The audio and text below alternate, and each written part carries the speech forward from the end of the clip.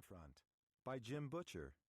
Print publication by Rock, a division of Penguin, Putnam. This production is brought to you by Buzzy Multimedia Audiobooks and is read for you by James Marsters. I heard the mailman approach my office door half an hour earlier than usual. He didn't sound right.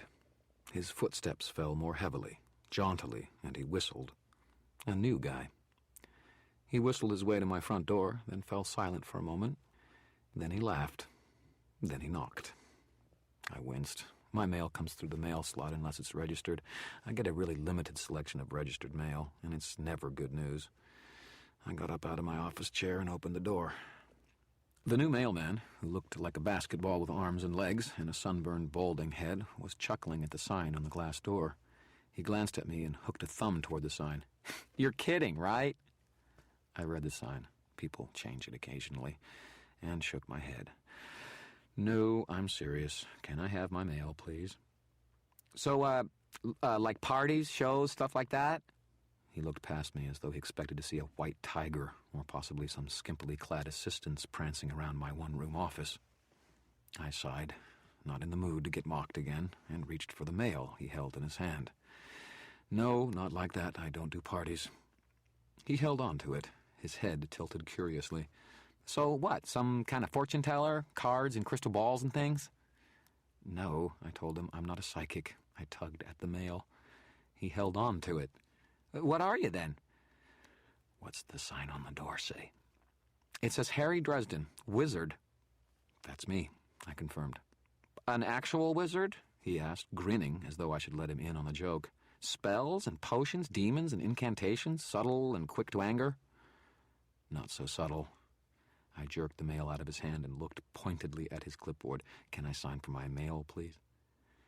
The new mailman's grin vanished and replaced with a scowl. He passed over the clipboard to let me sign for the mail, another late notice from my landlord, and said, "You're a nut. That's what you are."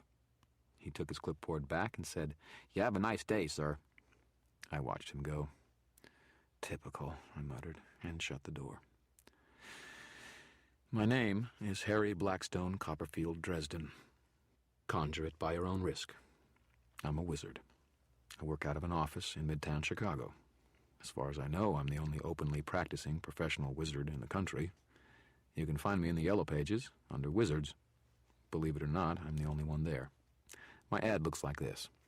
Harry Dresden, wizard. Lost items found, paranormal investigations, consulting, advice, reasonable rates, no love potions, endless purses, parties, or other entertainment. You'd be surprised how many people call just to ask me if I'm serious. But then, if you'd seen the things I'd seen, if you knew half of what I knew, you'd wonder how anyone would not think I was serious. The end of the 20th century and the dawn of the new millennium had seen something of a renaissance in the public awareness of the paranormal. Psychics, haunts, vampires, you name it.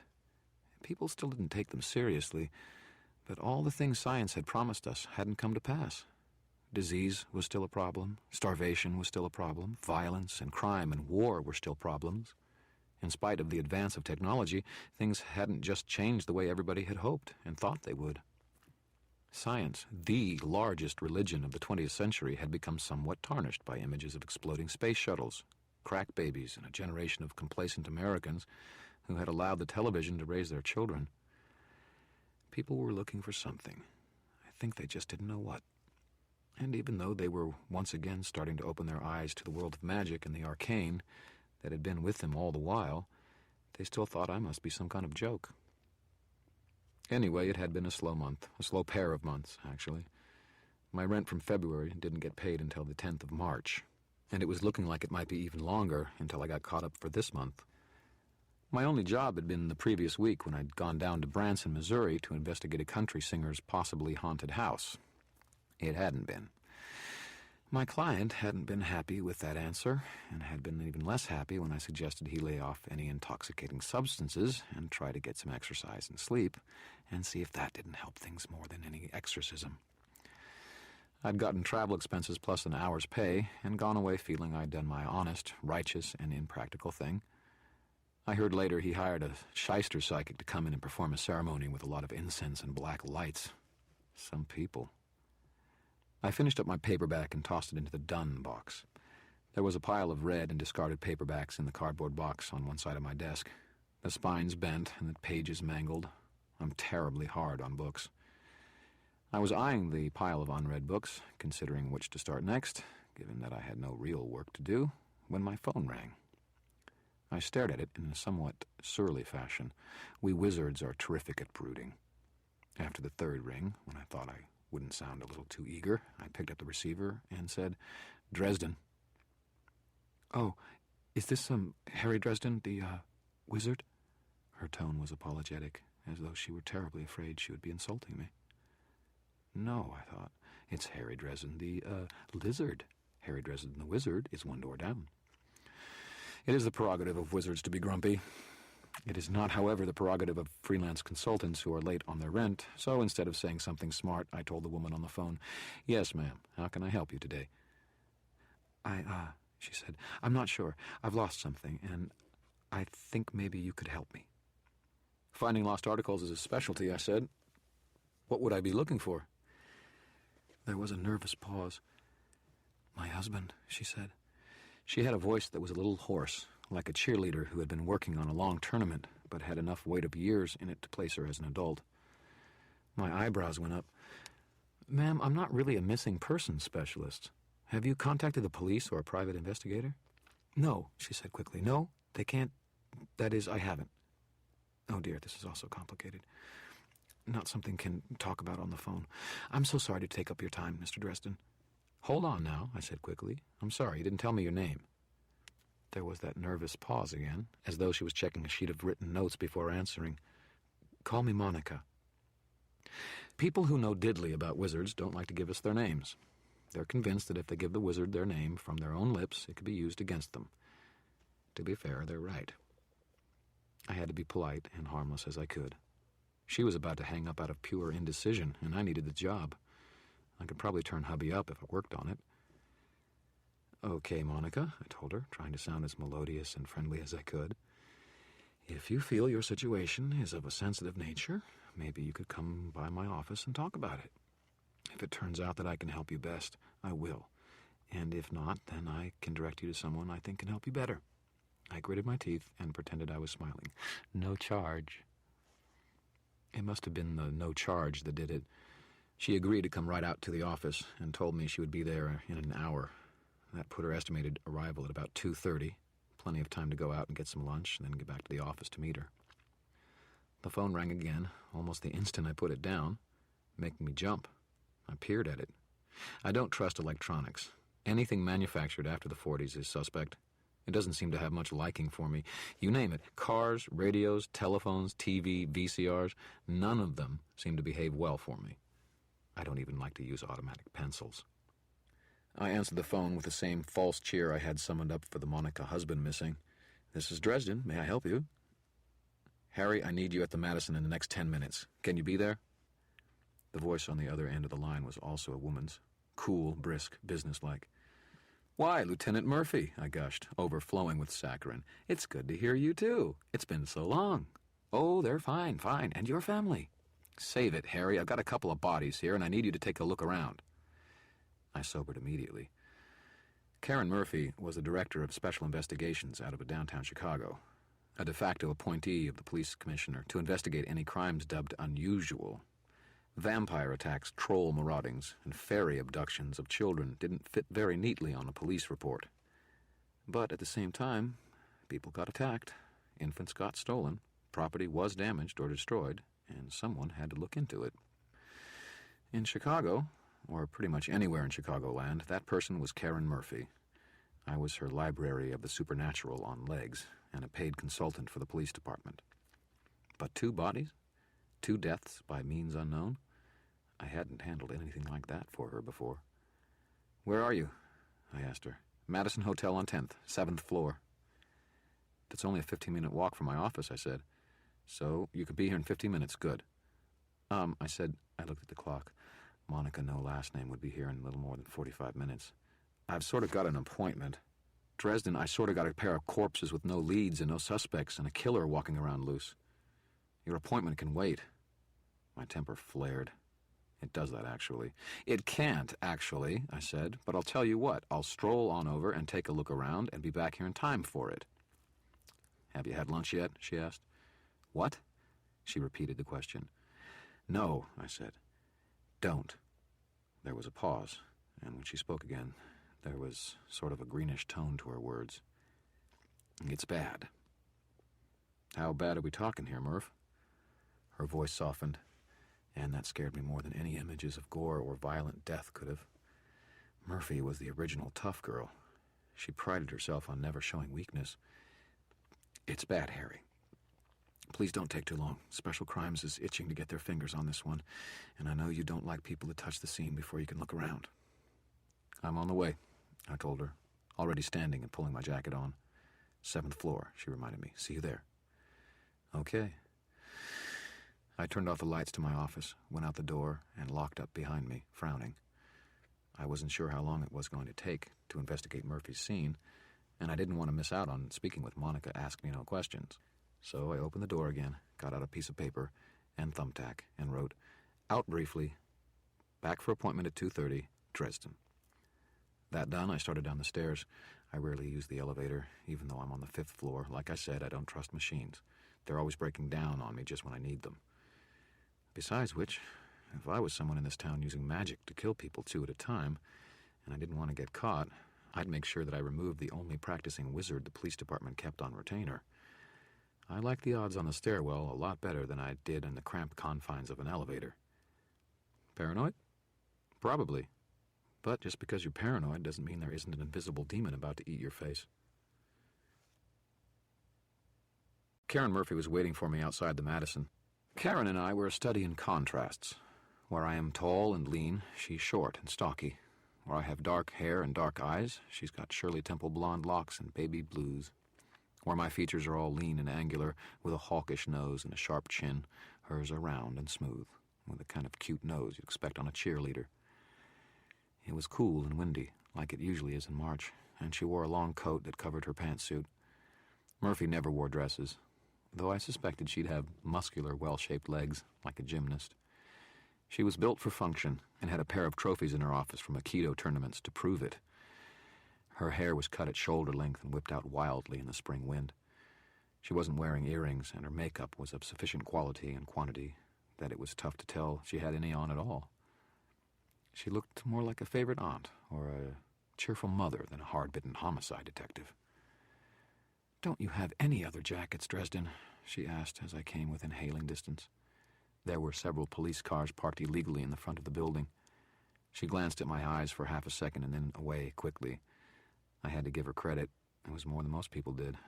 It wasn't really dangerous unless you did it for several seconds, but I was used to anyone who knew I was a wizard, making it a point not to glance at my face. I looked down at my black canvas duster, with its heavy mantling and waterproof lining and sleeves actually long enough for my arms. What's wrong with this one? It belongs on the set of El Dorado. And? She snorted, an indelicate sound from so small a woman, and spun on her heel to walk towards the hotel's front doors. I caught up and walked a little ahead of her. She sped her pace. So did I. We raced one another towards the front door with increasing speed through the puddles left over from last night's rain. My legs were longer. I got there first. I opened the door for her and gallantly gestured for her to go in. It was an old contest of ours. Maybe my values are outdated, but I come from an old school of thought. I think that men ought to treat women like something other than just shorter, weaker men with breasts. Try to convict me as if I'm a bad person for thinking so. I enjoy treating a woman like a lady, opening doors for her, paying for shared meals, giving flowers, all that sort of thing. It irritates the hell out of Murphy, who had to fight and claw and play dirty with the hairiest men in Chicago to get as far as she has. She glared up at me as I stood there holding open the door, but there was a reassurance about the glare, a relaxation. She took an odd sort of comfort in our ritual, annoying as she usually found it.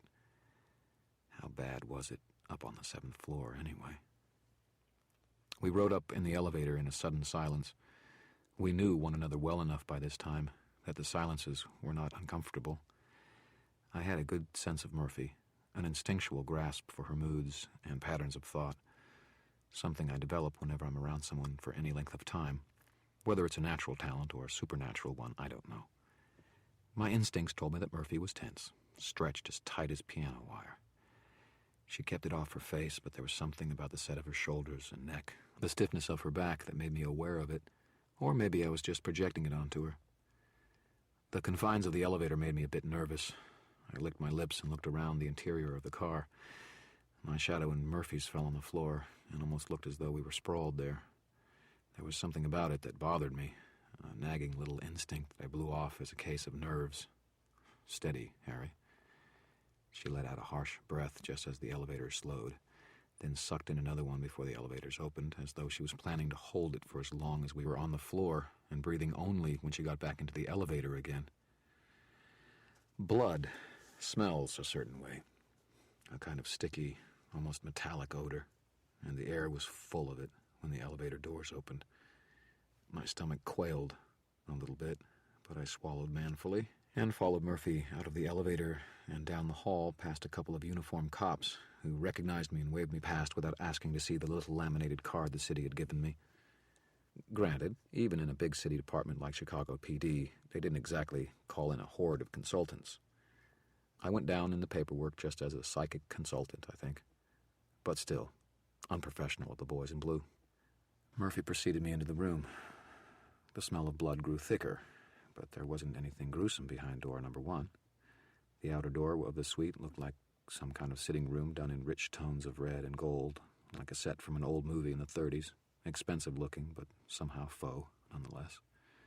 Dark, rich leather covered the chairs, and my feet sunk into the thick, rust-colored shag of the carpet. The velvet velour curtains had been drawn, and though the lights were all on, the place still seemed a little too dark, a little too sensual in its textures and colors.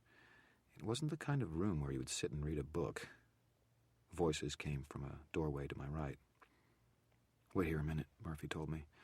Then she went through the door to the right of the entryway and into what I supposed was the bedroom of the suite. I wandered around the sitting room with my eyes mostly closed, noting things: leather couch, 2 leather chairs, stereo and television in a black glossy entertainment center, champagne bottle warming in a stand holding a brimming tub of what had been ice the night before, with 2 empty glasses set beside it. There was a red rose petal on the floor, clashing with the carpeting. But then, in that room, what didn't?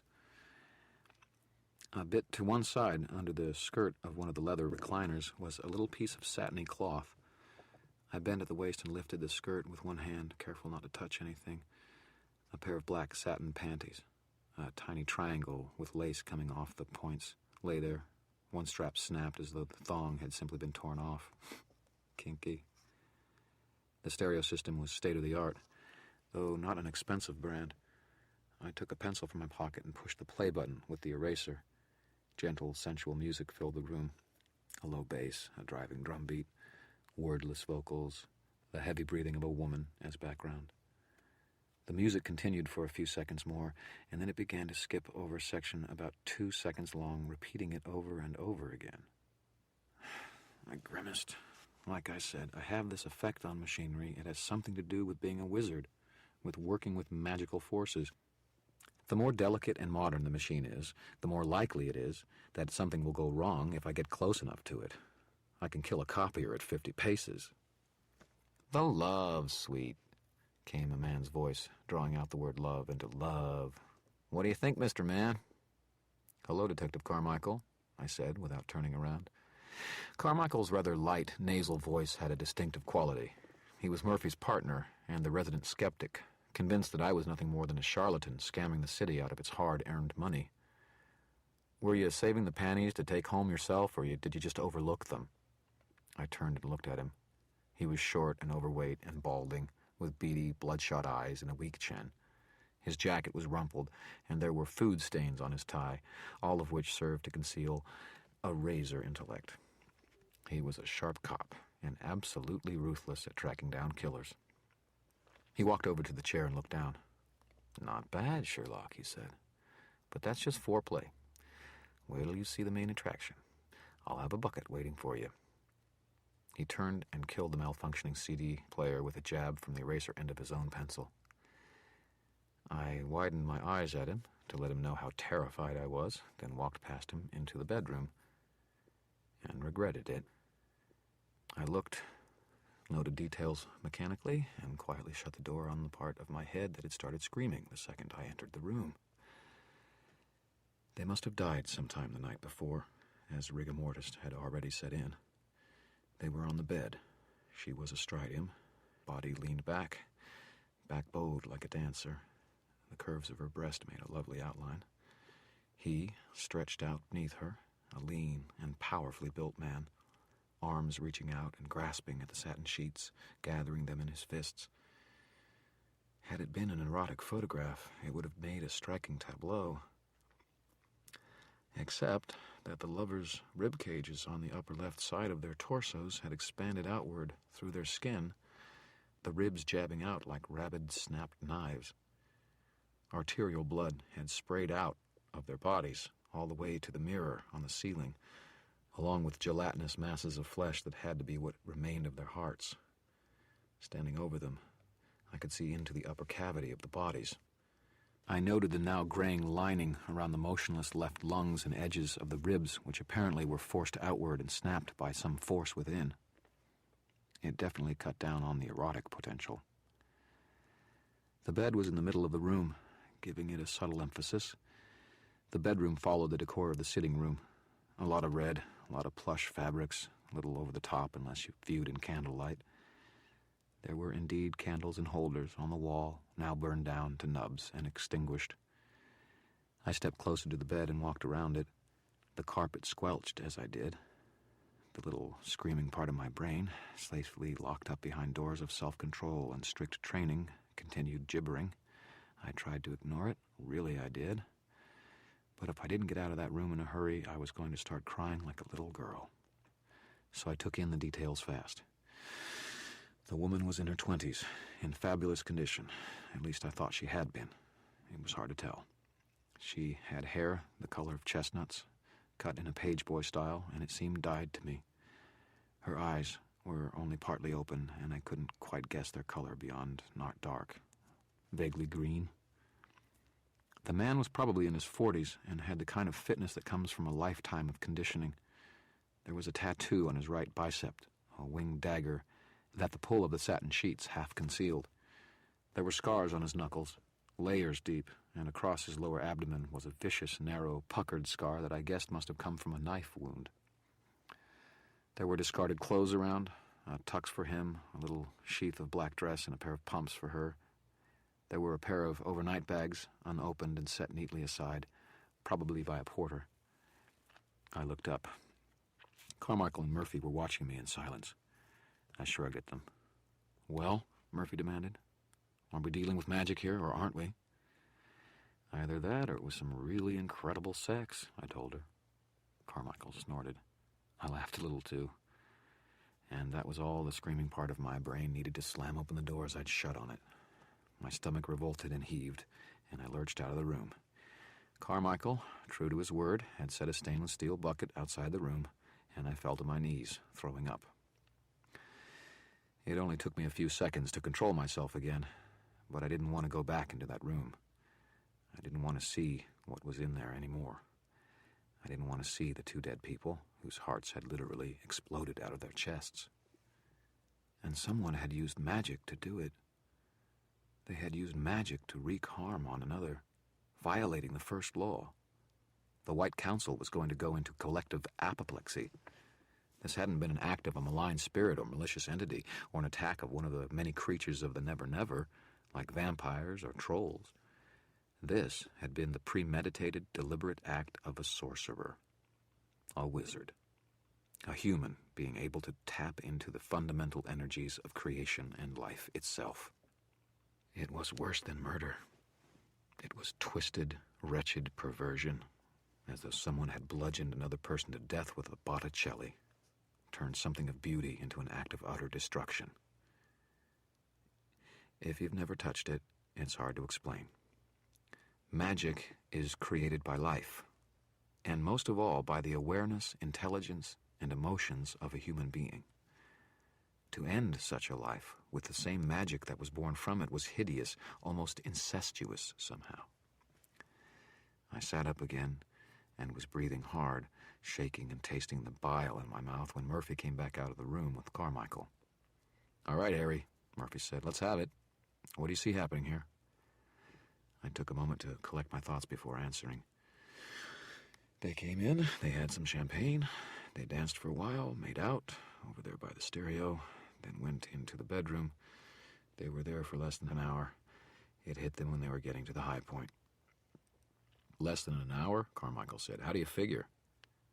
The CD was only an hour and 10 long. Figure a few minutes for dancing and drinking, and then they're in the room. "Was the CD playing when they found them?" "No," Murphy said. "Then it hadn't been set on a loop. I figured they wanted music just to make things perfect, give them the room and all." Carmichael grunted sourly. "There's nothing we haven't already figured out for ourselves," he said to Murphy. "He'd better come up with more than this." Murphy shot Carmichael a look that said, "Shut up," then said softly, "I need more, Harry." I ran one of my hands back over my hair.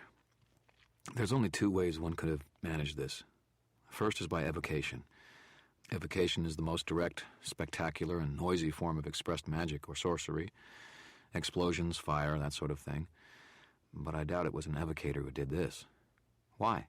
Murphy demanded. I heard her pencil scritching on the notepad she always kept with her.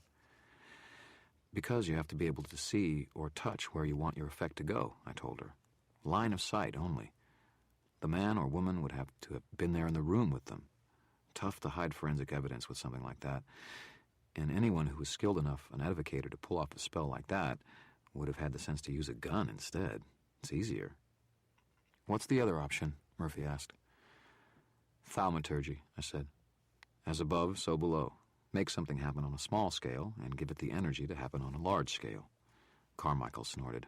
"What bullshit." Murphy's voice sounded skeptical. "How would that work, Harry? Could it be done from somewhere else?" I nodded. "The killer would need to have something to connect them to the victims. Hair, fingernails, blood samples, that sort of thing." "Like a voodoo doll?" "Exactly the same, yes." "There's fresh dye in the woman's hair," Murphy said. I nodded. "I was going to say that. Maybe if you find out where she got her hair styled, you might find something else. I don't know. Is there anything else that you can tell me that might be of use?" "Yes, the killer knew the victims, and I'm thinking it was a woman." Carmichael snorted. "I don't believe we've got to sit here and listen to this. 9 times out of 10, the killer knows the victim." "Shut up, Carmichael," Murphy said. "What makes you say that, Harry?" I stood up and rubbed my face with my hands. "The way magic works, whenever you do something with it, it comes from inside you. Wizards have to focus on what they're trying to do, visualize it, believe in it to make it work. You can't make something happen that isn't part of you inside. The killer could have murdered them both and made it look like an accident, but she did it this way. To get it done this way, she would have had to want them dead for very personal reasons. To be willing to reach inside them like that. Revenge, maybe. Maybe you're looking for a lover or a spouse. Also because of when they died, in the middle of sex. It wasn't a coincidence. Emotions are a kind of channel for magic, a path that can be used to get to you. She picked a time when they'd be together, to be charged up with lust. She got samples to use as a focus, and she planned it out in advance. You don't do that to strangers." "Crap," Carmichael said, but this time it was more of an absent-minded curse than anything directed at me. Murphy glared at me. "You keep saying she challenged me. "Why the hell do you think that?" I gestured toward the room. "Because you can't do something like that without a whole lot of hate," I said. "Women are better at hating than men. They focus it better, let it go better. Hell, witches are just plain meaner than wizards. This feels like a feminine vengeance of some kind to me." "But a man could have done it," Murphy said. "Well," I hedged. "Christ, you're a chauvinist pig, Dresden. Is it something that only a woman could have done?" "Well, no, I don't think so." "You don't think so," Carmichael drawled. "Some expert." I scowled at them both, angry. "I haven't really worked through the specifics of what I need to do to make someone's heart explode, Murph. As soon as I have occasion to, I'll be sure and let you know." "When will you be able to tell us something?" Murphy asked. I don't know. I held up a hand, forestalling her next comment. I can't put a timer on this stuff, Murph. It just can't be done. I don't even know if I can do it at all, much less how long it will take. At $50 an hour, it better not take too long, Carmichael growled. Murphy glanced at him. She didn't exactly agree with him, but she didn't exactly slap him down either. I took the opportunity to take a few long breaths, calming myself down. I finally looked back at them. Okay, I asked them. Who are they? The victims. You don't need to know that, Carmichael snapped. Ron, Murphy asked, I could really use some coffee. Carmichael turned to her. He wasn't tall, but he was all but looming over Murphy. Oh, come on, Murph. This guy's jerking your chain. You don't really think he's going to be able to tell you anything worth hearing, do you? Murphy regarded her partner's sweaty, beady-eyed face with a sort of frosty hauteur, tough to pull off on someone 6 inches taller than she. No cream, 2 sugars. Damn it, Carmichael said. He shot me a cold glance, but didn't quite look at my eyes, then jammed his hands into his pants pockets and stalked out of the room. Murphy followed him out to the door, her feet silent, and shut it behind him. The sitting room immediately became darker, closer, with a grinning ghoul of its former chintzy intimacy dancing in the smell of blood and the memory of the 2 bodies in the next room. The woman's name was Jennifer Stanton. She worked for the Velvet Room. I whistled. The Velvet Room was a high-priced escort service run by a woman named Bianca. Bianca kept a flock of beautiful, charming, and witty women, pandering them to the richest men in the area for hundreds of dollars an hour. Bianca sold the kind of female company that most men only see on television and the movies. I also knew that she was a vampiress of considerable influence in the Never Never. She had power, with a capital P. I tried to explain the Never Never to Murphy before. She didn't really comprehend it, but she understood that Bianca was a badass vampiress who sometimes squabbled for territory. We both knew that if one of Bianca's girls was involved, the vampiress must be involved somehow too. Murphy cut right to the point. Was this part of one of Bianca's territorial disputes? No, I said, unless she's having it with a human sorcerer. A vampire, even a vampire sorcerer, couldn't have pulled off something like this outside the Never Never. Could she be at odds with a human sorcerer? Murphy asked me. Possible, but it doesn't sound like her. She isn't that stupid. What I didn't tell Murphy was that the White Council made sure that vampires who trifled with mortal practitioners never lived to brag about it. I don't talk to regular people about the White Council. It just isn't done. Besides, I said, if a human wanted to take a shot at Bianca by hitting one of her girls, he'd be better off to kill the girl and leave the customer healthy, to spread the tale and scare off business. Murphy said. She wasn't convinced, but she made notes of what I said. Who was the man? I asked her. Murphy looked up at me for a moment and then said evenly, Tommy Tom. I blinked at her to let her know she hadn't revealed the mystery of the ages. Who? Tommy Tom, she said. Johnny Marconi's bodyguard. Now it made sense. Gentleman Johnny Marconi had been the thug to emerge on top of the pile after the Vargassi family had dissolved into internal strife. The police department saw Marconi as a mixed blessing. After years of merciless struggle and bloody exchanges with the Vargassis, Gentleman Johnny tolerated no excuses in his organization, and he didn't like freelancers operating in his city. Muggers, bank robbers, and drug dealers who were not part of his organization somehow always seemed to get ratted out and turned in, or else simply went missing and weren't heard from again. Marconi was a civilizing influence on crime, and where he operated, it was more of a problem in terms of scale than ever before. An extremely shrewd businessman, he had a battery of lawyers working for him that kept him fenced in from the law behind a barricade of depositions and papers and tape recordings. The cops never said it, but sometimes it seemed like they were almost reluctant to chase him. Marconi was better than the alternative, anarchy in the underworld. I remember hearing he had an enforcer, I said. I guess he doesn't anymore. Murphy shrugged. So it would seem. So, what do you do next? Run down this hairstylist angle, I guess. I'll talk to Bianca and to Marconi, but I can already tell you what they'll tell me. She flicked her notebook closed and shook her head, irritated. I watched her for a moment. She looked tired. I told her so. I am tired, she replied. Tired of being looked at like I'm some sort of nutcase. Even Carmichael, my own partner, thinks I've gone over the edge in all of this. The rest of the station thinks so, too? I asked her. Most of them just scowl and spin their index fingers around their temples when they think I'm not looking, and file my reports without ever reading them. The rest are ones who have run into something spooky out there and they're scared shitless. They don't want to believe in anything they didn't see on Mr. Science when they were kids. How about you? Me? Murphy smiled, a curving of her lips that was a vibrantly feminine expression, making her look entirely too pretty to be such a hard-ass. The world's falling apart at the seams, Harry. I guess I just think people are pretty arrogant to believe we've learned everything there is to know in the past century or so. What the hell? I can buy that we're just now starting to see things around us in the dark again. It appeals to the cynic in me. I wish everyone thought like you do, I said. It would cut down on my crank calls. She continued to smile at me, impish. But could you imagine a world where all the radio stations played ABBA? We shared a laugh. God, the room needed a laugh. Hey, Harry, Murphy said, grinning. I could see the wheels spinning in her head. Yeah? What you said about being able to figure out how the killer did this. About how you're not sure you can do it. Yeah. I know it's bullshit. Why do you lie to me about it? I stiffened. Christ, she was good. Or maybe I'm just not much of a liar.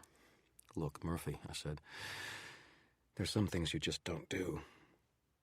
Sometimes I don't want to get into the head of the slime I go after either. But you do what needs to be done to finish the job. I know what you mean, Harry. No, I said shortly. You don't know. And she didn't. She didn't know about my past, or the White Council, or the doom of Damocles hanging over my head. Most days, I could pretend I didn't know about it either. All the council needed now was an excuse, just an excuse to find me guilty of violating one of the 7 laws of magic, and the doom would drop. If I started putting together a recipe for a murder spell and they found out about it, that might be all the excuse they needed.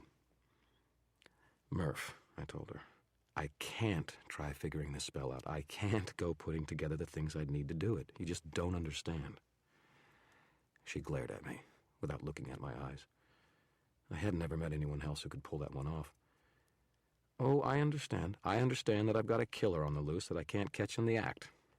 I understand that you know something that can help, or you can at least find out something. And I understand that if you dry up on me now, I'm tearing your card out of the department Rolodex and tossing it in the trash. Son of a bitch. My consulting for the department paid a lot of my bills. Okay, most of my bills. I could sympathize with her, I suppose. If I was operating in the dark like she was, I'd be nervous as hell, too. Murphy didn't know anything about spells or rituals or talismans, but she knew human hatred and violence all too well. It wasn't as though I was actually going to be doing any black magic, I told myself. I was just going to be figuring out how it was done. There was a difference. I was helping the police in an investigation, nothing more. Maybe the White Council would understand that. Yeah, right. And maybe one of these days I'd go to an art museum and become well-rounded. Murphy set the hook a second later. She looked at me and my eyes for a daring second before she turned away, her face tired and honest and proud. I need to know everything you can tell me, Harry. Please. Classic lady in distress. For one of those liberated professional women, she knew exactly how to jerk my old-fashioned chains around. I gritted my teeth. Fine, I said, fine. I'll start on it tonight. Oh, boy. The White Council was going to love this one. I just have to make sure they didn't find out about it. Murphy nodded and let out a breath without looking at me. Then she said, let's get out of here, and walked towards the door. I didn't try to beat her to it. Then we walked out. The uniformed guards were still lazing around the hall outside. Carmichael was nowhere to be seen. The guys from forensics were out there, standing around impatiently, waiting for us to come out. Then they gathered up their plastic bags and tweezers and lights and things and filed past us into the room. Murphy was brushing at her windblown hair with her hand while we waited for the ancient elevator to take its sweet time about getting up to the 7th floor. She was wearing a gold watch, which reminded me. Oh, hey, I asked her, what time is it? She checked. 2:25, why? I breathed out a curse and turned for the stairs. I'm late for my appointment. I fairly flew down the stairs. I'd had a lot of practice at them, after all, and I hit the lobby at a jog. I managed to dodge a porter coming through the front with an armload of luggage and swung out into the sidewalk at a lope. I have long legs that eat up a lot of ground, and I was running into the wind, my black duster billowing out behind me. It was several blocks to my building, and after covering half of them, I slowed to a walk. I didn't want to arrive at the appointment with Monica Missing Man, puffing like a bellows, with my hair windblown and my face streaming with sweat. Blame it on being out of shape due to an inactive winter season, but I was breathing hard. It occupied enough of my attention that I didn't see the dark blue Cadillac until it had pulled up beside me, and a rather large man who stepped out of it into the sidewalk in front of me. He had bright red hair and a thick neck. His face looked like someone had smashed it flat with a board, repeatedly, when he was a baby, except for his jutting eyebrows. He had narrow little blue eyes that got narrower as I sized him up. I stopped and backed away, then turned around. 2 more men, both of them as tall as me and a good deal heavier, were slowing down from their own jog. They had apparently been following me, and they looked annoyed. One was limping slightly, and the other wore a buzz cut that had been spiked up straight with some kind of styling gel. I felt like I was in high school again, surrounded by bullying members of the football team. "Can I help you, gentlemen?" I asked. I looked around for a cop, but they were all over at the Madison, I suppose. Everyone likes to gawk. "Get in the car," the one in front of me said. One of the others opened the rear door. "I like to walk. It's good for my heart." "You don't get in the car, it isn't going to be good for your legs," the man growled.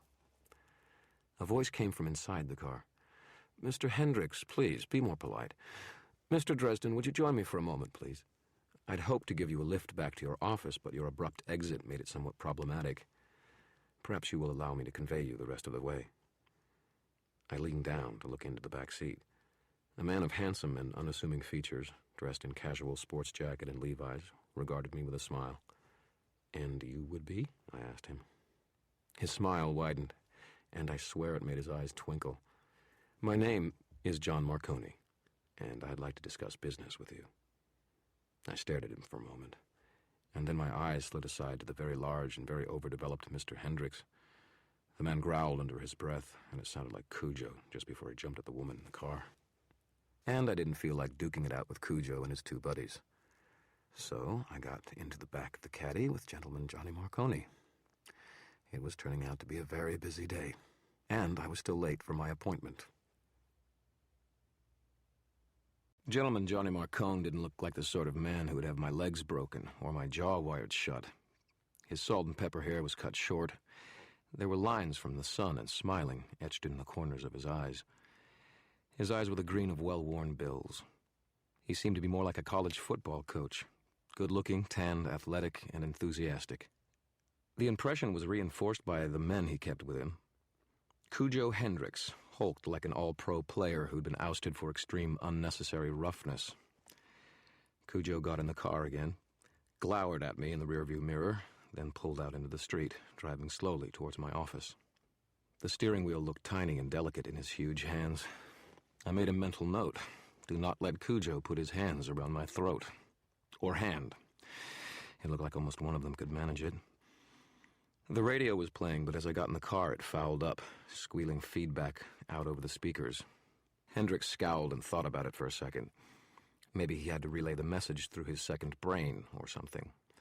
Then he reached out and fiddled with the knobs before finally turning the radio off. At this rate, I hoped the car would make it all the way to my office. "Mr. Dresden," Marconi said, smiling, "I understand you work for the police department from time to time."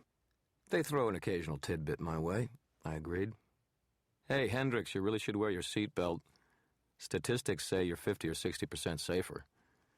Cujo growled at me in the rearview mirror again, and I beamed at him. Smiling always seems to annoy people more than actually insulting them. Or maybe I just have an annoying smile.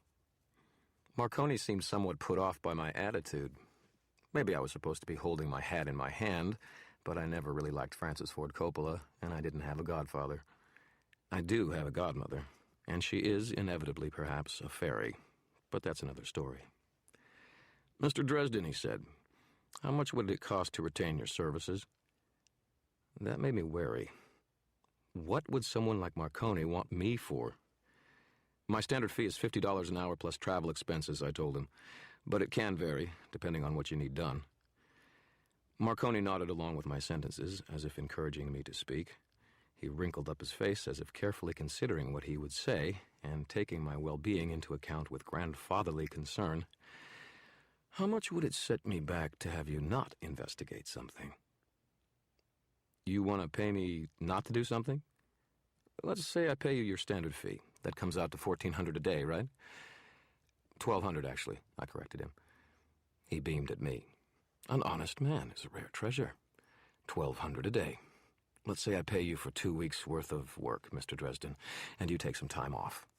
Go catch a few movies, get some extra sleep, that sort of thing. I eyed him. And for more than $1,000 a day, you want me to do nothing, Mr. Dresden? Marconi smiled. Nothing at all. Just relax and put your feet up. And stay out of Detective Murphy's way. Uh-huh. Marconi didn't want me looking into Tommy Tom's murder. Interesting. I looked out the window and squinted my eyes as though thinking about it. I got all the money with me, Marconi said. Cash on the spot. I'll trust you to fulfill your end of the deal, Mr. Dresden. You come highly recommended for your honesty. I don't know, John. I'm kind of busy to be accepting any more accounts right now. The car was almost to my office building. The car door was still unlocked. I hadn't worn my seatbelt either, just in case I needed to throw the door open and jump out. See how I think ahead? That's that wizardly intellect. And paranoia. Marconi's smile faltered. His expression became earnest. Mr. Dresden, I am quite eager to establish a positive working relationship here. If it's the money, I can offer you more. Let's say double your usual fee. He steepled his hands in front of him, and he talked, half-turning towards me. My God, I keep expecting him to tell me to go out there and win one for the Gipper. He smiled at me. How does that sound? It isn't the money, John, I told him. I lazily locked my eyes onto his. I just don't think it's going to work out. To my surprise, he didn't look away. Those who deal in magic learn to see the world in a slightly different light than everybody else. You gain a perspective you had never considered before, a way of thinking that would just never have occurred to you without exposure to the things a wizard sees and hears. When you look into someone's eyes, you see them in that other light, and for just a second, they see you in the same way. Marconi and I looked at one another. He was a soldier, a warrior behind that relaxed smile and fatherly manner. He was going to get what he wanted, and he was going to get it in the most efficient way possible. He was a dedicated man, dedicated to his goals, dedicated to his people. He never let fear affect him. He made a living on human misery and suffering, peddling in drugs and flesh and stolen goods. But he took steps to minimize that suffering because it was simply the most efficient means of running his business. He was furious over Tommy Tom's death, a cold and practical kind of fury that his rightful dominion had been invaded and challenged. He intended to find those responsible and deal with them in his own way, and he didn't want the police interfering. He had killed before, and would again. And it would all mean nothing more to him than a business transaction, than paying for groceries in the checkout line. It was a dry and cool place inside Gentleman Johnny Marcone, except for one dim corner. There, hidden away from his everyday thoughts, there lurked a secret shame. I couldn't quite see what it was, but I knew that somewhere in the past there was something that he would give anything to undo, would spill blood to erase. It was from that dark place that he drew his resolve, his strength. That was the way I saw him when I looked inside, past all his pretenses and defenses. And I was, on some instinctual level, certain that he had been aware of what I would see if I looked. That he had deliberately met my gaze, knowing what he would give away. That was his purpose in getting me alone. He wanted to take a peek at my soul. He wanted to see what sort of man I was. When I look into someone's eyes, into their soul, their innermost being, they can see mine in return. The things I had done, the things I was willing to do, the things I was capable of doing. Most people who did that got really pale, at least. One woman had passed out entirely. I didn't know what they saw when they looked in there. It wasn't a place I poked around much, myself. John Marconi wasn't like the other people who had seen my soul. He didn't even blink an eye. He just looked and assessed, and after a moment had passed, he nodded at me as though he understood something. I got the uncomfortable impression that he had duped me, that he had found out more about me than I had about him. The first thing I felt was anger at being manipulated, angry that he should presume to soul gaze upon me. Just a second later, I felt scared to death of this man. I had looked on his soul, and it had been as solid and barren as a stainless steel refrigerator.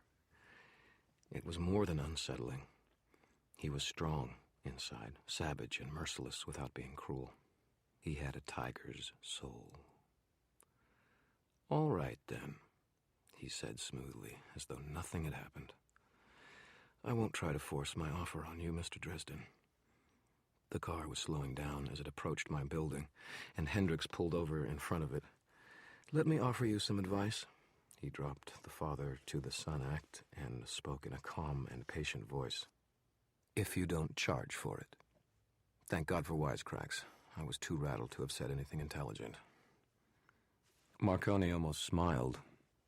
"I think you'll be happier if you come down with the flu for a few days.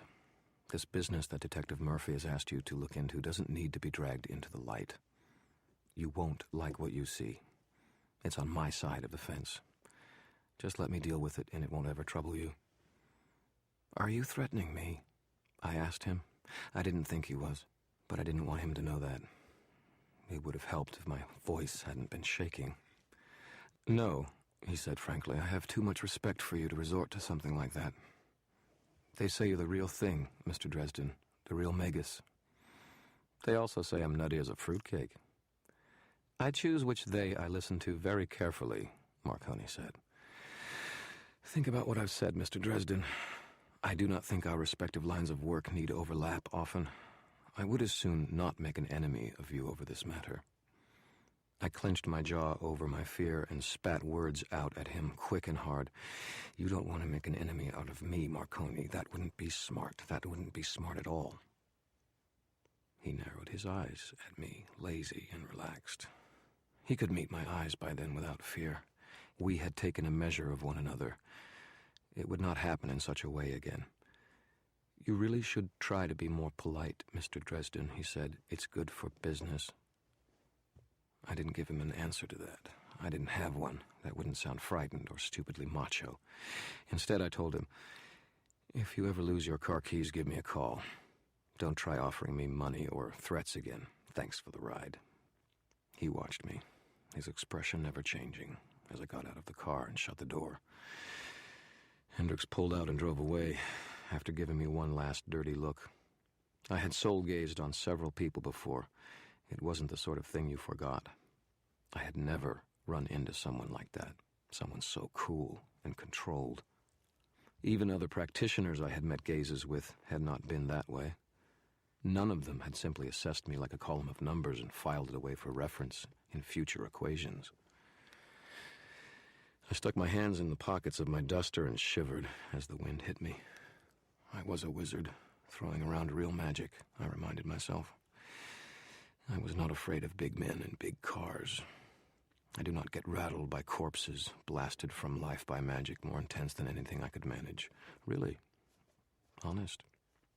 But those dollar bill colored eyes, backed by that cool and nearly passionless soul, had me shaking as I took the stairs back up to my office. I had been stupid. He had surprised me, and the sudden intimacy of that soul gaze had startled and frightened me. All added together, it caused me to fall apart, throwing threats at him like a frightened school kid. Marconi was a predator. He practically smelled my fear. If he got to thinking I was weak, I had a feeling that polite smile and fatherly facade would vanish as thoroughly and as quickly as it had appeared.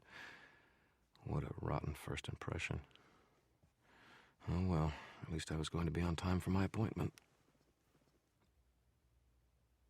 Monica No Last Name was standing outside my office when I got there, writing on the back of the note I had taped to my office door. I walked toward her. She was too intent upon her writing to look up. She was a good-looking woman, in her mid-30-somethings. Ash-blonde hair that I thought must be natural, after a morbid and involuntary memory of the dead woman's dye job. Her makeup was tasteful and well applied, and her face was fair, friendly, with enough roundness of cheek to look fresh-faced and young, enough fullness of mouth to look very feminine. She was wearing a long, full skirt of palest yellow with brown riding boots, a crisp white blouse, and an expensive-looking green cardigan over it to ward off the chill of early spring.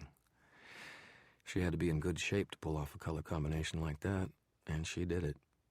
Overall, it was a naggingly familiar look, something like Annette Funicello or Barbara Billingsley, maybe. Wholesome and all-American. "Monica?" I asked. I put on my most innocent and friendly smile. She blinked at me as I approached. "Oh, are you, Harry—" I smiled and offered her my hand. "Harry Dresden, ma'am. That's me." She took my hand after a tiny pause and kept her eyes firmly focused on my chest. At this point, I was just as glad to be dealing with someone who was too nervous to risk looking at my eyes. I gave her a firm but gentle handshake and let go of her, brushing past her to unlock the office door and open it up. I apologized for being late. I got a call from the police that I had to look in on. "You did?" she asked.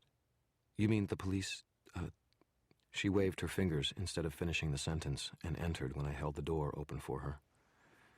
"Sometimes," I nodded, "they run into something and want my take on it." "What sorts of things?" I shrugged and swallowed. I thought of the corpses at the Madison and felt green.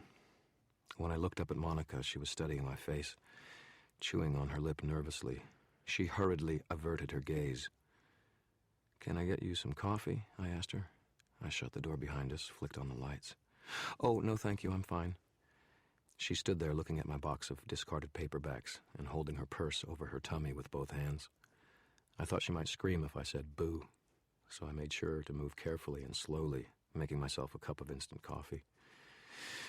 I breathed in and out, going through the familiar motions until I had calmed from my encounter with Marconi. By the time I was done, so was my coffee.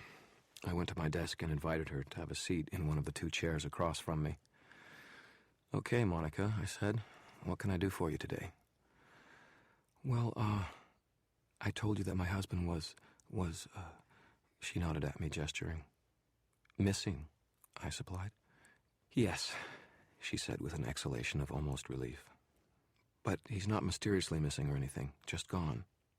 She flushed and stammered. "Like he just packed up a few things and left. But he didn't say anything to anyone. And he hasn't showed up again. I'm concerned about him." I said. "How long has he been gone?" "This is the third day," she said. I nodded. "There must be some reason why you're coming to me rather than a private investigator or the police." She blushed again.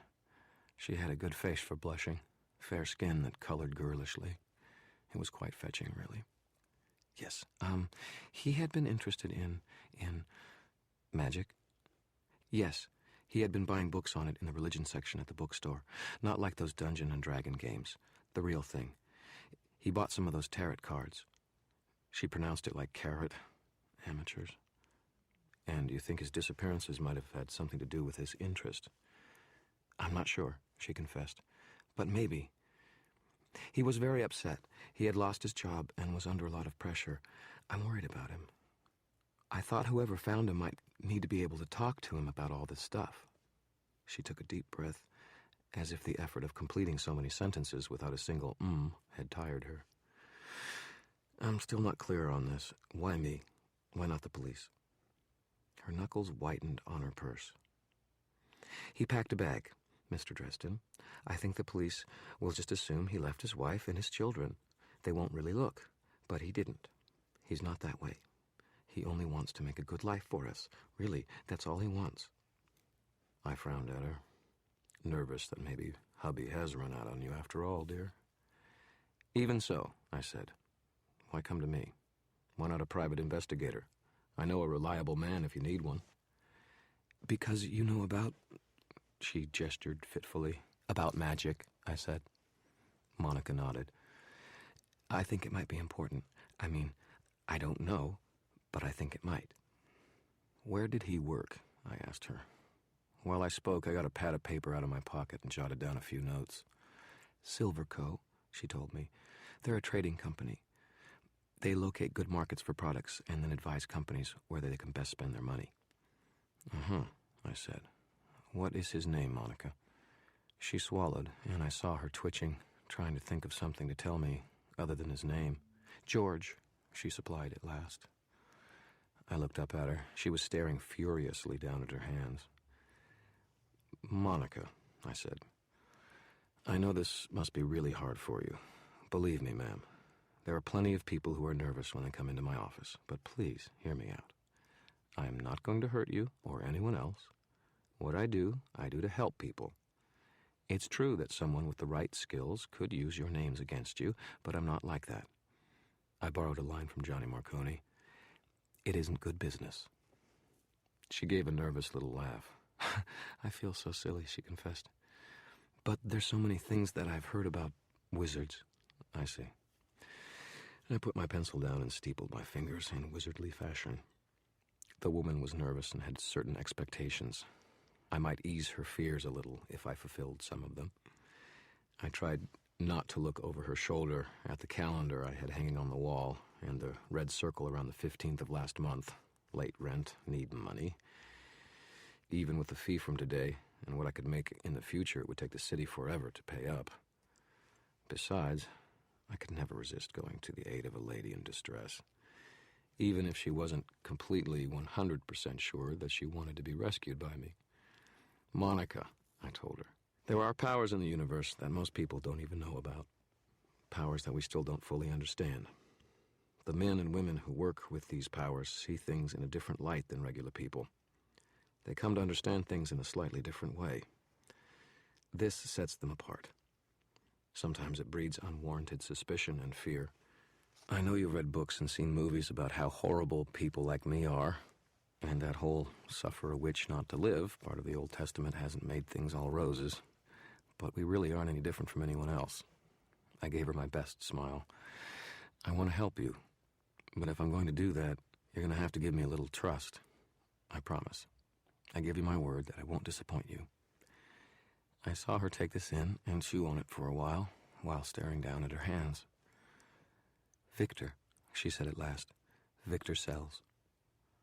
All right, I said, picking up my pencil and duly noting it. Is there any place he might have gone that you can think of offhand? She nodded. The lake house. We have a house down by... She waved her hand. The lake. She beamed at me, and I reminded myself to be patient. In Lake Providence, over the state line, around Lake Michigan. It's beautiful up there in the autumn.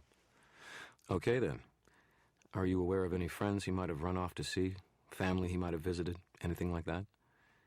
Oh, Victor wasn't on speaking terms with his family. I never knew why. He didn't talk about them, really. We've been married for 10 years, and he never spoke once to them.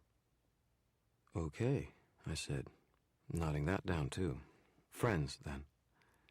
She fretted up her lip, a gesture that seemed familiar to her. Not really. He was friends with his boss and some people at work, but after he was fired... I said. I understand. I continued writing things down, drawing bold lines between thoughts to separate them. I spilled over to the next page before I was finished writing down facts and my observations about Monica. I like to be thorough about this kind of thing. Well, Mr. Dresden, she asked me, can you help me? I looked over the page and then nodded. I think so, Monica. If possible, I'd like to see the things your husband collected, which books and so on. It would help if I had a picture of him, too. I might like to take a look around your house at Lake Providence. Would that be all right? Of course, she said. She seemed relieved, but at the same time even more nervous than before. I noted down the address of the lake house and brief directions. You are aware of my fees? I asked her. I'm not cheap. It might be less costly for you to hire someone else. We've got quite a bit of savings, Mr. Dresden, she told me. I'm not worried about the money. That seemed an odd statement from her, at the time, out of tune with her generally nervous manner. Well then, I told her, I charge $50 an hour plus expenses. I'll send you an itemized list of what I do, so you'll have a good idea of what I'm working on. A retainer is customary. I'm not going to guarantee that I work exclusively on your case. I try to handle each of my customers with respect and courtesy, so I can't put any one of them before another. She nodded to me. emphatically, and reached into her purse. She drew out a white envelope and passed it over to me. "There's $500 inside," she told me. "Is that enough for now?" Ka-ching. $500 would take care of last month's rent and a good bit of this month's, too. I could get into this bit with nervous clients wanting to preserve the anonymity of their checking accounts for my supposed sorceress might. Cash always spends. That would be fine. Yes, I told her. I tried not to fondle the envelope. At least I wasn't crass enough to dump the money out on my desk and count it out. She drew out another envelope. "He took most of his things with him," she said. "At least I couldn't find them where he usually keeps them, but I did find this." There was something in the envelope making it bulge. An amulet, a ring, or a charm of some kind, I was betting. A third envelope came out of her purse. The woman must be compulsively well organized. "There's a picture of him in here, and my phone number inside. Thank you, Mr. Dresden. When will you call?" "As soon as I know something," I told her. "Probably by tomorrow afternoon or Saturday morning. Sound good?" She almost looked into my eyes, caught herself, and smiled directly at my nose instead. Yes, thank you so much for your help." She glanced up at the wall. "Oh, look at the time. I need to go. School's almost out." She closed her teeth over her words and flushed again, as though embarrassed she had let such an important fact about her slip out. "I'll do whatever I can, ma'am," I assured her, rising and walking her to the door. "Thank you for your business. I'll be in touch soon." She said her goodbyes, never looking me in the face, and fled out the door. I shut it behind her and went back to the envelopes. First, the money. It was all 50s, which always look new, even when they're years old because they get so little circulation. There were 10 of them. I put them in my wallet and trashed the envelope. The envelope with the photo in it was next. I took it out and regarded the picture of Monica and a man of lean and handsome features, with a wide forehead and shaggy eyebrows that skewed his handsomeness off to a rather eccentric angle. His smile was whiter than white, and his skin was smooth, dark tan of someone who spends a lot of time in the sun, boating, maybe. It was a sharp contrast against Monica's paleness. Victor Sells, I presume. The phone number was written on a plain white index card that had been neatly trimmed down to fit inside the envelope. There was no name or area code, just a 7-digit number. I got out my cross-listing directory and looked it up. I noted that down as well. I wondered what had the woman expected to accomplish by only giving out first names when she'd been going to hand me a dozen other ways of finding out in any case. It only goes to show that people are funny when they get nervous about something. They say screwy things, make odd choices which, in retrospect, they feel amazingly foolish for making. I would have to be careful not to say anything to rub that in when I spoke to her again. I trashed the second envelope and opened the last one, turning it upside down over my desk. The brown husk of a dead, dried scorpion, glistening with some sort of preservative glaze, clicked down onto my desk. A supple, braided leather cord led off from a ring set through the base of its tail, so that if it was worn, it would hang head down, tail up, and curled over the dried body to point at the ground. I shuddered. Scorpions were symbolically powerful in certain circles of belief. They weren't usually symbols of anything good or wholesome either. A lot of petty, mean spells could be focused around a little talisman like that. If you wore it next to your skin, as such things were supposed to be worn, the prickly legs of the thing would be a constant poking and agitation at your chest, a continual reminder that it was there. The dried stinger of the tail tip might actually pierce the skin of anyone who tried to give the wearer a hug. Its crab-like pincers would catch a man's chest hair or scratch at the curves of a woman's breasts. Nasty, unpleasant thing. Not evil, as such, but you sure as hell weren't likely to do happy, shining things with magic with such an item around your neck. Maybe Victor Sells had gotten involved into something real, something that had absorbed his attention. The art could do that to a person, particularly the darker aspects of it. If he had turned to it in despair after losing his job, maybe that would explain his sudden absence from his home. A lot of sorcerers or wannabe sorcerers secluded themselves in the belief that isolation would increase their ability to focus their magic. It didn't, but it did make it easier for a weak, untrained mind to avoid distractions. Or maybe it wasn't even a true talisman. Maybe it was just a curiosity, or a souvenir from some visit to the Southwest. There wasn't any way for me to tell if it was indeed a device used to improve the focus and direction of magical energies, short of actually using it to attempt a spell. And I really didn't want to be using such a dubious article for a variety of good reasons. I would have to keep this little unbeauty in mind as I tried to run this man down. It might mean nothing. On the other hand, it might not. I looked up at the clock. 3:15. There was time to check with the local morgues to see if they had turned up any likely John Does. Who knew? My search might be over before day's end, and then get to the bank to deposit my money and fire off a check to my landlord. I got out my phone book and started calling up hospitals. Not really my routine line of work, but not difficult either. Except for the standard problems I had using the telephone. Static, line noise, other people's conversations being louder than mine. If something can go wrong, it will. Once I thought I saw something out of the corner of my eye, a twitch of motion from the dried scorpion that sat on my desk. I blinked and stared at it. It didn't move. Cautiously, I extended my senses toward it like an invisible hand, feeling about for any traces of enchantment or magical energy. Nothing. It was as dry of enchantment as it was of life. Never let it be said that Harry Dresden is afraid of a dried dead bug. Creepy or not, I wasn't going to let it ruin my concentration. So I scooped it up with a corner of the phone book and popped it into the middle drawer of my desk. Out of sight, out of mind. So, I have a problem with creepy, dead, poisonous things. So sue me. McAnally's is a pub a few blocks from my office. I go there when I'm feeling stressed, or when I have a few extra bucks to spend on a nice dinner. A lot of us fringe types do. Mac, the pub's owner, is used to wizards and all the problems that come along with us. There aren't any video games at McAnally's. There are no televisions or expensive computer trivia games. There isn't even a jukebox. Mac keeps a player piano instead. It's less likely to go haywire around us. I say pub in all the best senses of the word. When you walk in, you take several steps down into a room with a deadly combination of low clearance and ceiling fans. If you're tall like me, you walk carefully in McAnally's. There are 13 stools at the bar and 13 tables in the room. 13 windows set high in the wall in order to be above ground level, let some light from the street into the place. 13 mirrors on the wall cast back reflections of the patrons in dim detail and give illusion of more space. 13 wooden columns, carved with likenesses from folk tales and legends of the old world, make it difficult to walk around the place without weaving the circuitous route.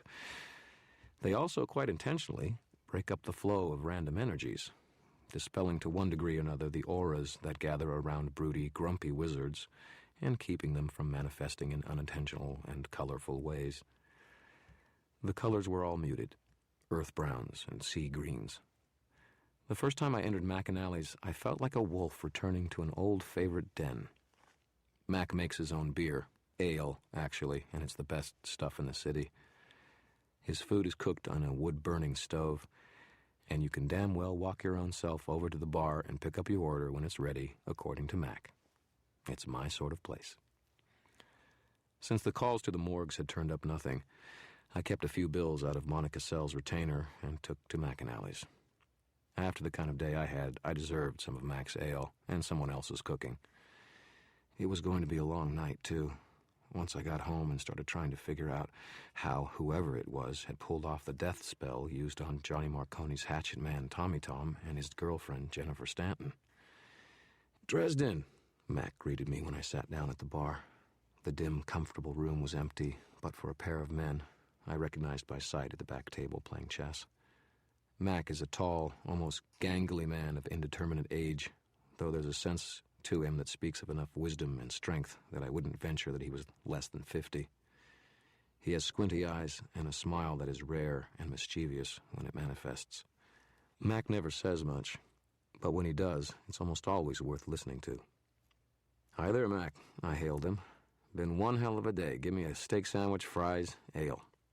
Mac said. He opened a bottle of his ale and began to pour it, warm, staring past me into the middle distance. He does that with everyone. Considering his clientele, I don't blame him. I wouldn't chance looking them in the face either. You hear what happened at the Madison? He confirmed. Nasty business. Such an inane comment apparently didn't merit even a grunted reply. Mac set my drink out and turned to the stove behind the bar, checking the wood and raking it back and forth to provide even heating for it. I picked up the pre-thumb newspaper nearby and scanned the headlines. Hey, look at this. Another 3-eye rampage. Jesus, this stuff is worse than crack. The article detailed the virtual demolition of a neighborhood grocery store by a pair of 3-eye junkies who were convinced that the place was destined to explode and wanted to beat destiny to the punch. You ever seen anything like this? Mac shook his head. They say stuff gives you a third sight, I said, reading the article. Both junkies had been admitted to the hospital and were in critical condition after collapsing at the scene. But you know what? Mac looked back at me from the stove while he cooked. I don't think that's possible. What a bunch of crap. Trying to sell these poor kids on the idea that they can do magic. Mac nodded at me. If it was serious stuff, the department would have already called me by now. Mac shrugged, turning back to the stove. Then he squinted up and peered into the dim reflection of the mirror behind the bar. Harry, he said, you were followed. I had been too tense for too much of the day to avoid feeling my shoulders constrict in a sudden twinge. I put both hands around my mug and brought a few phrases of quasi-Latin to mind. It never hurt to be ready to defend myself in case someone was intending to hurt me. I watched someone approach, a dim shape in the reflection cast by the ancient worn mirror. Mac went on with cooking, unperturbed. Nothing much perturbed Mac. I smelled her perfume before I turned around. Why, Miss Rodriguez, I said. It's always pleasant to see you. She came to an abrupt stop a couple of paces from me, apparently disconcerted. One of the advantages of being a wizard is that people always attribute anything you do to magic, if no other immediate explanation leaps to mind. She probably wouldn't think about a perfume giving her identity away, when she could assign my mysterious blind identification of her to my mystical powers. Come on, I told her. Sit down. I'll get you a drink while I refuse to tell you anything. Harry, she admonished me, you don't know I'm here on business. She sat down on the bar stool next to me. She was a woman of average height and striking dark beauty, wearing a crisp business jacket and skirt, hose pumps. Her dark, straight hair was trimmed in a neat cut that ended in the nape of her neck and was parted off the dark skin of her forehead, emphasizing the lazy appeal of her dark eyes. Susan, I chided her, you wouldn't be in this place if you weren't. Did you have a good time in Branson? Susan Rodriguez was a reporter for the Chicago Arcane, a yellow magazine that covered all sorts of supernatural and paranormal events throughout the Midwest.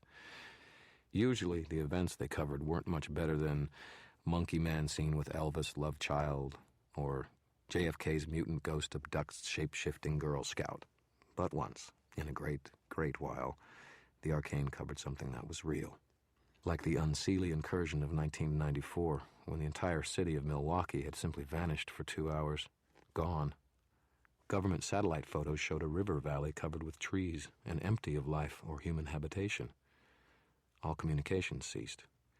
Then, a few hours later, there it was, back again, and no one in the city itself the wiser. She had also been hanging around my investigation in Branson the previous week. She had been tracking me ever since interviewing me for a feature story right after I'd opened up my business. I had to hand it to her. She had instincts. And enough curiosity to get her into 10 kinds of trouble. She had tricked me into meeting her eyes at the conclusion of our first interview, an eager young reporter investigating an angle on her interviewee. She was the one who had fainted after we'd soul-gazed. She smirked at me. I liked her smirk. It did interesting things to her lips, and hers were already attractive. You should have stayed around for the show, she said. It was pretty impressive. She pulled her purse on the bar and slid it up onto the stool beside me. No thanks, I told her. I'm pretty sure it wasn't for me. My editor loved the coverage. She's convinced it's going to win an award of some kind. I can see it now, I told her. Mysterious visions haunt drug-using country star. Real hard-hitting paranormal journalism, that. I glanced at her, and she met my eyes without fear. She didn't let me see if my jibe had ruffled her, "I heard you got called in by the SI director today," she told me. She leaned toward me, enough that a glance down would have afforded an interesting angle to the V of her white shirt. "I'd love to hear you tell me about this one, Harry." She quirked a smile at me that promised things. I almost smiled back at her. "Sorry," I told her. "I have a standard non-disclosure agreement with the city." "Something off the record, then?" she asked. "Rumor has it that these killings were pretty sensational." "Can't help you, Susan," I told her. "Wild horses couldn't drag it out of me, etc." "Just a hint," she pressed. "A word of comment, something shared between two people who were very attracted to one another." "Which two people would that be?" She put an elbow on the counter and propped her chin in her hand, studying me through narrowed eyes and thick, long lashes. One of the things that appealed to me about her was that even though she used her femininity and charm in pursuit of her stories, she had no concept of how attractive she was. I'd seen that when I looked within her last year. "Harry Dresden," she said, "you are a thoroughly maddening man." Her eyes narrowed a bit further. "You didn't look down my blouse even once, did you?" she accused.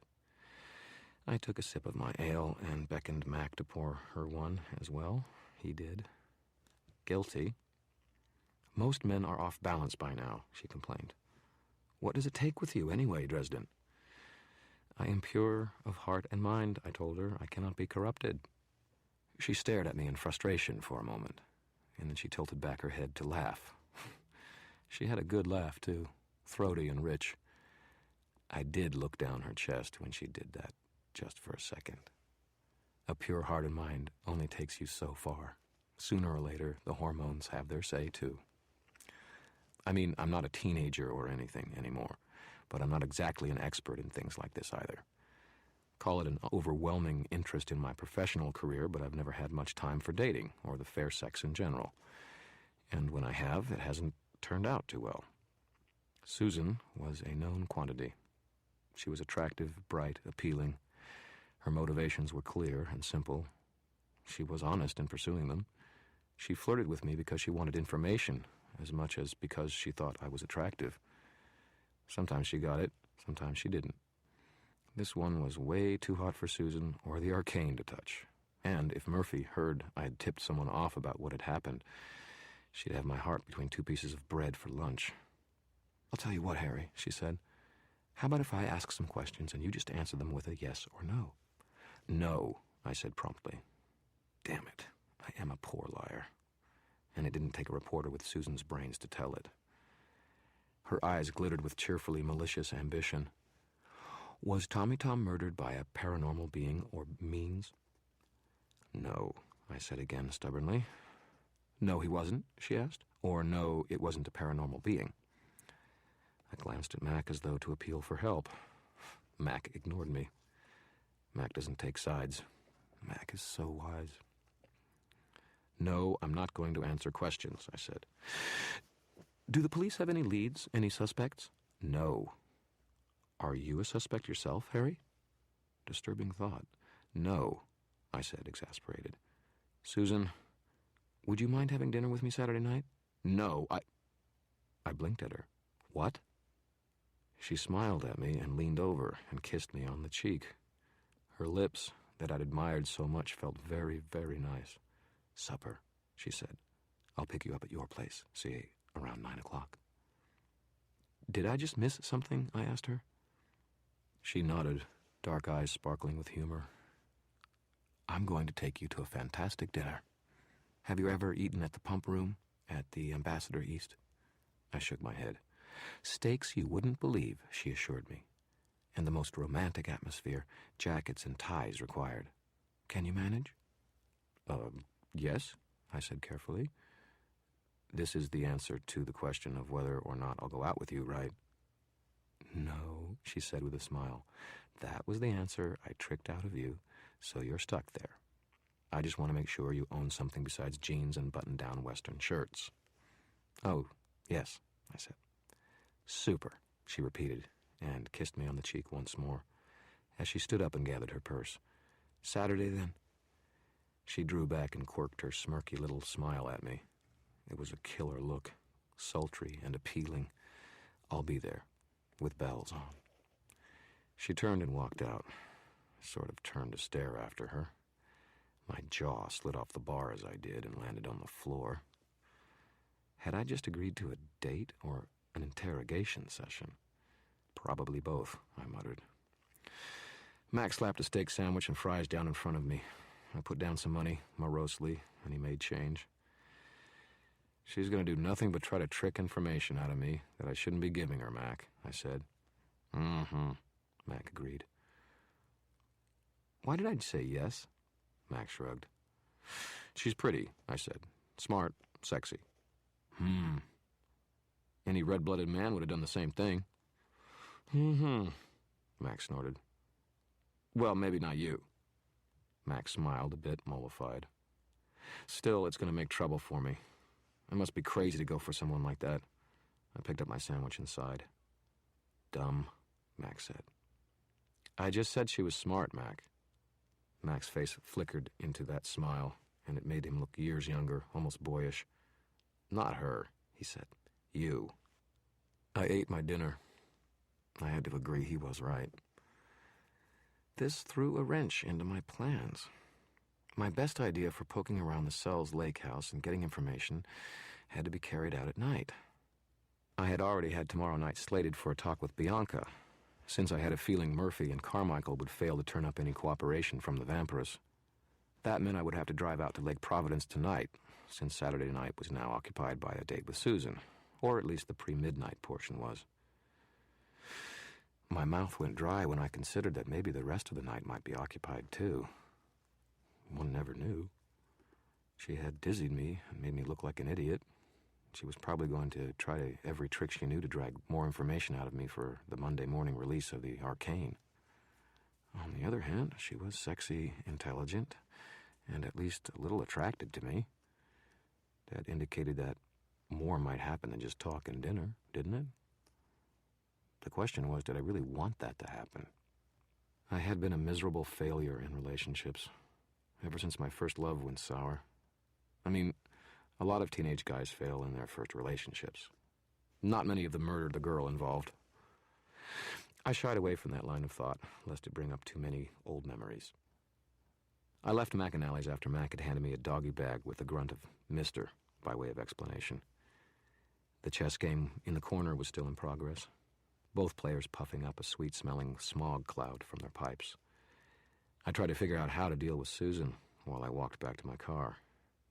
Did I need to clean up my apartment? Did I have all those ingredients for the spell I would cast at the lake house later tonight? Would Murphy go through the roof when I talked to Bianca? I could still feel Susan's kiss lingering on my cheek as I got in the car. I shook my head, bewildered. They say we wizards are subtle, but believe you me, we are nothing at all on women. Mr. was nowhere to be seen when I got home, but I left the food in his dish anyway. He would eventually forgive me for my getting home late. I collected the things that I would need for my kitchen: fresh-baked bread with no preservatives, honey, milk, a fresh apple, a sharp silver penknife, a tiny dinner set of a plate, bowl, and cup that I had carved myself from a block of teak wood. I went back out to my car. The Beetle isn't really blue anymore, since both doors have been replaced, one with the green clone and one with the white one, and the hood of the storage trunk in front had to be replaced with a red duplicate, but the name stuck anyway. Mike is a super mechanic. He never asked questions about the burns that slagged a hole in the front hatch or the claw marks that ruined both doors. You can't pay for service like that. I revved up the Beetle and drove down I-94 around the shore of Lake Michigan, crossing through Indiana briefly and then crossing over the state line into Michigan itself. Lake Providence is an expensive, high-class community with big houses and sprawling estates. It isn't cheap to own land there. Victor Sells must have been doing well in his former position at Silverco to afford a place out that way. The Lakeshore Drive wound in and out among thick, tall trees and rolling hills down to the shore. The properties were well spread out, several hundred yards between them. Most of them were fenced and had gates on the right side of the road, away from the lake as I drove north. The Sells house was the only one I saw on the lake side of the drive. A smooth gravel lane, lined by trees, led back from the lakeshore drive to the Sells house. A peninsula jutted out onto the lake, leaving enough room for the house and a small dock at which no boats were moored. The house was not a large one by the standards of the rest of the Lake Providence community. Built on 2 levels, it was a very modern dwelling. A lot of glass and wood that was made to look like something more synthetic than wood by the way it had been smoothed and cut and polished. A drive curved around the back of the house, where a driveway big enough to host a 5-on-5 game of basketball around a backboard erected to one side was overlooked by a wooden deck leading off to the second level of the house. I drove the Blue Beetle around to the back of the house and parked there. My ingredients were in a black nylon backpack, and I picked that up and brought it with me as I got out of the car and stretched my legs. The breeze coming upslope from the lake was cool enough to make me shiver a little, and I drew my mantle duster closed across my belly. My first impressions are important, and I wanted to listen to what my instincts said about the house. I stopped for a long moment and just stared at it. My instincts must have been holding out for another bottle of Max Ale. They had little to say, other than that the place looked like a pricey little dwelling that had hosted a family through many a vacation weekend. Well, where my instincts fail, intellect must venture. Almost everything was fairly new. The grass around the house had not grown long enough this winter to require cutting. The basketball net was stretched out and loose enough to show that it had been used fairly often. The curtains were all drawn. On the grass behind the deck, something red gleamed, and I went beneath the deck to retrieve it. It was a plastic film canister, red with a gray cap, the kind you keep on a roll of film in when you send it to the processors. Film canisters were good for holding various ingredients I used sometimes. I tucked it in my duster pocket and continued my inspection. The place didn't look like a family dwelling, really. It looked like a rich man's love nest, a secluded little getaway nestled back in the trees of a peninsula and safe from spying eyes. Or an ideal location for a novice sorcerer to come out and try his fledgling abilities safe from interruptions. A good place for Victor Sells to set up shop and practice. I made a quick circuit of the house, tried the front and rear doors, and even the door up on the deck that led presumably to the kitchen. All were locked. Locks weren't really an obstacle, but Monica Sells hadn't invited me to actually take a look inside the house, just around it. It's bad juju to go tromping into people's houses uninvited.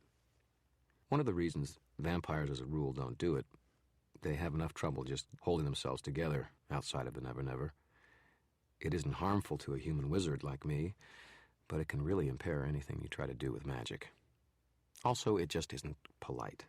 Like I said, I'm an old-fashioned sort of guy. Of course, the Tektronix Securities control panel that I could see through the front window had some say in my decision. Not that I couldn't hex it down to a useless bundle of plastic and wires, but a lot of security systems will cause an alarm with their contact company if they abruptly stop working without notice. It would be a useless exercise. In any case, the real information was to be had elsewhere. Still, something nagged me. Sense of not quite emptiness to the house. On a hunch, I knocked on the front door several times. I even rang the bell. No one came to answer the door, and no lights were on inside. I shrugged and walked back to the rear of the house, passing a number of empty trash cans as I did. Now, that was a bit odd. I mean, I would expect a little something in the trash, even if someone hadn't been there in a while. Did the garbage man come all the way down the drive to pick up the trash cans? That didn't seem likely. If the Sellses had come out to the house for a weekend and wanted the trash emptied, it would stand to reason that they would have had to leave it out by the drive near the road as they left, which would seem to imply that the garbage men would leave the empty trash cans out by the road. Someone must have brought them back to the house. Of course, it needn't have been Victor Sells. It could have been a neighbor or something. Or maybe he tipped a garbage man to carry the cans back away from the road. But it was something to go on. A little hint that maybe the house hadn't been empty all week. I left the house behind me and walked towards the lake. The night was breezy but clear and a bit cold. The tall old trees creaked and groaned beneath the wind. It was still early for the mosquitoes to be too bad. The moon was waxing towards full overhead, with the occasional cloud slipping past her like a gauzy veil. It was a perfect night for catching fairies. I swept an area of dirt not far from the lake shore, clear of leaves and sticks, and took the silver knife from the backpack. Using the handle, I drew a circle in the earth, then covered it up with leaves and sticks again, marking the location of the circle's perimeter in my head. I was careful to focus in concentration on the circle, without actually letting my power slip into it and spoil the trap. Then, working carefully, I prepared the bait by setting out a little cup and bowl. I poured a thimbleful of milk into the cup and dabbed the bowl full of honey from the little plastic bear in my backpack. Then I tore a little piece of bread from the loaf I brought with me and pricked my thumb with a knife. In the silver light of the moon, the bit of dark blood welled up against the skin, and I touched it dainty to the underside of the coarse bread, letting it absorb the blood. Then I set the bread, bloody side down, on the tiny plate. My trap was set. I gathered up my equipment and retreated to the cover of the trees. There are two parts of magic you have to understand to catch a fairy. One of them is the concept of true names. Everything in the whole world has its own name. Names are unique sounds and cadences of words that are attached to one specific individual, sort of like a theme music. If you know something's name, you can associate yourself with it in a magical sense, almost in the same way a wizard can reach out and touch someone if he possesses a lock of their hair or fingernail clippings or blood. If you know something's name, you can create a magical link to it, just as you can call someone up to talk to them if you know their phone number. Just knowing the name isn't good enough, though. You have to know exactly how to inflect and say it. Ask two John Franklin Smiths to say their name for you, and you'll get subtle differences in the tone and pronunciation, each one unique to its owner. Wizards tend to collect names of creatures, spirits, and people like some kind of huge Rolodex. You never know when it'll come in handy. The other part of magic you need to know is the magic circle theory. Most magic involves a circle of one kind or another. Drawing a circle sets a local limit on what a wizard is trying to do. It helps him refine his magic, focus and direct it more clearly. It does this by creating a sort of screen, defined by a perimeter of the circle that keeps random magical energy from going past it, containing it within the circle so that it can be used. To make a circle, you draw it out on the ground, or close hands with a bunch of people, or walk about spreading incense, or any number of other methods, while focusing on your purpose in drawing it. Then you invest it with a little spark of energy to close the circuit, and it's ready. One other thing such a circle does: it keeps magical creatures like fairies, or even demons, from getting past it. Neat, huh? Usually this is used to keep them out. It's a bit trickier to set up a circle to keep them in. That's where the blood comes into play. With blood comes power. If you take in some of someone else's blood, there's a metaphysical significance to it, a sort of energy. It's minuscule if you aren't really trying to get energy that way, the way vampires do, but it's enough to close the circle. Now you know how it's done, but I wouldn't recommend you try it at home. You don't know what to do when something goes wrong. I retreated to the trees and called the name of the particular fairy I wanted. It was a rolling series of syllables. Quite beautiful, really, especially since the fairy went by the name of Toot Toot every time I encountered him before. I pushed my will out along with the name, just made it a call, something that would be subtle enough to make him wander this way of his own accord. Or at least that was my theory. What was his name? Please. You think wizards just give information like that away? You don't know what I went through to get it. About 10 minutes later, Toot came flickering in over the water of Lake Michigan. At first I mistook him for a reflection of moon on the side of the softly rolling waves of the lake. Toot was maybe 6 inches tall. He had silvery dragonfly's wings sprouting from his back, and the pale, beautiful, tiny humanoid form that echoed the splendor of the Fey Lords. A silver nimbus of ambient light surrounded him. His hair was a shaggy, silken little mane, like a bird of paradise's plumes, and was a pale magenta. Toot loved bread and milk and honey, a common vice of the lesser Fey. They aren't usually willing to take on the nest of bees to get to the honey, and there's been a real dearth of milk in the Never Never since high-tech dairy farms took over most of the industry. Needless to say, they don't grow their own wheat, harvest it, thresh it, and then mill it into flour to make bread either. Toot alighted on the ground with caution, scanning around the trees. He didn't see me.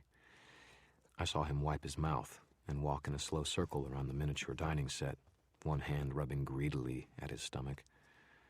Once he took the bread and closed the circle, I'd be able to bargain information for his release. Toot was a lesser spirit in the area, sort of a dock worker of the Never Never.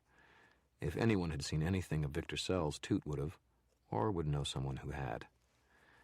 Toot dithered for a while, fluttering back and forth around the meal, but slowly getting closer.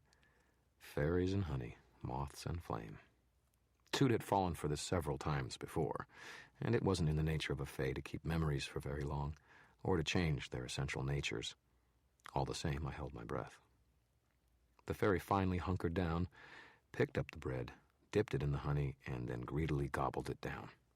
The circle closed with a little snap that occurred just at the edge of my hearing. The effect on Toot was immediate. He screamed a shrill little scream like a trapped rabbit and took off towards the lake in a buzzing flurry of wings. At the perimeter of the circle, he smacked into something as solid as a brick wall, and a little puff of silver motes exploded out from him in a cloud. Toot grunted and fell onto his little fairy ass on the earth. "I should have known," he exclaimed as I approached from the trees. His voice was high-pitched, but more like a little kid's than an exaggerated kind of fairy voices I've heard in cartoons. "Now I remember where I've seen those plates before. You ugly, sneaky, ham-handed, big-nosed, flat-footed mortal worm." "Hiya, Toot," I told him. "Do you remember our deal from last time, or do we need to go over it again?" Toot glared defiantly up at me and stomped his foot on the ground. More silver fairy dust puffed out from the impact. "Release me," he demanded, "or I will tell the Queen." "If I don't release you," I pointed out, "you can't tell the Queen. And you know just as well as I do what she would say about any dewdrop fairy who was silly enough to get himself caught with the lure of bread and milk and honey." Toot crossed his arms defiantly over his chest. "I warn you, mortal, release me now, or you will feel the awful, terrible, irresistible might of fairy magic. I will rot your teeth from your head, take your eyes from their sockets, fill your mouth with dung and your ears with worms." "Hit me with your best shot," I told him. "After that, we can talk about what you need to get out of that circle." I called his bluff. I always did, but he probably wouldn't remember the details very well. If you live a few hundred years, you tend to forget the little things. Toot sulked and kicked up a little spray of dirt with one tiny foot. "You could at least pretend to be afraid, Harry." "Sorry, Toot, I don't have the time." Time, Toot complained. "Is that all you mortals can ever think about? Everyone's complaining about time. The whole city rushes left and right, screaming about being late and honking horns. You people used to have it right, you know." I bore the lecture with good nature. Toot could never keep his mind on the same subject long enough to be really trying in any case. "Why, I remember the folk who lived here before you pale, wheezy guys came in. And they never complained about ulcers or—" Toot's eyes wandered to the bread and milk and honey again, and glinted. He sauntered that way, and then snatched the remaining bread, sopped up all the honey with it, and eating it with greedy bird-like motions. "This is good stuff, Harry. None of that funny stuff in it we get sometimes." "Preservatives," I said. "Whatever." Toot drank the milk down, too, in a long pull, and then promptly fell down on his back, patted at his rounded tummy. "All right," he said.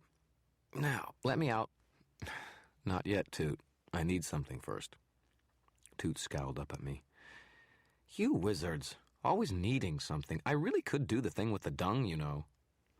He stood up and folded his arms haughtily over his chest, looking up at me as though I weren't a dozen times taller than he. "Very well," he said, his tone lofty.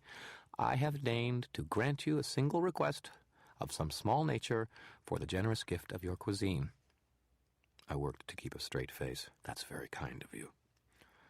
Toot sniffed, and somehow managed to look down his little pug nose at me. "It is in my nature to be both benevolent and wise." I nodded, as though this were a very great wisdom. "Uh-huh.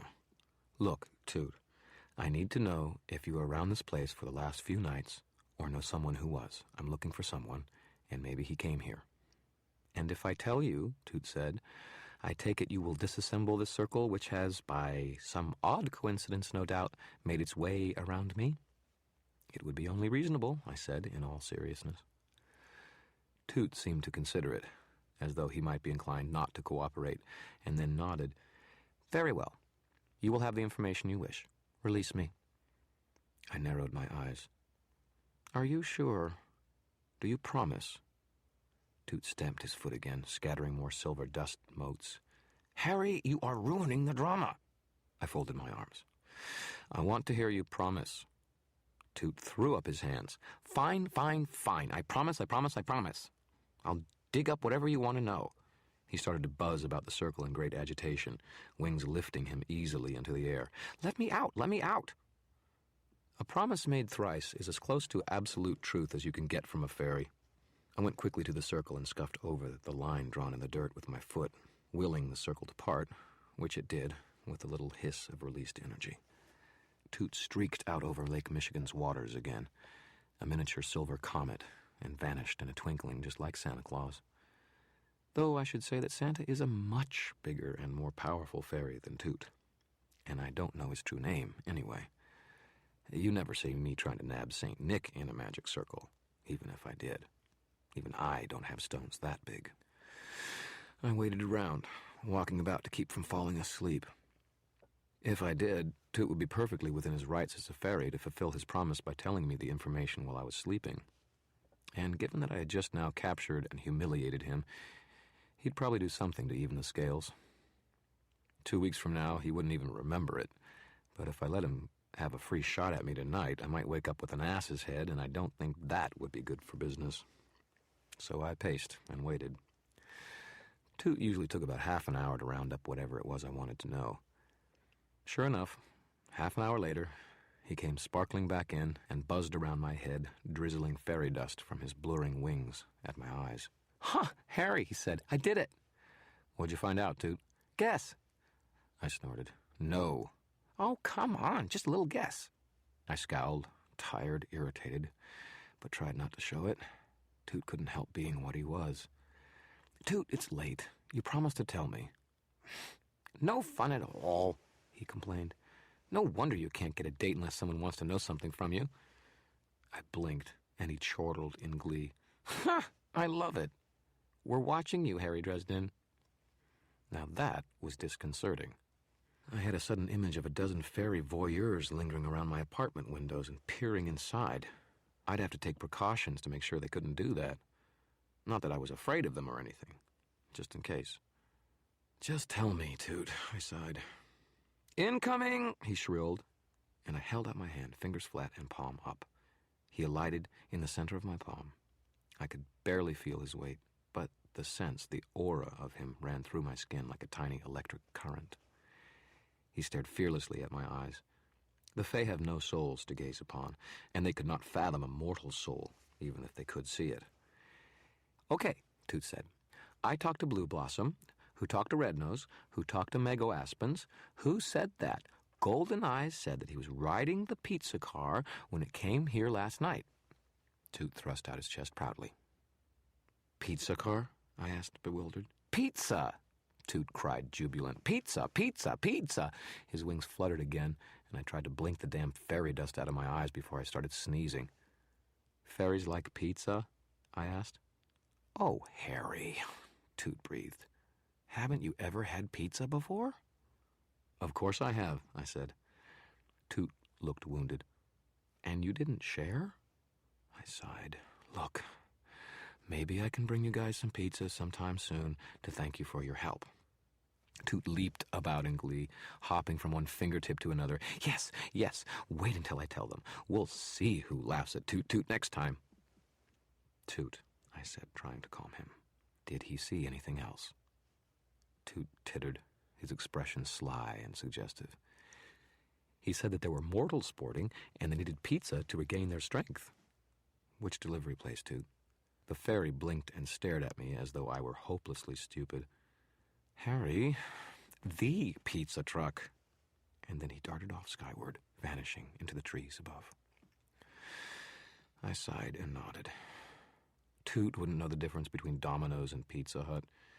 He had no frame of reference and couldn't read. Most fairies were studiously adverse to print. So I had two pieces of information. One, someone had ordered pizza to be delivered here. That meant two things. First, that someone was here last night. Second, that someone had seen them and had talked to them. Maybe I could track down the pizza driver and ask if he had seen Victor Sells.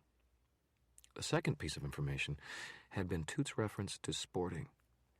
Fairies didn't think too much of mortals' ideas of sporting, unless there was a lot of nudity and lust involved. They have a penchant for shadowing necking teenagers and playing tricks on them. So Victor had been here with a lover of some kind for there to be any sport going on. I was beginning to think that Monica Sells was in denial. Her husband wasn't wandering around learning to be a sorcerer, spooky scorpion talismans notwithstanding.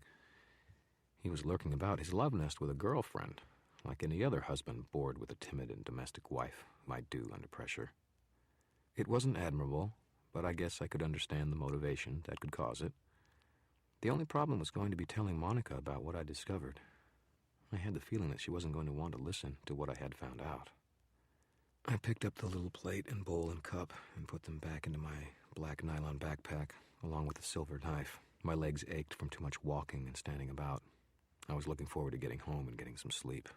The man with the naked sword in his hands appeared out of the darkness, without a warning rustle of sound or whiff of magic to announce his presence. He was tall like me, but broad and heavy-chested, and he carried his weight with a ponderous sort of dignity. Perhaps 50 years old, his listless brown hair going gray in uneven patches. He wore a long black coat, a lot like mine, but without the mantle, and his jacket and pants, too, were done in dark colors, charcoal and deep blue. His shirt was crisp, pure white, the color that you usually only see on tuxedos. His eyes were gray, touched with crow's feet at the corners and dangerous. Moonlight glinted off those eyes in the same shade it did from the brighter silver of the sword's blade. He began to walk deliberately toward me, speaking in a quiet voice as he did. Harry Blackstone, Copperfield, Dresden. Irresponsible use of true names for summoning and binding others to your will violates the fourth law of magic, the man said. I do remind you that you are under the doom of Damocles. No further violations of the law will be tolerated. The sentence for further violation is death by the sword, to be carried out at once. Have you ever been approached by a grim-looking man carrying a naked sword with a blade about 10 miles long in his hand in the middle of the night beneath the stars on the shores of Lake Michigan? If you have, seek professional help. If you have not, then believe me, it can scare the bejesus out of you. I took in a quick breath and had to work not to put it into a quasi-Latin phrase on the exhale that would have set the man's body on fire and reduce him to a mound of ashes. I react badly to fear. I don't usually have the good sense to run or hide. I just try to smash whatever it is that is making me afraid. It's a primitive sort of thing, and one that I don't question too much. But reflex-based murder seemed a tad extreme, so rather than setting him afire, I nodded to the man instead. Evening, Morgan. You know as well as I do that those laws apply to mortals, not fairies. Especially for something as trivial as I just did. And I didn't break the fourth law. He had a choice whether to take my deal or not. Morgan's sour, leathery face turned a bit more sour. The lines at the corners of his mouth stretched and becoming deeper. That's a technicality, Dresden, a pair of them. His hands, broad and strong, resettled their grip upon the sword he held. His unevenly graying hair was pulled into a ponytail in the back, like Sean Connery's in some of his movies, except that Morgan's face was too pinched and thin to pull it off. Your point being, I did my best to keep from looking nervous or impressed. Truth be told, I was both. Morgan was my warden, assigned to me by the White Council to make sure I didn't break or bend any of the laws of magic. He hung about and spied on me, mostly, and usually came sniffing about after I'd cast a spell of some kind. I would be damned if I was going to let the White Council's guard dog see any fear out of me. Besides, he would take it as a sign of guilt, in the true spirit of paranoid fanatics everywhere. So all I had to do was keep a straight face and get out before my weariness made me slip up. Morgan was one of the deadliest evocators in the world. He wasn't bright enough to question his loyalties to the council, and he could do quick and dirty magic like few others could. Quick and dirty enough to rip the hearts out of Tommy Tom and Jennifer Stanton's chests, in fact, if he wanted to. "My point," he said, scowling, "is that it is my assigned duty to monitor your use of power and to see to it that you do not abuse it." "I'm on a missing persons case," I said. "All I did was to call up a dewdrop fairy to get some information. Come on, Morgan. Everybody calls up fairies now and then. There's no harm in it. It's not as though I'm mind-controlling the things, just leaning on them a little." "Technicality," Morgan growled. I stuck out my chin at him belligerently. We were of a height, though he outweighed me by 100 pounds. I could pick better people to antagonize, but he really got under my skin. "A technicality I'm prepared to hide wildly behind. So, unless you want to convene a meeting of the council to call me on it, we can just drop the discussion right here. I'm pretty sure it will only take them about 2 days to cancel all their plans, make travel arrangements, and then get here. I can put you up until then. I mean, you'll be dragging a bunch of really crotchety old men away from their experiments and things for nothing, but if you really think it's necessary..." Morgan scowled at me. "No, it isn't worth it." He opened his dark trench coat and slid the sword away into its scabbard. I relaxed a little. The sword wasn't the most dangerous thing about him, not by a long shot, but it was the symbol of his authority, given to him by the White Council. And if rumors were true, it was enchanted to cut through the magical spells of anyone resisting him. I didn't want things ever to go far enough for me to find out if the rumors were true. "I'm glad we agree about something," I said. "Nice seeing you again." I started to walk past him. Morgan put one of those big hands on my arm as I went by, and his fingers closed about it. "I'm not finished with you, Dresden." I didn't dare mess around with Morgan when he was acting in his role as warden of the White Council, but he wasn't wearing that hat now. Once he'd put that sword away, he was acting on his own, without any more official authority than any other man, or at least that was the technical truth. Morgan was big on technicalities. He had scared the heck out of me and annoyed the heck out of me in rapid succession. Now he was trying to bully me. I hate bullies. So I took a calculated risk, used my free hand, and hit him as hard as I could in the mouth. I think the blow startled him more than anything. He took a step back, letting go of my arm in surprise, and just blinked at me. He put one hand to his mouth, and when he drew his fingers away, there was blood on them. I planted my feet and faced him, without meeting his eyes. "Don't touch me."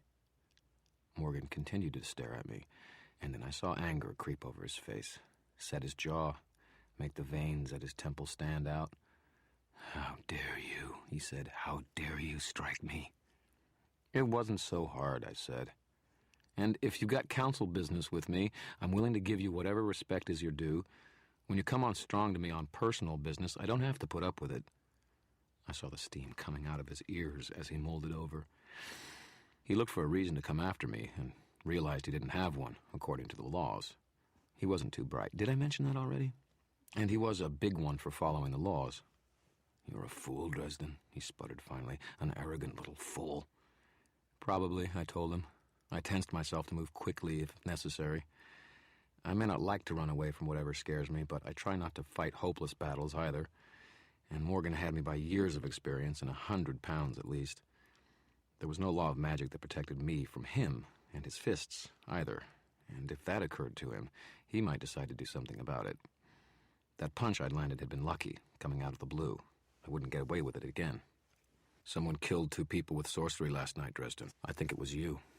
And when I find out you did it and can trace it back to you, don't think you're going to live long enough to cast the same spell at me." Morgan wiped the blood with one big fist. It was my turn to blink.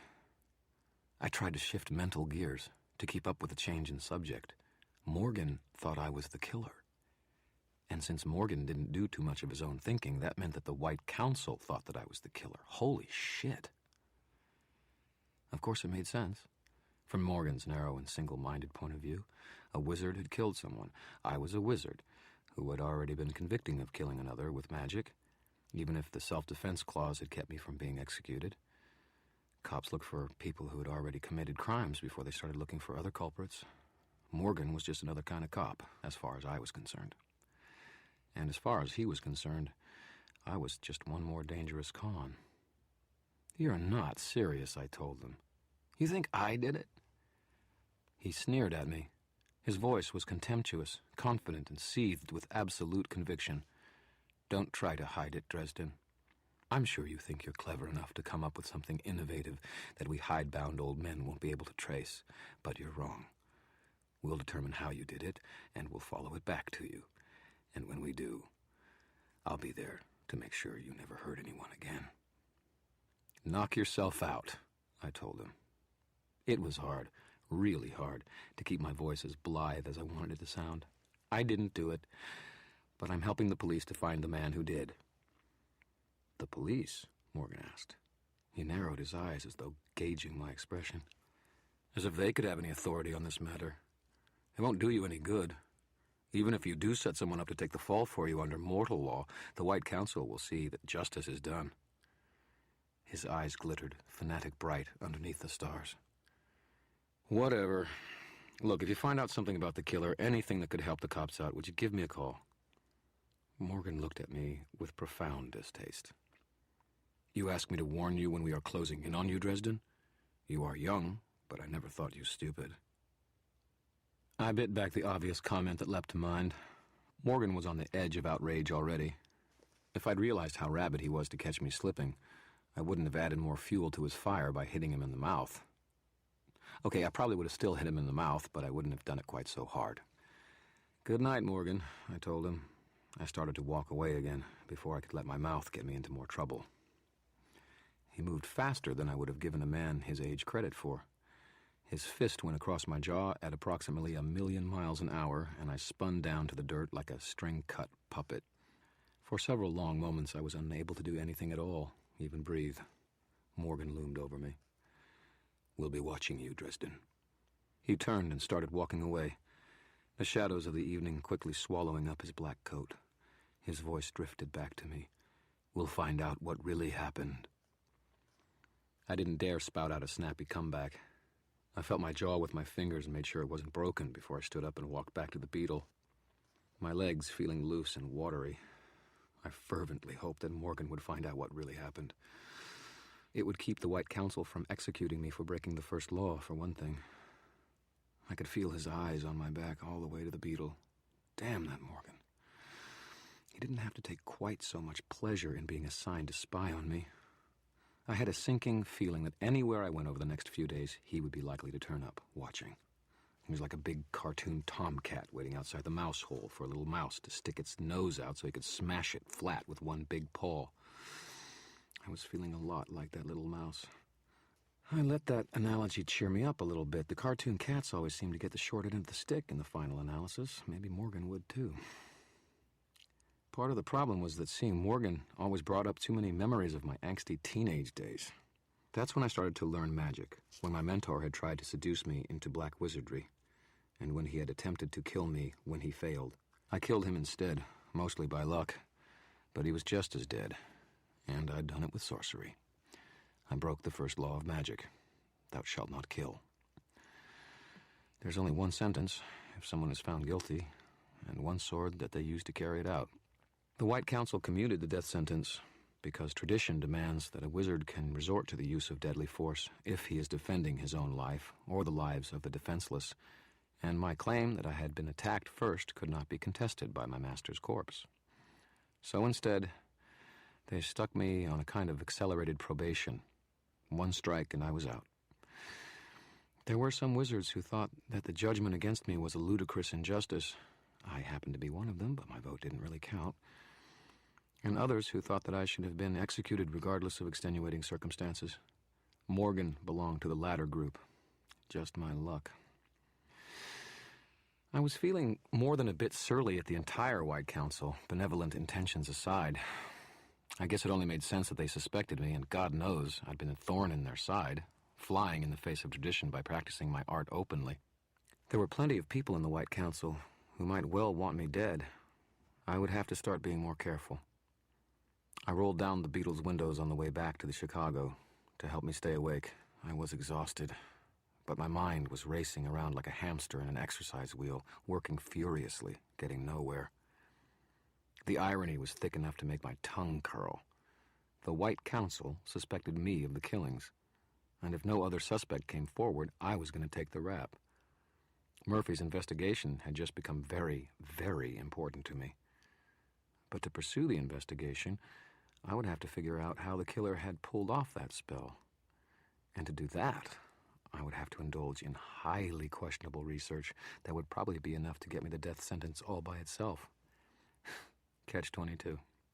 If I had any respect at all for Morgan's intelligence, I would have suspected him of pulling off the killings himself and setting me up to take the blame. But that just didn't track. Morgan might twist and bend the rule to get what he saw as justice, but he never blatantly violated them. But if not Morgan, then who would have done it? There just weren't all that many people who could get enough power into that kind of spell to make it work. Unless there was some flaw in the quasi-physics that governed magic that let hearts explode more easily than other things. And I wouldn't know that until I'd pursued the forbidden research. Bianca would have more information on who might have done it. She had to. I had already planned on talking to the vampiress, but Morgan's visit had made it a necessity rather than a mere priority. Murphy was not going to be thrilled that I was thrusting myself into her side of the investigation, and, better and better, because White Council business was all hush-hush to non-wizards, I wouldn't be able to explain to her why I was doing it. Further joy. You know, sometimes I think someone up there really hates me. By the time I got home, it was 2 o'clock in the morning. The clock in the Beetle didn't work, of course. But I made a pretty good guess from the position of the stars and the moon, and was strung out, weary, and my nerves were stretched as tight as guitar strings. I didn't think sleep was likely, so I decided to do a little alchemy to help me unwind. I'd often wished I'd had some suave and socially acceptable hobby that I could fall back on in times like this. You know, play the violin, or was it the viola, like Sherlock Holmes, or maybe twiddle away on the pipe organ like the Disney version of Captain Nemo. But I don't. I'm sort of the arcane equivalent of a classic computer geek. I do magic in one form or another, and that's pretty much it. I really need to get a life one of these days. I live in the basement apartment beneath a big, roomy old house that's been divided up into lots of different apartments. The basement and sub-basement below it are both mine, which is sort of neat. I'm the only tenant living on 2 floors, and my rent is cheaper than all the people who have whole windows. The house is full of creaks and sighs and settling boards, and time and lives have worn their impressions into the wood and the brick. I can hear all the sounds, all the character of the place, above and around me, all through the night. It's an odd place, but it sings in the darkness and is, in its own quirky little way, alive. It's home. Mister was waiting for me at the bottom of the stairs that led down to the apartment's front door. Mister is an enormous gray cat. I mean, enormous. There are dogs smaller than Mister. He weighs in at just over 30 pounds, and there isn't an undue amount of fat on his frame. I think maybe his father was a wildcat or a lynx or something. I had found Mister in a garbage can about 3.5 years before, a mewling kitten with his tail torn off by a dog or a car. I was never sure which. But Mister hated both and would either attack or flee from them on sight. Mister had recovered his dignity over the past few months and shortly came to believe that he was the apartment's tenant and that I was someone he barely tolerated to share the space with him. Right now, he looked up and meowed at me in an annoyed tone. "I thought you had a hot date," I told him. He sauntered over me and rammed one shoulder playfully against my knee. I wavered, recovered my balance, and unlocked the door. Mister, as was his due, entered before I did. My apartment is a studio, one not-too-large room with a kitchenette in one corner and a fireplace to one side. There's a door that leads to the other room, my bedroom and bathroom. And then there's the hinged door in the floor that goes down to the sub-basement, where I keep my lab. I've got things pretty heavily textured. There are multiple carpets on the floor, tapestries on the windows, and a collection of knickknacks and oddities on every available surface. My staff and my sword cane in the corner, and several bulging bookshelves, which I really will organize one day. Mister went to his spot before the fireplace and demanded that it be made warm. I obliged him with a fire and lit a lamp as well. Oh, I have lights and so on, but they foul up so often it almost isn't worth turning them on. And I'm not even about to take chances with a gas heater. I stick to the simple things, the fireplace and my candles and lamps. I have a special charcoal stove and a vent to take most of the smoke out, though the whole place smells of wood smoke and charcoal a little, no matter what I do. I took off my duster and got out my heavy flannel robe before I went down into the lab. That's why wizards wear robes, I swear to you. It's just too damn cold down in the lab to go without one. I clambered down the ladder to the lab, carrying my candle with me, and lit a few lamps, a pair of burners, and a kerosene heater in the corner. Lights came up and revealed a long table in the center of the room, other tables against 3 of the walls around it, with a clear space at one end of the room where a brass circle had been laid out on the floor and fastened into the cement with a U-shaped bolts. Shelves of the tables were crowded with empty cages, boxes, Tupperware jars, cans, containers of all descriptions, a pair of unusual antlers, a couple of fur pelts, several musty old books, a long row of notebooks filled with my own cramped writing, and a bleached white human skull. "Bob," I said. I started clearing space off the center table, dumping boxes and grocery sacks and plastic tubs over the brass circle on the floor. I needed time to work. "Bob, wake up." There was a moment of silence while I started getting some things down from the shelves. "Bob," I said louder. "Come on, lazy bones." A pair of lights came up in the empty sockets of the skull, orangish, flickering like candle flames. "It isn't enough," the skull said, "that I have to wake up. I have to wake up to bad puns. What is it about you that you have to make bad puns?" "Stop whining," I told him cheerfully. "We've got work to do." Bob the skull grumbled something in Old French, I think, though I got lost when he got to the anatomical improbabilities of bullfrogs. He yawned. His bony teeth rattled when his mouth clicked closed again. Bob wasn't really a human skull. He was a spirit of air, sort of like a fairy, but different. He made his residence inside the skull that had been prepared for him several hundred years ago, and it was his job to remember things. For obvious reasons, I can't use a computer to store information and keep track of the slowly changing laws of quasi-physics. He had worked with dozens of wizards over the years, and it had given him a vast repertoire of knowledge. That, and a really cocky attitude.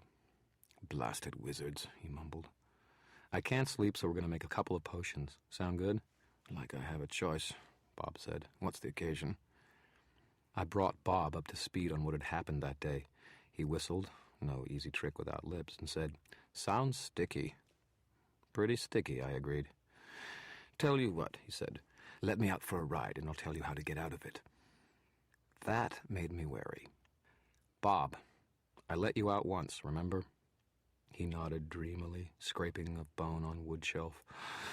"The sorority house, I remember." I snorted and started some water to boiling over one of the burners. "You're supposed to be a spirit of intellect. I don't understand why you're obsessed with sex." Bob's voice got defensive. "It's an academic interest, Harry." "Oh, yeah? Well, maybe I don't think it's fair to let your academia go peeping in on other people's houses." "Wait a minute. My academia doesn't just peep." I held up a hand. "Save it. I don't want to hear it." He grunted. "You are trivializing what getting out for a bit means to me, Harry. You're insulting my masculinity." "Bob," I said, "you're a skull. You don't have any masculinity to insult." "Oh, yeah?" Bob challenged me. "Pot, kettle, black, Harry. Have you gotten a date yet, Most men have something better to do in the middle of the night than play with their chemistry sets." "As a matter of fact," I told him, "I am set for Saturday night." Bob's eyes fluttered from orange to red. "Ooh," he leered. "Is she pretty?" "Dark skin," I said. "Dark hair, dark eyes, legs to die for, smart, sexy as hell." Bob chortled. "Think she'd like to see the lab?" "Get your mind out of the gutter." "No, seriously," Bob said. "If she's so great, what's she doing with you? You aren't exactly Seguian, you know." It was my turn to get defensive. "She likes me," I said. "Is that such a shock?" "Harry," Bob drawled, his eyelights flickering smugly. "What you know about women I could juggle." I stared at Bob for a moment and realized with a somewhat sinking feeling that the skull was probably right. Not that I would admit that to him, not in a million years, but he was. "We're going to make an escape potion," I told him. I don't want to be all night, so can we get to work, huh? I can only remember about half the recipe. There's always room to make two if you're making one, Harry. You know that. That much was true. The process of mixing up an alchemy potion is largely stirring, simmering, and waiting. You can always get another one going and alternate between them. Sometimes you can even do 3, but that's pushing it. Okay, so we'll make a copy. Oh, come on, Bob chided me. That's dull. You should stretch yourself. Try something new. Like what? I asked him. Bob's eye sockets twinkled cheerfully. A love potion, Harry. If you won't let me out, at least let me do that. Spirits know you could use it, and no, I said firmly, no way, no love potion. Fine, he said, no love potion, no escape potion either. Bob, I said warningly. Bob's eyelights winked out. I growled. I was tired and cranky, and under the best of circumstances, I am not exactly a type A personality. I stalked over, picked up Bob by the jaws, and shook him. Hey, I shouted, Bob, you come out of there, or I'm going to take this skull and throw it down the deepest well I can find, and I swear to you I'll put it somewhere where no one can ever let you out again. Bob's eyes winked on for a moment. No, you won't. I'm far too valuable. Then they winked out again. I gritted my teeth and tried not to smash the skull to little pieces on the floor. I took deep breaths, summoning years of wizardry training and control, not to throw a tantrum and break the nice spirit into little pieces. Instead, I put the skull back on the shelf and counted slowly to 30. Could I make the potion by myself? I probably could. But I had the sinking feeling that it might not have been precisely the effect I wanted. Potions were tricky business, and a lot more relied upon precise details than upon intent, like in spells. And just because I made a love potion didn't mean I had to use it, right? It would only be good for a couple of days in any case, surely not through the weekend. How much trouble could it cause?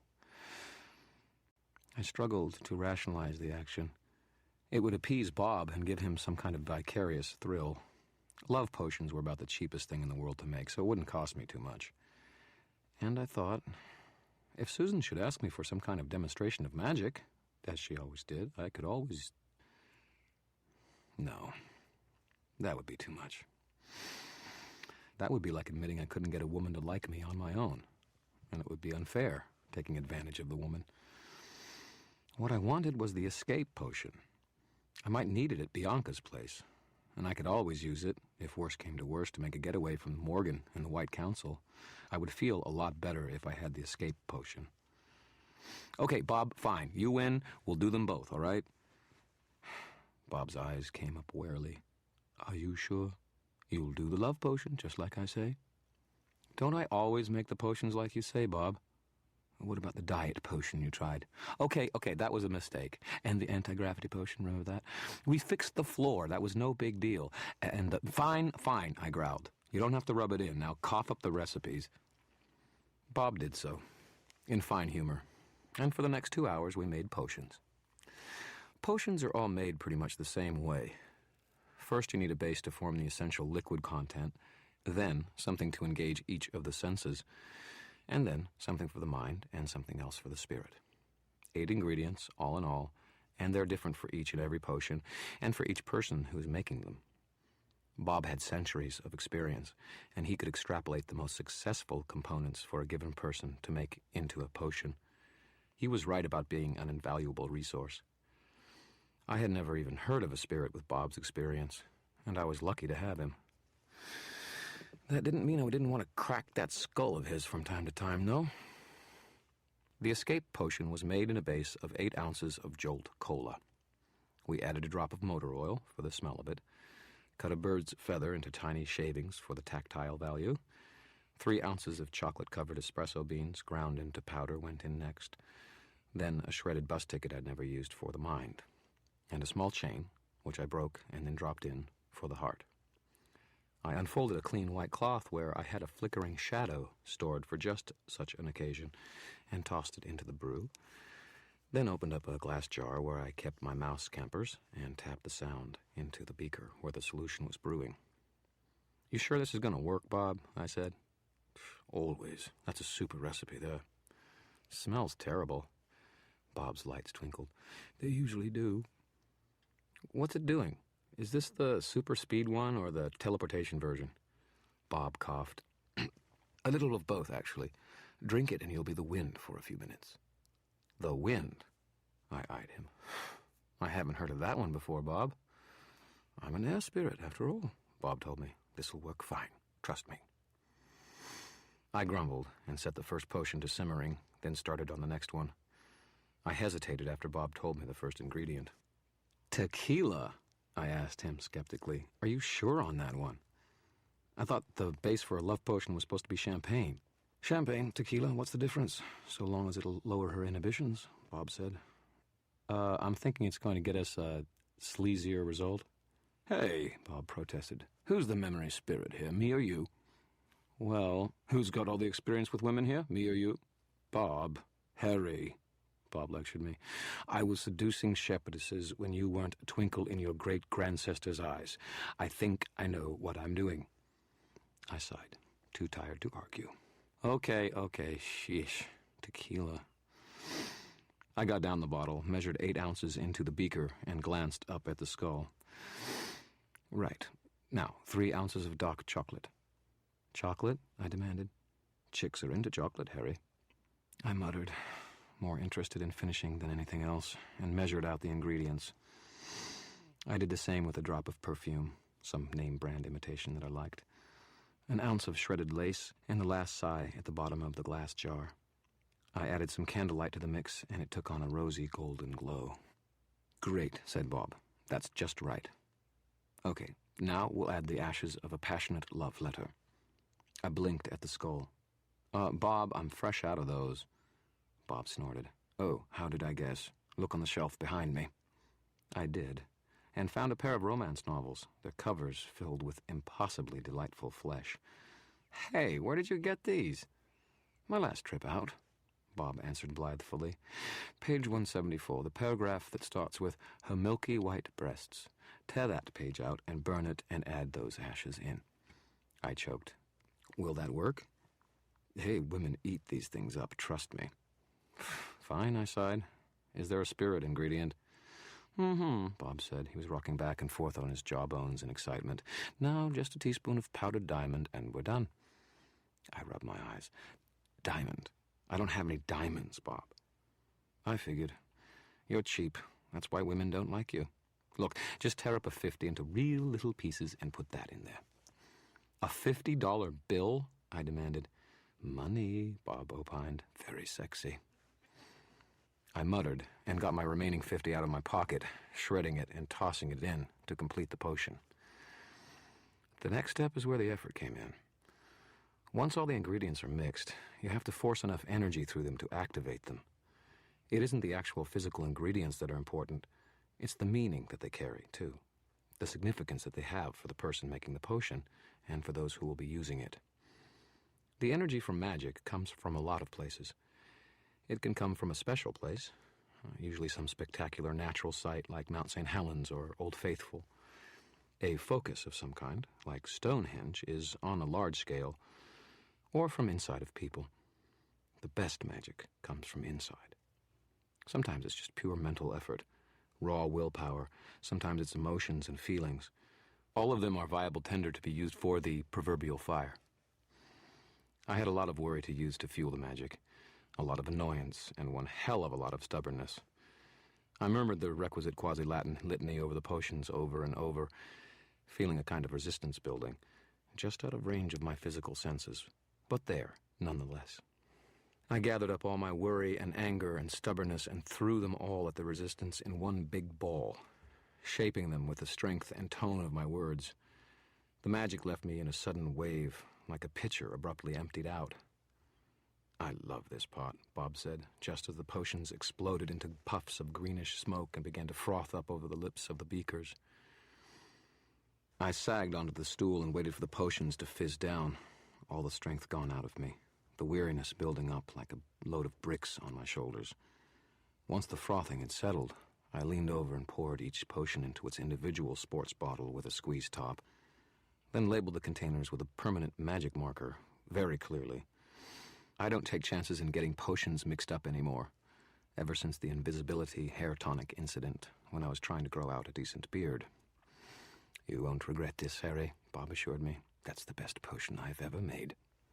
"I made it, not you," I growled. I was really exhausted now. Way too tired to let petty concerns like possible executions keep me from bed. Sure, Bob agreed. "Whatever, Harry." I went around the room, putting out all the fires and the kerosene heater, and then climbed the ladder back to the basement without saying goodnight. Bob was chortling happily to himself as I did. I stumbled to my bed and fell into it. Mister always climbs in and goes to sleep draped over my legs.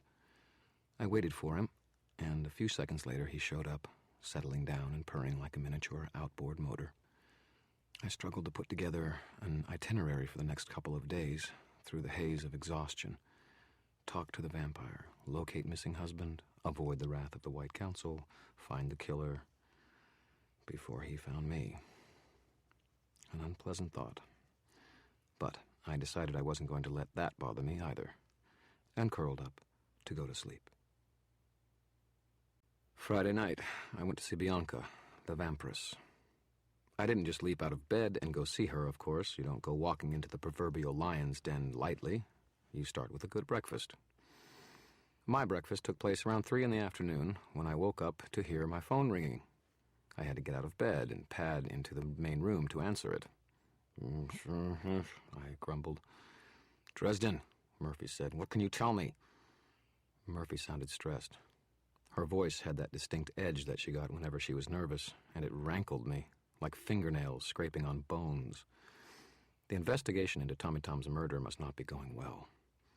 "Nothing yet," I said. Then I lied to her a little. "I was up most of the night working, but nothing showed yet." She answered me with a swear word. "That's not good enough, Harry. I need answers, and I need them yesterday." "I'll get to it as quick as I can." "Get to it faster," she snarled. She was angry. Not that this was unusual for Murphy, but it told me that something else was going on. Some people panic when things get rough, harried. Some people fall apart. Murphy got pissed. "Commissioner's riding your back again?" City Police Commissioner Howard Fairweather used Murphy and her team as scapegoats for all sorts of unsolvable crimes that he had dumped into her lap. Fairweather was always lurking around, trying for an opportunity to make Murphy look bad, as though by doing so he would avoid being crucified himself. Like a winged monkey from the Wizard of Oz. Kind of makes you wonder who's leaning on him to get things done. Her voice was sour as ripe lemons. I heard her drop an Alka-Seltzer into a glass of liquid. "I'm serious, Harry. You get me those answers I need, and you get them fast. I need to know if this was sorcery, and if so, how it was done, and who could have done it. Names, places, I need to know everything." "It isn't that simple, then make it simple." "How long before you can tell me? I need an estimate for the Commissioner's Investigative Committee in 15 minutes, or I might as well turn in my badge today." I grimaced. If I was able to get something out of Bianca, I might be able to help Murph on the investigation. But if it proved fruitless, I was going to have to spend the entire evening doing nothing productive. And Murphy needed her answers now. Maybe I should have made a stay-awake potion. "Does the committee work weekends?" Murphy snorted. "Are you kidding?" "We'll have something by Monday, then." "You can have it figured out by then?" she asked. "I don't know how much good it'll do you, even if I can puzzle it out. I hope you've got more to go on than this." I heard her sigh into the phone and drank the fizzy drink. "Don't let me down, Harry." Time to change the subject before she pinned me down and smelled me lying. I had no intention of doing the forbidden research if I could find a way out of doing it. "No luck with Bianca?" Another swear word. "That bitch won't talk to us. Just smiles and nods and blows smoke, makes small talk, and crosses her legs. You should have seen Carmichael drooling." "Well, tough to blame him, maybe. I hear she's cute." "Listen, Murph, what if I just..." "No, Harry, absolutely not. You will not go over to the Velvet Room. You will not talk to that woman. You will not get involved in this." "Lieutenant Murphy," I drawled, "a little jealous, are we?" "Don't flatter yourself. You're a civilian, Dresden. Even if you do have your investigator's license, if you get your ass laid out in the hospital or the morgue, it'll be me that suffers for it." "Murph, I'm touched." "I'll touch your head to a brick wall a few times if you cross me on this, Harry." Her voice was sharp, vehement. Hey, wind down, Murph. If you don't want me to go, no problem. Whoops, a lie. She'd be all over that like a troll on a billy goat. You're a lousy liar, Harry. God damn it, I ought to take you down to lock up just to keep you from... What? I said loudly into the receiver. Murph, you're breaking up. I can't hear you. Damn phone again. Call me back. Then I hung up on her. Mr. patted over to me and batted at my leg. He watched me with serious green eyes as I leaned down and unplugged the phone as it started to ring again. Okay, mister. You hungry? I got us breakfast. Leftover steak sandwich for him, SpaghettiOs heated up on my wood stove for me. I rationed out my last can of Coke, which Mr. craves at least as badly as I do, and by the time I was done eating and drinking and petting, I was awake and thinking again, and getting ready for sundown. Daylight savings time hadn't cut it yet. The dark would fall around 6. I had about 2 hours to get set to go. You might think you know a thing or two about vampires. Maybe some of the stuff you've heard is accurate. Likely it's not.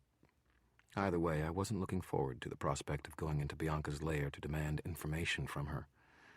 I was going to assume that things were going to get ugly before all was said and done, just to make sure I didn't get caught with my staff down. Wizardry is all about thinking ahead, about being prepared.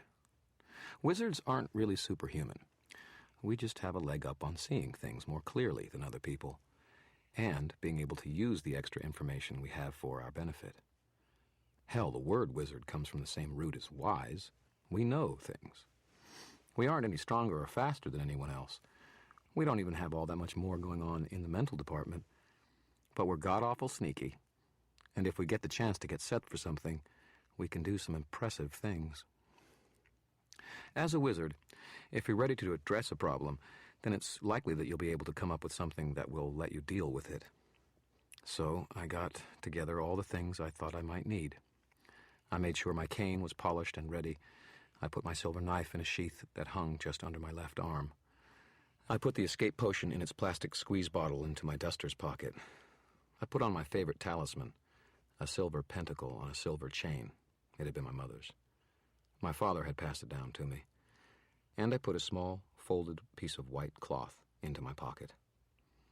I had several enchanted items around, or half-enchanted items anyway. Carrying out a full enchantment is expensive and time-consuming, and I just couldn't afford to do it very much. We blue-collar wizards just have to sling out a few spells where we can, and hope they don't go stale at the wrong time. I would have been a lot more comfortable if I'd been carrying my blasting rod or my staff, but that would look like showing up at Bianca's door in a tank, walking in carrying a machine gun and a flamethrower, while announcing my intention to fight.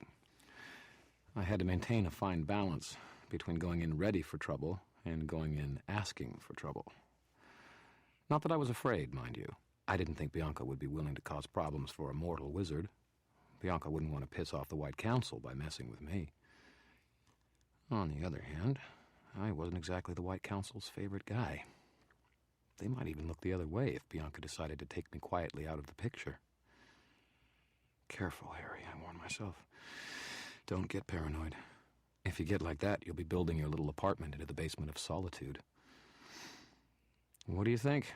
I asked Mr. once I was decked out in what paraphernalia I was willing to carry. Mr. went to the door and batted at it insistently. Everyone's a critic. Fine, I sighed. I let him out, then I went out, got into my car, and drove down to the Velvet Room in its expensive lakeside location. Bianca runs her business out of an old, huge mansion from the early days of the Roaring Twenties. Rumor has it that the infamous Al Capone had built it for one of his mistresses. There was a gate with an iron fence and a security guard. I pulled the Beetle up to the little swath of driveway that began at the street and ended at the fence. There was a hiccuping rattle from the back of the engine as I brought the machine to a halt. I rolled down the window and stuck my head out, peering back. Something went whoom, and then black smoke poured out from the bottom of the car and scuttled down the slope of the drive and into the street. I winced. The engine gave an almost apologetic rattle and shuddered to its death. Great. Now I had no ride home. I got out of the Beetle and stood mourning it for a moment. The security guard on the other side of the gate was a blocky man, not overly tall, but overly muscled, and hiding it under an expensive suit. He studied me with attack dog eyes and then said through the gate, "Do you have an appointment?" "No," I told him, "but I think Bianca will want to see me." He looked at me unimpressed. "I'm sorry," he said. "Bianca's out for the evening." Things are never simple anymore. I shrugged at him, folded my arms, and leaned on the hood of the Beetle. "Suit yourself. I'll just stay until a tow truck comes by then, till I can get this thing out of the drive for you." He stared at me. His eyes narrowed down to tiny slits with the effort of thinking.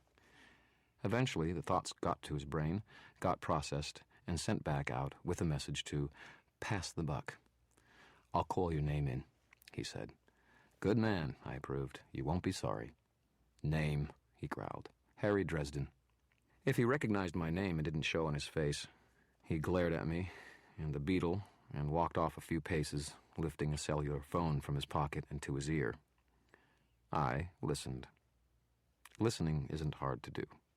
No one has practice at it nowadays, but you can train yourself to pay attention to your senses if you work at it long enough. "I got a guy down here that says that Bianca will want to talk to him," the guard said. "Says his name is Harry Dresden." He was silent for a moment. I couldn't quite make out the buzz of the other voice, other than it was a female. "Mm-hmm," he said. He glanced back at me. "Mm-hmm," he said again. Sure, I will. Of course, ma'am." I reached in through the window of the Beetle and got out my cane. I rested it on the concrete beside my boots and tapped it a few times, as though impatient. The guard turned back to me, leaned over to one side, and pushed a button somewhere. The gate buzzed and clicked open. "Come on in, Mr. Dresden," he said. "I can have someone come and tow your car if you like." "Super," I told him. I gave him the name of the wrecker Mike has to deal with, and told him to tell the guy that it was Harry's car again. Fido, the guard, dutifully noted this down, writing on a small notebook he drew from a pocket.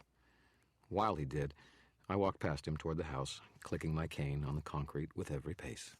"Stop," he told me, his voice calm and confident. People don't speak with that kind of absolute authority unless they have a gun in their hands. I stopped. "Put the cane down," he told me, "and put your arms up. You ought to be searched before you were allowed inside." I sighed. I did what he said, and let him pat me down. I didn't turn around to face him, but I could smell the metal of his gun. He found the knife and took it. His fingers brushed the nape of my neck, felt the chain there. "What's this?" he said. "Pentacle," I told him. "Let me see it. Use one hand." I used my left hand to draw it out of my shirt and show it to him. A silver 5-pointed star within a circle, all smooth geometry. He grunted and said, "Fine." The search went on, and he found the plastic squeeze bottle. He took it out of my pocket, opened it, and sniffed at it. "What's this?" "A health cola," I said. "Smells like shit," he said. Capped it and put it back in my pocket. "What about my cane?" "Returned when you leave," he said. Damn. My knife and my cane had been my only physical lines of defense. Anything else I did would have to rely wholly upon magic, and that would be dicey on the best of days. It was enough to rattle me. Of course, Fido the guard had missed a couple of things. First, he'd overlooked the clean white handkerchief in my pocket. Second, he'd passed me on with my pentacle still upon my neck. He probably figured that since it wasn't a crucifix or even a cross, that I couldn't use it to keep Bianca away from me. Which wasn't true. Vampires, and other such creatures, don't respond to symbols as such. They respond to the power that accompanies an act of faith. I couldn't ward off a vampire mosquito with my faith in the Almighty. He and I just never seemed to connect. But the pentacle was a symbol of magic itself, and I had plenty of faith in that. And, of course, Fido had overlooked my getaway potion. Bianca really ought to trust her guards with more awareness of the supernatural and what sort of things to look for. The house itself was elegant, very roomy, with the high ceilings and the broad floors that they just don't make anymore. A well-groomed young woman with a short, straight haircut greeted me in an enormous entry hall. I was passing polite to her, and she showed me to the library, its walls lined with old books in leather bindings, similar to the leather-cushioned chairs around the enormous old dogfoot table in the room's center. I took a seat and waited, and waited. More than a half an hour went by before Bianca finally arrived. She came into the room like a candle burning with a cold, clear flame. Her hair was a burnished shade of auburn that was too dark to cast any ruddy highlights, but it did anyway. Her eyes were dark, clear, her complexion flawlessly smooth and elegantly graced with cosmetics. She was not a tall woman, but was shapely, wearing a black dress with a plunging neckline and a slash to one side that showed off a generous portion of pale thigh. Black gloves covered her hands to above the elbows, and her $300 shoes were a study in high-heeled torture devices. She looked too good to be true. "Mr. Dresden," she greeted me, "this is an unexpected pleasure." I rose when she entered the room. "Madame Bianca," I replied, nodding to her, "we meet at last. Hearsay neglected to mention how lovely you are." She laughed, lips shaped to the sounds, head falling back just enough to show a flash of pale throat. "A gentleman," they said. I see they were correct. It is a charmingly passé thing to be a gentleman in this country. "You and I are of another world," I said. She approached me and extended her hand, a motion oozing feminine grace. I bowed over her hand briefly, taking it and brushing my lips against the back of her glove. "Do you really think I'm beautiful, Mr. Dresden?" she asked me. "As lovely as a star, madam." "Polite and a pretty one, too," she murmured. Her eyes flickered over me from head to toe, but even she avoided meeting gazes with me. Whether from a desire to avoid inadvertently directing her power at me or being on the receiving end of mine, I couldn't tell. She continued into the room and stopped beside one of the comfortable chairs. As a matter of course, I stepped around the table and drew out the chair for her, seating her. She crossed her legs, in that dress, in those shoes, and made it look good. I blinked for just a moment, then returned to my seat. "So, Mr. Dresden, what brings you to my humble house? Care for an evening of entertainment? I quite assure you that you will never have another experience like it." She placed her hands in her lap, smiling at me. I smiled at her and put one hand into my pocket onto the white handkerchief. "No, thank you. I came to talk." Her lips parted a silent, "Ah, I see. About what, if I might ask?" "About Jennifer Stanton and her murder." I had all of a second's warning.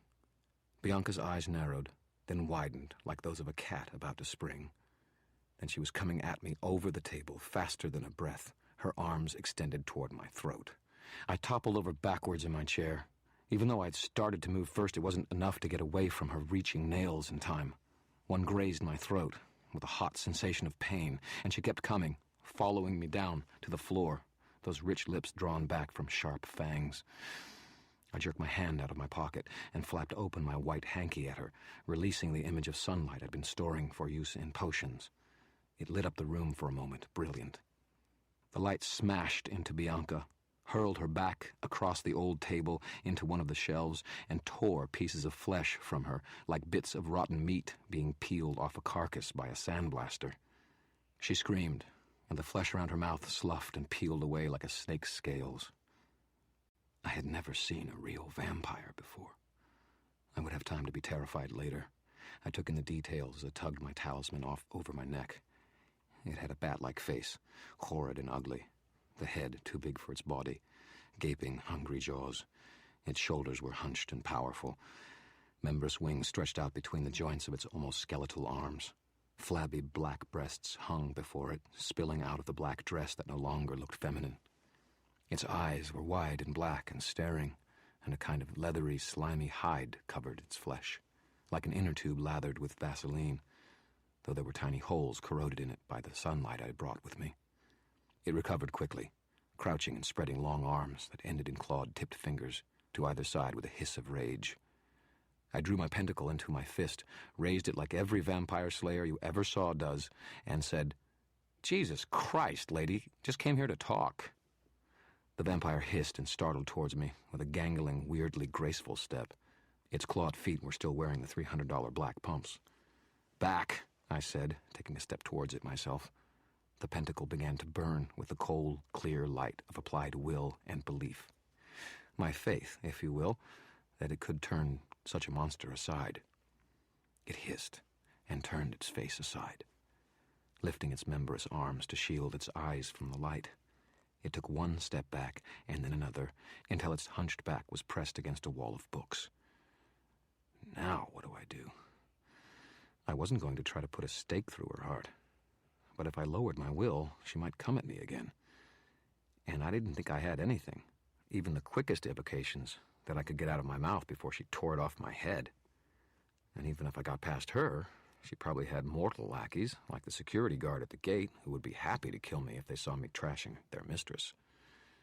"You killed her," the vampire snarled, and its voice was exactly the same, sultry and feminine. Even though twisted by rage and coming from that horrid mouth, it was unsettling. "You killed Jennifer. She was mine, Mageling."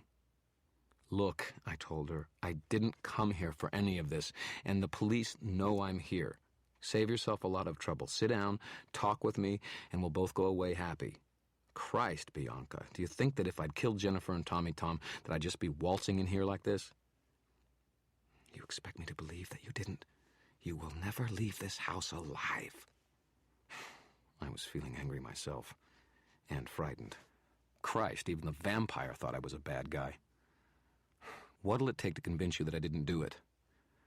Black, bottomless eyes stared at me through the burning fire of my faith.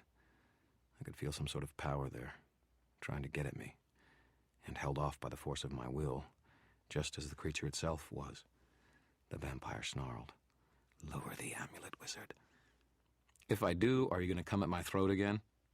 "If you do not, I most certainly will." Shaky logic, that. I tried to work through this situation from her point of view. She had been scared when I showed up. She had me searched and divested of weapons as best she could. If she thought I was Jennifer Stanton's murderer, would the mere mention of that name have brought that sudden violence out of her? I began to get that sinking feeling you get when you realize that not everything is as it appears. "If I put this down," I told her, "I want your word that you'll sit down and talk with me. I swear to you, by fire and wind, that I had nothing to do with her death." The vampire hissed at me, shielding its eyes from the light with one taloned hand. "Why should I believe you?" "Why should I believe you?" I countered. Yellowed fangs showed in its mouth. "If you do not trust my word, wizard, then how can I trust yours?" "Then you give it?"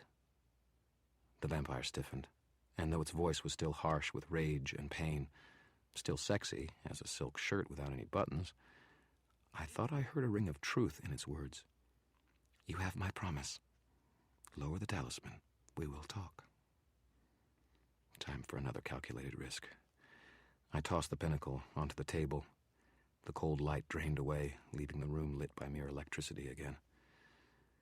The vampire slowly lowered its arms, blinking its two big eyes at me, and then at the pentacle upon the table. A long pink tongue flickered out nervously over its jaws and lowered face, then slipped back into its mouth. It was surprised, I realized. Surprised that I'd done it. My heart was racing, but I forced my fear back down out of my forebrain and into the background. Vampires are like demons, like wolves, like sharks. You don't let them think that you are potential food and get their respect at the same time. The vampire's true appearance was grotesque, but it wasn't as bad as some of the things I'd seen in my day. Some demons were a lot worse, and some of the elder things could rip your mind apart just by letting you look at them. I regarded the creature with a level gaze. "How about it?" I said. "Let's talk. The longer we sit around staring at one another, the longer Jennifer's killer stays free." The vampire stared at me for a moment more. Then it shuddered, drawing its wings membranes about itself. Black slime turned into patches of pale, perfect flesh that spread over the vampire's dark skin like a growth of fungus. The flabby black breasts swelled into softly rounded, rosy-tipped perfection once more. Bianca stood before me a moment later, settling her dress back into modesty again. Her arms crossed over her as though she was cold, her back stiff and her eyes angry. She was no less beautiful than she had been a few moments before, not a line or curve any different. But for me, the glamour had been ruined. She still had the same eyes, dark and fathomless and alien. I would always remember what she truly looked like beneath her flesh mask. I stooped and picked up my chair, righting it. Then I went around the table, turned my back on her, and stood hers up as well. Then I held it out for her, just as I had when I entered the room. She stared at me for a long moment.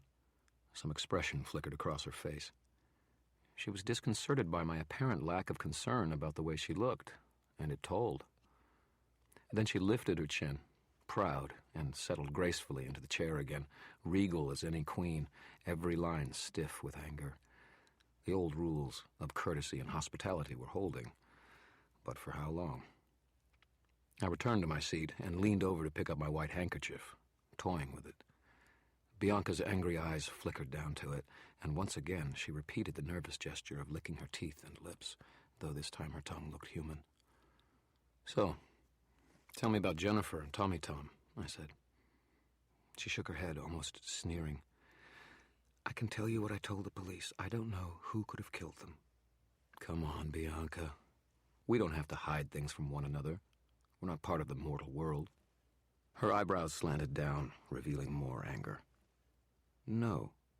You're the only one in the city with the kind of skill required to cast that sort of spell. If you didn't, I have no idea who else could have." "You don't have any enemies? Anyone who might have been wanting to make an impression on you?"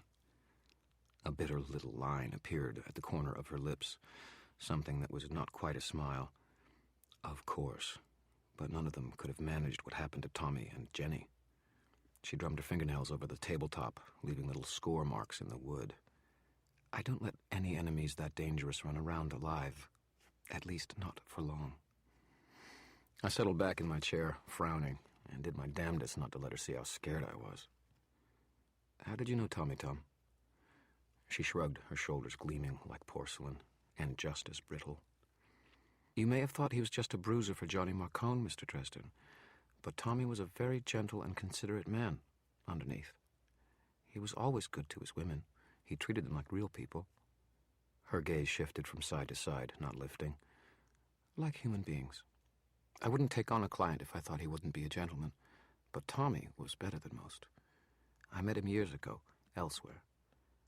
I always made sure he had someone to take care of him when he wanted an evening of company." "You sent Jennifer out to him that night?" She nodded, her expression bleak. Her nails drummed the tabletop again, gouging out more wood. "Was there anyone else who saw him on a regular basis? Maybe someone who would have talked to him, known what was going on in his life?" Bianca shook her head. "No," she said, but then she frowned. I just watched her, and absently tossed the handkerchief on the tabletop. Her eyes flicked to it, and then up to mine. I didn't flinch. I met her bottomless gaze, and corked my mouth up in a little smile as though I had something more and worse to pull out of my hat if she wanted to come after me again. I saw her anger, her rage, and for just a moment I got a peek inside, saw the source of it. She was furious that I had seen her true form, horrified and embarrassed that I had stripped her disguise away and seen the creature underneath. And she was afraid that I could take away even her mask forever with my power. More than anything else, Bianca wanted to be beautiful, and tonight I had destroyed her illusion. I had rattled her gilded little world. She sure as hell wasn't going to let me forget that. She shuddered and jerked her eyes away, furious and frightened at the same time, before I could see any deeper into her, or she into me.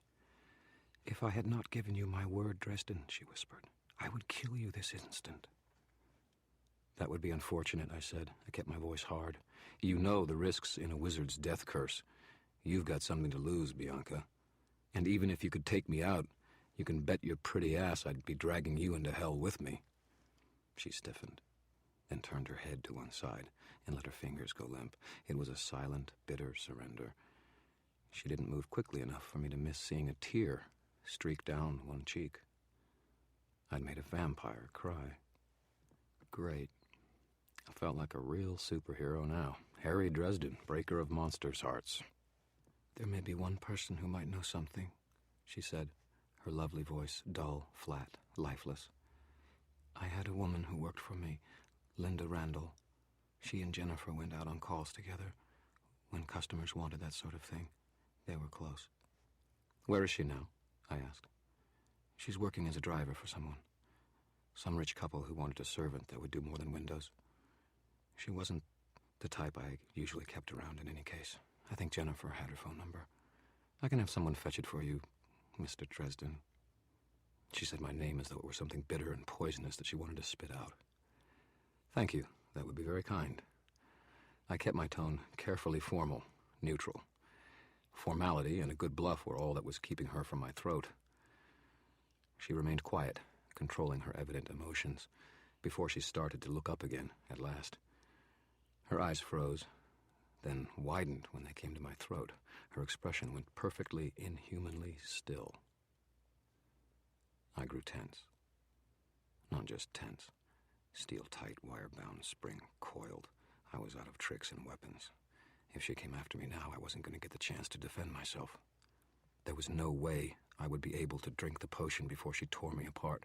I gripped the arms of my chair hard to keep myself from bolting. Do not show fear. Do not run away. It would only make her chase me, snap her instincts into the reaction of pursuing the prey. "You're bleeding, Mr. Dresden," she whispered. I lifted my hand slowly to my throat, where her nails had scored on me earlier. My fingertips came away slick with my own blood. Bianca kept on staring. Her tongue flickered around her mouth again. "Cover it. Cover it," she whispered. A strange mewling sound came out of her mouth. "Cover it, Dresden." I picked up my handkerchief and pressed it over my throat. Bianca blinked, her eyes closed slowly, and then turned away, half hunched over her stomach. She didn't stand up.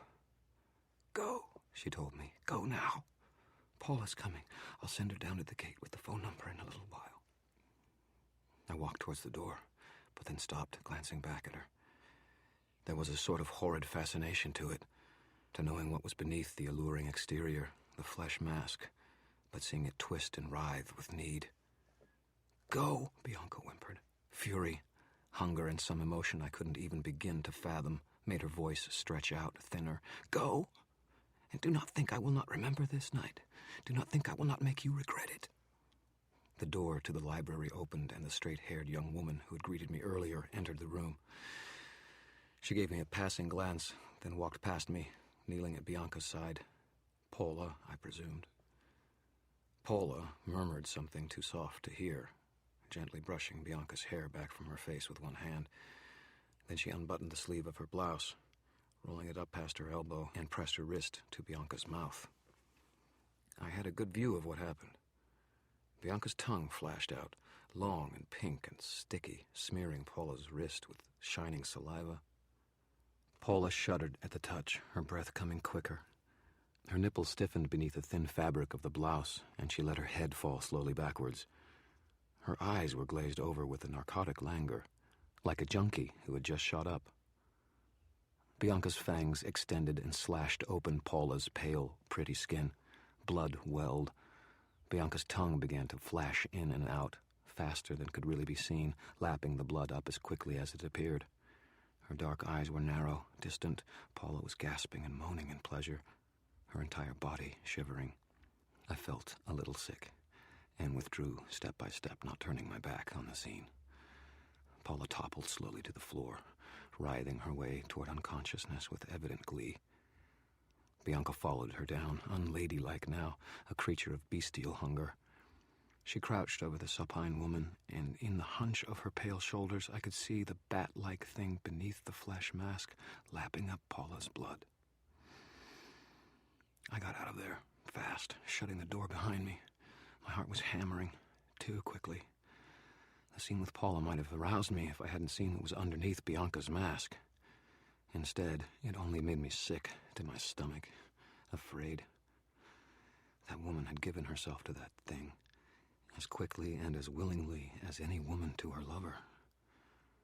The saliva. Some part of me rationalized, desperate to latch onto something cold and logical and detached. The saliva was probably narcotic, probably even addictive. It would explain Paula's behavior, the need to have more of her drug. But I wondered if Paula would have been so eager had she known Bianca's true face. Now I understood why the White Council was so hard-nosed with vampires. If they could get that kind of control over a mortal, what would happen if they could get their hooks into a wizard? If they could addict a wizard to them as thoroughly as Bianca had the girl I'd just seen? Surely it wasn't possible. But then, if it wasn't, why would the council be so nervous about them? "Do not think I will not make you regret it," she said. I felt cold as I hurried down the dark driveway toward the gate. Fido, the security guard, was waiting for me at the front gate and passed back my knife and my cane without a word. A tow truck was out in front, latching itself to the beetle. I put one hand on the cold metal of the gate and kept the other, with its handkerchief pressed to my throat, and watched George, the tow truck guy, work. He recognized me and waved, flashing a grin that showed the white teeth in his dark face. I nodded back. I wasn't up to answering the smile. A few minutes later, the guard's cellular phone beeped at him. He withdrew several paces, repeated several affirmatives, then took a notebook from his pocket, writing something down. He put the phone away and walked back over to me, offering me the piece of paper. "What's this?" I said. "The phone number you were looking for, and a message." I glanced at the paper but avoided reading it just then. "I thought Bianca was going to send Paula down with it." He didn't say anything, but his jaw tightened, and I saw his eyes flick toward the house, where his mistress was. He swallowed. Paula wasn't coming out of the house, and Fido was afraid. I took the paper. I kept my hand from shaking as I looked at it. On it was a phone number and a single word: regret. I folded the piece of paper in half and put it away into the pocket of my duster. Another enemy. Super. At least with my hands in my pockets, Fido couldn't see them shaking. Maybe I should have listened to Murphy. Maybe I should have stayed home and played with some nice, safe, forbidden black magic instead. I departed Bianca's place in George's loner, a wood-paneled Studebaker that grumbled and growled and squealed everywhere it went. I stopped at a payphone, short distance from the house, and called Linda Randall's number. The phone rang several times before a quiet, dusty contralto answered. "Beckett's, this is Linda." "Linda Randall?" I asked. "Mm-hmm," she answered. She had a furry, velvety voice, something tactile. "Who's this?" "My name is Harry Dresden, and I was wondering if I could talk to you." "Harry who?" she asked. "Dresden. I'm a private investigator." She laughed, a sound rich enough to roll around naked in. "Investigating my privates, Mr. Dresden. I like you already." I coughed. Yes, Ms. Randall." "Miss," she said, cutting in. "Miss Randall. I'm not occupied at the moment." "Miss Randall," I amended. "I'd like to ask you some questions about Jennifer Stanton, if I could." Silence on the other end of the line. I could hear some sounds in the background, a radio playing, perhaps, and a recorded voice talking about white zones and red zones and loading and unloading of vehicles. "Miss Randall." "No," she said. "It won't take long, and I assure you that you aren't the subject of anything I'm doing. If you could just give me a few moments of your time." "No," she told me. "I'm on duty, and will be for the rest of the night. I don't have time for this." "Jennifer Stanton was a friend of yours. She's been murdered. If there's anything you can tell me that might help..." She cut me off again. "There isn't," she said. "Goodbye, Mr. Dresden." The line went dead. I scowled at the phone, frustrated. That was it then. I'd gone through all the preparation, the face-off with Bianca and possible future troubling, for nothing. No way, I thought, no way in hell. Bianca had said that Linda Randall was working as a driver for someone. The Becketts, I presume, whoever they were. I recognized the voice in the background as a recorded message that played outside the concourses at O'Hare Airport. So she was in a car at the airport, maybe waiting to pick up the Becketts, and definitely not here for long. With no time to lose, I kicked the wheezing old Studebaker into gear and drove to O'Hare. It was far easier to blow off someone over the phone than it was to do it in person. There were several concourses, but I had to trust to luck. Luck to guide me to the right one. And luck to get me there in time before Miss I Am Not Occupied Randall had the opportunity to pick up her employers and leave. And a little more luck to keep the Studebaker running all the way to O'Hare.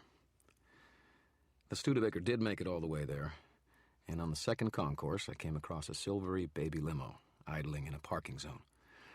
The interior was darkened, so I couldn't see inside very well. It was a Friday evening, and the place was busy. Business folk in their sober suits returning home from long trips about the country. Cars continually purring in and out of the semicircular drive. A uniformed cop was directing traffic, keeping people from doing brainless things like parking in the middle of one of the traffic lanes in order to load up the car. I swerved the old Studebaker into a parking place, racing a Volvo for it and winning by a dint of driving the older and heavier vehicle and having the more suicidal attitude. I kept an eye on the silver limo as I got out of the car and strode over to a bank of payphones. I plopped my quarter in and once more dialed the number provided by Bianca. The phone rang. In the silver limo, someone stirred. "Beckett's, this is Linda," she purred. "Hello, Linda," I said. "This is Harry Dresden again." I could almost hear her smirk. There was a flicker of light from inside the car, the silhouette of a woman's face, and then the orange glow of a cigarette being lit. "I thought I told you I didn't want to talk to you, Mr. Dresden." I like women who play hard to get. She laughed that delicious laugh. I could see her head move in the darkened car when she did. "I'm getting harder to get by the second. Goodbye again." She hung up on me. I smiled, hung up the phone, walked over to the limo, and rapped on the window. It buzzed down. A woman in her mid-20s arched an eyebrow at me. She had beautiful eyes, the color of rain clouds, and a little too much eyeshadow, and brilliant scarlet lipstick on her Cupid's bow lips. Her hair was medium brown, drawn back into a tight braid that made her cheeks look almost sharp, severe, except for her forelocks, which hung down close to her eyes in an insolent disarray. She had a predatory look about her, harsh, sharp. She wore a crisp white shirt, gray slacks, and held a lit cigarette in one hand. The smoke curled up around my nose, and I exhaled, trying to push it away. She looked me up and down, frankly assessing. "Don't tell me. Harry Dresden." "I really need to talk to you, Miss Randall. It won't take long." She glanced at her watch, and then at the terminal doors, then back up at me. "Well, you've got me cornered, don't you? I'm at your mercy." Her lips quirked. She took a drag of her cigarette. "And I like a man who just won't stop." I cleared my throat again. The woman was attractive, but not unduly so. Yet there was just something about her that revved my engines.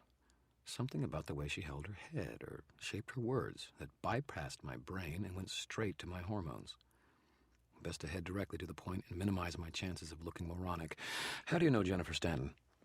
She looked up at me through long lashes. "Intimately." You worked for Bianca with her?"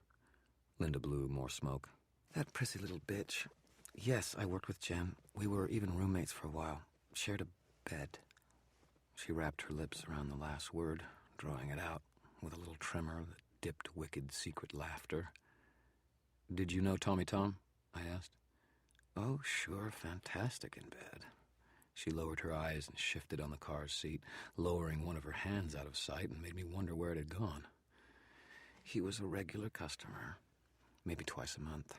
Jen and I would go over to his place, have a little party." She leaned towards me.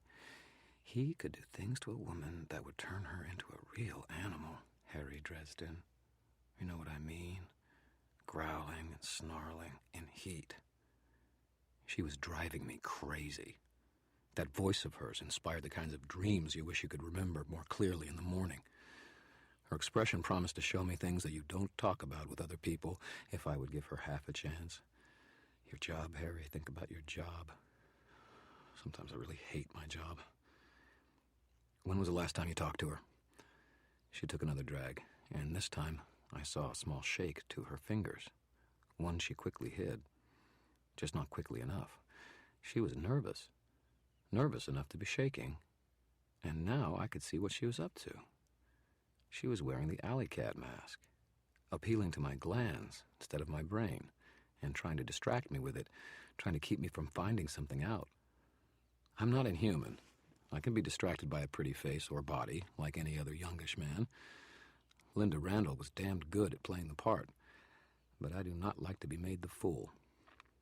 "So, Miss Sex Goddess, what are you hiding?" I cleared my throat and asked mildly, "When was the last time you spoke to Jennifer Stanton, Miss Randall?" She narrowed her eyes at me. She wasn't dumb, whatever else she was. She'd seen me reading her, seeing through her pretense.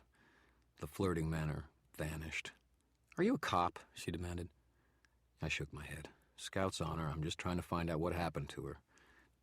"Damn it," she said softly. She flicked the butt of the cigarette out onto the concrete and blew out a mouthful of smoke.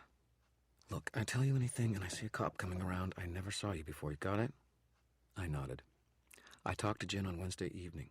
She called me. It was Tommy's birthday. She wanted to get together again." Her mouth twisted. "Sort of a reunion." I glanced about and then leaned down closer to her. "Did you?" Her eyes were roving about now, nervous, like a cat who has found herself shut into a small room. "No," she said. "I had to work. I wanted to, but..." "Did she say anything unusual, anything that might have made you suspect she was in danger?" She shook her head again. "No, nothing. We hadn't talked much for a while. I didn't see her as much after I split from the Velvet Room." I frowned at her. "Do you know what else she was doing? Anything that she might have been involved with that could have gotten her hurt?" She shook her head. No, nothing like that. That wasn't her style.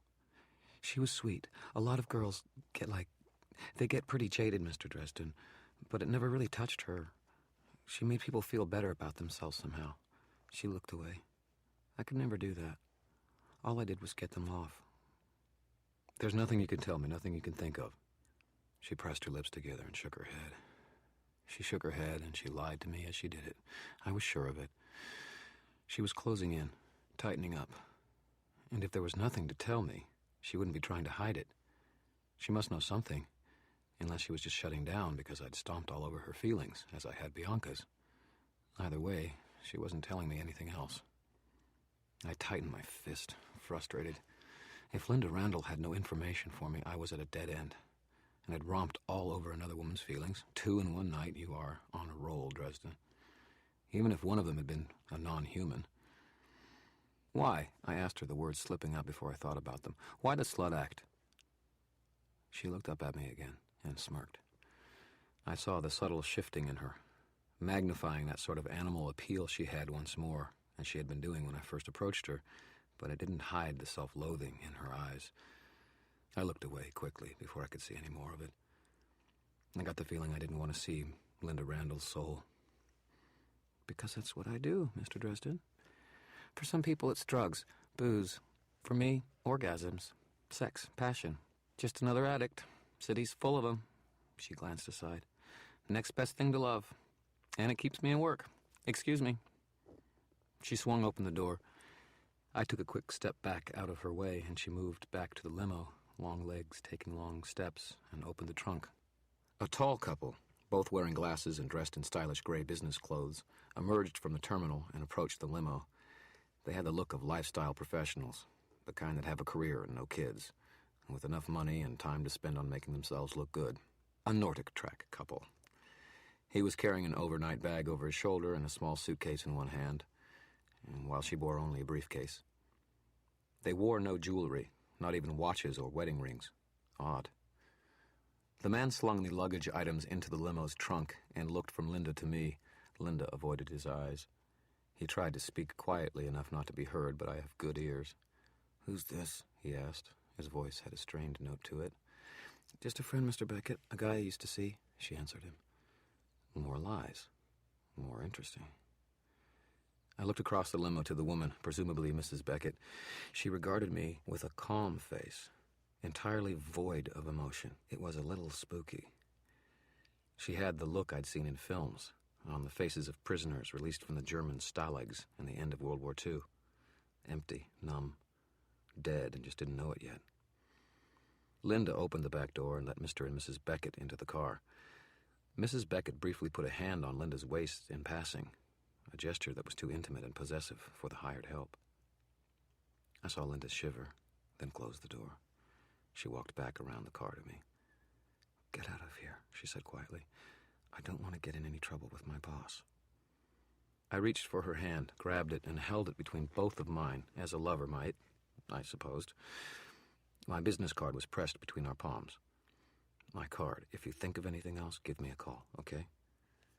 She turned away from me without answering, but the card vanished into a pocket before she got back into the limo. Mrs. Beckett's dead eyes watched me through the side window as the limo went by. It was my turn to shiver. Like I said, spooky. I went on into the airport, the monitors displaying flight times flickering to fuzz as I walked by. I went to one of the cafes inside, sat down, and ordered myself a cup of coffee. I had to pay for it with change. Most of my money had gone into paying off last month's rent and into the love potion I'd let Bob talk me into making. Money. I needed to get to work on Monica Sell's case, finding her husband. I didn't want to get out of hot water with the White Council, only to lose my office and apartment because I couldn't pay the bills. I sipped my coffee and tried to organize my thoughts. I had 2 areas of concern. The most important was finding out who had killed Tommy Tom and Jennifer Stanton. Not only to catch the killer before any more corpses turned up, but because if I didn't, the White Council would probably use the opportunity to have me put to death. And, while tracking down killers and avoiding execution squads, I had to do some work for someone who would pay me. Tonight's excursion wasn't something I could charge Murphy for. She'd have my ass in a sling if she knew I was running around asking questions, poking my nose in where it shouldn't be. So, if I wanted money from Chicago PD, I would have to spend time doing the research Murphy wanted. Black magic research that could get me killed all by itself. Or I could work on Monica Sell's missing husband case. I thought I had that one pretty well pegged down, but it wouldn't hurt to get it fleshed out fully. I could spend time working on it, filling out the hours on the retainer, maybe even getting a few more added on. That appealed to me a lot more than trying to work out some black magic. So I could follow up on the lead Toot Toot had given me. There'd been pizza delivered out to the Lake Providence home that night. Time to talk to the delivery man, if possible. I left the cafe, went out to the payphones and dialed directory assistance. There was only one place near to the Lake Providence address that delivered pizza. I got the number and dialed through. "Pizza Express," someone with a mouthful said. "What'll it be tonight?" Hey there," I said. "I wonder if you can help me out. I'm looking for the driver who took an order out to an address on Wednesday night."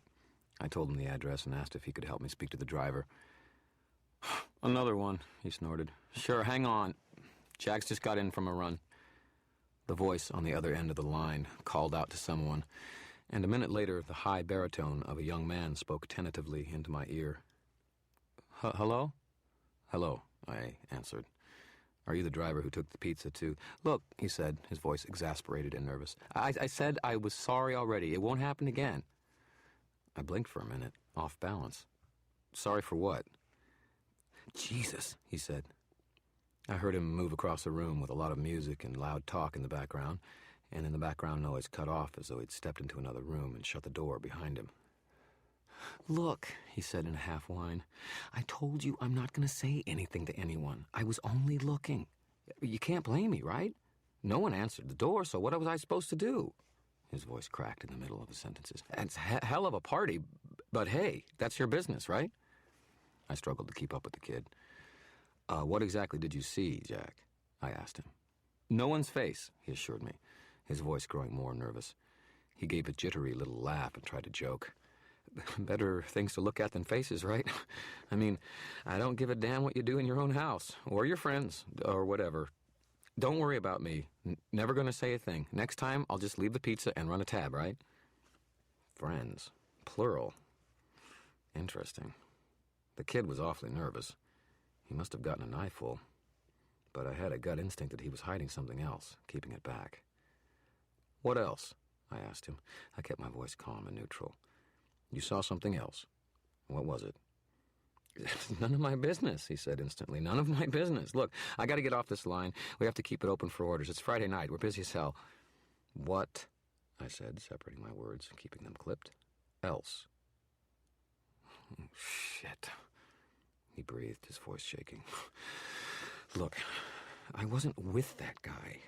Don't know anything about him. I didn't tell him you were having an orgy out there, honest. Jesus, mister, I don't want any trouble." Victor Sells seemed to have a real good idea of how to party, and of how to frighten teenagers. "One more question, I'll let this go," I told him. "Who was it you saw? Tell me about him." I don't know him. I didn't recognize him. Some guy with a camera, that's all. I went around to the back of the house to try the back door, got up on your deck and just saw inside. I didn't keep on looking, But there he was up there, all in black, with his camera taking pictures. He paused as someone pounded on the door he had earlier closed. "Oh, God, I have to go, mister. I don't know you. I don't know nothing." And then there was a scrambling of feet as he hung up the phone. I hung up the phone myself and ambled back to George's loaner. I worked out details I had just learned on the way back to my apartment. Someone else had called Pizza Express, apparently just before I had. Someone else had gone asking after the pizza boy. Who? Why, Victor Sells, of course. Tracing down people who might have information about him. His possible presence in the lake house. Victor Sells, who had been having some sort of get-together out there that night. Maybe he had been drunk, or one of his guests had, and ordered a pizza, and now Victor was trying to cover his tracks. Which implied that Victor knew someone was looking for him. Hell, as far as I knew, he'd been in the house when I'd gone out there last night. This made things a lot more interesting. A missing man who doesn't want to be found could get dangerous if someone came snooping after him. And a photographer. Someone lurking around outside of the windows and taking pictures. I rummaged in my duster's pocket and found the round plastic film canister. That explained where that had come from, at any rate. But why would someone be out there in the house taking pictures of Victor and his friends? Maybe because Monica had hired someone else, a PI, without telling me. Maybe just a neighbor with a hots for taking dirty pictures. No way to tell, really. More mysteries. I pulled the Studebaker into my drive and killed the engine. I tallied the score for the evening. Enigma's lots, Harry, 0. My investigation for Monica Sells had netted me one husband throwing wild parties in his beach house after losing his job and working hard not to be found. Probably an advanced case of male menopause. Monica didn't seem to be the kind of woman who would take such a thing with good grace, more like the kind who would close her eyes and call me a liar if I told her the truth. But at least it merited a little more looking into. I could log a few more hours in on the case, maybe earn a little more money out of it before I gave her the bill. But I still didn't really know anything. The angle with Bianca had come to a dead end at Linda Randall. All I had were more questions for Miss Randall, and she was as closed as a bank on Sunday. I didn't have anything solid enough to hand to Murphy to let her pursue the matter. Damn it. I was going to have to do that research after all. Maybe it would turn up something helpful. Some kind of clue to help me and the police find the murderer. And maybe dragons would fly out of my butt. But I had to try. So I got out of the car to go inside and get to work. He was waiting for me behind the trash cans that stood next to the stairs leading down to my front door. The baseball bat he swung at me took me behind the ear and pitched me to the bottom of the stairs in a near senseless heap. I could hear his footsteps but couldn't quite move as he came down the stairs toward me. It figured. It was just the kind of day I was having. I felt his foot on the back of my neck, felt him lift the baseball bat, and then it came whistling down towards my skull with a mighty crack of impact. Except that it missed my motionless head and whacked into the concrete next to my face, right by my eyes instead. "Listen up, Dresden," my attacker said. His voice was rough, low, purposefully hoarse. "You got a big nose. Stop sticking it where it doesn't belong. You got a big mouth. Stop talking to people you don't need to talk to. Or maybe we're going to shut that mouth of yours." He waited a melodramatically appropriate moment and then added, "permanently." His footsteps retreated up the stairs and vanished. I just lay there, watching the stars in front of my eyes for a while. Mister appeared from somewhere, probably drawn by the groaning noises, and started licking at my nose. I eventually regained my mobility and sat up. My head was spinning, and I felt sick to my stomach. Mister rubbed up against me, as though he sensed something was wrong, purring in a low rumble. I managed to stand up enough to unlock my apartment door, let Mister and myself in, and lock the door behind me. I staggered over to my easy chair in the darkness and sat down with a woof of expelled breath. I sat motionless until the spinning slowed down enough to allow me to open my eyes again, and until the pounding of my head slowed down. Pounding head. Someone could have been pounding on my head with a baseball bat just then. Pounding my head into new and interesting shapes that were inconducive to carrying on businesslike pursuits. Someone could have been pounding Harry Dresden right into the hereafter. I cut off that line of thought. You are not some poor rabbit, Dresden. I reminded myself sternly. You are a wizard of the old school, a spells-linger of the highest caliber. You're not going to roll over for some schmuck with a baseball bat just because he tells you to. Galvanized by the sound of my own voice, or maybe only by the somewhat unsettling realization that I had begun talking to myself, I stood up and built a fire in the fireplace, then walked unsteadily back and forth in front of it, trying to think, to work out the details. Had this evening's visits triggered the warning? Who had reason to threaten me? What were they trying to keep me from finding? And most importantly, what was I going to do about it? Someone had seen me talking to Linda Randall, maybe. Or more likely, someone had seen me showing up at Bianca's place, asking questions. The Blue Beetle may not be glitzy, but it was sort of difficult to mistake for anyone else's car. Who would have reason to have me watched? Why? Had Gentleman Johnny Marconi followed me so that he could have a word with me? So he could ask me to keep out of this business with Tommy Tom's murder? Yes, he had. Maybe this had been another reminder from the mod boss. It had that kind of mafioso feel to it. I staggered to my kitchenette and fixed myself a Tisane tea for the headache, then added in some aspirin. Herbal remedies are well and good, but I don't like to take chances. Working on that same principle, I got my Smith & Wesson 38 Chief Special out of its drawer, took the cloth covering off of it and made sure it was loaded. Then I stuck the revolver in my jacket pocket. Wizardry aside, it's tough to beat a gun for discouraging men with baseball bats. And I sure as hell wasn't going to roll over for the tiger-souled Johnny Marconi. Let him push me around. Let him know it was all right to walk all over me whenever he felt like it. No way in hell. Or on earth, either. My head was throbbing and my hands were shaking. But I went down the ladder to my workroom and started figuring out how to rip someone's heart out of his chest from 50 miles away. Who says I never do anything fun on Friday night? It took me the rest of the night and part of the rest of the morning, but I worked out how I could murder someone in the same manner that Tommy Tom and Jennifer Stanton had been killed. After the 5th or 6th time I checked the figures, I stared at my calculations. It didn't make any sense. It was impossible. Or maybe we were all underestimating just how dangerous this killer was. I grabbed my duster and headed out without bothering to check my books. I don't keep any mirrors in my home. Too many things can use mirrors as windows, or doors. But I was pretty sure I looked like a wreck. The Studebaker's rearview mirror confirmed this. My face was haggard, with a shadow of beard, deep circles under bloodshot eyes, and hair that looked as though it had been riding a speeding motorcycle through a cloud of greasy smoke. Smoothing your hair back with sweaty palms as a study habit will do that to you, especially if you do it for 12 or 14 hours straight. It didn't matter. Murphy wanted this information, and she needed to have it. Things were bad. They were very, very bad. I made quick time down to the station, knowing Murphy would want to hear this from me face to face. The police station Murphy worked in was one in an aged complex of buildings that housed the Metro Police Department. It was run down, sagging in places like an old soldier who nonetheless stood at attention and struggled to hold in his gut. There was graffiti along one wall that the janitor wouldn't come to scrub off until Monday morning. I parked in the visitors' parking, easy to do on a Saturday morning, and headed up the steps and into the building.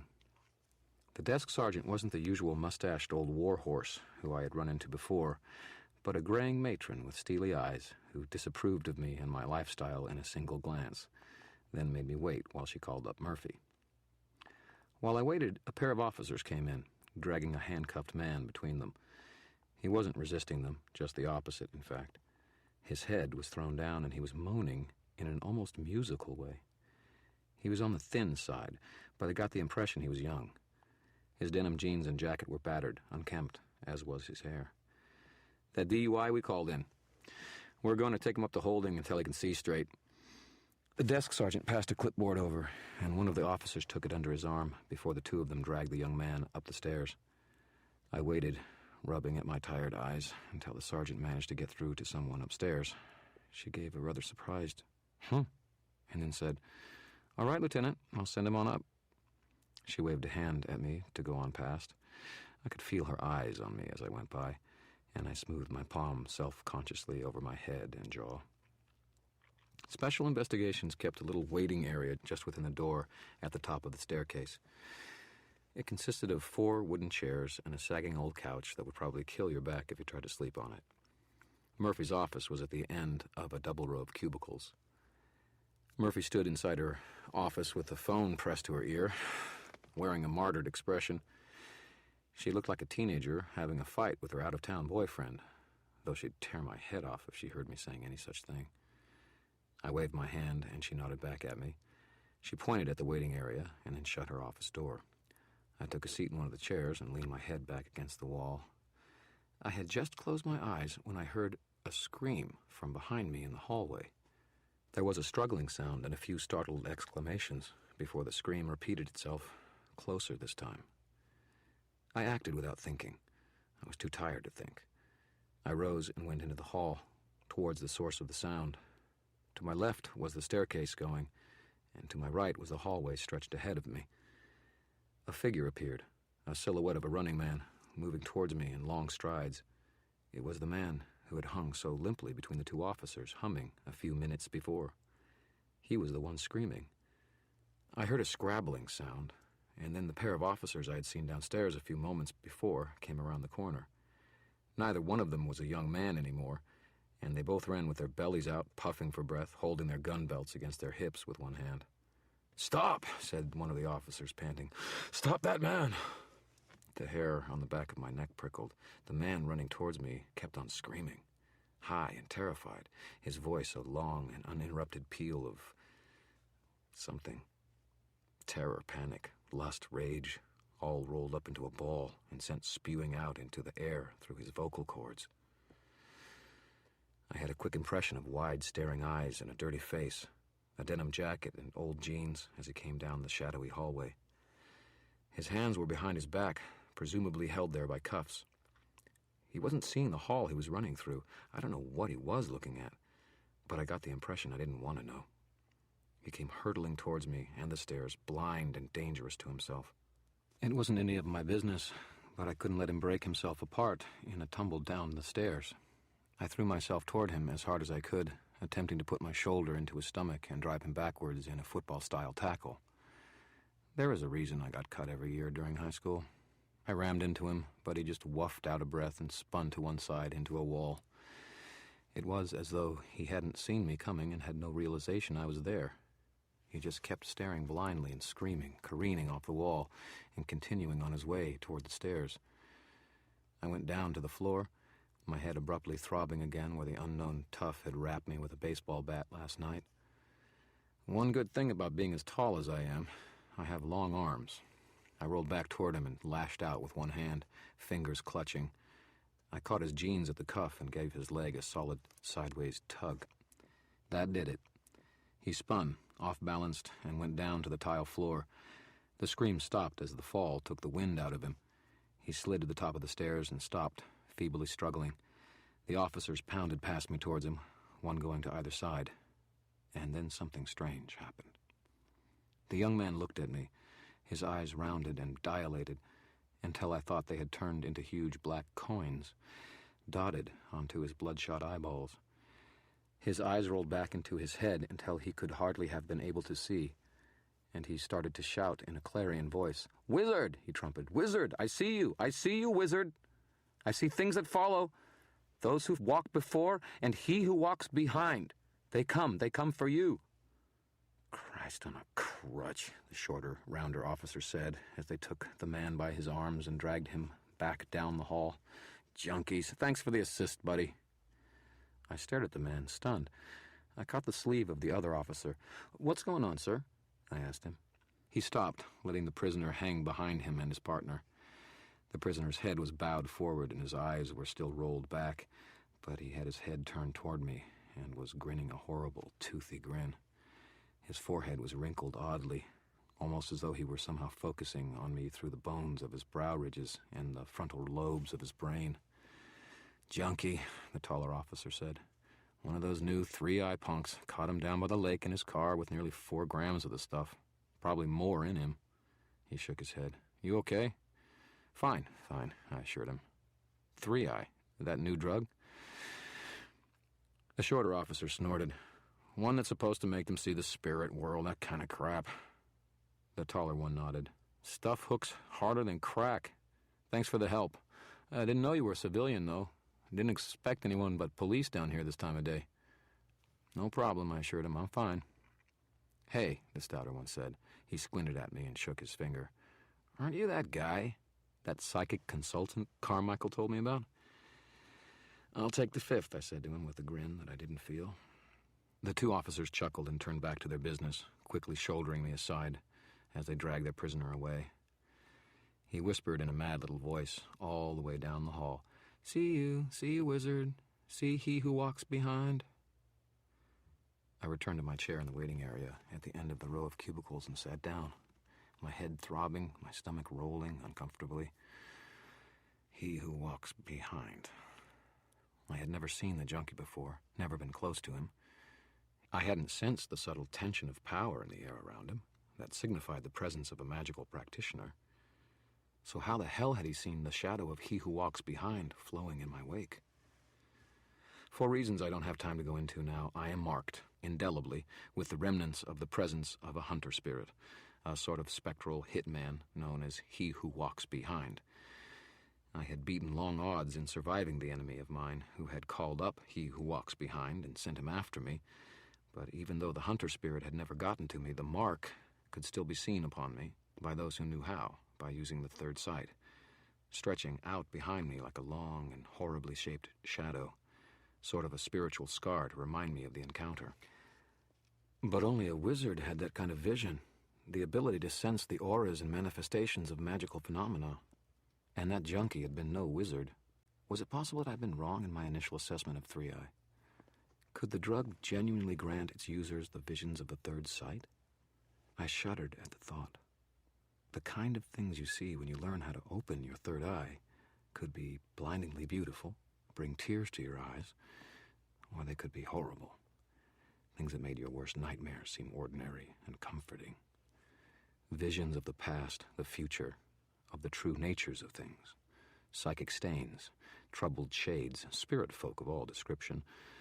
The shivering power of the never-never in all its brilliant and subtle hues, and all going straight into your brain, unforgettable, permanent. Wizards quickly learn how to control the third eye, to keep it closed, except in times of great need, or else they go mad within a few weeks. I shivered. If the drug was real, if it really did open the third eye in mortals instead of just inflicting ordinary hallucinations upon its users, then it was far more dangerous than it seemed, even with the deleterious effects demonstrated by the junkie I had tackled. Even if the user didn't go mad after seeing too many horrible or otherworldly things, he might see through the illusions and disguises of any of a number of beings that passed among mankind regularly unseen, which could compel such creatures to act in defense for fear of being revealed. Double jeopardy. Dresden, Murphy snapped. Wake up. I blinked. Not asleep. I slurred, just resting my eyes. She snorted. Save it, Harry, and pushed a styrofoam cup into my hands. She'd made me coffee with a ton of sugar in it, just the way I like, and even though it was a little stale, it smelled like heaven. You're an angel, I muttered. I took a sip and then nodded down a row of cubicles. You want to hear this one in your office? I could feel her eyes on me as I drank. All right, she said, let's go. And the coffee's 50 cents, Harry. I followed her to her office, a hastily assembled thing with cheap plywood walls and a door that isn't hung quite right. The door had a paper sign taped to it, neatly lettered in black magic marker with Lieutenant Karen Murphy. There was a rectangle of lighter wood where a plaque had once held some other hapless policeman's name. That the office never bothered to put up a fresh plaque was a not-so-subtle reminder of the precarious position of the Special Investigations Director. Her office furniture, the entire interior of the office, in fact, was a contrast with the outside.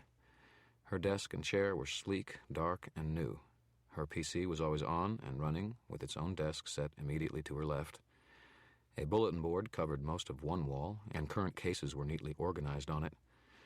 Her college diploma, the Aikido trophies, and her marksman's awards were on the wall to one's immediate right as you entered the office, and sitting there right next to your face if you were standing before her desk or sitting in the chair in front of it. It was Murphy, Organized, direct, determined, and just a little bit belligerent. "Hold it," Murphy told me. I stopped outside of her office, as I always did, while she went inside and turned off, then unplugged her computer and the small radio on her desk.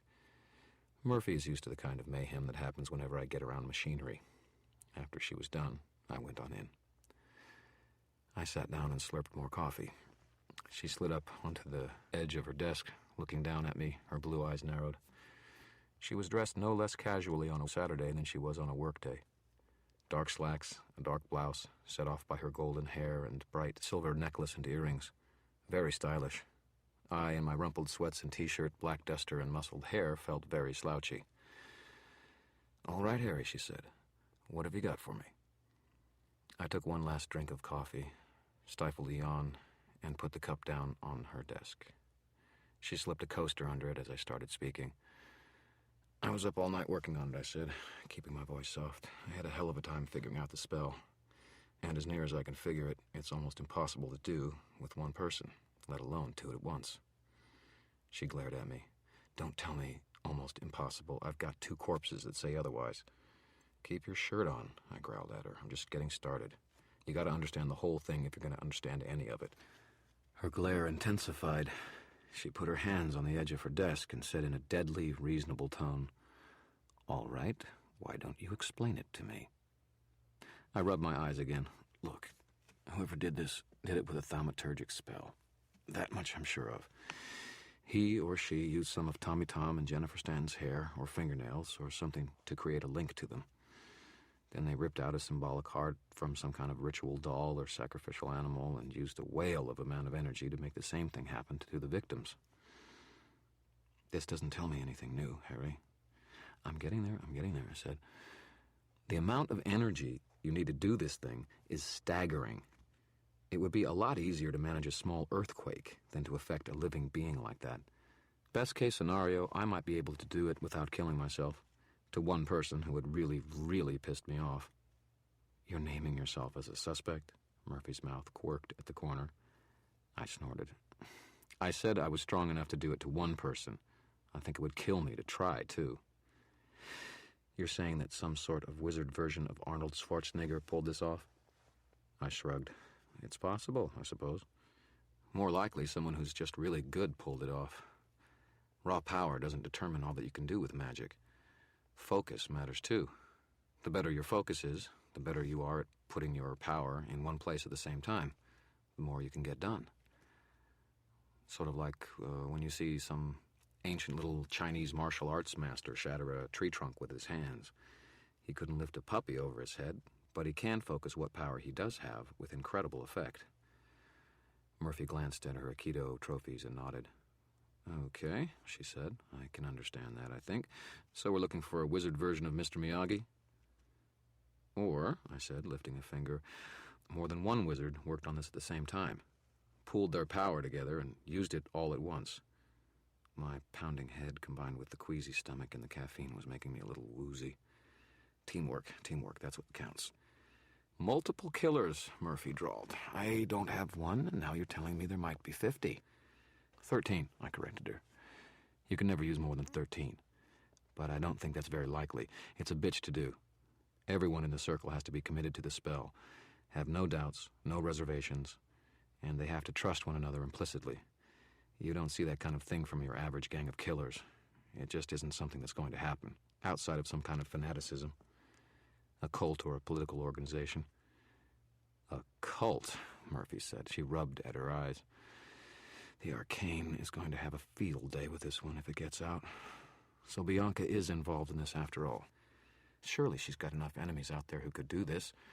She could inspire that kind of effort to get rid of her." I shook my head. The pain was getting worse, heavier, but pieces were falling into place. "No, you're thinking the wrong angle here. The killer wasn't taking out a hooker and Tommy Tom to get at Bianca." "How do you know?" "I went to see her," I responded. "Damn it, Harry!" I didn't react to her angry. "You know she wasn't going to talk to you, Murph. She's an old-fashioned monster girl, no cooperation with the authorities." "But she did talk to you," Murphy demanded. I said, "Pretty please." "I would beat the crap out of you if you didn't already look like it," Murphy said. "What did you find out?"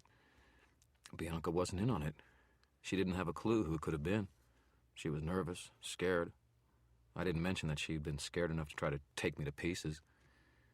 So someone's sending a message, but not to Bianca.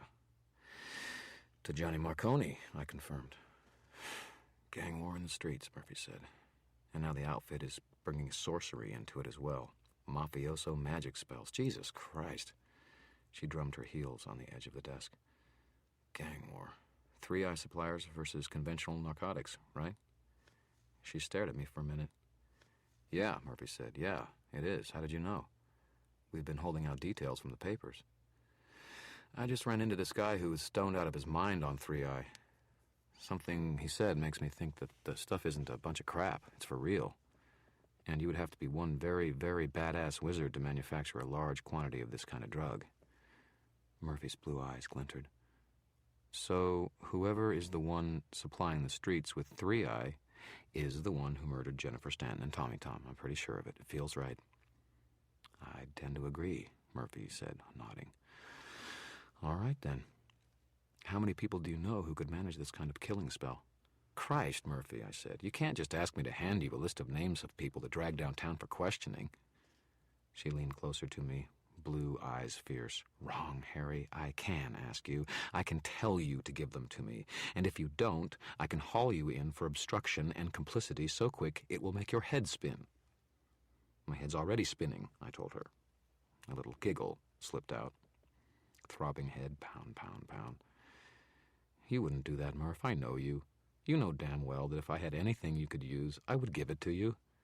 If you just let me in on the investigation, give me a chance to... No, Harry, she said, her voice flat.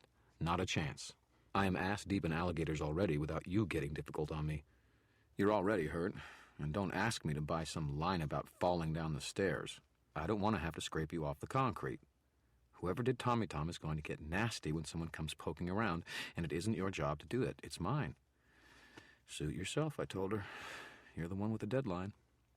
Her face went pale, and her eyes blazed. You are such an incredible shit, Harry. I started to answer that. I really did. But my skull got loose and shaky on my neck, and things spun around, and my chair sort of wobbled up onto its back legs and whirled around precariously. I thought it was probably safest to slide my way along to the floor, rubbery as a snake. The tiles were nice and cool underneath my cheek. It was sort of comforting. My head went boom, boom, boom the whole time I was down there, spoiling what would have been otherwise a very pleasant little nap. I woke up on the floor of Murphy's office. The clock on the wall said that it was about 20 minutes later. Something soft was underneath my head, and my feet were propped up with several phone books. Murphy was pressing a cool cloth against my forehead and throat. I felt terrible, exhausted, achy, nauseous, my head throbbing. I wanted to do nothing so much as to curl up and whimper myself to sleep. Given that I would never live that down, I made a wisecrack instead. Do you have a little white dress? I had this deep-seated nurse fantasy about you, Murphy. A pervert like you would. Who hit your head? She demanded. No one, I mumbled, fell down the stairs to my apartment. Bullshit, Harry, she said, her voice hard. Her hands were no less gentle with the cool cloth, though. You've been running around on this case. That's where you got the bump on your head, isn't it? I started to protest. Oh, save it, she said, letting out a breath. If you didn't already have a concussion, I'd tie your heels to my car and ride through traffic. She held up 2 fingers. How many fingers am I holding up? 50, I said, and held up 2 of my own. It's not a concussion, just a little bump on the head. I'll be fine. I started to sit up. I needed to get home, get some sleep. Murphy put her hand on my neck and pressed me back down on the pillow beneath my head, which was apparently her jacket, because she wasn't wearing it. Stay down, she growled. How did you get here? Not in that heap of a car, I hope. The Beetle is doing its Phoenix impression, I told her. I've got a loner. Look, I'll be fine. Just let me out of here and I'll go home and get some sleep. You aren't in any shape to drive, Murphy said. You're a menace. I'd have to arrest you myself if I let you behind a wheel in your condition. Murph, I said, annoyed, unless you can pay up for what you owe me already right now, I can't exactly afford a cab. Dream on, Harry, Murphy said, and save your breath. I'll give you a ride home. I don't need it, I began, but she got up from her knees and stalked out of her little office. Foolishness, I thought. Stupidity. I was perfectly capable of moving myself around, so I sat up and heaved myself to my feet. Or tried to. I actually managed to half sit up, and then I just heaved. Murphy came back in to find me curled up on my side, her office stinking from where I'd thrown up. She didn't, for a change, say anything. She just knelt down by me again, cleaned off my mouth, and put another cool cloth over the back of my neck. I remember her helping me out to her car. I remember little pieces of the drive back to my apartment. I remember giving her the keys to the loaner and mumbling something about Mike and the tow truck driver. But mostly I remember the way her hand felt on mine. Cold, with a little bit of nervousness to the soft fingers, small beneath my great gawking digits, and strong. She scolded and threatened me the entire way back to the apartment, I think. But I remember the way she made sure she held my hand, as though to assure herself that I was still there, or to assure me that she was there, and she wasn't going anywhere. There's a reason I'll go out on a limb to help Murphy. She's good people. One of the best. We got back to my apartment sometime before noon. Murphy helped me down the stairs and unlocked the door for me. Mister came running up and hurled himself against her legs in greeting. Maybe being short gives her better leverage or something. She didn't really wobble when Mister rammed her, like I do. Or maybe it's the Aikido. Christ, Harry, she mumbled, this place is dark. She tried the light switch, but the bulb had burned out last week, and I hadn't had the cash to replace them. So she sat me down on the couch and lit some candles off of the glowing coals in the fireplace. All right, she said, I'm putting you in bed. Well, if you insist. The phone rang. It was in arm's reach, so I picked it up. Dresden, I mumbled. Mr. Dresden, this is Linda Randall. Do you remember me? Mm-hmm. Do men remember the scene in a movie with Marilyn standing over the subway grating? I found myself remembering Linda Randall's eyes and wondering things a gentleman shouldn't. Are you naked? I said. It took me a minute to register what I'd said. Whoops. Murph gave me an arch look. She stood up and walked into my bedroom and busied herself straightening my covers and giving me a modicum of privacy. I felt cheered. My slip had thrown Murphy off better than any lie I could have managed. Maybe a woozy Harry was not necessarily a bad Harry. Linda purred laughter into the phone. I'm in a car right now, honey. Maybe later. Look, I've come up with a few things that might help you. Can you meet me tonight? I rubbed my eyes. It was Saturday. Tonight was Saturday night. Wasn't there something I was supposed to be remembering? To hell with it, I thought. It couldn't have been all that important if I couldn't even remember it. Sure, I told her. Fine. She into the phone. You're such a gentleman. And I like that once in a while. I get off at 7, all right? Do you want to meet me? Say at 8? My car exploded, I said. My tongue felt fuzzy. I can meet you at the 7-Eleven down the street from my apartment. She poured that rich, creamy laughter into my ear again. Tell you what, give me an extra hour or so to go home, get a nice hot bath, make myself all pretty, and then I'll be there in your arms. Sound good for you? Well, okay. She laughed again and didn't say goodbye before disconnecting. Murphy appeared again, and as soon as I'd hung up the phone, tell me you didn't just make a date, Dresden. You're jealous, Murphy snorted. Please. I need more of a man than you to keep me happy. She started to get an arm underneath me to help me up. You break like a dry stick, Dresden. You better get to bed before you get any more delusions. I put a hand against her shoulder to push her back. I didn't have that kind of strength, but she backed off, frowning. What? Something, I said. I rubbed my eyes. Something was bothering me. I was forgetting something, I was sure of it. Something I'd said I would do on Saturday. I struggled to push thoughts of drug wars and people driven mad by the third sight visions given them by 3-Eye drug and tried to concentrate. It didn't take long to click. Monica. I had told her I would get in contact with her. I patted at my duster pocket until I found a notepad and took it out, fumbled it open, and waved at Murphy. Candle, need to read something. Christ, Dresden, I swear you're at least as bad as my first husband. He was stubborn enough to kill himself, too. She sighed and brought a candle over. The light hurt my eyes for a moment. I made out Monica's number and I dialed her up. Hello? A male child's voice answered. Hi, I said. I need to speak to Monica, please. Who's this? I remembered. I was working for her on the sly and answered, her fourth cousin, Harry, from Vermont. "'Kay," the kid said. "Hold on." Then he screamed, without lowering the mouthpiece of the phone from his lips. "Mom! Your cousin Harry from Vermont is on the phone long distance." Kids, you gotta love them. I adore children. A little salt, a little squeeze of lemon. Perfect. I waited for the pounding in my head to resolve into a mere agony until the kid dropped the phone and ran off, feet thumping on the hardwood floor. A moment later, there was a rattle of the phone being picked up, and Monica's quiet, somewhat nervous voice said, hello? "It's Harry Dresden," I told her. "I just wanted to call you and let you know what I've been able to find out for you." "I'm sorry," she interrupted. I don't need any of those." I blinked. Monica Sells?" I read her the phone number. Yes, she said, her voice hurried, impatient. "We don't need any help, thank you." "Is this a bad time?" No, it's not that. I just wanted to cancel my order. Discontinue the service. Don't worry about me." There was an odd quality to her voice, as though she were forcing a housewife's good cheer into it. "Cancel? You don't want me looking for your husband anymore? But, ma'am, the money." The phone began to buzz, and static made the line fuzzy. I thought I heard a voice in the background somewhere, and then the sound went dead except for the static. For a moment, I thought I'd lost the connection entirely. Blasted unreliable phones. Usually they messed up on my end, not the receiving end. You can't even trust them to foul up dependably.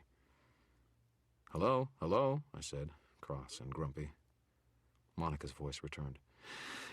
"Don't worry about that. Thank you so much for all of your help. Good day. Bye-bye. Thank you." Then she hung up on me. I took the phone away from my ear and stared at it. "Bizarre," I said. "Come on, Harry," Murphy said. She took the phone from my hand and planted it firmly in its cradle. "Oh, Mom, it's not even dark yet." I made the lame joke to try to think about something besides how terribly my head was going to hurt when Murphy helped me up. She did. It did. We hobbled me into the bedroom, and when I stretched out on the cool sheets, I was reasonably certain I was going to set down roots. Murphy took my temperature and felt my scalp with her fingers, careful around the goose egg on the back of my skull. She shined a penlight into my eyes, which I did not like. She also got me a drink of water, which I did like, and had me swallow a couple of aspirin or Tylenol or something. I only remember two more things about that morning. One was Murphy stripping me out of my shirt, boots, and socks, and leaning down to kiss my forehead and ruffle my hair. Then she covered me up with blankets and put out the lights. Mister crawled up there and laid down across my legs, purring like a small diesel engine, comforting. The second thing I remember was the phone ringing again. Murphy was just about to leave, her car keys rattling in her hand. I heard her turn back to pick up the phone and say, "Harry Dresden's residence." Then there was silence. "Hello," Murphy said. After another pause, Murphy appeared in the doorway, a small shadowy figure looking down on me. "Wrong number. Get some rest, Harry." "Thanks, Karen." I smiled at her, or tried to. It must have looked ghastly. She smiled back, and I'm sure hers was nicer than mine. She left then. The apartment got dark and quiet. Mister continued to rumble soothingly in the dark. It kept nagging at me, even as I fell asleep. What had I forgotten? And another less sensible question, who had been on the line who hadn't wanted to speak to Murphy? Had Monica Sells tried to call me back? Why would she call off the case and tell me just to keep the money? I pondered this, and baseball bats, and other matters, until Mister's purring put me to sleep. I woke up when thunder rattled the old house above me. True dark it had fallen. I had no idea of what time it was. I lay in the bed for a moment, confused and a little dizzy. There was a warm spot on my legs, where Mister had been until a few moments before. But the big gray cat was nowhere to be seen. He was a chicken about thunderstorms. Rain was coming down in sheets. I could hear it on the concrete outside and on the old building above me. It creaked and swayed in the spring thunderstorms and wind, timbers gently flexing, wise enough with age to give a little, rather than put up stubborn resistance until they broke. I could probably stand to learn something from that. My stomach was growling. I got out of bed, wobbled a little, and rooted about for my robe. I couldn't find it in the dark, but came across my duster where Murphy had left it on the chair, neatly folded. Laying on top of it was a scattering of cash, along with a napkin bearing the words, "You will pay me back, Murphy." I scowled at the money and tried to ignore the flash of gratitude I felt. I picked up my duster and tugged it on over my bare chest, then padded on naked feet out into the living room. Thunder rumbled again, growling outside.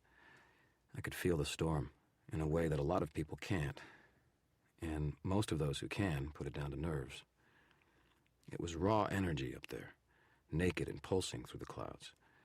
I could feel water in the rain, and the clouds moving air, blowing the droplets in gusts against the walls of the house. I could sense, waiting, the fire of the deadly lightning, leaping from cloud to cloud above, and seeking a path of least resistance to the patient, timeless earth that bore the brunt of the storm's attack. All four elements interacting, moving, energy flashing from place to place in each of its forms. There was a lot of potential in storms that a sorcerer could tap into if he was desperate or stupid enough. A lot of energy to be used up there, where the forces of ancient nature brawled and tumbled. I frowned thinking about that. It hadn't occurred to me before. Had there been a storm on Wednesday night? Yes, there had. I remember thunder waking me for a few moments in the hours before dawn. Could our killers have tapped into it to fuel his spells? Possibly. It bore looking into. Such tapped magic was often too unstable or volatile to use in such carefully directed fashion. Lightning flashed again, and I counted 3 or 4 seconds before the rumble reached me. If the killer was using storms, it would make sense that if he or she were to strike again, it would happen tonight. I shivered. My stomach growled, and more mundane matters took my attention. My head was feeling somewhat better. I wasn't dizzy anymore. My stomach was furious with me. Like a lot of tall, skinny men, I eat endlessly, but it never stays on. I have no idea why. I shambled into the kitchen and started building up the grill. "Mister," I called. "You hungry, bud? I'm gonna fry up some burgers." Lightning flashed again, closer this time, the thunder following right on its heels.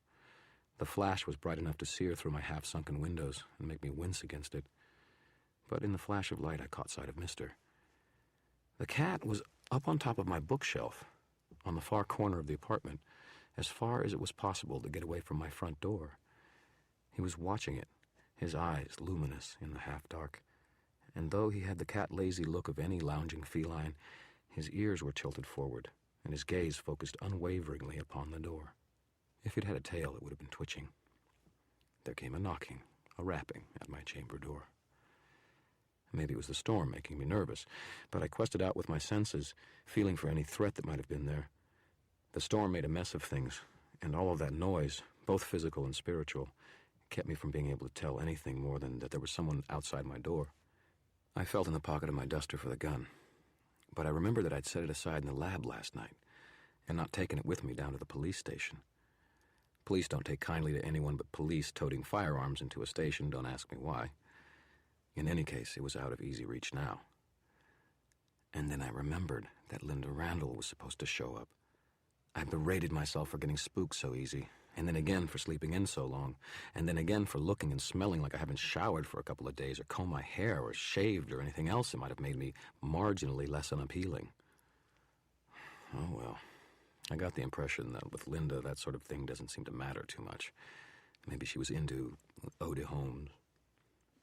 I walked over to the door and opened it, smoothing back my hair with one hand and trying to keep the sheepish grin off my face. Susan Rodriguez waited outside in the rain, her black umbrella held above her. She wore a khaki trench coat and an expensive black dress beneath it with heels. Pearls shone at her throat and ears. She blinked at me when I peered at the door. "Harry?" I stared at her. Oh my gosh, I'd forgotten my date with Susan.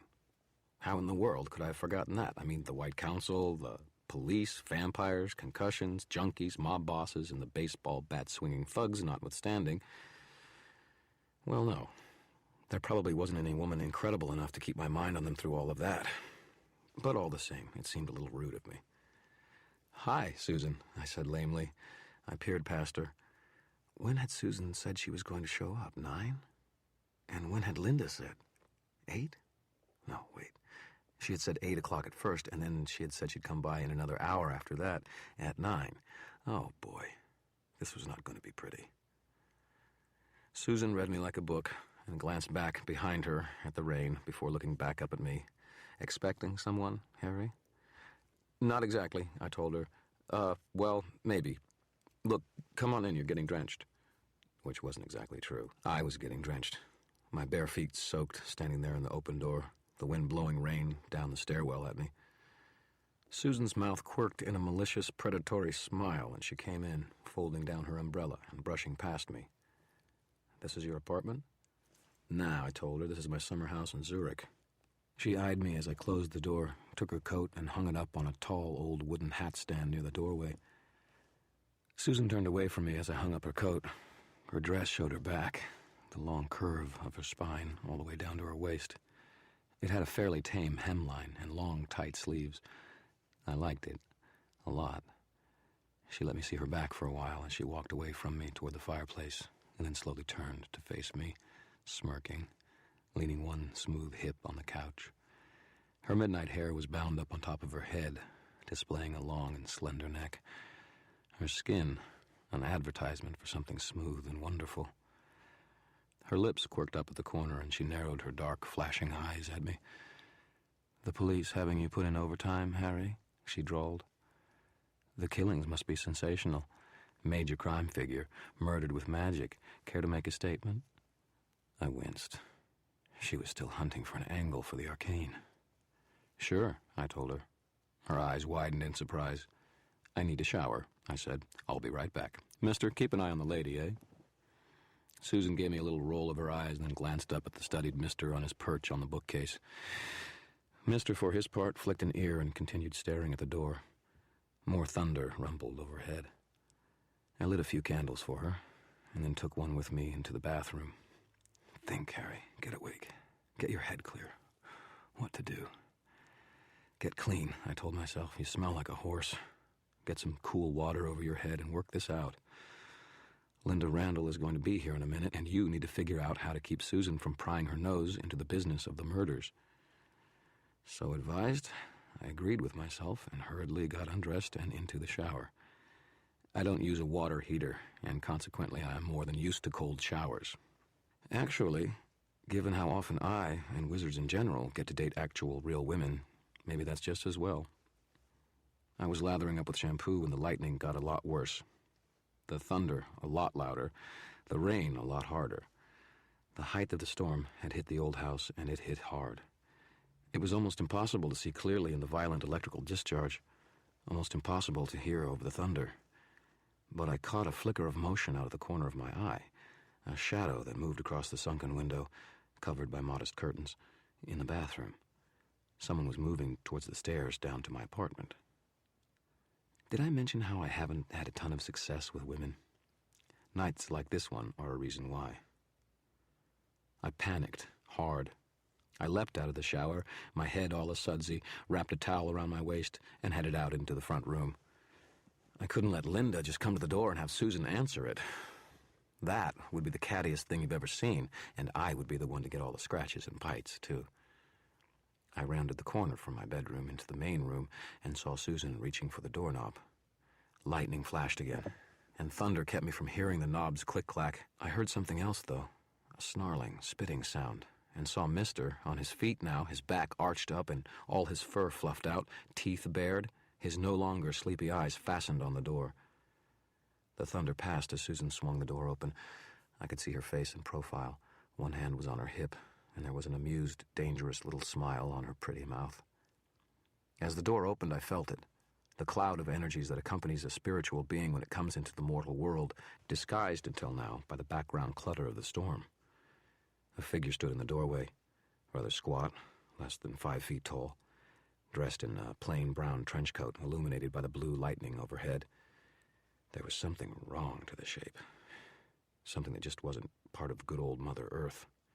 Its head turned to look at me, and sudden twin points of fire, as blue as the lightning dancing above, flared up, illuminating the leathery, inhuman curves of a face that most closely resembled that of a large and warty toad.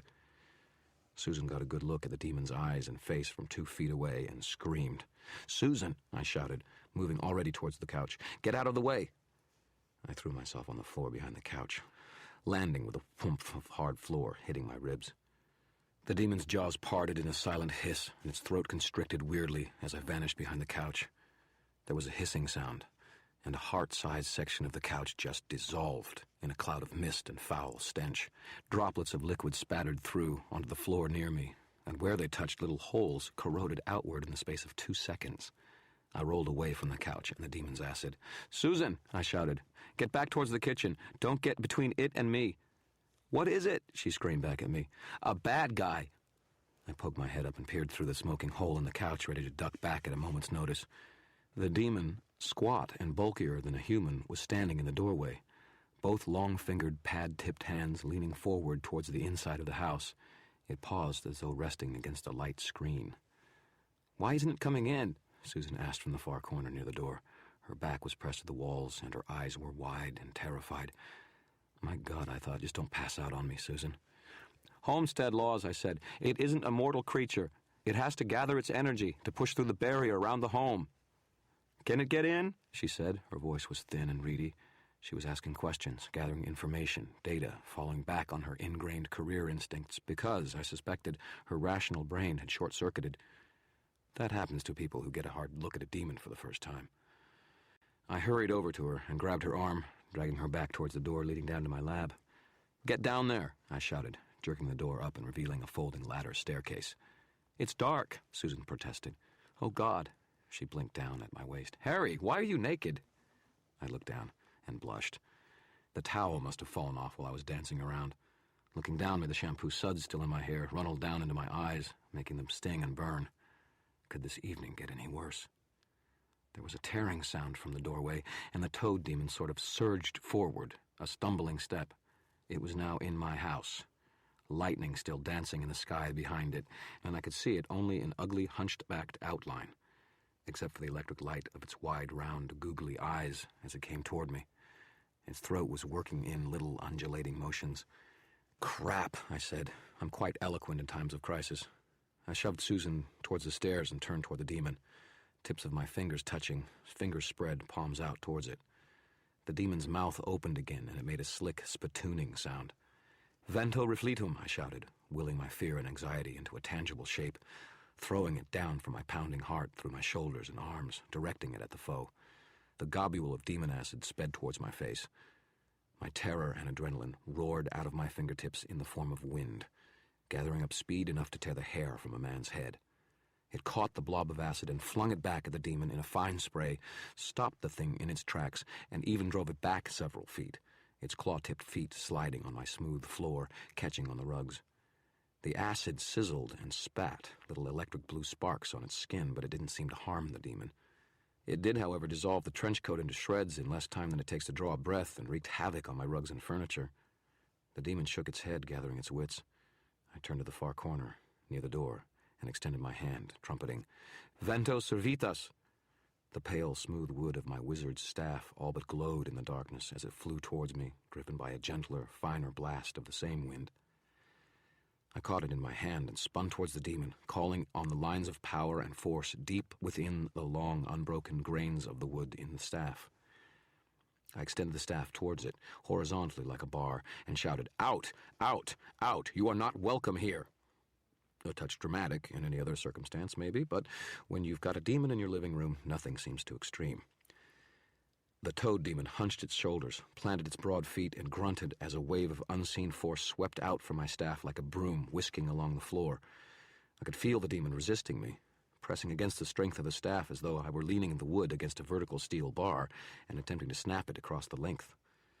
We strained, silently for several seconds, until I realized that this thing was just too strong for me. I wasn't going to be able to brush it off like a minor imp or a niggling poltergeist. It wouldn't take me long to exhaust myself, and once the demon could move again, it was either going to dissolve me with its acid or else just waddle up to me and rip me to pieces. It would be stronger than a mortal, a hell of a lot faster, and it was not going to stop until I was dead, or the sun came up, or one of any of a number of other unlikely conditions were met. "Susan," I shouted, my chest heaving, "are you down there?" "Yes," she said. "Is it gone?" Not exactly, no. I felt my palms get sweaty, and the smooth wood of the staff begin to slip. The burning of the soap suds in my eyes increased, and the light of the demon's eyes brightened. Why don't you set it on fire? Shoot it. Blow it up. Her voice had a searching quality to it, as though she were looking around down there in the lab. I can't, I said to her. I can't pump enough juice into it to hurt the thing without blowing us up along with it. You've got to get out of there. My mind was racing along, calculating possibilities, numbers, my reserves of energy, cold and rational. The thing was here for me. If I drew it off to one side, into my bedroom or bathroom, Susan might be able to escape. On the other hand, it might be under orders to kill me and any witnesses, in which case, after it finished me, it would simply go after her as well. There had to be another way to get her out of here, and then I remembered it. Susan, I shouted, there's a sports bottle on my table down there. Drink what's in it, and think about being away from here, okay? Think about being far away. I found it, she called up a second later. It smells bad. Damn it, it's a potion. It'll get you out of here. Drink it. There was a gagging noise, and then a moment later she said, Now what? I blinked and looked at the stairs going down. It should have worked. I broke off as the toad thing leaned forward, reaching out a clawed foot, and in that stride gained 3 feet of ground toward me. I was able to stop it again, barely, but I knew that it was going to be coming for my throat in a few more seconds. Nothing happened, she said. Damn it, Harry, we have to do something. And then she came pounding up the ladder, dark eyes flashing, my .38 revolver in her hand. No, I told her, don't. I felt the staff slip more. The demon was getting ready to come through all my defenses.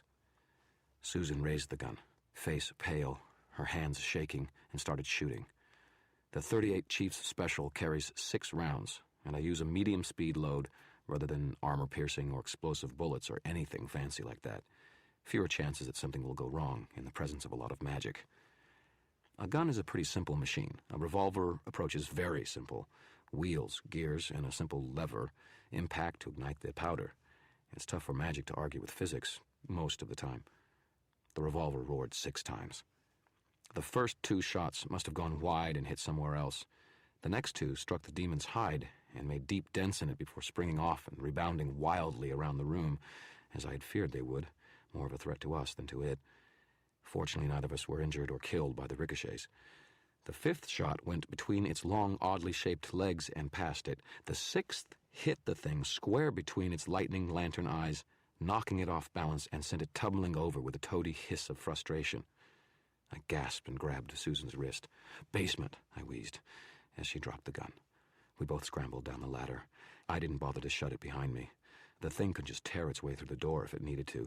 This way, I would at least know where it was coming down, rather than have it tunnel through the floor and come down on top of my head. At my will, the tip of the staff I held burst into light, illuminating the room. Harry? Bob's voice came from the shelf. The skull's eyelights came on, and he swiveled his face to me. What the hell is going on? Who's the babe? Susan jumped. What was that? Ignore him, I said, and followed my own advice. I went to the far end of my lab table and started kicking boxes, bags, notebooks, and old paperbacks off the floor. Help me clear this floor space. Hurry. She did, and I cursed the lack of cleaning skills that had left this end of the lab such a mess. I was struggling to get to the circle I had laid in the floor, a perfect ring of copper, an unbroken loop on the concrete that could be empowered to hold a demon in or out. Harry, Bob gulped as we worked. There's, a seriously badass toad demon coming down the ladder. I know that, Bob. I heaped a bunch of empty cardboard boxes aside as Susan frantically tossed some papers away, exposing the entirety of the copper ring about 3 feet across. I took her hand and stepped into the circle, drawing her close to me. What's happening? Susan asked, her expression bewildered and terrified. Just stay close, I told her. She clung tightly to me. It sees you, Harry, Bob reported. It's going to spit something at you, I think. I didn't have time to see if Bob was right. I leaned down, touched the circle with the tip of my staff, and willed power into it to shut the creature out.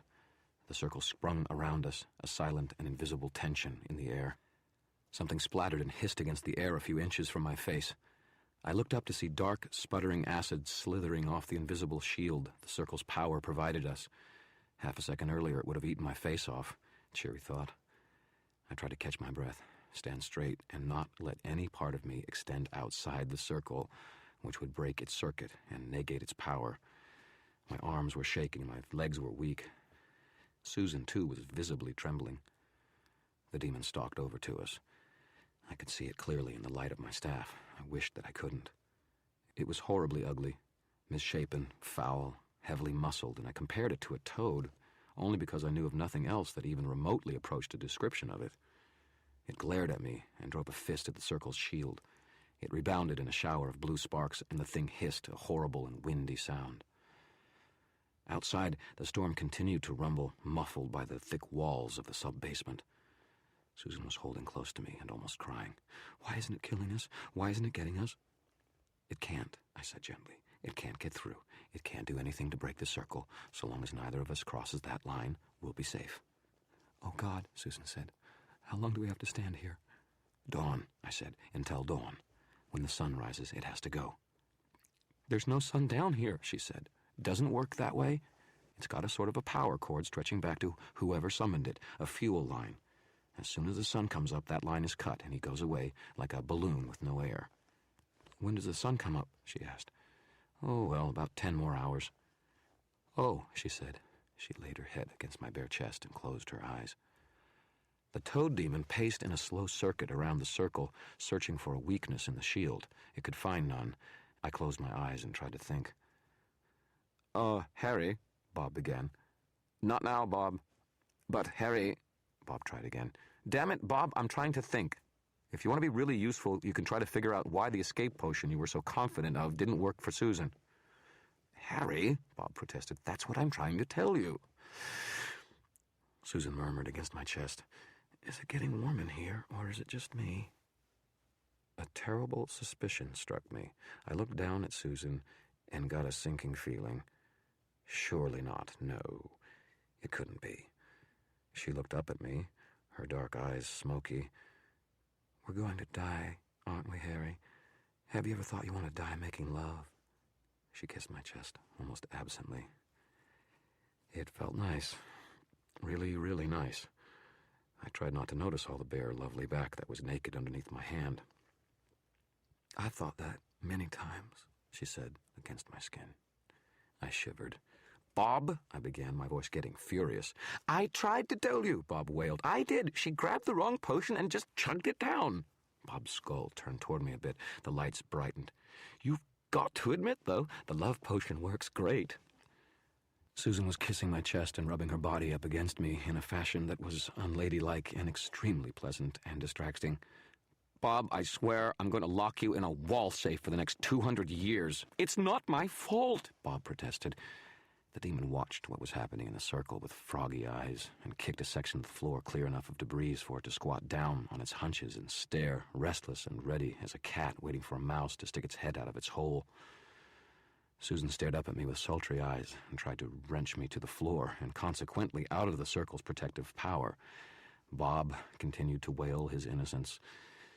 Who says I don't know how to show a lady a good time? Susan tugged at my neck and jerked my head down to hers for a kiss. As kisses went, well, it was, extremely interesting. Perfectly passionate, abandoned, not a trace of self-consciousness or hesitation to it, or at any rate not from her. I came up for air a minute later, my lips itching with the intensity of it, and she stared up at me with intent, burning eyes. "Take me, Harry. I need you." Susan, this isn't really a good time right now," I said. The potion had taken hold of her. No wonder she had recovered from her terror enough to come back up the stairs and fire my gun at the demon. It had lowered her inhibitions to a sufficient degree. It must have also dulled her fears. Susan's fingers wandered. Her eyes sparkled. "Your mouth says no," she purred, "but this says yes." I went up on my toes and swallowed, trying to keep my balance and get her hand off me at the same time. That thing always says something stupid," I told her. She was beyond reason. The potion had kicked her libido into suicidal overdrive. "Bob, help me out of here." "I'm stuck in a skull," Bob said. "If you don't let me out, I can't do much of anything, Harry." Susan stood up on tiptoe to gnaw at my ear, wrapped her shapely thigh around one of mine, and started whimpering and pulling me toward the floor. My balance wavered. A 3-foot circle is not enough to perform wrestling or gymnastics or anything else, and not leave something sticking out for the waiting demon to chew on. Is the other potion still there? I asked. Sure, Bob said. I can see it where it fell on the floor. Could throw it to you, too. Okay, I said, growing excited. Well, more excited. I might get out of this basement alive. I'm going to let you out for 5 minutes. I want you to help me by throwing the potion. No, boss, Bob said, his voice maddeningly cheerful. No, no. I get a 24-hour leave or nothing. Damn it, Bob, I'm responsible for what you do if I let you out. You know that. Susan whispered into my ear, I'm not wearing any underwear, and tried something approximating a pro wrestling takedown to drop me to the floor. I wavered in balance and barely managed to stave her off. The demon's frog eyes narrowed, and it came to its feet, ready to leap on us. Bob, I yelled, you slimy jerk. You try living in a bony old skull for a few hundred years, Harry. You want to get a night off once in a while, too. Fine, I shouted, my heart leaping into my throat as my balance wavered again. Fine, just make sure you get me the potion. You have 24 hours. Just make sure you catch it, Bob replied, and then a flood of orangish light flowed out of both of the skull's eye sockets and into the room. They swooped down in an elongated cloud over the potion bottle that lay on the floor at the far side of the lab, gathered it up, and hurled it through the air towards me. I reached up with my spare hand and caught it, bobbled it for a minute, and then secured it again. The orange lights that were Bob's spirit form danced a little jig and whizzed up the ladder and out of the lab, vanishing.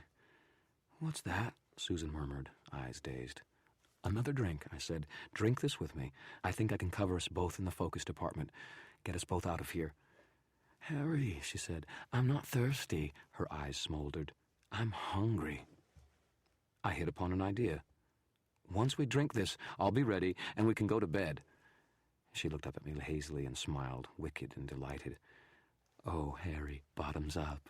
Her hands made a sort of silent commentary on her words, and I jumped, almost dropping the bottle. More shampoo from my hair trailed down my already burning eyes, and I squeezed them closed.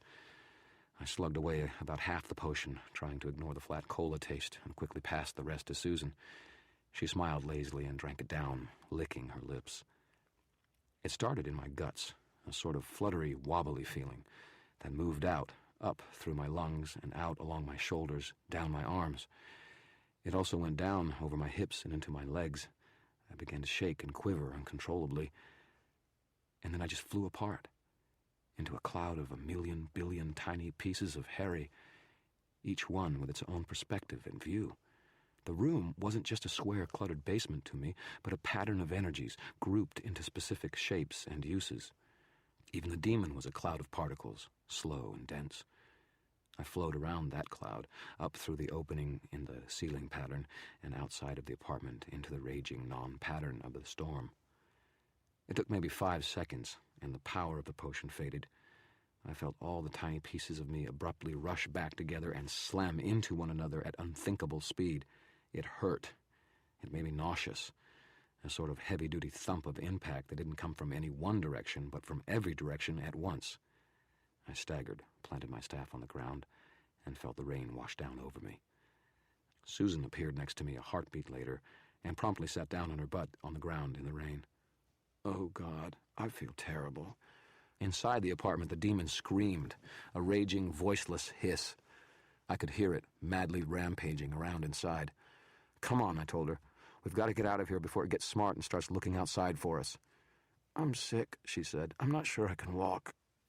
The mixed potions, I said. That can do that to you, but we have to go now. Come on, Susan, up and at 'em.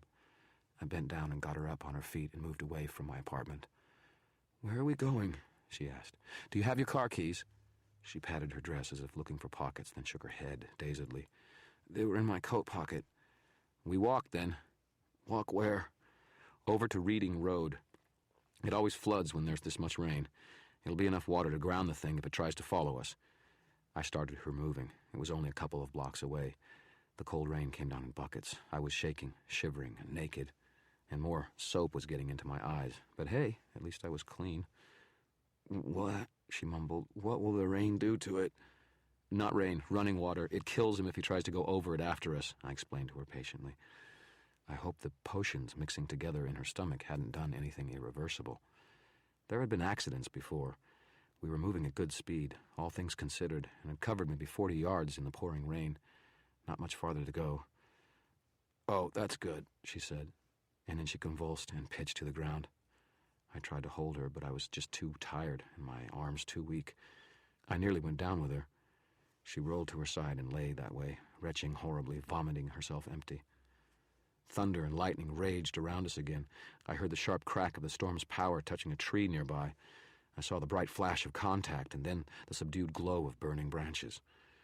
I looked on in the direction we'd been heading, the flooding Reading Road.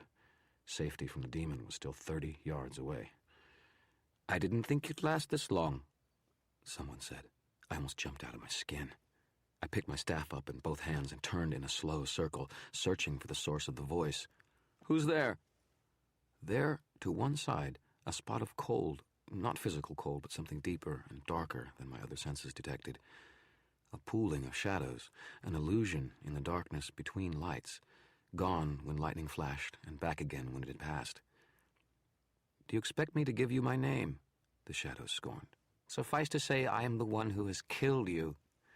"You're an underachiever," I shot back, still turning, eyes searching. "The job's not done." In the darkness, underneath the broken streetlight then, maybe 20 feet away, I could make out the shape of a person. Man or woman, I couldn't tell, nor could I distinguish from the voice. "Soon," the voice said. "You can't last much longer.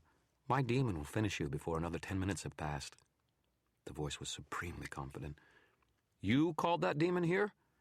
"Indeed," the shadowy shape confirmed. "Are you crazy?" I demanded, stunned. "Don't you know what could happen if that thing gets loose?" "It won't," the shape assured me. "It's mine to control." I extended my senses toward the shape and found what I had suspected was true. It wasn't a real person, or an illusion masking a real person. It was only a seeming of one. A phantasm of shape and sound. A hologram that could see and hear and speak for its creator, whatever he or she was. "What are you doing?" it demanded. It must have sensed me feeling it out. "Checking your credentials," I said, and sent some of my remaining will towards it, the sorcerer's equivalent of a slap in the face. The image cried out in surprise and reeled back. "How did you do that?" it snarled. "I went to school." The image growled and then raised up its voice, calling out in rolling syllables. I tried to hear what had been said, but another peal of thunder blocked out the middle half of what was undoubtedly the demon's name. From within my apartment, the distant, faint sound of the demon's smashing ruckus came to an abrupt halt. "Now," the image said, a sneer to its voice, "now you will pay." "Why are you doing this?" I demanded. "You're in my way. Let the woman go." "Sorry," the image said. "She's seen too much. She's in the way too now. My demon will kill you both." "You bastard," I snarled. It laughed at me. I looked over my shoulder, back towards the apartment. Through the rain, I heard a dry and raspy hiss, underlaid with a sort of clicking growl. Blue frog eyes, reflecting the storm's lightning, came up the stairs from my basement's apartment. It focused on me immediately and started forward. The back fender of Susan's car, which she had parked outside my apartment, got in its way, and with the pad-tipped fingers of one skinny, soft-looking hand, it picked up the back of the car and tossed it to one side, where it landed with a heavy crunch. I tried not to think of those fingers around my throat. "You see," the image said, "mine to call. Time for you to die, Mr. Dresden." Another flash of lightning showed the demon falling to all floors and scrambling towards me, like an overweight lizard scuttling across hot sand to shade, in an extreme wagging motion that looked ridiculous, but brought it closer and closer at deceptive speed. "Deposit another quarter and continue your call, asshole," I said. I thrust my staff towards the shadowy figure, this time focusing my will into a full-fledged attack. "Stragalum finitas." Scarlet light abruptly flooded over it, devouring its edges and moving inward. The image snarled, then gasped in pain. "Dresden, my demon will roll in your bones!" And then it broke off into a scream of anguish as my counterspell began to tear the image sending apart. I was better than whoever made the image, and whoever they were, they couldn't hold the spell in the face of my counter. The image and the scream alike faded slowly into the distance until both were gone. I allowed myself the smallest touch of satisfaction and turned to the woman on the ground. "Susan," I said, crouching by her, keeping my eyes on the onrushing demon. "Susan, get up. We have to go." "I can't," she sobbed. "Oh, God." She threw up some more. She tried to rise, but collapsed back on the ground, moaning piteously. I looked back at the water, gauging the thing's speed. It was coming, fast, but not quite as fast as a man could run. I could still escape it if I ran, full out. I could get across the water. I could be safe. But I couldn't carry Susan there. I'd never make it with her slowing me down. But if I didn't go, both of us would die. Did both of us have to die? Wouldn't it be better for one of us at least to live? I looked back at the demon. I was exhausted, and it had caught me unprepared. The heavy rain would keep fire, man's ancient weapon against the darkness and the things it hid, from being effective in holding it back. I didn't have enough left in me to do anything else. It would be as good as suicide to stand against it. Susan sobbed on the ground, helpless in the rain, sick from my potions, unable to rise. I leaned my head back and let the rain wash the last traces of shampoo from my eyes, my hair. Then I turned, took a step towards the oncoming demon. I couldn't leave Susan to that thing, not even if it meant dying. I'd never be able to live with myself afterwards. The demon squalled something at me in its hissing, toady voice and raised up both of its hands toward me, coming up onto its hind legs. Lightning flashed overhead, blinding bright. Thunder came hard on its heels, deep enough to shake the street beneath my bare feet. Thunder, lightning. The storm. I looked up at the boiling clouds overhead, lit by the dancing lightning moving among them, deadly beautiful and luminous. Power seethed and danced in the storm, mystic energies as old as time, enough power to shatter stones, superheat air, boil water to steam, burn anything it touches to ashes. At this point, I think it's safe to say I was desperate enough to try anything. The demon howled and waddled forward, clumsy and quick. I raised my staff to the sky with one hand, and with the other pointed a finger at the demon. This was dangerous work, tapping the storm. There was no ritual to give it shape, no circle to protect me, not even words to shield my mind from the way the energies of magic would course through it. I sent my senses coursing upwards towards the storm, taking hold of the formless powers and drawing them into patterns of raw energy that began to surge toward me, toward the tip of my staff. "Harry," Susan said, "what are you doing?" She huddled on the ground in her evening dress, shuddering. Her voice was weak, thready. "You ever form a line of people holding hands when you were a kid and scuff your feet across the carpet together and then have the last person in the line touch someone in the ear to zap them?" "Yeah," she said, confused. "I'm doing that, only bigger." The demon squalled again and drove itself into the air with its powerful toad legs, hurtling towards me, sailing through the air with a frightening and unnatural grace. I focused what little I had left of my will on the staff and the clouds and the raging power above. "Ventas," I shouted. "Ventas fulmino." At my will, a spark leapt from the tip of my staff toward the clouds above. It touched the rolling, restless belly of the storm. Hell roared down in response. Lightning, white-hot fury, with a torrent of wind and rain, all fell upon me, centered around my staff. I felt the power hit the end of the soaking wet wood with a jolt like a sledgehammer. It coursed down the staff and into my hand, making my muscles convulse, bowing my naked body with the strain. It took everything I had to hold the image of what I wanted in my mind, to keep my hand pointed at the demon as it came for me, to keep the energy surging on through me to wreak its havoc on flesh less tender than mine. The demon was maybe 6 inches away when the storm's fury boiled down my body and out through my arm, out of my pointing finger, and took it in the heart. The force of it threw the thing back and up, into the air, and held it there, wreathed in a corona of blinding energy. The demon struggled, screaming, toad hands flailing, toad legs kicking. And then it exploded in a wash of blue flame. The night was lit once more, bright as day. I had to shield my eyes against it. Susan cried out in fear, and I think I must have been screaming along with her. The night grew quiet again. Flaming bits of something I didn't want to think about were raining down on us, landing with little wet plopping sounds upon the road and sidewalk, the yards of the houses around me, burning quickly to little briquettes of charcoal, and then hissing into sputtering coolness. The wind abruptly died down. The rain slowed to a gentle patter, the storm's fury spent. My legs gave out, and I sat shakily on the street, stunned. My hair was dry and was standing on end. There was smoke curling up from the blackened ends of my toenails. I just sat there, happy to be alive, to be breathing in and out again. I felt like I could crawl back to bed and go to sleep for a few days, even though I'd gotten up not a half an hour ago. Susan sat there, blinking, her face blank. She stared at me. "What are you doing next Saturday?" I asked her. She just kept on staring for a minute, and then quietly laid down again on her side. I heard the footsteps approach me from the darkness off to one side. "Summoning demons," the sour voice, disgusted.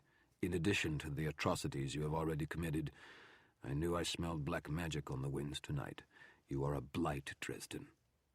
I sort of rolled my head over to one side to regard Morgan, my warden, tall and massive in his black trench coat. The rain had plastered his gray hair down to his head and coursed down the lines of his face like channels in a slab of stone. "I didn't call that thing," I said, my voice slurred with fatigue, "but I damn well sent it back to where it belongs. Didn't you see?" "I saw you defend yourself against it," Morgan said, "but I didn't see anyone else summon it up. You probably called it up yourself and lost control of it. It couldn't have taken me anyway, Dresden. It wouldn't have done you any good." I laughed weakly. "You flatter yourself," I said. "I sure as hell wouldn't risk calling up a demon just to get to you, Morgan." He narrowed his already narrow eyes. "I have convened the council," he said. "They will be here 2 dawns hence. They will hear my testimony, Dresden, and the evidence I have to present to them against you." There was another more subdued flash of lightning, and it gave his eyes a wild madman's gleam. "And then they will order you put to death." I just stared at him for a moment, dully. "The council," I said. "They're coming here? To Chicago?" Morgan smiled at me, the kind of smile sharks reserve for baby seals.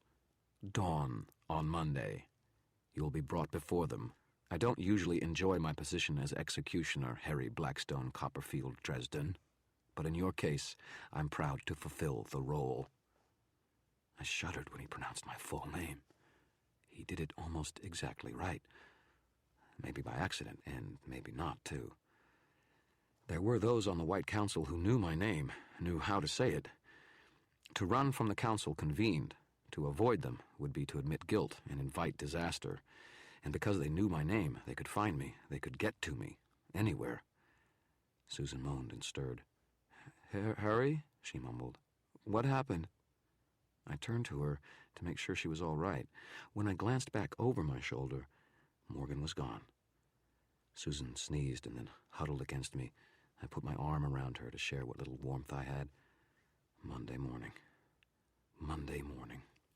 Morgan would bring his suspicions and level his accusations, and would likely be enough to get me voted dead. Whoever Mr. or Miss Shadows was, I had to find him, her, it, or them before Monday morning, or I was as good as dead. I was reflecting on what a miserable date I was when the squad car pulled up, turned on its spotlights on us, and the officer said, over the loudspeaker, "Set the stick down and put your hands up. Don't make any sudden moves." Perfectly natural, I thought, embracing a sort of exhausted stoicism, for an officer to arrest a naked man and a woman dressed in an evening gown, sitting on a sidewalk in pouring rain like a couple of drunks fresh off a bender. Susan shielded her eyes and then looked out at the spotlight. All the throwing up she'd done must have gotten rid of the potion in her, ended its amorous effects. "This," she said in a calm and dispassionate voice, "is the worst night of my life." The officers got out of the car and started toward us. I grunted. "Yeah, that's what you get for trying to go out with a wizard." She glanced aside at me. Her eyes glittered darkly for a moment. She almost smiled, and there was a sort of vindictive satisfaction to her tone when she spoke. "But it's going to make a fantastic story." As it turned out, Linda Randall had a darn good reason for skipping out on our appointment Saturday night. Linda Randall was dead. I sneezed as I ducked under the yellow police tape in the sweatpants and T-shirt I had been allowed to pluck from the mess of my place before the police car had brought me across town to Linda Randall's apartment, and cowboy boots. Mister had dragged one of my sneakers off, and I hadn't had time to find it, so I wore what I had. Freaking cat. Linda had died a bit earlier that evening. After getting to the scene, Murphy had tried to phone me. failed to get through, and then sent a squad car down to pick me up and bring me in to do my consulting bit. The dutiful patrolman sent to collect me had stopped to check out the crazy naked guy a block away from my apartment, and had been surprised and more than a little suspicious when I turned out to be the very same man they were supposed to pick up and bring to the crime scene. Dear Susan had come to my rescue, explaining away what had happened as just one of those things, tee-hee, and assuring the officers that she was all right and would be fine to drive home. She got a little pale around the edges when she saw once more the ruins of my apartment and the enormous dent the demon had put on the side of her car, but she made a bold face of it and eventually left the scene with that "I've got a story to write" gleam in her eye. She stopped and gave me a kiss on the cheek on her way out and whispered, "Not bad, Harry," in my ear. Then she patted my bare ass and got in her car. I blushed. I don't think the cops noticed it, in the rain, in the dark. The patrolmen looked at me askance, but were more than happy to let me put on some fresh clothes.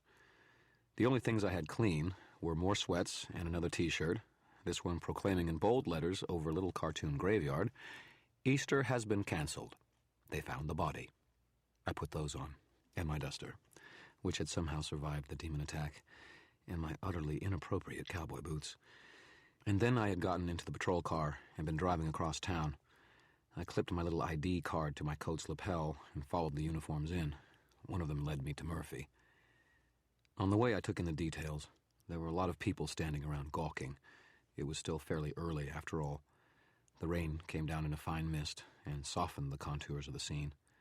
There were several police cars parked in the apartment building's parking lots, and one on the lawn by the door leading out to the little concrete patio from the apartment in question. Someone had left his bulbs on. The blue lights flashed over the scene in alternating swaths of shadow and cold light. There was a lot of yellow police tape around. And right in the middle of it all was Murphy. She looked terrible, like she hadn't eaten anything that didn't come out of a vending machine or drunk anything but stale coffee since I had seen her last. Her blue eyes were tired and bloodshot, but still sharp.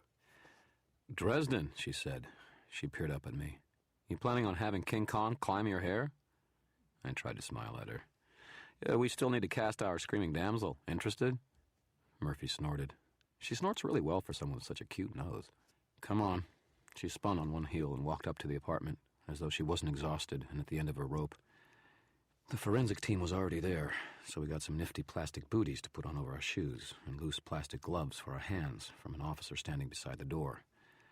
"I tried to call earlier," Murphy said, "but your phone was out of service. Again, Harry." "Bad night for it," I responded, wobbling as I slipped the booties on. "What's the story?" "Another victim," she said. "Same M.O. as Tommy Tom and the Stanton woman." "Jesus," I said. "They're using the storms." "What?"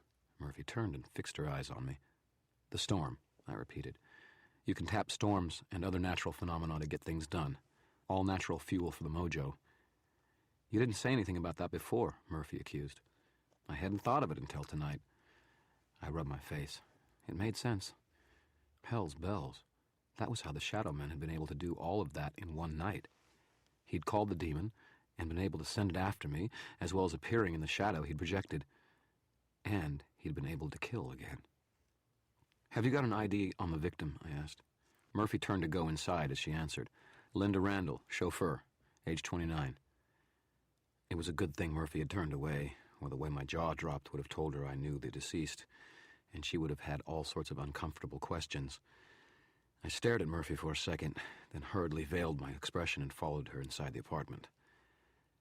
Linda Randall's one-bedroom apartment looked like the trailer of a rock band that did little besides play concerts, host parties, and fall into a stupor afterwards. Dirty clothes were strewn on one side of a king-sized bed. There was a disproportionate amount of clothing that looked as though it had been purchased from a Fredericks of Hollywood catalog, lacy and silky and satiny colors, all bright, designed to attract the eye. There were many candles around the bed, on shelves and dressers and a night table, most burned halfway down. The drawer of the night table was partly open, revealing a number of personal amusements. Linda Randall had, apparently, liked her toys. The kitchenette, off to one side, looked largely unused, except for the coffee pot, the microwave, and the trash can, in which several pizza boxes were crammed. Maybe it was the pizza boxes that did it. Gave me a sudden pang of understanding, empathy for Linda. My own kitchen looked the same a lot of the time, minus the microwave. Here lived someone else who knew what it was to know that the only thing waiting home was a sense of loneliness. Sometimes it's comforting. Most often it isn't. I'll bet Linda would have understood that. But I'd never have a chance to know. The forensics team was gathered around the bed, concealing whatever was there like a cluster of buzzards around the exposed head of the outlaws they used to bury up to their necks in the Old West. They spoke among themselves in low, calm voices, dispassionate as skilled dinner chatter, calling little details to the attention of their companions, complimenting one another on their observations. "Harry," Murphy said quietly, her tone of voice suggesting that it wasn't the first time she said it, "are you sure you're all right for this?" My mouth twitched. Of course I wasn't all right for this. No one should ever be all right for this sort of thing. But instead of saying that, I told her, "My head's just aching. Sorry. Let's just get it over with." She nodded and led me over toward the bed. Murphy was a lot shorter than most of the men and women working around the bed, but I had almost a head of height on all of them, so I didn't have to ask anyone to move. Just stepped up close to the bed and looked. Linda had been on the phone when she died. She was naked. Even this early in the year, she had tan lines around her hips. She must have gone to a tanning booth during the winter. Her hair was still damp. She lay on her back, her eyes half closed, her expression tranquil, as it hadn't been any time I'd seen her. Her heart had been torn out. It was laying on the king-sized bed about 1.5 feet from her, pulped and squashed and slippery, sort of a scarlet and gray color. There was a hole in her chest, too, showing where the bone had been splintered outward by the force that had removed her heart. I just stared a few moments, noting the details in a sort of detached way. Again, someone had used magic to end a life. I had to think of her as she sounded on the phone, joking, a quick wit, a sort of sly sensuality in the way she said her words and phrased her sentences, a little hint of insecurity around the edges, vulnerability that magnified the other parts of her personality. Her hair was damp because she'd been taking a bath before she came to see me. Whatever anyone said of her, she had been passionately, vitally alive. Had been. Eventually I realized how quiet the room was. The men and women of the forensics team, all 5 of them, were looking up at me, waiting. As I looked down, they all averted their gazes, but you didn't have to be a wizard to see what was in their faces. Fear, pure and simple. They had been faced with something science couldn't explain. It rattled them, shook them to their cores. The sudden violent and bloody evidence that 300 years of science and research was no match for the things that were still, even after all this time, lurking in the dark. And I was the one who was supposed to have the answers. I didn't have any for them, and I felt like a shit for remaining silent as I stepped back and turned away from Linda's body, then walked across the room to the small bathroom. The tub was still full of water. A bracelet and earrings were laid out on the counter in front of a mirror, plus a little makeup, a bottle of perfume. Murphy appeared beside me and stood with me, looking at the bathroom. She seemed a lot smaller than she usually does. "She called us," Murphy said. 911 has a call recorded. That's how we knew to come here. She called and said that she knew who had killed Jennifer Stanton and Tommy Tom, and now they were coming for her. Then she started screaming. That's when the spell hit her. The phone probably went dead right after. Murphy frowned up at me and nodded. "Yeah, it did, but it was working fine when we got here. Magic disrupts technology sometimes, you know that." I rubbed one eye. "Have you talked to any relatives, anything like that?" Murphy shook her head. "There aren't any relatives in town. We're looking now, but it might take some time. We tried to reach her boss, but he wasn't available. Mr. Beckett?" She studied my face, waiting for me to say something. "You ever heard of him?" she asked after a moment. I didn't look back at Murphy. I shrugged. Murphy's jaw tensed, little motions at the corners of her face. Then she said, "Greg and Helen Beckett. 3 years ago, their daughter Amanda was killed in a crossfire.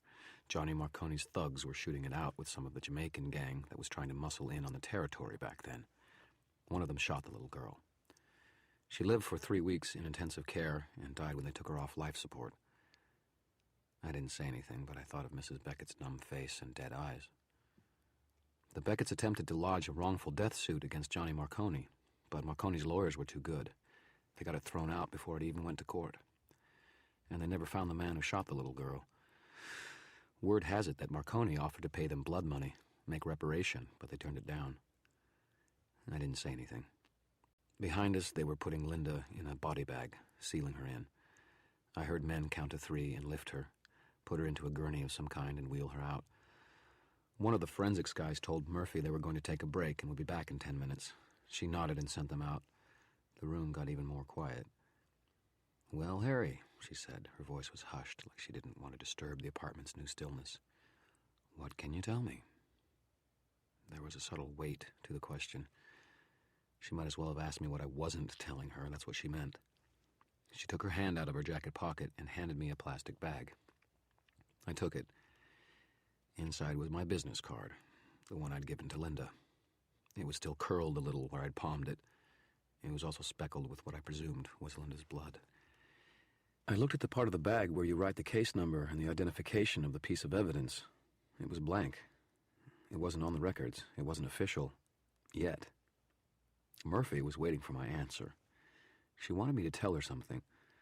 I just wasn't sure if she was waiting for me to tell her that a lot of people have my card, that I didn't know how it had gotten there, or if she wanted me to say how I'd known the victim, how I'd been involved with her.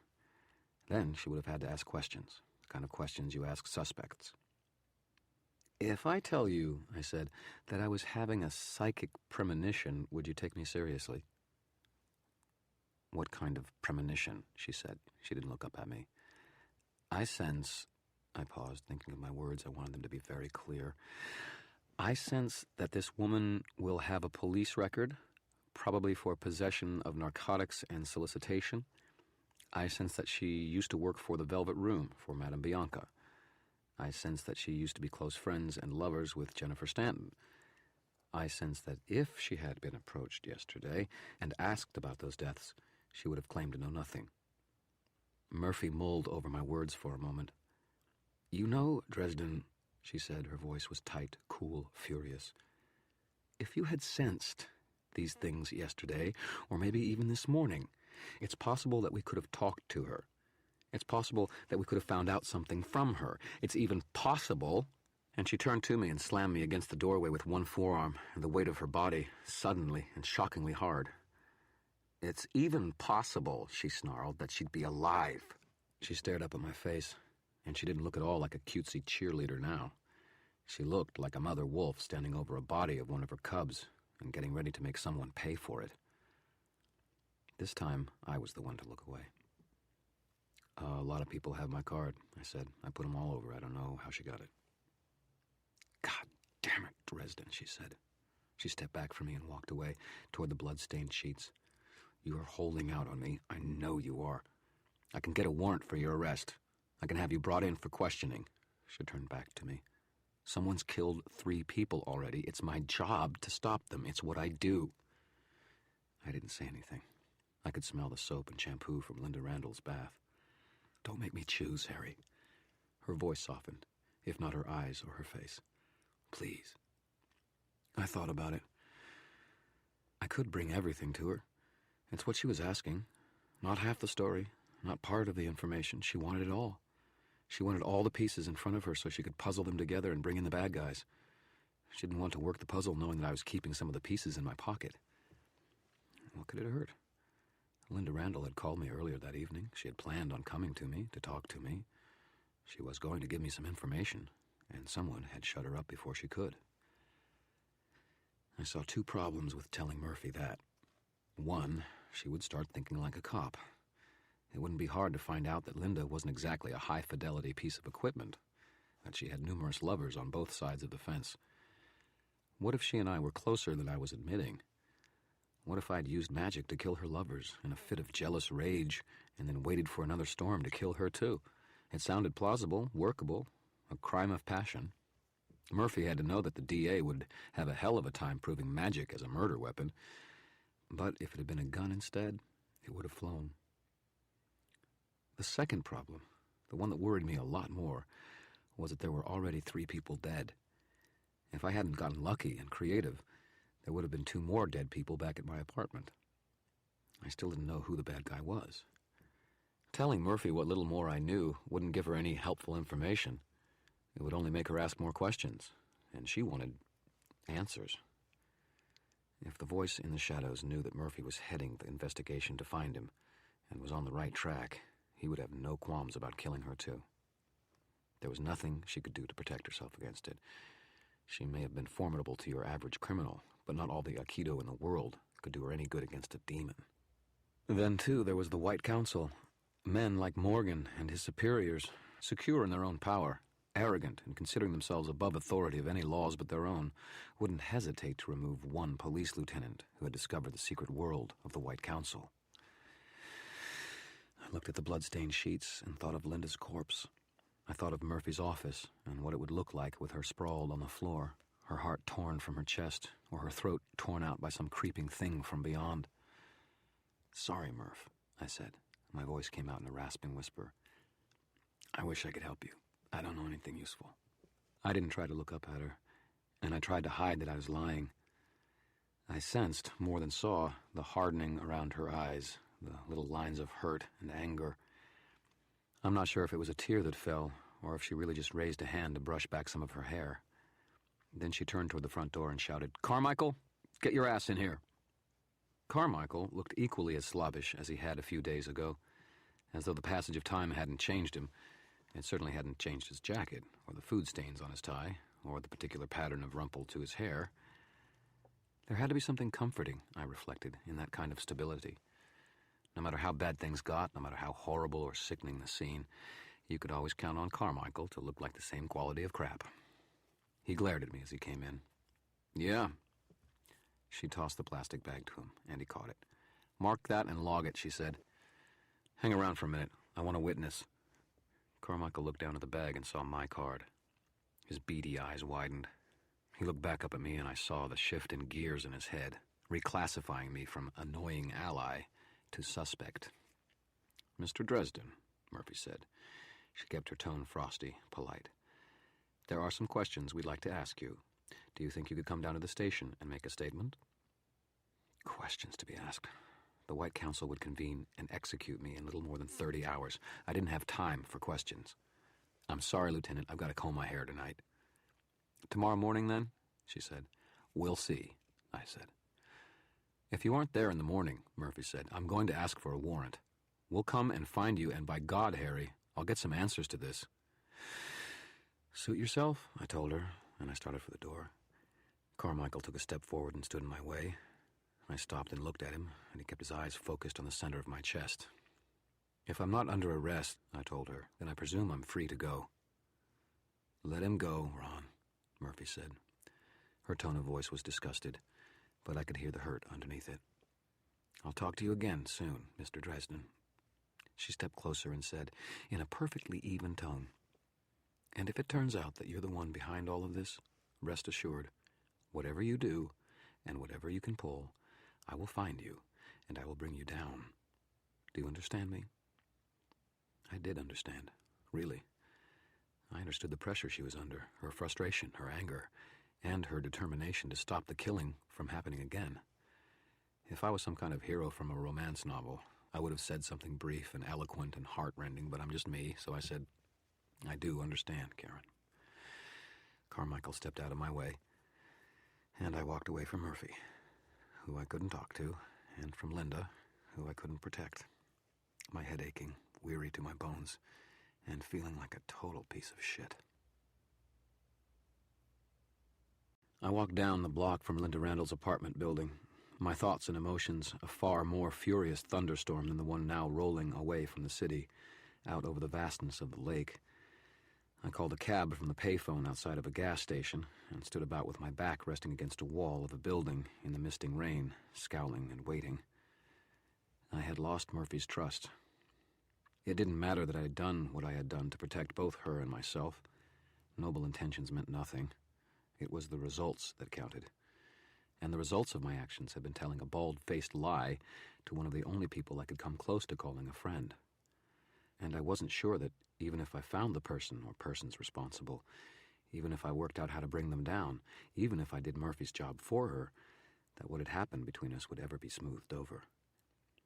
My thoughts were on that topic and similar issues of doom and gloom, when a man with a hat pulled low over his face began to walk past me, stopped halfway, turned, and drove his fist into my belly.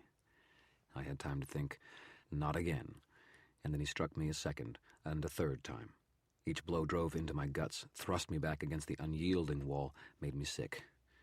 My breath flew out of my mouth in a little strangling gasp, and even if I'd had a spell already in mind, I wouldn't have had the breath to speak it. I sort of sagged when he stopped hitting me, and he threw me to the ground. We were at a lit gas station just before midnight on a Friday night, and anything he did was in full view of any of the cars going by. Surely God he didn't plan on killing me, though for a moment I was too tired and achy to care. I lay there for a moment, dazed. I could smell my attacker's sweat and cologne. I could tell it was the same person who had jumped me the night before. He grabbed my hair, jerked my head up, and, with an audible snip of steel scissors, cut off a big lock of my hair, then let me go. My blood went cold. My hair. The man had cut off my hair. It could be used in almost any kind of magic, any kind of deadly spell, and there wouldn't be a damn thing I could do about it. The man turned to start away, walking quickly but not running. In a flood of panic and desperation, I leapt at his leg, got him around the knee, and yanked hard. I heard a distinctive little pop, and the man screamed, "Son of a bitch!" and fell heavily to earth. One fist, one very large and knob-knuckled fist, was clutched around my hair. I tried to suck in a breath and leapt for that hand. My attacker's hat had fallen off, and I recognized him, one of Johnny Marconi's men who had followed me from the hotel on Thursday afternoon, the one who had begun limping after jogging after me for several blocks. Apparently Gimpy had a trick knee, and I had just made a jump through its hoop. I grabbed onto his wrist and held on with both hands. I'm not a particularly strong man, but I'm made out of wire and stubborn as hell. I curled up around his waist and hung on, trying to pry the thick fingers. Gimpy tried to jerk his arm away. He was carrying a lot of muscle on that arm, but it wasn't enough to move the weight of my whole body. He shoved at me with his other arm, trying to push me off of him, then started pounding on me with one fist. "Let go of me, damn it!" Gimpy shouted. "Get off me!" I hunched my head down, my shoulders up, and hung on.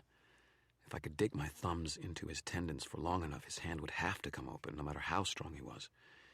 I tried to imagine his wrist as Play-Doh and my thumbs as solid steel, pushing into him, and held on for everything I was worth. I felt his fingers start to loosen. I could see the dark, thin strands of my hair. "Jesus Christ!" someone shouted. "Hey, Mike, come on!" There were running footsteps. And then a couple of young guys dressed in jogging suits and sneakers came over and dragged me off Gimpy. I screamed incoherently as my hand slipped from Gimpy's wrist. Some of my hair spilled out onto the wet concrete, but more stayed in his grip as his fingers closed over it. "Easy, man, easy," one of the guys was saying as they dragged me off. "Take it easy." There wasn't any use struggling against the pair of them. Instead, I dragged in a breath and managed to gasp, "Wallet! He's got my wallet!" Considering the way I was dressed, compared to Gimpy's suit and coat, that was one lie that was never going to get off the ground. Or at least it wouldn't have if Gimpy hadn't turned and started hurrying away. The two men let me go, confused. Then, taking the cautious route, they started away, walking hurriedly towards their car. I struggled to my feet and after Gimpy, wheezing like a leaky accordion. Gimpy headed across the street to a car and was already in it and leaving by the time I got there. I shambled to a halt in a cloud of his exhaust and stared dully after his taillights as he drove off into the misting rain. My heart pounded in my chest and didn't slow down even after I recovered my breath. My hair. Johnny Marconi now has a lock of my hair. He could give it to someone who used magic and use it to do whatever they damn well pleased to me. They could use my hair to tear out my heart from my chest, rip it right out like they had done to Jennifer Stanton and Tommy Tom and poor Linda Randall. Marconi had warned me to stop twice, and now he was going to take me out once and for all. My weariness, fear, and fatigue were abruptly burned away by anger. "Like hell," I snarled. "Like hell you will." All I had to do was find them. Find Johnny Marconi, find Gimpy, and find Marconi's wizard, whoever he or she was. Find them, get my hair back, lay them out like 9 pins, and send Murphy to round them up. By God, I wasn't going to take this lying down. These assholes were serious. They'd already tried to kill me once, and they were coming after me again. Marconi and his boys. No, I thought. Not Marconi. That didn't make any sense. Unless it had been Marconi's gang dealing the 3-eye from the very beginning. If Marconi had a wizard in residence, why would he have tried to bribe me anyway? Why not just swipe a lock of hair from me when he'd sent the thug with the bat, and then kill me when I didn't pay attention? Could it be Marconi? Or could this thug be playing two sides of the street? I decided that ultimately it didn't matter. One thing was clear. Someone had a lock of my hair. Some wizard somewhere meant to kill me. Whoever this wizard was, he wasn't much good. I'd seen that when I'd wiped out his shadow-sending spell. He couldn't stand up to me if I could force him into a direct confrontation. He might have a lot of moxie and a lot of raw power to harness the storms as he had and to slap a demon into servitude, but he was like a big, gawky teenager, new to his strength. I had more than just strength, more than just moxie. I had training, experience, and savvy on my side. Besides, at that moment I was mad enough to chew up nails and spit out paper clips. The Shadow Man couldn't take a shot at me yet. He didn't have that kind of strength. He needed to wait for the storms that came each spring and use them to kill me. I had time. I had time to work. If I could just find out where they were, where Gimpy had taken my hair, I could go after him. The answer came to me in a flash, and it seemed simple. If hair could be used as a link to the rest of me, I should be able to reverse it, to create a link from me back to the hair.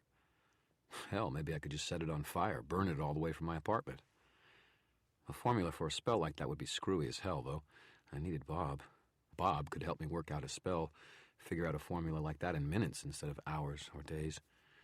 I grimaced. Bob was gone, and would be for another 24 hours. There was no way I could work out that formula in less than 10 or 12 hours by myself, and I didn't think my brain was coherent enough to come up with solid calculations at that moment, anyway. I could have called Murphy. Murphy would have known where Marconi was lurking, and Gimpy would probably be nearby.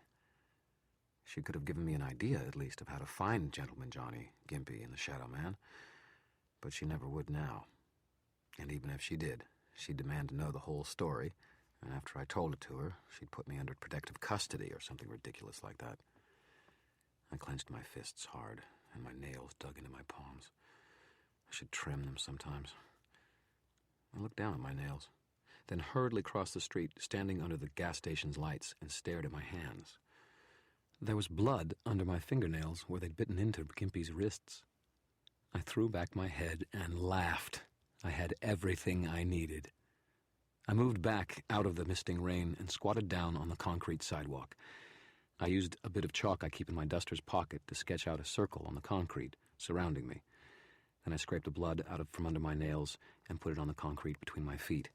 It glistened in the fine, misty fall of rain. The next part took me a moment to figure out, but I settled for using a tracking spell I already knew rather than trying to modify it into something a little more dignified. I plucked out a couple of nose hairs and put them in the circle, too, on top of the bits of Gimpy's skin and blood. Then I touched a finger to the chalk circle and willed energy into it, closing it off. I gathered up my energy from my anger, my renewed fear, my aching head and queasy stomach, and hurled it into a spell. Segui votro testatum. There was a rush of energy that focused on my nostrils and made me sneeze several times in a row. Then it came up to me, quite strongly, the scent of Gimpy's cologne. I stood up and opened the circle again with a swipe of my foot and walked out of it.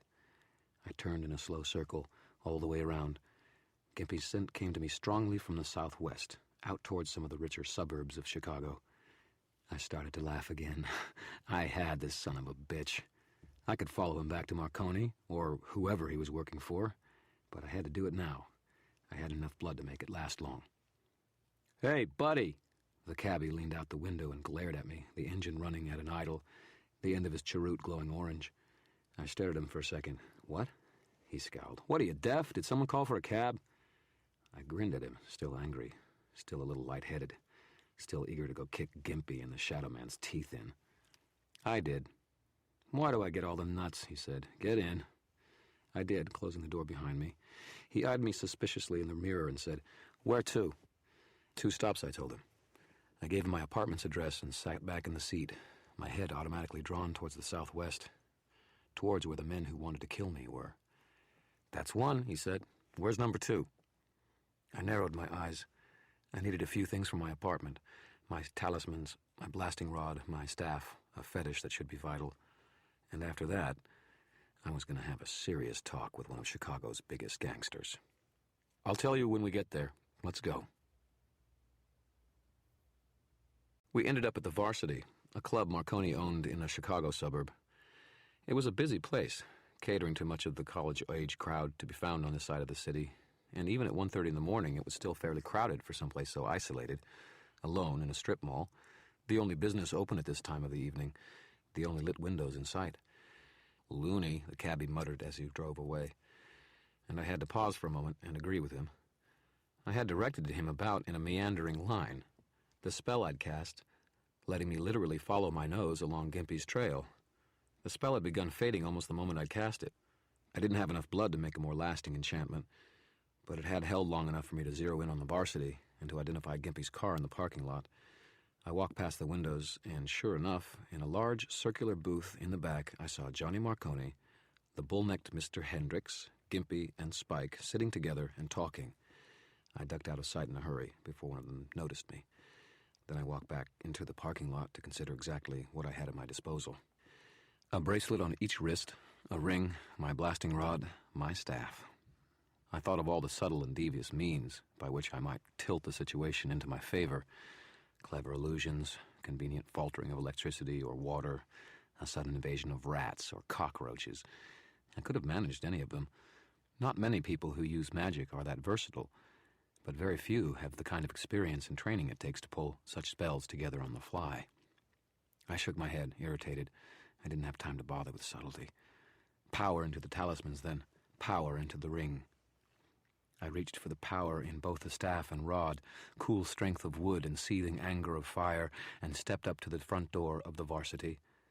Then I blew it off its hinges. I blew it out rather than in. Pieces flew towards me and bounced off the shield of air I held up in front of me, while others rained back behind me into the parking lot. It wouldn't do to injure a bunch of innocent diners on the other side. You only get one chance to make a first impression. Once the door was off, I pointed my blasting rod inside and spoke a command.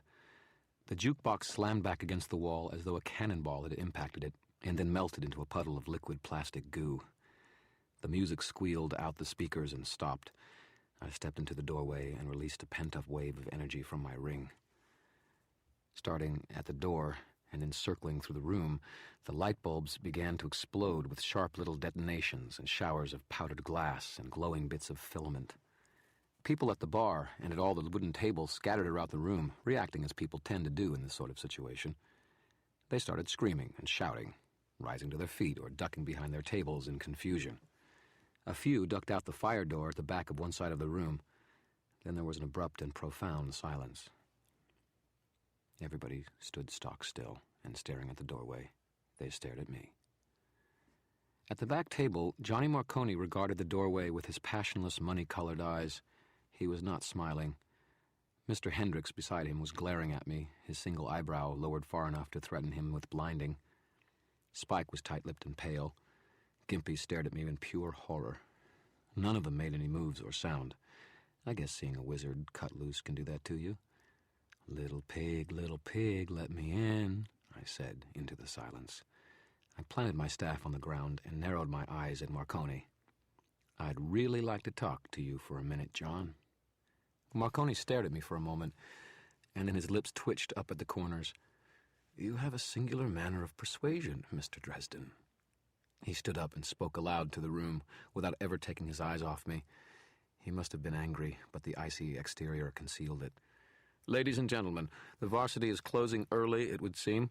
Please make an orderly exit through the door nearest you. Don't worry about your bills."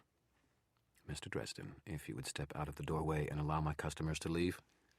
I stepped out of the doorway. The place cleared out fast. Customers and staff alike, leaving me alone in the room with Marconi, Hendricks, Spike, and Gimpy. None of them moved as they waited for the customers and witnesses to leave. Gimpy started sweating. Hendricks' expression never changed. The big man was as patient as a mountain lion, ready to leap out on an unsuspecting deer. "I want my hair back," I said, as soon as the last college-age couple had hustled out the door. "Beg pardon," Marconi said, his head tilted to one side, and he seemed genuinely puzzled. "You heard me," I said. "This piece of trash of yours," I swung my blasting rod and pointed it at Gimpy, Just jumped me outside a gas station across town and cut off some of my hair. I want it back. I'm not going out like Tommy Tom did."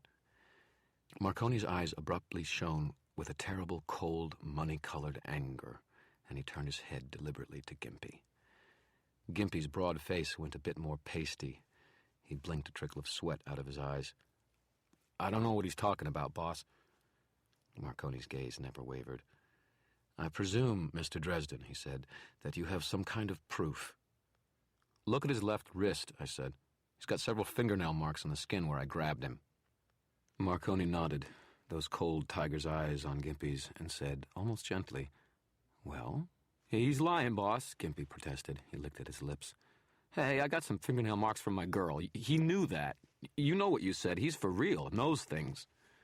The pieces of the puzzle fell in place. "Whoever killed Tommy Tom knows that I'm on his trail," I said. "Your rival, whoever it is selling the 3-eye. Gimpy here must have gotten a sweet deal from him to turn on you. He's been providing your rival with information all along, running errands for him."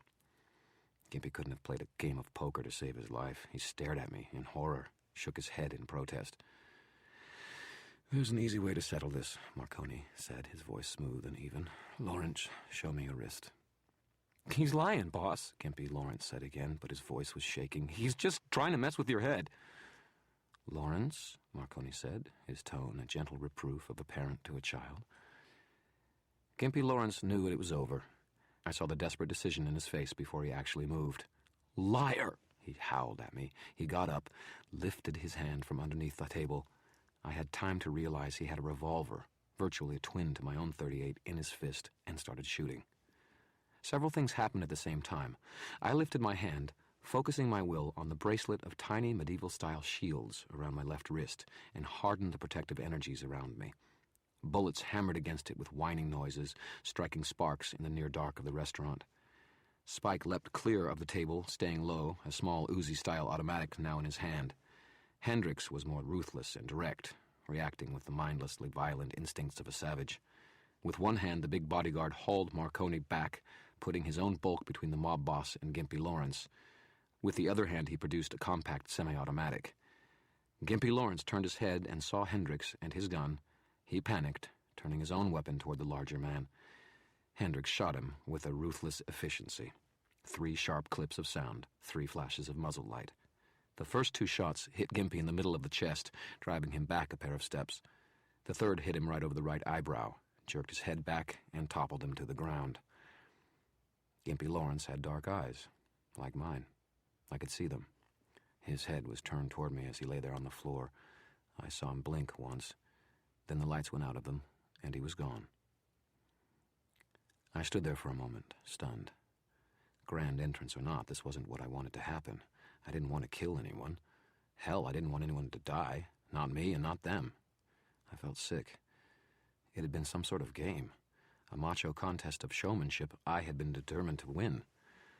All of a sudden, it wasn't a game anymore, and I just wanted to walk away from it alive. We all stood there, no one moving. Then Marconi said from beneath Hendricks, "I wanted him alive. He could have answered several questions first." Hendricks frowned and got up off Marconi. "Sorry, boss."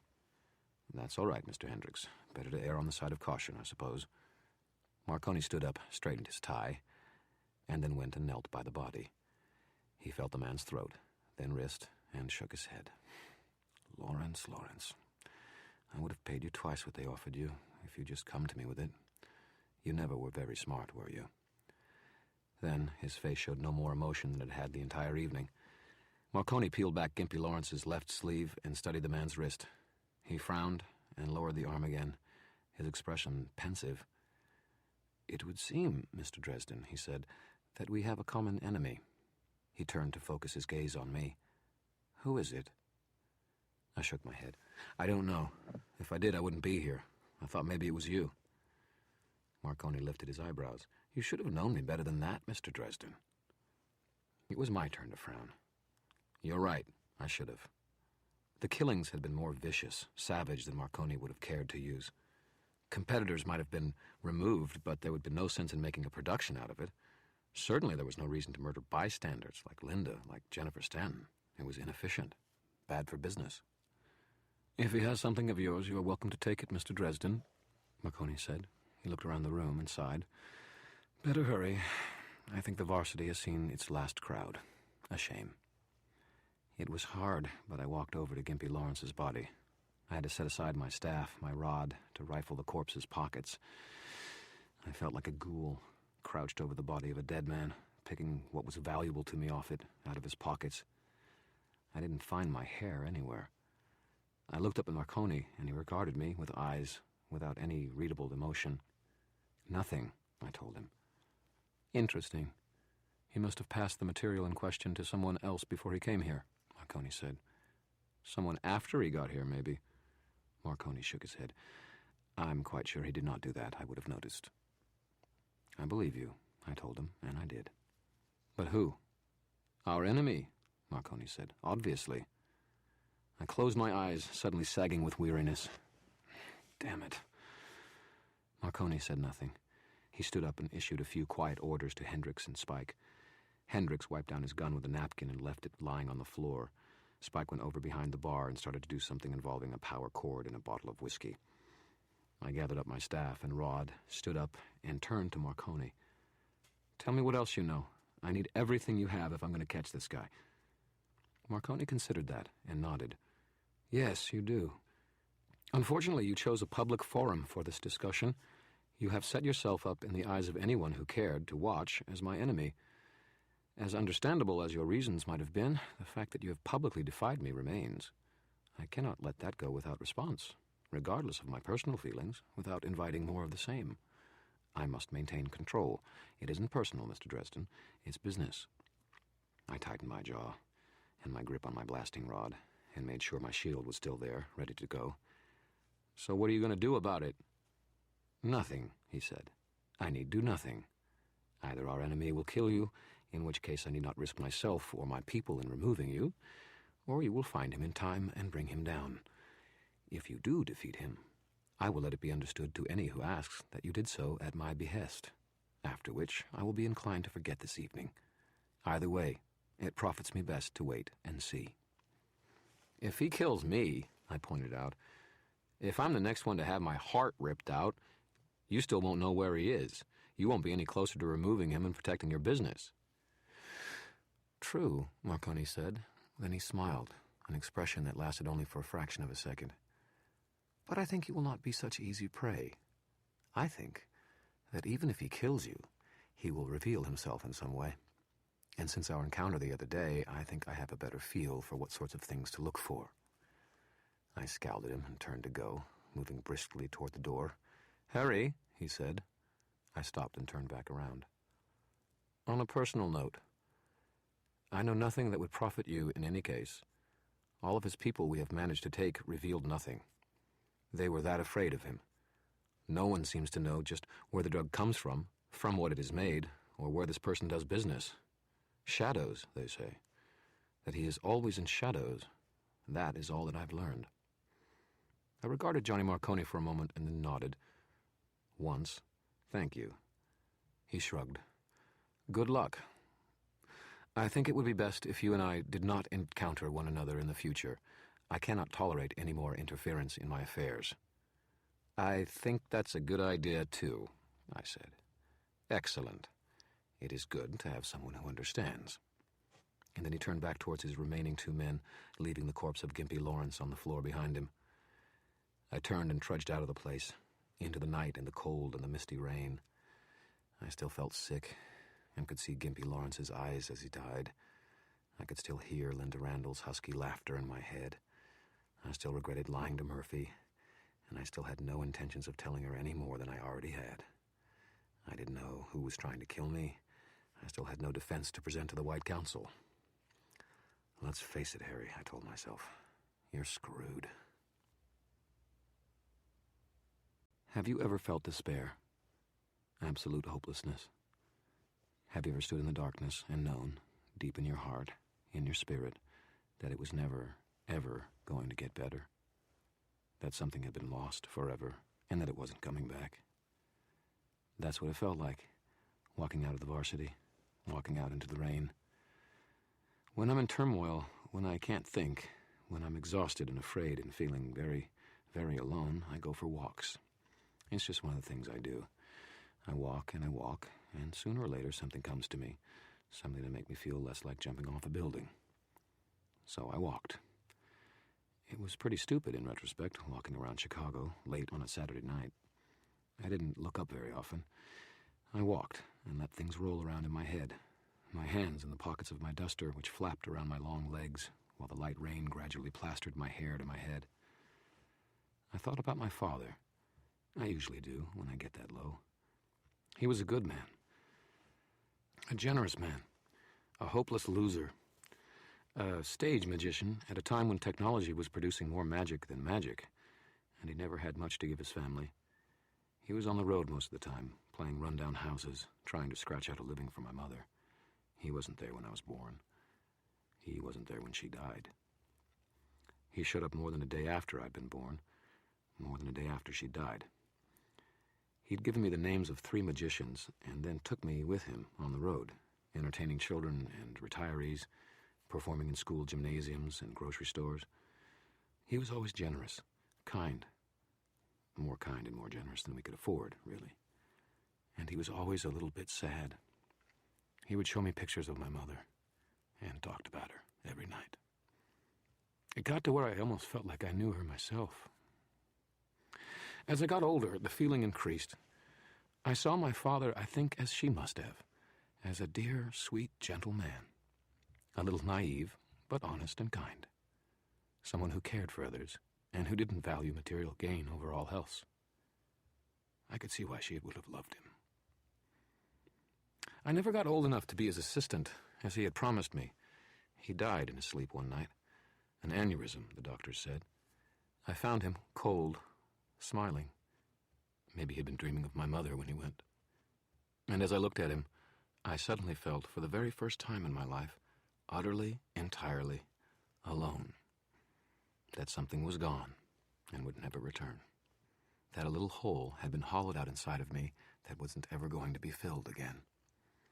And that was how I felt that rainy spring night in Chicago, walking along the streets, my breath pluming into steam, my right boot creaking with every step, dead people occupying all of my thoughts. I shouldn't have been surprised, I suppose, when after hours of walking, my steps carried me back to Linda Randall's apartment. The police were all gone now, the lights all off, all the gawking neighbors cozy in their beds again. It was quiet in the apartment complex. Dawn wasn't brushing the sky, but somewhere, on a window ledge or a rooftop nest, a bird was twittering. I was at the end of my strength and resources. I hadn't thought of anything, hadn't come up with any brilliant ideas. The killer was going to get his spell together to kill me the next time he had a storm to draw on, and from the way the air felt, that could be any time. If he didn't kill me, Morgan would certainly have the White Council set to execute me at dawn on Monday. The bastard was probably out lobbying votes already. If the matter came before the council, I wouldn't stand a chance. I leaned against the door to Linda's apartment. It was striped with "Police line, do not cross," yellow and black tape. I didn't really realize what I was doing until I'd already worked a spell that opened the door, unfastened the lowest strip of yellow tape, and walked into her apartment. This is stupid, Harry, I told myself. I guess I wasn't in the mood to listen. I walked around Linda's apartment, smelling her perfume and her blood. They hadn't come to clean up the blood yet. The apartment manager would probably have to handle that later. They never really show you the details like that at the movies. I eventually found myself lying on the floor, on the carpeting next to Linda Randall's large bed. I was curled on my side, my back to her bed, my face toward the sliding glass doors that led out to her little concrete patio. I didn't feel like moving, like going anywhere, like doing anything. Useless. It had all been useless. I was going to die in the next 2 days. The worst part was that I wasn't even sure that I cared. I was just too tired, exhausted from all the magic I'd had to use, from the walking, from the bruises and punches and lack of sleep. It was dark. Everything was dark. I think I must have fallen asleep. I needed it after everything that had happened. I don't remember anything else until the sun was too bright in my eyes. I blinked and lifted my hand against the light, keeping my eyes closed. Mornings had never been my best time, and the sun had risen above the tops of the buildings across the street, cheerful springtime sunshine that dashed down through Linda Randall's curtains, through my eyelids and into my brain. I grumbled something and rolled over, face to the cool darkness under Linda's bed, back to the warm sunlight. But I didn't go back to sleep. Instead, I started getting disgusted with myself. "What the hell are you doing, Harry?" I demanded out loud. "Laying down to die," I told myself, petulantly. "Like hell," my wiser part said. "Get off the floor and get to work."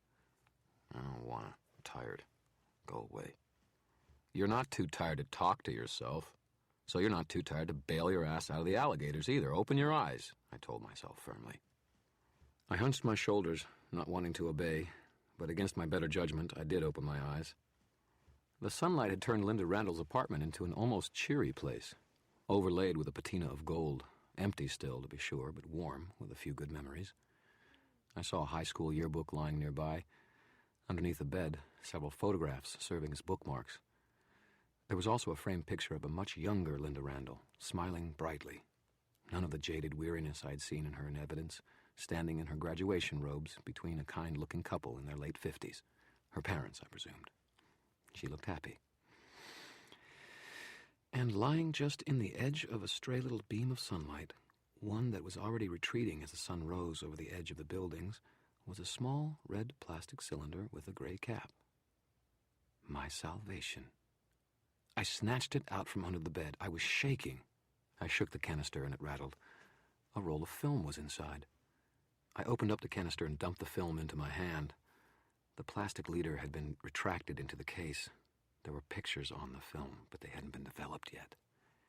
I closed the film up again and reached into the pocket of my duster and drew out another canister, the one I'd found at Victor Sell's lake house. The two were a match. My mind spun around, taking off down a whole new track. An entirely new realm of possibility had opened up to me. And somewhere in it might be my opportunity, my chance to get out of this alive, to catch the killer, to salvage anything that had started going to hell. But it still wasn't clear. I couldn't be sure what was going on, but I had a possible link now, a link between the murder investigation and Monica Sell's aborted inquiry into the disappearance of her husband, Victor. I had another lead to follow, but there wasn't much time to follow it. I had to get up, to get on my feet and get going, fast. You can't keep a good wizard down. I stood up, grabbed my staff and rod, and started walking towards the door to leave. The last thing I needed was to get caught trespassing on a crime scene.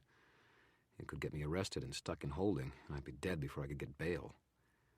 My mind was already rolling ahead, working on the next step, trying to find this photographer who had been at Victor's beach house, and getting these pictures developed, and seeing if there was anything in them that was worth Linda Randall's death.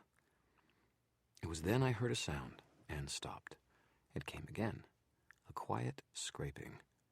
Someone turned the key in the deadbolt of the apartment's front door, and it swung open. There was no time to flee beneath the bed or into the bathroom, and I didn't want to be limited in my mobility in any case. I leaped forward and stood behind the door as it opened, keeping very still. A man entered, slim, short, harried-looking. His hair, a listless shade of brown, was drawn back into a ponytail. He wore dark cotton pants, a dark jacket, and carried a pouch on a strap at his side. He shut the door most of the way and looked around with great agitation. But, like most people who are too nervous to be thinking clearly, he was seeing less than he should have been. And though his head swept over where I would have been in his peripheral vision, he didn't notice me. He was a good-looking man, or so it seemed, with strong lines to his jaw and cheekbones. He crossed the room and stopped short when he saw the blood-stained bed. I saw him clench his hands into fists. He made a strange, cawing little sound, then hurried forward to throw himself on the floor by the bed and started pawing underneath it. After a few seconds, his pawing grew more frantic, and I heard him curse out loud. I slid my fingers over the smooth surface of the film canister in my pocket. So, the mysterious photographer lurking outside of Victor Sell's lake house was here looking for the film. I had a feeling in my stomach like I get when I finish a particularly difficult jigsaw puzzle, a particular satisfaction mingled with a touch of smugness. I settled my staff and rod silently into the corner by the door and flipped my official police consultant's badge, complete with my photograph on it, out of my duster, so it showed against the black canvas. I covered my ratty old T-shirt with a coat and hoped that the man would be too rattled and nervous to notice I was wearing sweatpants and cowboy boots beneath my duster. I kept my hands in my pockets, pushed the door shut with a little nudge of my boot, and just as it closed, said, "So, returning to the scene of the crime. I knew we'd catch you if I just waited." The man's reaction would have had me rolling in laughter on any other day. He jerked, slammed his head against the bottom of the bed, yelped, drew himself back from the bed, turned to me, and all but leapt back over the bed in surprise when he saw me. I revised my opinion of his looks. His mouth was too pinched, his eyes too small and too close together, giving him the intent, predatory look of a ferret. I narrowed my eyes and stalked toward him, one slow pace at a time. "Just couldn't stay away, could you?" "No," he said. "Oh, God, you don't understand. I'm a photographer. See? He fumbled with the cases at his side and produced a camera from it. "Taking pictures. For the papers. That's what I'm doing here. Just trying to get a good look around." "Save it," I told him. "We both know you aren't here to take pictures. You are looking for this." And I pulled the film canister out of my pocket, held it up, and showed it to him. His babbling stopped, and he stood stock still, staring at me. Then at the canister. He licked his lips and started trying to say something. "Who are you?" I asked. I kept my voice gruff, demanding. I tried to think of what Murphy would sound like if I was downtown with her right now, waiting for her to ask me questions. Wise, Donnie Wise," he swallowed, staring at me. "Am I in some kind of trouble?" I narrowed my eyes at him and sneered. "We'll see about that. Do you have any identification?" Sure, yeah. Let me see it." I speared him with a glance and added, slowly. He goggled at me and reached for his hip pocket with exaggerated slowness. With one hand, he drew out his wallet and flipped it open to his driver's license. I stalked toward him, snatched it, and studied it. His license and picture agreed with the name he had given. "Well, Mr. Wise," I began, "this is an ongoing investigation. So long as you give us your cooperation, I don't think that we—" I looked up to see him peering at my name badge, and my voice trailed off. He jerked his wallet back and accused, "You're not a cop?" I tilted my head back in an arrogant angle. "Okay, maybe not, but I work with the cops, and I've got your film." He cursed again and started stuffing his camera back into his bag, clearly meaning to leave. "No, you got nothing. Nothing that connects any of this to me. I'm out of here." I watched him start past me towards the door. "Don't be so hasty, Mr. Wise. I really think you have some things to discuss, like a dropped film canister underneath the deck of the house in Lake Providence last Wednesday night." He flicked a quick glance up at me. I have nothing to say to you," he mumbled. "Whoever the hell you are." He reached for the door and started to open it. I gestured curtly to my staff in the corner and hissed, in my best dramatic voice, "Finto servitas," jerked my hand at the doorway. My staff, driven by tightly controlled channels of air, moving in response to my evocation, leapt across the room and slammed the door shut in front of Donnie Wise's nose. He went stiff as a board. He turned to face me, his eyes wide. "My God, you're one of them." "Don't kill me," he said. "Oh, God. You got the pictures. I don't know anything. Nothing. I'm no danger to you." He tried to keep his voice calm, but it was shaking. I saw him tilt his eyes at the glass sliding doors to the little patio, as though calculating his chances of making it there before I could stop him. "Relax, Mr. Wise," I told him. "I'm not here to hurt you. I'm after the man who killed Linda. Help me. Tell me what you know. I'll take care of the rest." He let out a harsh little laugh and eased a half-step toward the glass windows. "And get myself killed? Like Linda? Like those other people? No way." "No, Mr. Wise, tell me what you know. I'll put a stop to the killings. I'll bring Linda's murderer to justice." I tried to keep my voice soothing, even, fighting against the frustration I felt.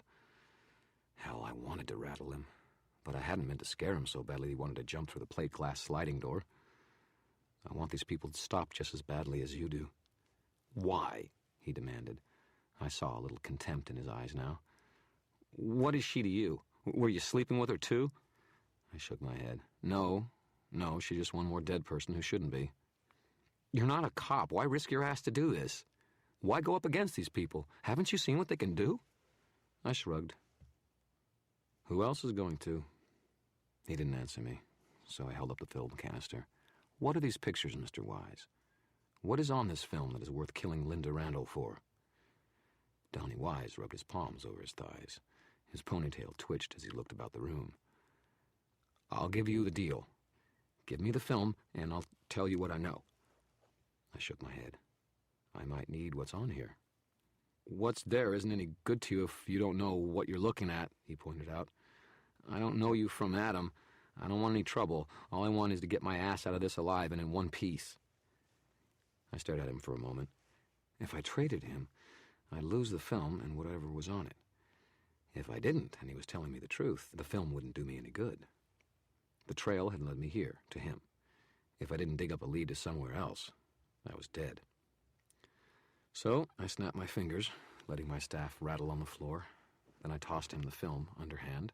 He dropped it and stooped to recover it, studying me warily. After I get out of this, he said, we're quits. I've never seen you before. I nodded. Fine, let's have it. Donnie swallowed and ran a hand back over his hair, giving his ponytail a nervous little tug at the end of the motion. I knew Linda from around. I'd taken some pictures of her for a portfolio. I do shoots for some of the girls around town. They want to make it into the magazines, most of them. Adult magazines, I asked. No, he snapped, nervous still. Uncle Abner's magazine for children. Of course, adult mags. Nothing really classy, but you can make good money even if you're not Hugh Hefner's type. So on Wednesday, Linda comes to me. She says she's got a deal for me. I shoot some pictures of her and give her the film. And she's real nice to me. All I have to do is show up where she says, shoot a roll through the windows and go. Deliver it to her on the next day. So I did. And now she's dead. Out in Lake Providence, I said. Yeah. What did you see there? I asked. And Donnie Wise shook his head, his eyes drawn past me to the bed again. Linda, some other people, no one I knew, they were having some kind of party, all candles and stuff. It was storming like hell, a lot of thunder and lightning, so I couldn't really hear them. I worried for a while about someone looking up and seeing me in the lightning, but I guess they were too busy. They were having sex, I said. No, he snapped. They were playing canasta. Yeah, sex. The real thing, not the fake stuff on a set. The real thing don't look as good. Linda, some other woman, 3 men. I shot my roll and got out. I grinned, but he didn't seem to have noticed the double entendre. You just don't get quality lowlife often enough anymore. Can you describe any of these other people? He shook his head. I wasn't looking, but they wasn't being too particular, if you take my meaning. Turned my stomach. Did you know what Linda wanted with the pictures? He looked at me and then snickered, as though I were extremely simple. Jesus, buddy. What do you think someone wants with pictures like that? She wanted to get leverage on somebody. Hell, it wouldn't hurt her reputation if any of the pictures of her in the middle of an orgy got out. But it might have some of the people with her. What kind of simp wannabe cop are you? I ignored the question. What are you going to do with the film, Donnie? He shrugged. Trash it, probably. I saw his eyes flick from side to side, and I knew he was lying to me. He'd keep the film, find out who was in the pictures, and if he thought he could get away with it, he'd try to weasel whatever profit he could out of it. He seemed the type. I trusted my instincts. Allow me, I said, and snapped my fingers. Fuego. The canister's gray lid flew off in a little rush of flame, and Donnie Wise yelped, drawing his hand back sharply. The red canister burst into flame on its way to the ground and landed in a crumpled, smoking lump. He stared at the film, then at me, his mouth gaping. I hope I don't find out you've lied to me, Donnie, I told him. He went white as a sheet, assured me he hadn't, then turned and fled out of the apartment, knocking loose 2 bits of police tape on the way out. He didn't quite close the door behind him. I let him go. I believed him. He didn't seem bright enough to make up a story on the fly, as rattled as he'd been. I felt a ferocious surge of triumph, of anger, and of a desire to find this person, whoever it was, who was taking the raw forces of life and creation and turning them to the ends of destruction, and put them in the trash with the rest of the garbage. Whoever he was, murdering people with magic and killing people by degrees with the 3-eye drug, he was someone I wanted to put down. My brain lurched into gear. Now that there was something to work with, some other possibility for tomorrow morning than me dying in a variety of gruesome ways. Linda Randall had been planning on blackmailing someone. I took a staggering mental leap and figured it was Victor, or someone out at his house during the party. But why? I didn't have any pictures now, only the information I'd gotten from Donnie Wise. I couldn't afford to wait around. I had to pursue the lead he'd given me if I was to get to the bottom of this and find out who had killed Linda. How had I managed to get into all of this trouble in only a few days? And how in the world had I managed to stumble across what appeared to be a complex and treacherous little plot by chance out at the lake house on Lake Providence on a separate investigation entirely? Simple answer. It hadn't been an accident. It had been by design. I had been directed there. Someone who wanted me out at the lake house and wanted to get me involved and to find out what was going on there. Someone who was nervous as hell about wizards, who refused to give out her name, and who carefully dropped phrases that would make me believe her ignorance, who had to rush out quickly from her appointment and who was willing to let $500 go just to get me off the phone a few seconds faster. Someone had drawn me out and forced me into the open, where I attracted all sorts of hostile attention. That was the key. I gathered up my staff and rod and stalked out the door. It was time to talk to Monica Sells. I paid the cabbie who dropped me off a block away from Monica Sells' house in the suburbs. I was running out of time, out of Murphy's loan, and out of patience, so I didn't waste any daylight in walking down the street towards her place. It was a cute little house, 2 stories, a couple of young trees in the front yard, just now starting to rival the house for height. There was a minivan in the driveway and a basketball goal, well used. The lawn was grown rather long, but all the recent rains had left a good excuse for that. The street was a quiet one, and it took me a moment to realize that most of the houses on it were not occupied. For sale signs stood in many of the yards. Sparse curtains draped over empty, gaping windows like cobwebs. There wasn't a lot of birdsong for a street with so many trees. And I couldn't hear any dogs barking as I walked along the sidewalk. Overhead, clouds were thickening, building up for another thunderstorm. Taken all together, it had the feel of someplace blighted, a place where a black wizard had set up shop. I swung up through the Sells yard into the front door. I rang the bell and waited. There was no answer. I knocked. I leaned on the doorbell. Still no answer. I tightened my jaw and looked around. I didn't see anyone. So I turned back to the door, preparing to use a spell to open it. Instead, the door swung open, maybe 6 inches. Monica Sells stood inside, peering out at me with her green eyes. She was dressed in jeans, a plain flannel shirt with the sleeves rolled up, and her hair was covered by a bandana. She wore no makeup. She looked both older and more appealing that way. I think maybe because it was a more natural look for her, something that was closer to the sort of person she really was, rather than the nicer clothes and jewelry she'd worn when she visited my office. Her face went pale, her lips bloodless. "I don't have anything to say to you, Mr. Dresden," she said at once. "Go away." "I can't do that," I said. She started to swing the door shut, but I jammed the end of my staff into the doorway, keeping it from closing. "I'll call the police," she said, her voice strained. She leaned against the door, trying to keep me from coming in. "Do it," I growled. Then I played on an instinct, a hunch. "And I'll tell them about you and your husband." I was taking a shot in the dark, but what the hell? She didn't know I didn't know what the hell was going on. My instinct paid off. I heard her suck in a breath and felt her resistance on the door sag a little. I put my shoulder to the door, leaned on it hard, and she stepped back from me in surprise. I don't think she'd expected me to physically force my way into her house. Hell, I hadn't expected me to do that. I hadn't realized how angry I was until I saw the look of panic on her face when she looked up at me. I didn't know what I looked like, but it must not have been friendly. I stopped. I closed my eyes. I took a deep breath and tried to get a handle on my anger. It wouldn't profit me anything to lose control. That was when she went for the stunner. I heard her move, open my eyes in time to see her snatch a black plastic case the size of a cellular phone from the piano and lunge toward me. Her face was pale, frightened. Blue lightning danced between the 2 tines of the stunner as she shoved it at my stomach. I swept my staff upright from right to left, and the buzzing device went past me, along with her lunge, striking the door frame behind me. I slipped past her into the living room, turning to face her as she recovered and turned around. "I won't let you hurt them," she snarled. "Not you, not anyone. I'll kill you before you touch them, wizard." And then she was coming at me again, fury replacing the terror in her eyes, and grim determination to succeed.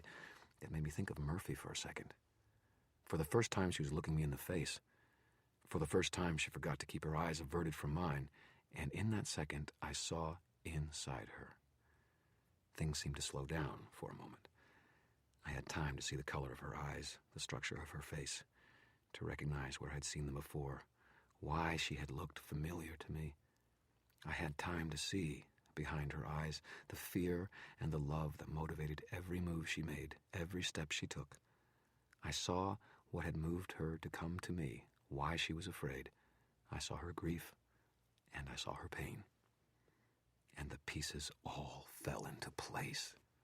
Knowing the emotions that drove her, the terrible love that she was showing, even now, it all seemed perfectly obvious. I felt stupid for not figuring it out days ago. "Stop," I said, or tried to say, before she thrust the stunner at my chest. I dropped the staff and rod alike in a clatter of falling wood and caught her wrists in both of my hands. She pushed the stunner up my face, and I let her do it. It got within 3 inches of me, the light bright in my eyes. Then I drew in a breath and puffed it out into the stunner, along with an effort of will. There was a spark, a little puff of smoke, and it went dead in her hands, like every other electronic gizmo seemed to do whenever I came around. Hell, I was surprised it had taken so long to stop working. And even if it hadn't, it wasn't any trouble for me to hex it into uselessness. I continued holding her wrist, but the driving tension behind her arm had eased away to nothing. She was staring at my face, her eyes wide with shock from the meeting of our gazes. She started shaking and dropped the useless stunner from limp fingers. It clattered to the floor. I let go of her, and she just stared at me. I was shaking, too. A soul gaze is never something pleasant or simple. God, sometimes I hated that I had to live with that. I hadn't wanted to know that she'd been abused as a child, that she'd married a man who provided her with more of the same as an adult, that the only hope or light that she saw in her life was her 2 children. There hadn't been time to see all of her reasons, all of her logic. I still didn't know why she had drawn me into this entire business. But I knew that it was, ultimately, because she loved her 2 kids. And that was all I really needed. That and one other connection, the nagging resemblance to someone that I'd noticed in her at my office. The rest fell into place from there. It took Monica Sells a moment to recover herself.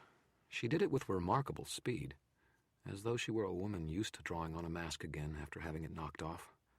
I'm sorry, Mr. Dresden." She lifted her chin and regarded me with a fragile, wounded pride. "What do you want here?"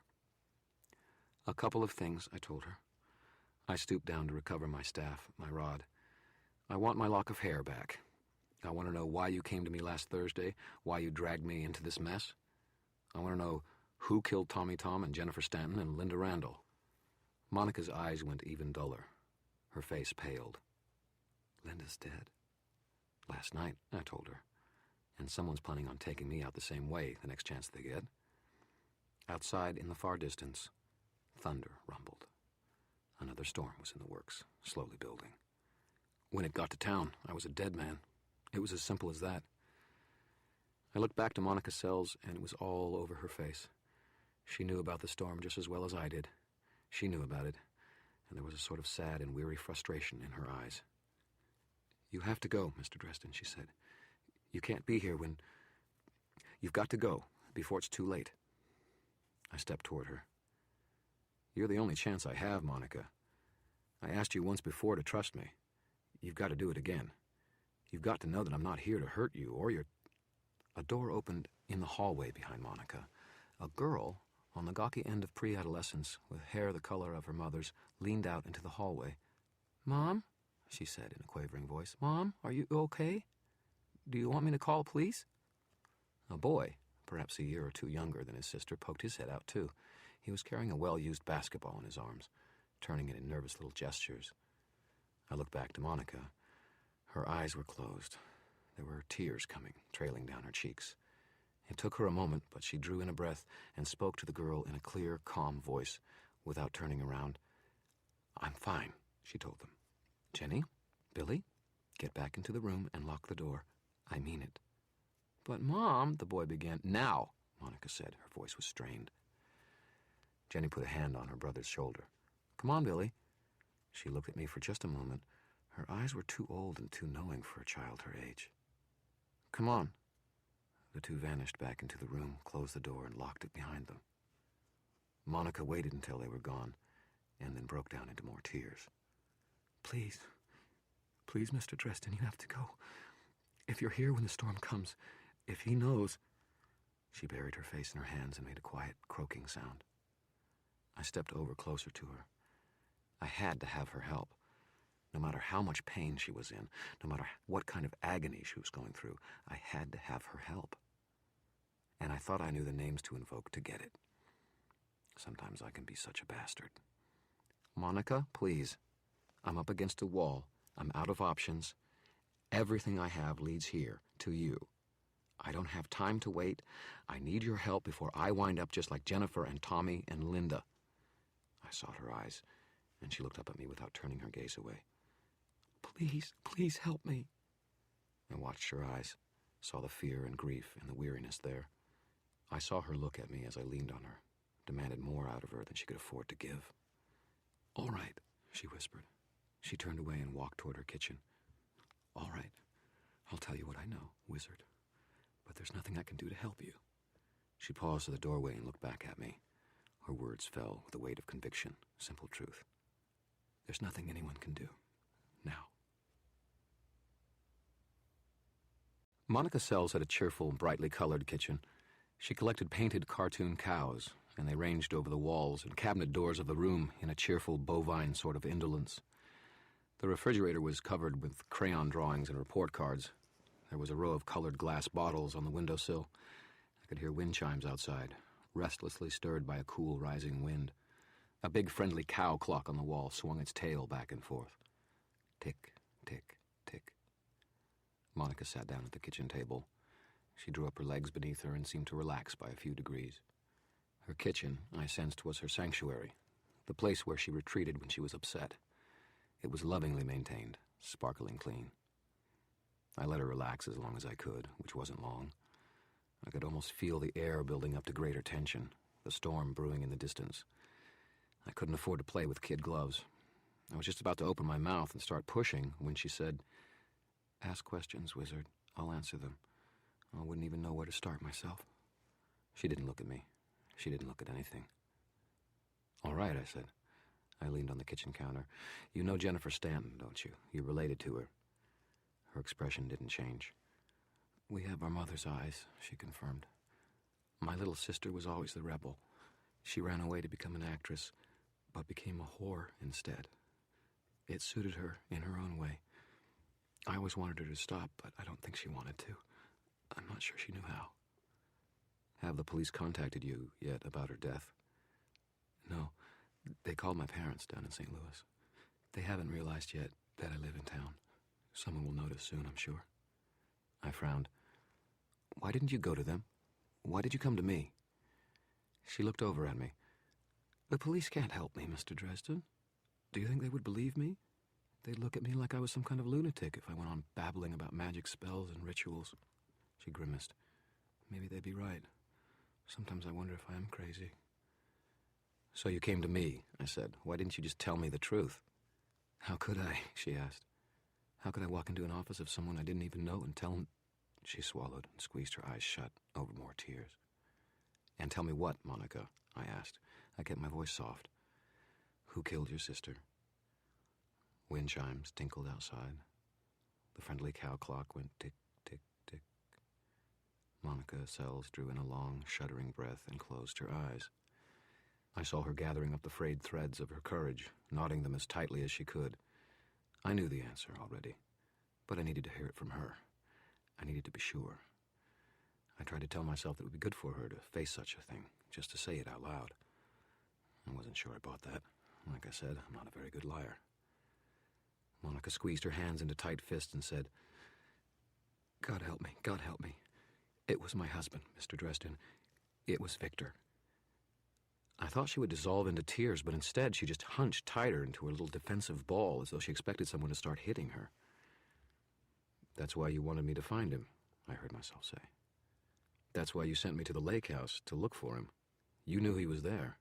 You knew that if you sent me out there, he would see me. My voice was quiet, not quite angry, but the words pounded around Monica Sells like sledgehammers, throwing up chips of concrete. She flinched from each of them. "I had to," she moaned. "God, Mr. Dresden, you don't know what it was like. And he was getting worse. He didn't start as a bad man, really, but he kept getting worse and worse, and I was afraid." "For your kids," I said. She nodded and rested her forehead on her knees, and then the words started spilling out of her. Slowly at first, and then in a greater and greater rush, as if she couldn't hold back the immense weight of them any longer. I listened. I owed it to her for walking all over her feelings, for forcing her to talk to me. "He was never a bad man, Mr. Dresden, you have to understand. He worked hard. He worked so hard for us to give us something better. I think it was because he knew that my parents had been so wealthy. He wanted to give me just as much as they could have, and he couldn't. It would make him so frustrated, so angry. Sometimes he would lose his temper, but it wasn't always so bad. He could be so kind sometimes, too. I thought that maybe the children would help him to stabilize. It was when Billy was about 4 that Victor found the magic. I don't know where. But he started getting obsessed with it. He brought home books and books, strange things. He put a lock on the door to the attic, and after dinner he'd vanish up there. Some nights he wouldn't come to bed. Some nights I could hear the things up there, voices, or things that weren't voices." She shuddered. "He started to get worse. He'd get angry, and things would happen. Little things. The drapes would catch on fire at one edge, or things would fly off the walls and break." She turned her haunted gaze toward her cute, tacky cows for a moment, as though assuring herself that they were still there. "He'd scream at us for no reason, or burst out laughing for no reason. He saw things I couldn't see. I thought he was going crazy." "But you never confronted him," I said quietly. She shook her head. "No, God forgive me, I couldn't. I had gotten used to being quiet, Mr. Dresden, to not making a fuss." She took a deep breath and continued. "Then one night he came to me and woke me up. He made me drink something. He told me that it would make me see, make me understand him, that if I drank, I would see the things he saw, that he wanted me to understand him, that I was his wife." This time she did start crying, tears that coursed silently down her cheeks through the corners of her mouth. Something else clicked solidly into place where I'd already thought it would go. "The 3-eye," I said. She nodded. "And I saw things, Mr. Dresden. I saw him." Her face screwed up and I thought she was going to vomit. I could sympathize. To have the third sight suddenly open to you like that, not knowing what it was, what was happening to you, to look at the man you had wed, who had given you children, and to see him for what he truly was, obsessed with power, consumed by greed. It had to have been hell. And it would remain with her, always. She would never find the memory fading, never find the comfort and solace of years putting a comfortable padding between her and the image of her husband as a monster. She continued, speaking in a low, hurried rush. "I wanted more, even when it was over, and though it was horrible, I wanted more. I tried not to let it show, but he could tell. He looked into my eyes, and he knew, Mr. Dresden, like you did just now. And he started to laugh, like he just won the lottery. He kissed me. He was so happy, and it made me sick. He started making more of the drug, but he could never make enough. It drove him berserk, furious, and then he started to realize that when he was angry, he could do more. He'd look for excuses to be angry. He'd drive himself into rages, but it still wasn't enough." She swallowed. "That's when... I thought of the frightened pizza drivers and the fairy commentary on the human sporting. "That's when he realized he could touch other people's emotions, too," I said.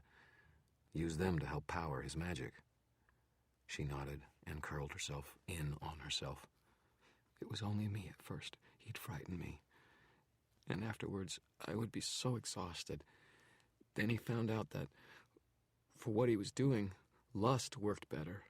So he started looking around for backers, investors, he called them. She looked up at me, her eyes pleading. Please, Mr. Dresden, you have to understand, it wasn't always so bad. There were moments that I could almost see him again, that I thought he was going to come back to us. I tried to look on her with compassion, but I wasn't sure I felt anything but fury.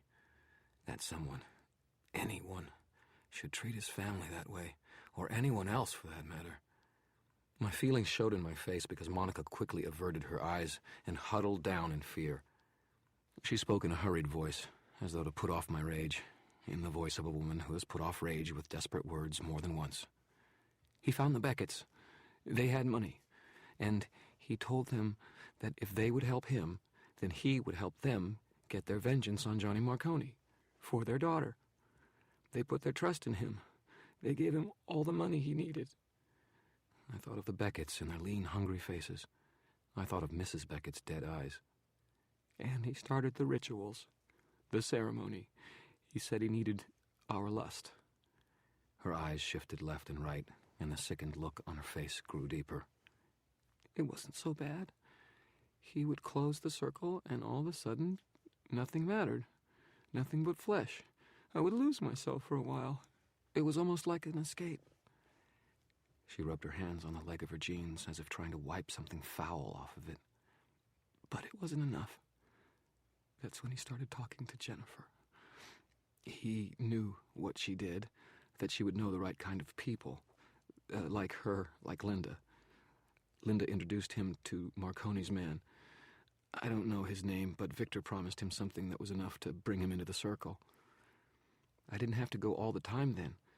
Either Jenny or I would stay with the children. Victor made the drug. We started to make money. Things got better for a while. As long as I didn't think too much. Monica took a deep breath. That's when Victor started getting darker. He called demons. I saw them. He said he needed more power. He was hungry for it. It was horrible, like watching a starving animal forever pacing. And I saw him start looking at the children, Mr. Dresden. It made me afraid, the way he looked at them. Sometimes I knew. This time she buckled and doubled toward the floor with a groan. She shuddered and wept out of control. Oh, God, my babies, my babies. I wanted to go over to her, to offer her my hand to hold, to put an arm over her shoulders, and to tell her that it would be all right. But I knew her now. I had looked inside. It would make her scream.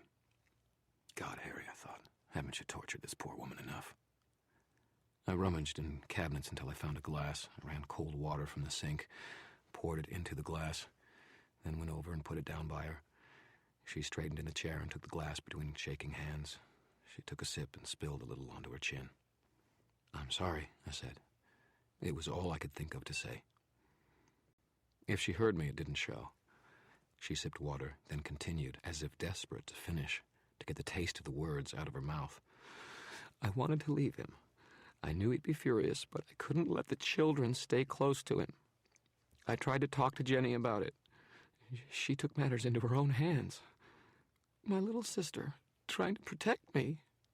She went to Victor and told him that if he didn't let me leave, she'd go to the police and to Johnny Marconi. She'd tell them all about him, and he killed her, I said. Hell, Victor hadn't needed any of Jennifer Stanton's hair to kill her. Any kind of sample of bodily fluids would have worked. With the ceremonies of lust that he'd been holding, he'd have ample opportunity to collect from poor Jennifer Stanton. Maybe he'd even had her bring him a sample from Tommy Tom.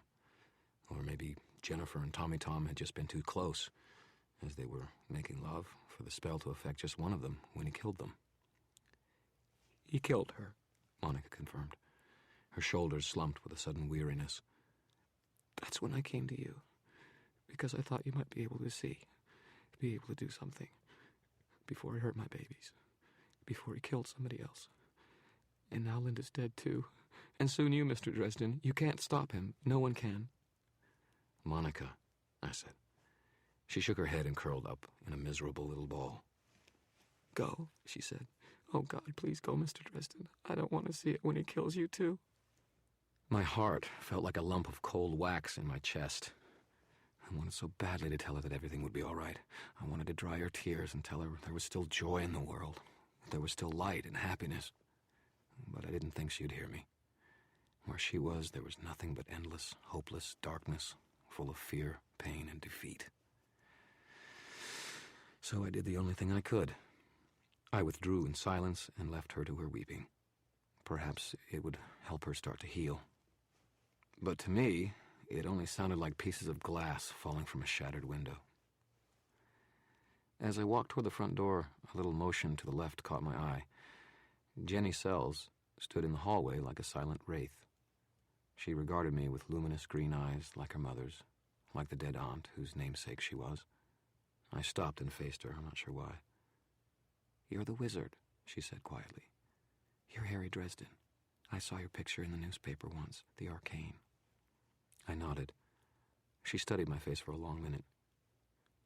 "Are you going to help my mom?" It was a simple question, but how do you tell a child that things just aren't that simple? That some questions just don't have simple answers, or any answer at all. I looked back into her two knowing eyes, and then quickly away. I didn't want her to see what sort of person I was. The things I'd done, she didn't need that. "I'm going to do everything I can to help your mom." She nodded. "Do you promise?" I promised her. She thought that over for a moment, studying me, and then she nodded. "My daddy used to be one of the good guys, Mr. Dresden, but I don't think that he is anymore." Her face looked sad. It was a sweet, unaffected expression. "Are you going to kill him?" Another simple question. "I don't want to," I told her, "but he's trying to kill me, and I might not have any choice." She swallowed and lifted her chin. "I love my Aunt Jenny," she said. Her eyes brightened with tears. "Mama won't say, and Billy's too little to figure it out, but I know what happened." She turned, with more grace and dignity than I could have managed, and started to leave, and then said quietly, "I hope you're one of the good guys, Mr. Dresden. We really need a good guy. I hope you'll be all right." And then she vanished down the hall in bare, silent feet. I left the house in the suburbs as quickly as I could. My legs drove me down the oddly silent sidewalk and back to the corner where the cabbie was waiting, meter ticking away. I got into the cab and told the cabbie to drive me to the nearest payphone. Then I closed my eyes and struggled to think. It was hard through all the pain I felt. Maybe I'm stupid or something, but I hate to see people like Monica, like little Jenny, hurting like that. There shouldn't be pain like that in the world. And every time I run into it, it makes me furious. Furious and sad. I didn't know if I wanted to scream or cry. I wanted to pound Victor Sells' face in. I wanted to crawl into bed and hide under the covers. I wanted to give Jenny Sells a hug and tell her that everything would be all right. And I was still afraid, all tight and burning in my gut. Victor Sells, of the shadows and demons, was going to kill me as soon as the storm rolled in. "Think, Harry," I told myself. "Think, damn it." The cabbie gave me an odd look in the rearview mirror. I stuffed down all the feelings, all the fear, all the anger into a tight little ball. I didn't have time to let those feelings blind me now. I needed clarity, focus, purpose. I needed a plan. Murphy. Murphy might be able to help me. I could tip her off about the lake house and send in the cavalry. They might find a stockpile of 3-eye there. They could then arrest Victor like any other drug dealer. But there were too many holes in that plan. What if Victor wasn't keeping his stores in the lake house? What if he eluded the police? Monica and her children would be in danger if he did. Not only that, what if Murphy didn't listen to me? Hell, the judge might not issue a warrant to search private property on the word of a man who probably had a warrant for his own arrest out now. Not only that, but the bureaucracy involved in working with the authorities in Lake Providence, on a Sunday no less, would slow things down. It might not happen in time to save me from having my heart torn out. No, I couldn't rely on the police. If this was any other time, if I was held in less suspicion by the White Council, I would report Victor Sells to them and let them handle the whole thing. They're not exactly soft on people using magic like Victor used it, to call up demons, to kill, to produce drugs. He had probably broken every law of magic. The White Council would waste no time in sending someone like Morgan to wipe Victor out. But I couldn't do that either. I was already under suspicion, thanks to Morgan's narrow-minded blindness. The council was already meeting at sunrise on Monday. Some of the other members of the council might listen to me, but they would be traveling now. I had no way of reaching any of those who were sympathetic to me, no way of asking for help. There wasn't time, in fact, to try to round up any of my usual allies. So, I concluded it was up to me, alone. It was a sobering thought. I had to go confront Victor Sells, as strong a practitioner as I'd ever gone up against, in his own place of power at the lake house. Not only that, but I had to do it without breaking any of the laws of magic. I couldn't kill him with sorcery, but somehow I had to stop him. Odds seemed really good that I was going to get killed, whether I tried to face him or not. To hell with it, then. If I was going to go out, it wasn't going to be while I was lying around moaning and bitching about how useless it all was. If Victor Sells wanted to take out Harry Blackstone Copperfield Dresden, he was going to have to shove his magic right down my throat. This decision cheered me up somewhat. At least I knew what I was doing now, where I was going. What I needed was an edge, I decided, something to pull on Victor, something he wouldn't expect. Now that I knew who he was, I understood the magic I had run into outside of my apartment a little better. It had been potent, deadly, but not sophisticated, not well controlled. Victor was powerful, strong, a natural mage, but he wasn't practiced. He didn't have any training. If only I had something of his, something like his own hair, that I could use against him. Maybe I should have checked the bathroom at Monica's, but I had the feeling he wouldn't be that careless. Anyone who spends time thinking about how to use that sort of thing against people is going to be doubly paranoid that no one have the opportunity to use it against him. And then it struck me. I did have something of Victor's. I had his scorpion talisman, back in the drawer of my desk in the office. It was one of his own devices, something close and familiar. I could use it to create a bond to him, to sort of judo his own power back against him, and beat him with it, hands down, no questions asked. I might have a chance yet. I wasn't finished, not by a long shot. The cabbie pulled into a gas station parked next to the payphone. I told him to wait for a minute and got out, fumbling a quarter from my pockets to make the call. If it did turn out that I wouldn't live to see tomorrow, I wanted to make damn sure that the hounds of hell would be growling at Victor Sells' heels. I dialed Murphy's number down at the station. It rang several times, and finally someone answered. The line was scratchy, noisy. I could barely make out who it was. "Murphy's desk, this is Carmichael." "Carmichael," I said loudly into the phone. "It's Harry Dresden. I need to talk to Murphy." "What?" Carmichael said. There was a squeal of static. Damn it, the phones go to hell on me at the worst times. "I can't hear you. Murphy? You want Murphy? Who is this? Anderson, is that you?" "It's Harry Dresden," I shouted. "I need to talk to Murphy."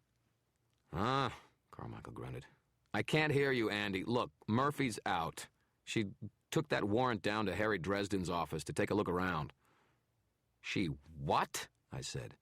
"Harry Dresden's office," Carmichael said. "She said she'd be back soon. Look, this connection is awful. Try calling back." He hung up on me. I fumbled for another quarter, my hands shaking, and dialed my own office number. The last thing I needed was for Murphy to go poking around my office, maybe impounding things. If she stuck the scorpion in evidence, I was done for. I'd never be able to explain it to her in time. And if she saw me face to face, she might be furious enough with me just to have me slapped into holding and left there overnight. If that happened, I'd be dead by morning. My phone rang a couple of times, then Murphy answered. The line was blissfully clear. "Harry Dresden's office." "Murph," I said, "thank God. Look, I need to talk to you."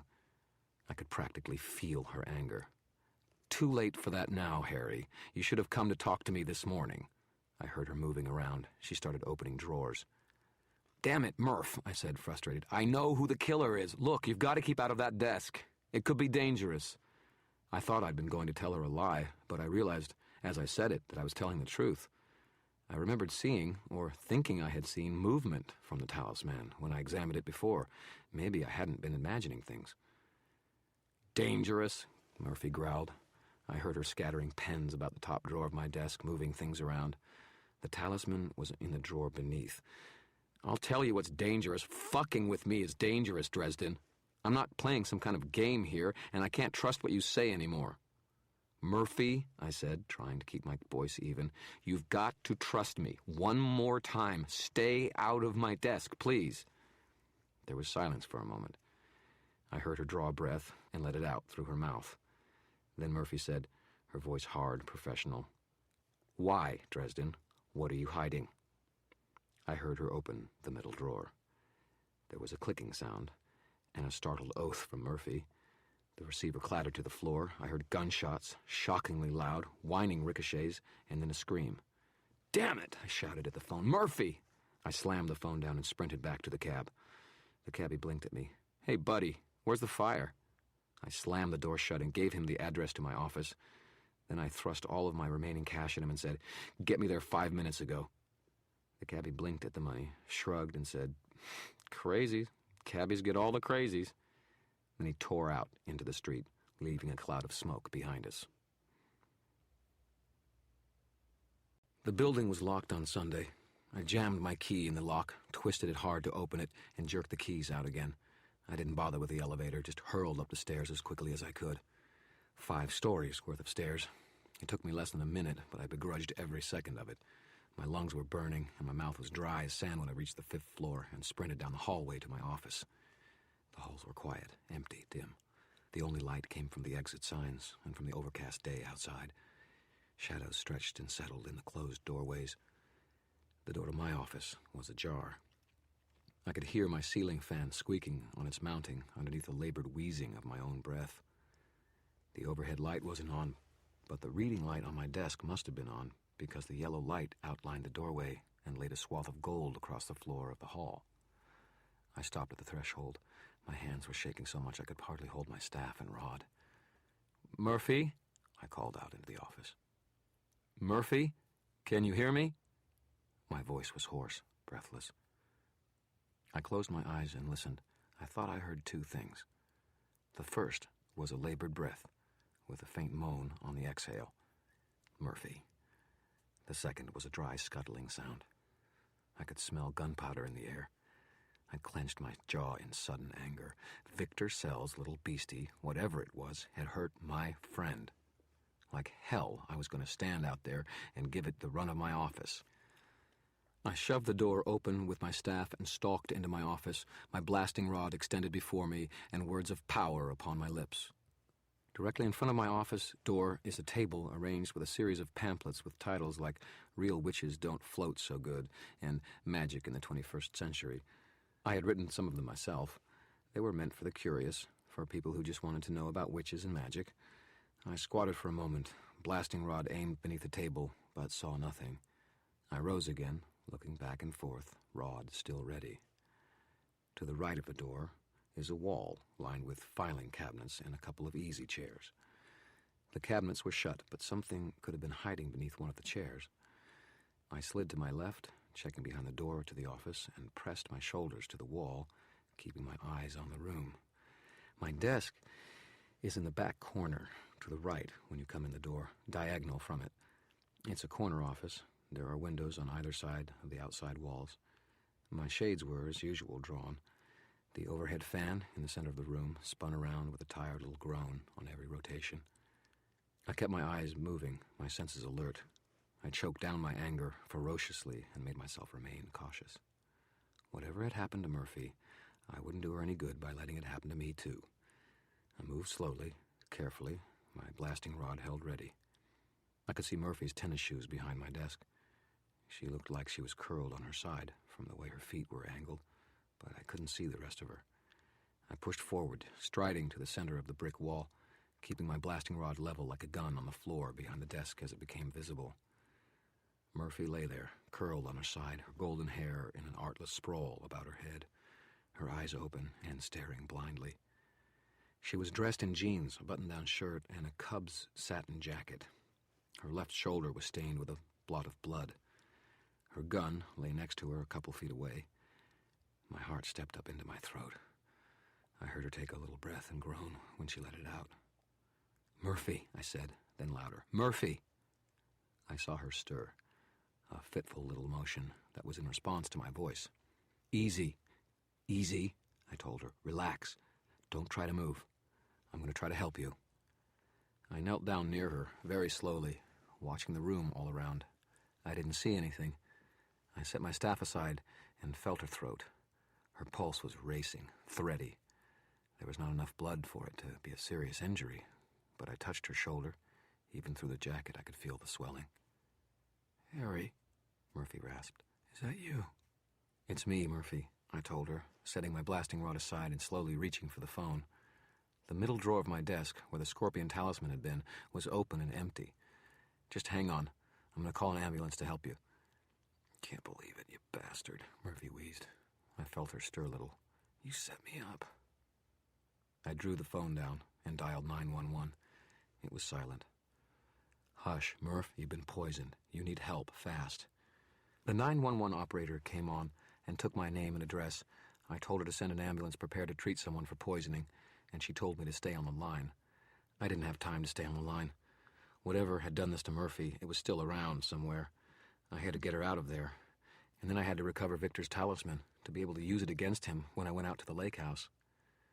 Murphy stirred again, and then I felt something hard and cool flick around my wrist and clitter-clat shut. I blinked and looked down at her. Murphy's jaw was set in a stubborn line as she clicked the other end of the handcuffs around her own wrist. "You're under arrest," she wheezed. "You son of a bitch. Wait till I get you into the interrogation room. You aren't going anywhere." I just stared at her, stunned for a moment. "Murph," I just stammered. "My God, you don't know what you're doing." "Like hell," she said, her lip lifting in a ghost of its usual snarl. She twisted her head around, grimaced in pain, squinted at me. "You should have talked to me this morning. Got you now, Dresden." She broke off in a panting gasp and added, "You jerk." "You stubborn bitch from hell." I felt at a loss for a second, then shook my head. "I've got to get you out of here before it comes back," I said, and stooped over forward to try to gather her up. That was when the scorpion exploded towards me from the shadows beneath my desk. A harsh burst of dry, scuttling motion. It wasn't a bug I could squish with my fingers anymore.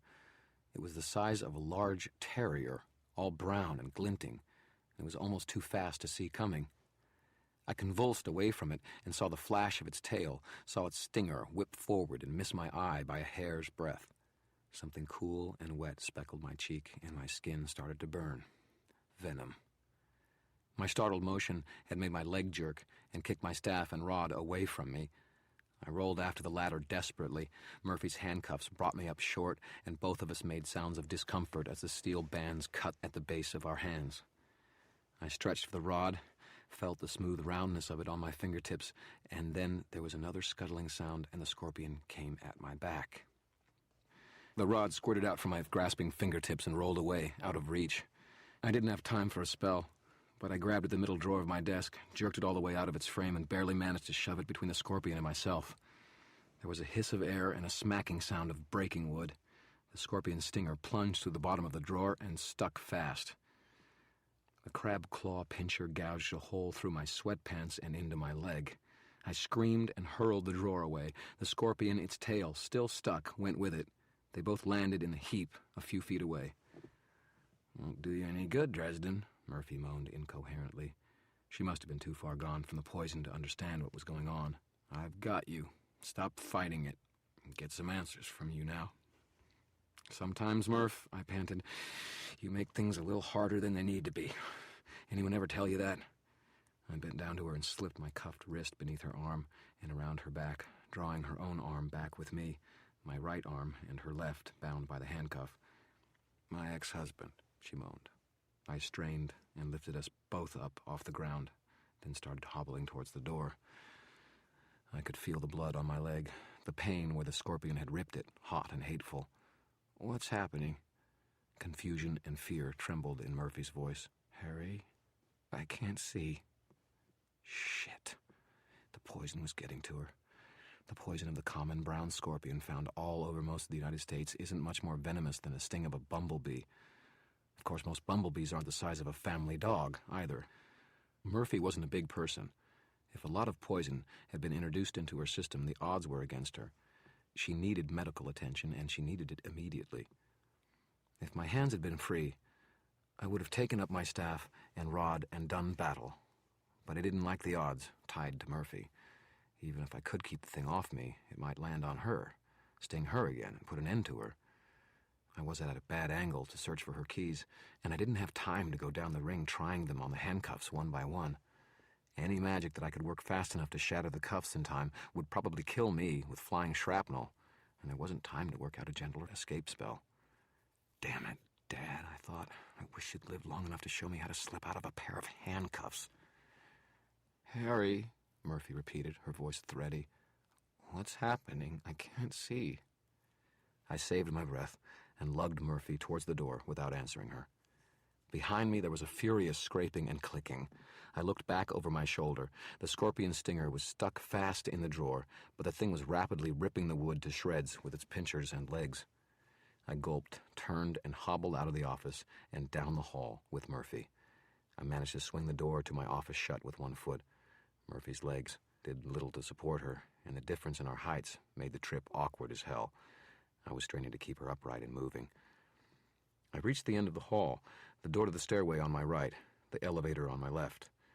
I stopped for a moment, panting, trying not to let the sounds of splintering wood back down the hall rattle my judgment. Murphy sagged against me, speechless now. If she was breathing, I couldn't tell. There was no way I was going to be able to carry her down the stairs. Neither one of us had enough left to manage that.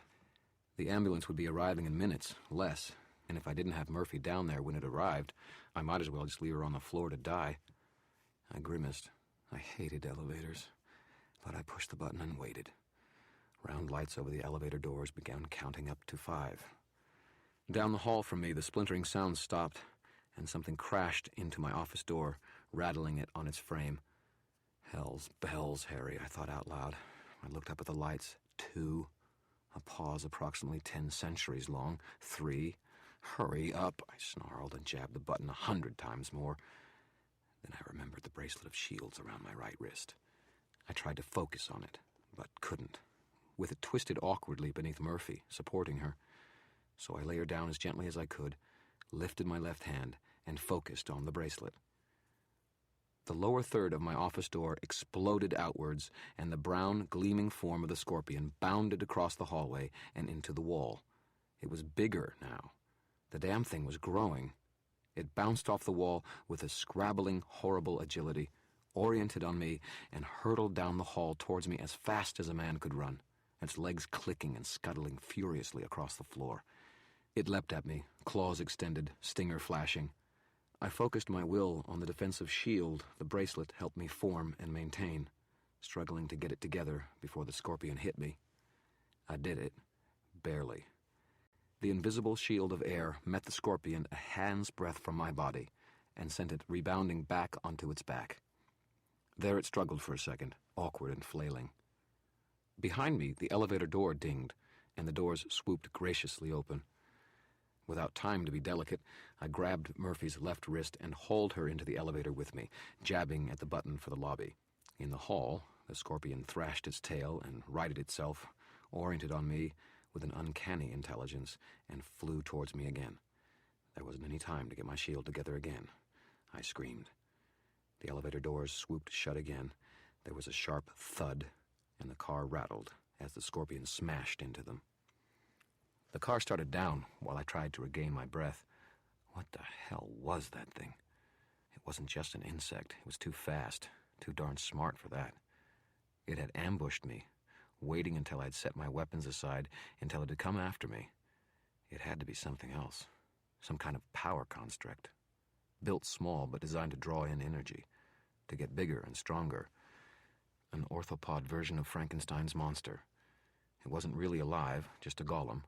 A robot, a programmed thing with a mission. Victor must have figured out where his talisman had gotten to and set a spell on it to attack and come after anyone it came in contact with. Crazy bastard. Murphy had stumbled right into it. It was still growing, getting faster and stronger and more vicious. Getting Murphy out of danger wasn't enough. I had to find a way to deal with the scorpion. I didn't want to, but I was the only one on the block who could. There was too much potential danger involved. What if it didn't stop growing? I had to kill it before it got out of control. The lights on the elevator panel kept counting down, 4 to 3 to 2, and then the elevator shuddered and ground to a stop. The lights flickered and went out. "Oh, crap," I said. "Not now, not now." Elevators hate me. I jabbed at the buttons, but nothing happened. A second later, there was a cough of smoke, and the lights behind the buttons went out too, leaving me in darkness. The emergency lighting came on just for a second, but there was a pop of a burning filament, and that went away too. Murphy and I were left huddling in the darkness on the floor. Overhead, outside in the elevator shaft, there was the sound of shrieking metal. I looked up at the invisible roof of the elevator car in the darkness. "You've got to be kidding me," I muttered. Then there was a rattling bang, and something the weight of a small gorilla landed on the roof of the elevator. There was a second silence, and then something started a deafening tearing at the roof. "You have got to be kidding me," I shouted, but the scorpion wasn't. It was wrenching back the roof to the elevator, rattling the bolts and supports, making it groan. Dust rattled down in the darkness. Unseen grit for my unseeing eyes. We were sardines in a can, waiting to be torn up and eaten. I got the feeling that if that thing stung me now, the poison would be redundant. I would bleed to death before it became an issue. "Think, Harry," I shouted at myself. "Think, think, think." I was stuck in a frozen elevator, handcuffed to an unconscious friend who was dying of poison, while a magical scorpion the size of some French cars was trying to tear its way into me and rip me apart. I didn't have my blasting rod or my staff. The other gizmos I brought with me to the varsity were drained and useless, and my shield bracelet could only prolong the inevitable. A long strip of metal stripped away from the roof, letting in a strip of dim light, and I looked up at the scorpion's underbelly, saw it wedge a claw into the breach and start to tear it open wider. I should have smashed it when it was just a bug. I should have taken it off my shoe and smashed it right there on my desk. My heart leapt into my throat as the thing tilted up and drove an exploratory pincher down into the upper third of the elevator, then started tearing the hole even larger. I gritted my teeth and started drawing in every ounce of power that I had. I knew it was useless. I could direct a firestorm up at the thing, but it would slag the metal that it was on, and it would come raining back down on us and kill us, make the elevator shaft too hot to survive. But I wasn't going to let that thing have me either, by God. Maybe if I did it just right, I could catch it as it leapt, minimize the damage that I did to the surrounding scenery. That was the problem with me not being too great at evocation. Plenty of speed, plenty of power, not much refinement. That's what the staff did, and the blasting rod. They were designed to help me focus my power, give me pinpoint control. Without them, I might as well have been a suicide soldier carrying a dozen grenades strapped to his belt and ready to jerk out and pin. And then it occurred to me. I was thinking in the wrong direction. I swung my eyes down from the ceiling to the elevator's floor, pressed my palms against it. Bits of something rained down on my head and shoulders, and the clinking and scuttling of the scorpion got louder. I took all the power I'd drawn in, focused it beneath my palms. There was airspace beneath the elevator, in the elevator shaft, and that's what I reached for. Air instead of fire. This was a simple spell, one I'd done hundreds of times before, I told myself. It wasn't any different from calling my staff to my hand, just a little bigger. "Vinto soritas," I shouted, pouring every bit of strength, every ounce of anger, every shred of fear I had into the spell. And beneath the elevator, the winds rose up at my call, a solid column of air that caught the bottom of the elevator like a giant's palm and hurtled it upwards through the darkness of the elevator shaft. The brakes squealed, threw off sparks, and fell to pieces that dropped through the hole the scorpion had torn, to land next to me. The force of it pressed me down to the floor with a groan. There was a long and rising whine as the car accelerated up the elevator shaft. I hadn't meant for there to be quite that much wind, I thought, and prayed that I hadn't just killed me and Murphy both. The elevator hurtled up and up and up, and I could feel my face sagging down with the speed of it. The building my office was in is 12 stories high. We'd started on the second floor, so assuming an average of 9 feet per story, it was almost 100 feet to the building's roof. The car shot up it in less than a half dozen of my frantic heartbeats, slammed past the blocks at the top of the line, and hammered into the roof of the shaft like a bell on the strongman's sledgehammer game at the amusement park. The impact crushed the Scorpion into the concrete with a series of sharp popping sounds as chitinous plates cracked and splintered, flattening it into shapeless brown splotch. Colorless goo, the ectoplasm of magically created mass, spattered out between the crushed plates and slid down into the car. At the same time, Murphy and I were hurled up, meeting the goo halfway. I kept Murphy in the shelter of my body, trying to stay between her and the roof, and my back hit it hard enough to make me see stars. We tumbled loosely back down to the elevator's floor in a sprawl of limbs, and Murphy groaned beneath me when I landed on her. I lay still for a moment, stunned. The Scorpion was dead. I killed it, crushed it between the elevator and the roof of the shaft, and drenched myself and Murphy in ichor doing it. I'd saved our lives from the murderous device against the odds. But I just couldn't shake the nagging impression I was forgetting something. There was a little groan from the elevator, and then it shuddered and started sliding back down the shaft, no longer supported by the powerful but short-lived pillar of wind that had come driving up there. We were falling back down the way we had come, and I had the feeling we weren't going to have a much better time at the bottom than the Scorpion had at the top. Now was the time for the bracelet, and I didn't waste a heartbeat grabbing Murphy close to me and bringing the shield into being around us. I only had a couple of seconds to focus, to think. I couldn't make the globe around us too brittle, too strong, or we'd just smash ourselves against the inside of it in the same way we would if we just rode the elevator down. There had to be some give to it, some flexibility to distribute the tremendous force of the abrupt stop at the first floor. It was dark, and there wasn't much time. Murphy and I rose up to the center of the space of the elevator while I pushed the shield out all around us, filled up the space with layer after layer of flexible shielding, semi-cohesive molecules of air, patterns of force meant to spread the impact around. There was a sense of pressure all around me, as though I had been abruptly stuffed with styrofoam packing peanuts. We fell, faster and faster. I sensed the bottom of the shaft coming. There was an enormous sound, and I held onto the shield with all of my might. When I opened my eyes again, I was sitting on the floor of the shattered, devastated elevator, holding a sagging, unconscious Murphy. The elevator doors gave a warped, gasping little ding, and then shuddered open. A pair of EMTs with emergency kits in hand stood staring at the elevator, at Murphy and me, their jaws hanging open to their knees. Dust billowed everywhere. I was alive. I blinked at it all, somewhat stunned. I was alive. I looked down at myself, at my arms and legs, and they were still all there. Then I let my head fall back and howled out a defiant laugh, a great, gawping whoop of primal joy. "Take that, Victor Shadow Man," I shouted. "Ha! Ha! Give me your best shot, you murderous bastard! I'm going to take my staff and shove it down your throat." I was still laughing when the EMTs gathered me up, helping me and Murphy toward the ambulance, too stunned to ask any questions. I saw them both give me wary looks, though, and then trade a glance with one another that said they were going to sedate me with something as soon as they got the chance. "The champion!" I howled, still on an adrenaline rush the size of the Colorado River, as they helped me out towards the ambulance. I thrust my fist into the air, scarcely noting or caring that my bracelet of silver shields had turned into a blackened ring of curled and wilted links, burned to uselessness by the energies I'd forced through it.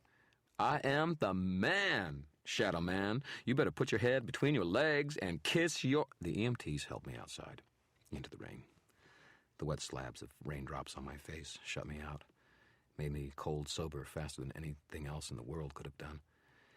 I was suddenly acutely aware of the handcuffs around my wrist still, of the fact that I did not have Victor's talisman to use to turn his own power against him. Victor was still out there, out at his lake house. He still had a hank of my hair, and he was still planning to rip my heart out as soon as he possibly could. when the storm gave him the strength he needed. I was alive, and Murphy was alive, but my elation was premature. I didn't have anything to be celebrating yet. I lifted my face to the sky. Thunder growled, near at hand. Lightning danced overhead, somewhere in the clouds, casting an odd light and spectral shadows through the roiling overcast. The storm had arrived. Raindrops pelted down around me, the big splashy kind you only see in the spring. The air grew thicker and hotter, even with the rain falling. I had to think fast, use my head, be calm, hurry up. Murphy's handcuffs were still fastened to her wrist. Both of us were coated in dust that was stuck to the stinking, colorless goo, the ectoplasm that magic called from somewhere else whenever generic mass was called for in a spell. The goo wouldn't last long. Within a few more minutes, it would simply dissipate, vanish into thin air, return to wherever it had come from in the first place. For the moment, it was just another disgusting, slimy annoyance. But maybe one that I could put to use. My own hands were too broad, but Murphy had delicate little lady's hands, except where practice with her gun and her martial arts staff routines had left calluses.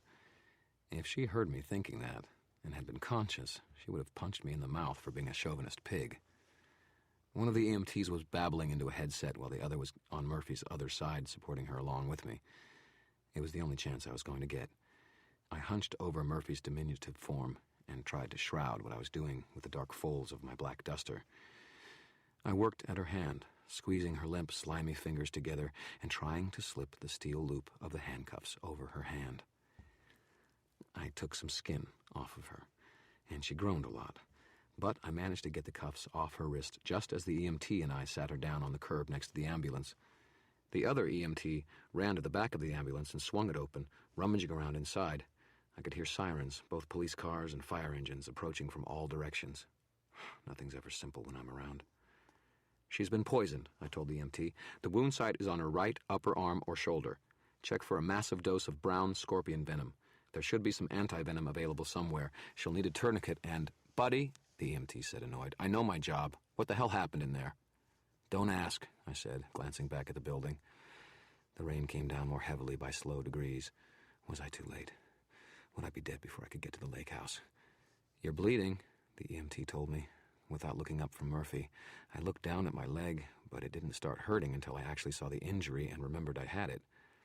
The scorpion's claw had ripped me pretty good, opening a 6-inch tear at the leg of my sweats and a comparable gash in the leg beneath, ragged and painful.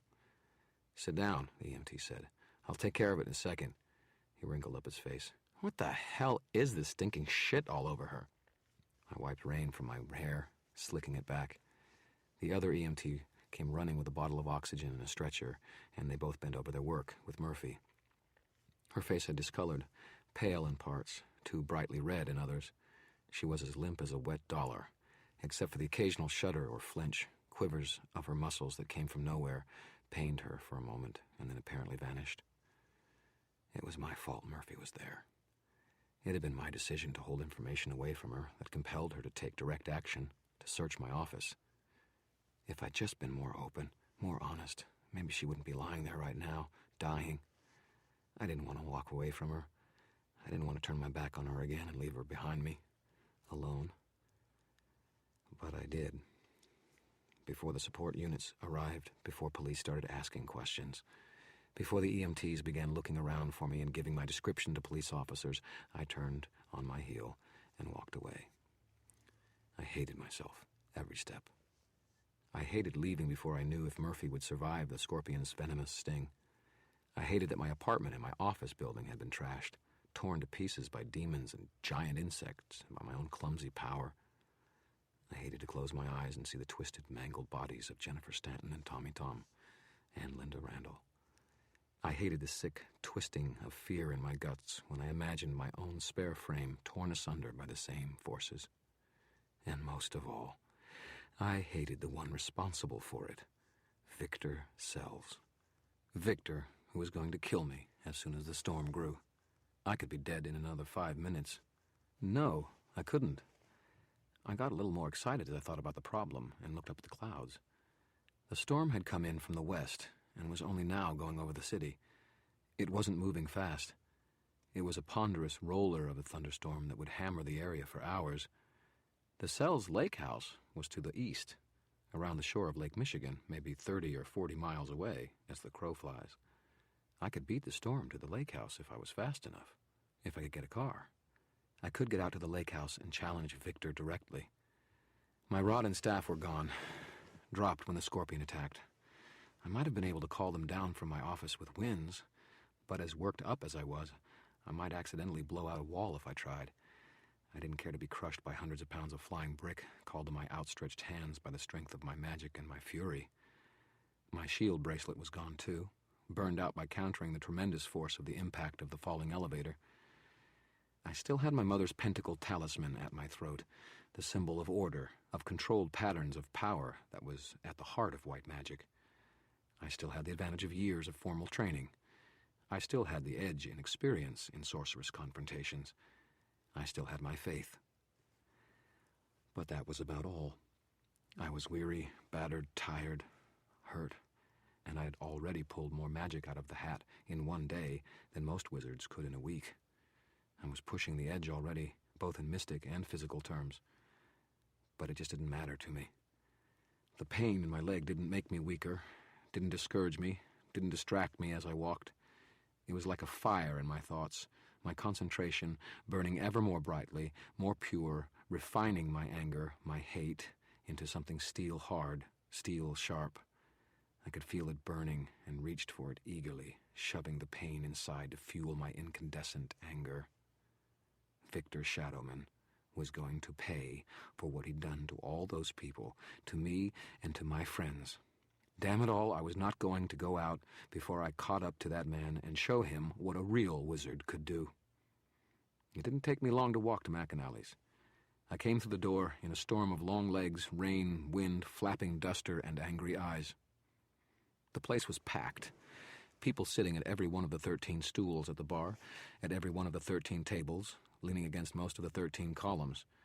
Pipe smoke drifted through the air in a haze, stirred by the languidly spinning blades of the ceiling fans. The light was dim, candles burning at the tables and in sconces on the walls, plus a little gray stormlight sliding in through the windows. The light made the carvings on the columns vague and mysterious, the shadows changing them in a subtle fashion. All of Mac's chessboards were out on the tables, but my sense of it was that those playing and watching the games were trying to keep their minds off of something that was disturbing them. They all turned to stare at me as I came in the door and down the steps, dripping rainwater and a little blood on the floor. The room got really quiet. They were the have-nots of the magical community. Hedge magi without enough innate talent, motivation, or strength to be true wizards. Innately gifted people who knew what they were and tried to make as little of it as possible. Dabblers, herbalists, holistic healers, kitchen witches, troubled youngsters just touching their abilities and wondering what to do about it. Older men and women, younger people, faces impassive or concerned or fearful, they were all there. I knew them all by sight, if not by name. I swept my gaze around the room. Every one of the people I looked at dropped their eyes, but I didn't need to look deep to see what was happening. Word has a way of getting around between practitioners of magic, and the arcane party line was working as it usually did. Word was out. There was a mark on my head, and they all knew it. Trouble was brewing between two wizards, white and black, and they had all come here to the shelter offered by McAnally's winding spaces and disruptive configurations of tables and columns. They'd come here to shelter until it was over. It didn't offer any shelter to me, though. McAnally's couldn't protect me against a sharply directed spell. It was an umbrella, not a bomb shelter. I couldn't get away from what Victor would do to me unless I cared to flee to the Never-Never itself. And for me, that was more dangerous in some ways than staying at Mac's. I stood there in the silence for a moment, but said nothing. These people were associates, friends of a casual sort, but I couldn't ask them to stand beside me. Whatever Victor thought he was, he had the power of a real wizard, and he could crush any of these people like a boot could a cockroach. They weren't prepared to deal with this sort of thing. "Mac," I said finally. My voice fell on the silence like a hammer on glass. "I need to borrow your car." Mac hadn't quit polishing the bar with a clean white cloth when I entered. his spare frame gaunt in a white shirt and dark breeches. He hadn't stopped when the room had grown still, and he didn't stop when he pulled the keys out of his pocket and tossed them to me with one hand. I caught them and said, "Thanks, Mac." Mac said. He glanced up at me and then behind me. I took the gesture for the warning it was and turned. Lightning flashed outside.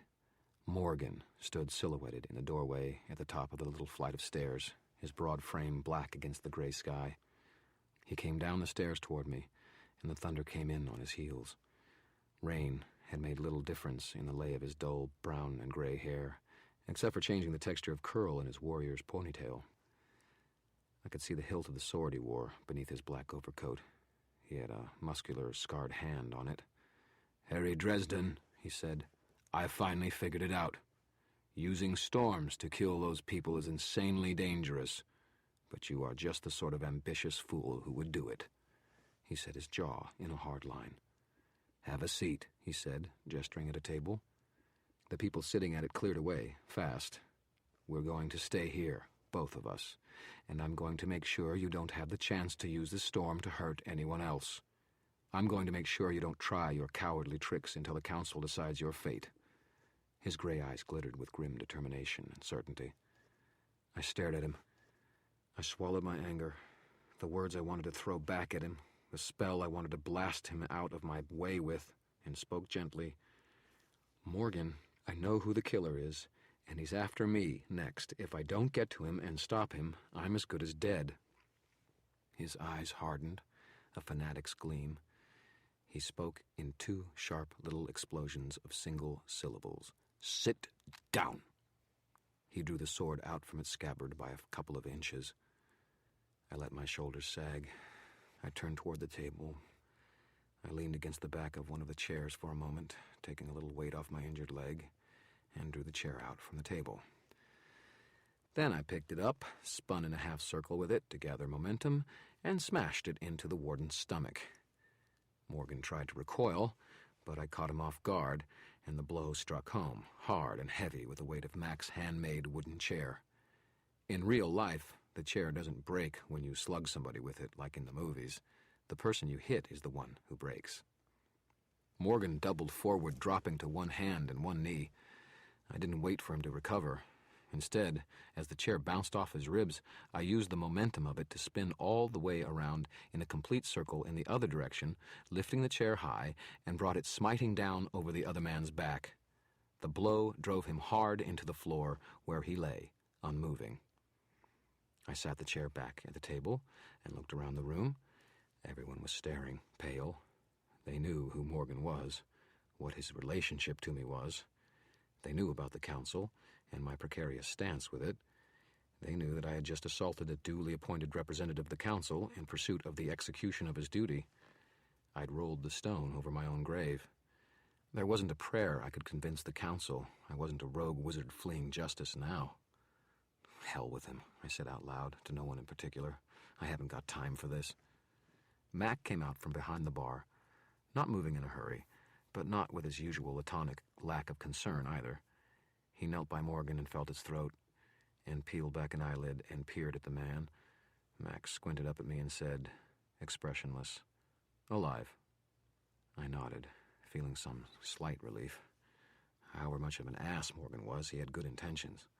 He and I wanted the same thing, really. He just didn't recognize that. I didn't want to kill him, but I had to admit, in some gleeful little corner of my soul, that the look of shocked surprise on his arrogant face as I hit him with a chair was a sight worth remembering. Matt stopped and picked up the keys where I dropped them on the floor as I swung the chair. I hadn't noticed that I had. Mac handed them back to me and said, "Council will be pissed." "Let me worry about that." He nodded. "Luck, Harry." Mac offered me his hand, and I took it. The room was silent, fearful, worried eyes watching me. I took the keys and walked up, out of the light and shelter of McAnally's, into the storm, my bridges burning behind me. I drove for my life. Mac's car was an '89 Trans Am, pure white, with a big 8-cylinder engine. The speedometer goes to 130 miles an hour. In places, I went that fast. The falling rain made the roads dangerous at that speed I was driving, but I had plenty of incentive to keep the car moving as quickly as possible. I was still riding the steel-hard edge of anger that had carried me away from the ruins of my office and through Morgan. The sky grew darker, a combination of building banks of storm clouds in the approaching dusk. The lighting was strange, greenish, and the leaves of the trees, as I left the city, were standing out too sharply, too harshly. The yellow of the lines in the road too dim.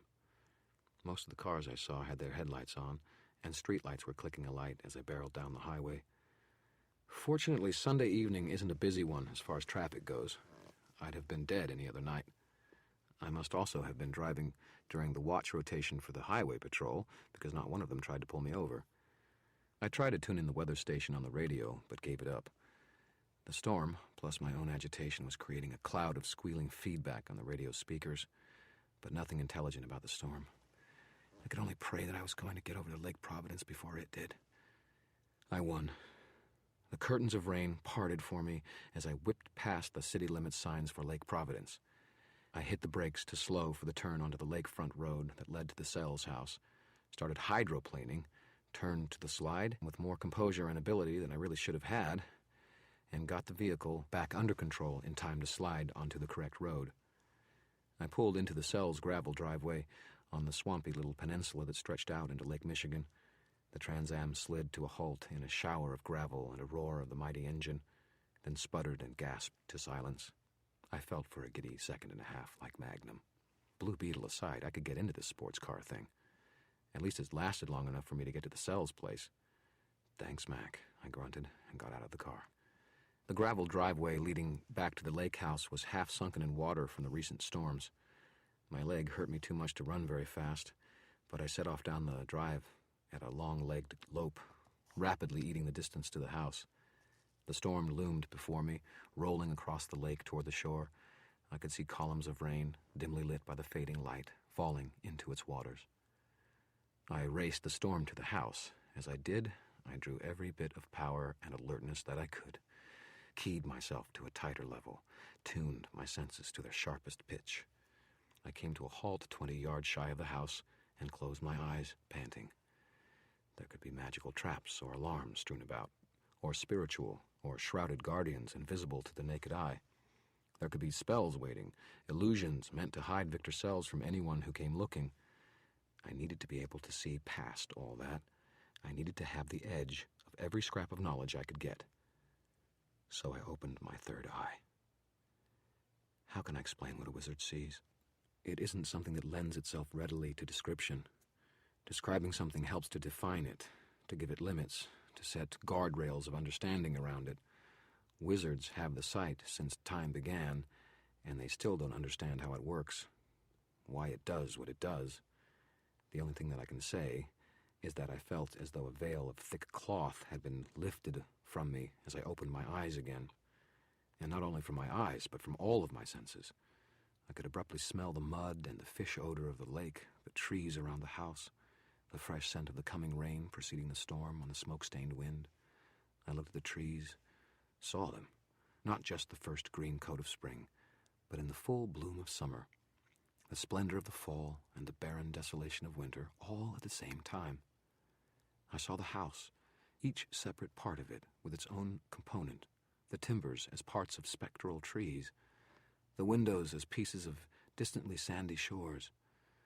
I could feel the heat of summer and the cold of winter in the wind coming off the lake.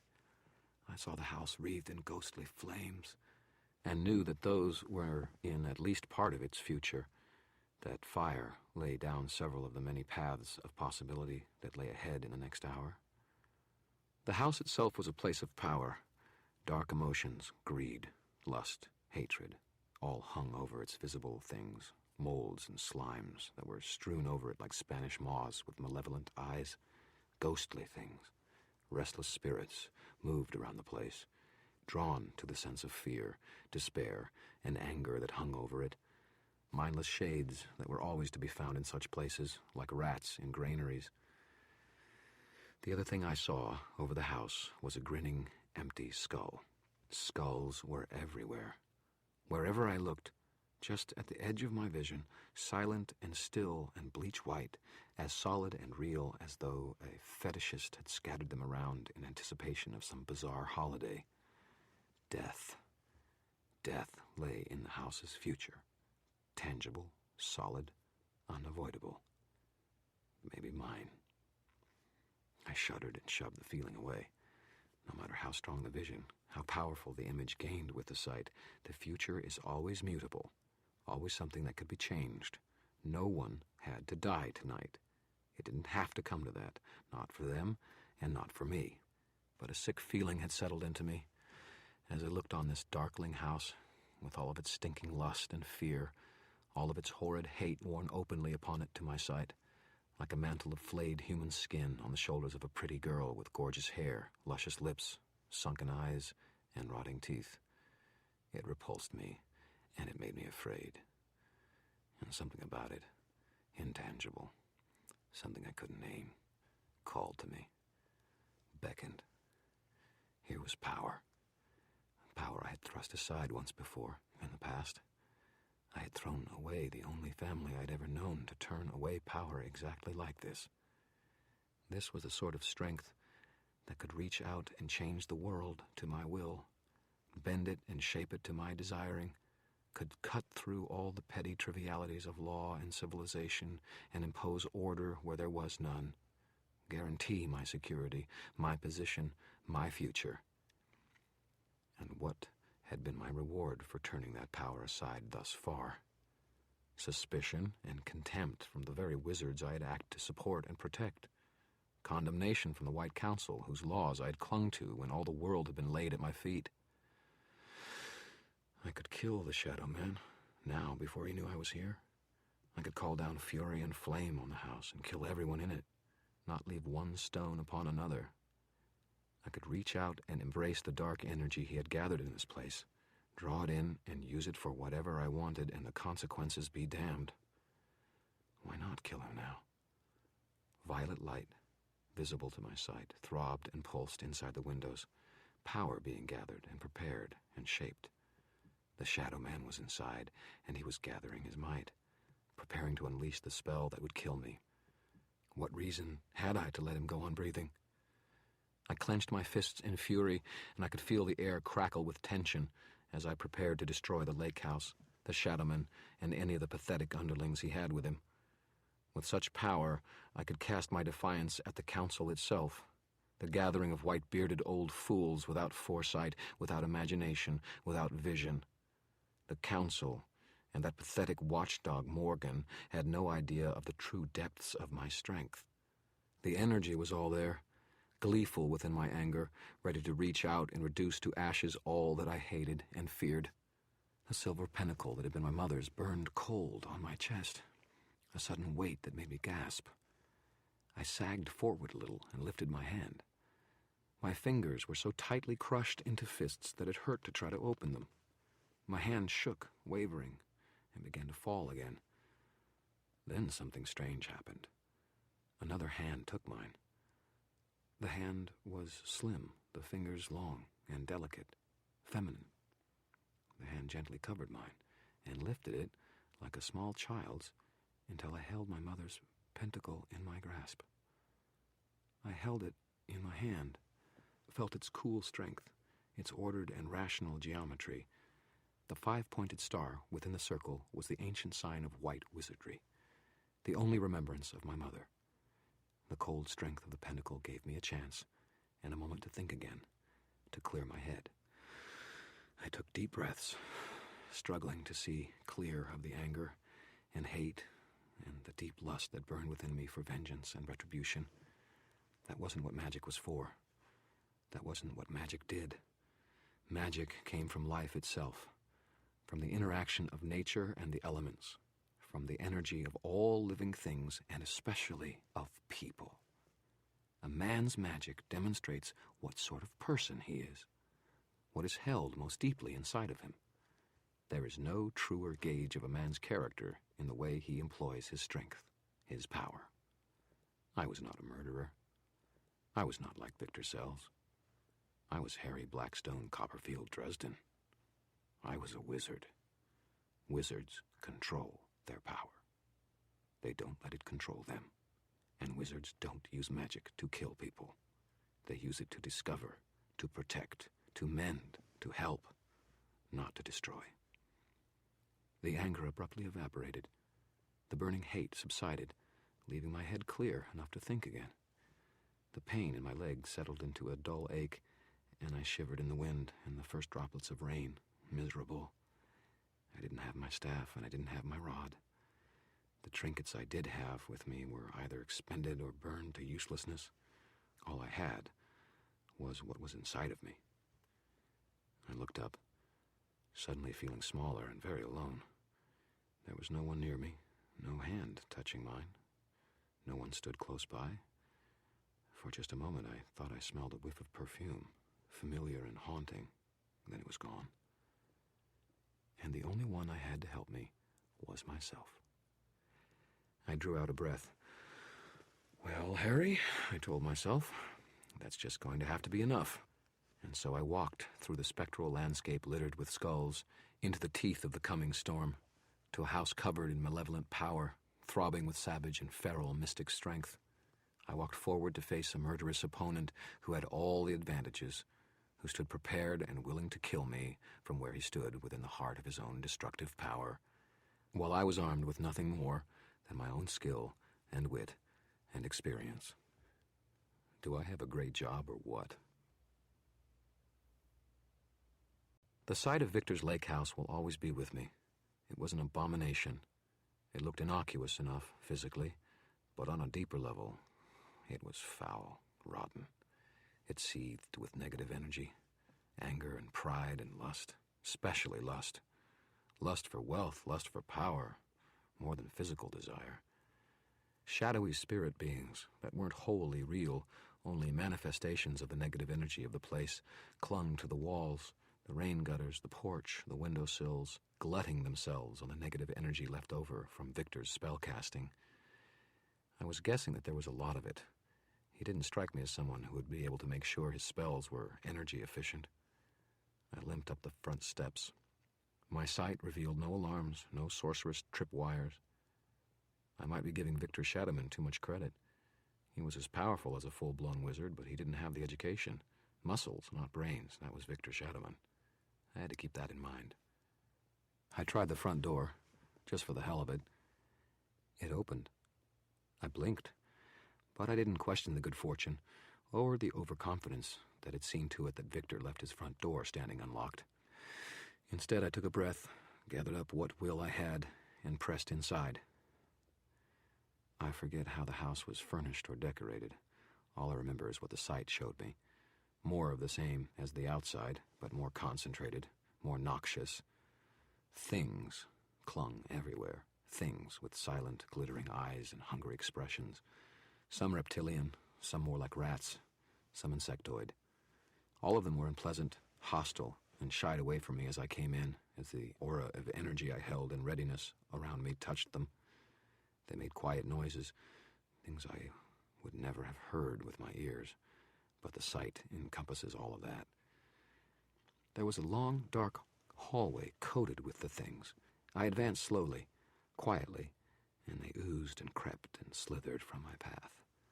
The dark purple light of magic that I had seen from the outside was ahead of me and growing brighter.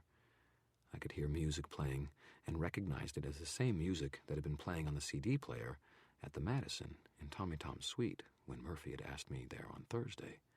Slow, sensuous music, steady rhythm. I closed my eyes for a moment, listening. I heard sounds. The quiet whisper being repeated over and over, a man's voice repeating an incantation, holding a spell for readiness for release. That would be Victor. I heard soft sighs of pleasure from a woman, the Becketts, I could only assume so. And in a rumble that I could feel through the soles of my boots, I heard thunder over the lake. The low, chanting voice took on an edge of vicious, spiteful satisfaction and continued incantation. I gathered up what energy I had and stepped around the corner, out of the hallway, into the spacious room that stretched up to the full height of the house without interruption, yards of open air. The room below was a living room. A spiral staircase wound its way up to what looked like a kitchen and dining room on a sort of platform or balcony above the rest of the room.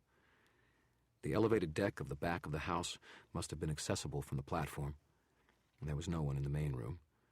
The chanting and the occasional sigh came from the platform above. The CD player was down in the room beneath, music flowing from speakers that were covered with an image of fire and dozens of bloated, disgusting creature forms, feeding on the music as it came out. I could see the influence of the music as a faint, violet mist in tune with the light coming from the platform above. This was a complex ritual spell, then, involving many base elements coordinated by a central wizard, Victor. Tricky. No wonder it was so effective. It must have taken Victor a lot of trial and error to figure it out. I glanced up at the platform, then crossed the room, keeping as far away as I could from the CD player. I slipped under the platform without making any noise, and dozens upon dozens of slimy, non-physical spirit things oozed from my path. Rain increased to a dull, steady rhythm outside, on the roof and on the wooden deck and against the windows. There were boxes stacked all around me, plastic cases and cartons and cardboard boxes and wooden crates. I opened the nearest one and saw inside at least 100 slender vials like the ones I'd seen before, full of the liquid 3-eye. Beneath the vision of my sight, it looked different, thick and cloudy with possibility, potential disaster lurking in every vial. Faces twisted in horror and torment swam through the liquid, ghostly images of what might be. I looked in the other boxes. In one, ancient liquor bottles, full of a almost luminescent green liquid. Absinthe? I leaned closer, sniffing, and could almost taste the madness that swam latent in the liquid. I leaned back from the boxes, stomach churning. I checked the other boxes quickly. Ammonia, reminiscent of hospitals and mental wards. Peyote mushrooms in plastic Tupperware, I was familiar with them. Alum, white and powdery. Antifreeze. Glitter in 100 metallic shades in a huge plastic bag. Other things, deeper in the shadows that I didn't take time to look at. I had already figured out what all the articles were for. Potions. Ingredients for potions. This is how Victor was making the 3-eye. He was doing the same thing I did when I made my little potions, but on a grander scale, using energy stole from other places, other people. He used absinthe as a base and moved out from there. Victor was mass-producing what amounted to a magical poison, one that probably remained inert until it was inside someone, interacting with their emotions and desires. That would explain why I hadn't noticed anything about it before. It wouldn't have been obvious to a cursory examination, or to anything short of fully opening up my sight. And that wasn't something I did very often. I closed my eyes, shaking. The sight was showing me too much. That was always the problem with it. I could look at these ingredients, the cases of the finished drug, and catch flash images of exactly how much suffering could be caused. There was too much. I was starting to get disoriented. Thunder came again, more sharply, and above me. Victor's voice rose in pitch to something audible. He was chanting in an ancient language, Egyptian, Babylonian. It didn't really matter. I could understand the sense of the words clearly enough. They were words of hate, malevolence. They were words that were meant to kill. My shaking was becoming more pronounced. Was it only the effects of the sight? The presence of so much negative energy reacting with me? No. I was simply afraid. Terrified to come out of my hiding place under the platform and meet the master of the slithering horde that was draped all over everything in sight. I could feel his strength from here, his confidence, the force of his will infusing the very air with a sort of hateful certainty. I was afraid with the same fear that a child feels when confronted with a very large, angry dog, or with a neighborhood bully, the kind of fear that paralyzes, makes you want to make excuses and hide. But this was no time for hiding, no time for excuses. I had to act. So I forced my sight closed and gathered my courage as best I could. Thunder roared outside, and there was a flash of lightning, the two happening close together. The lights flickered, and the music skipped a track. Victor screamed out the incantation in a kind of ecstasy above me. The woman's voice, presumably Mrs. Beckett's, rose to a fevered pitch. He pays your money and he takes your chances, I muttered to myself. I forced my will, extended my right arm and open palm to the stereo equipment and shouted, "Fuego!"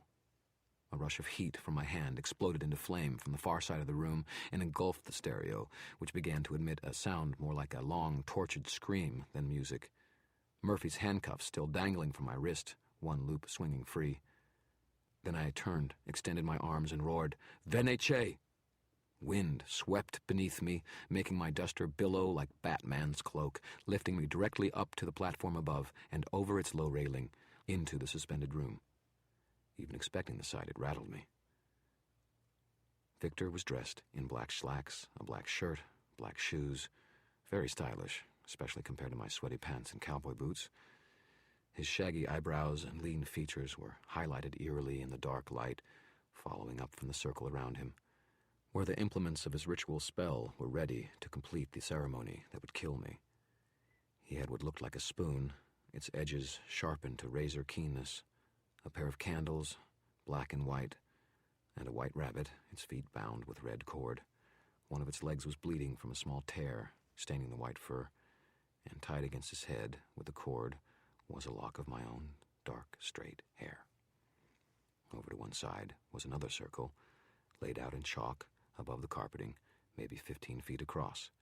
The Becketts were inside, wreathing together in madness, sweating desire, generating energy for Victor's spell.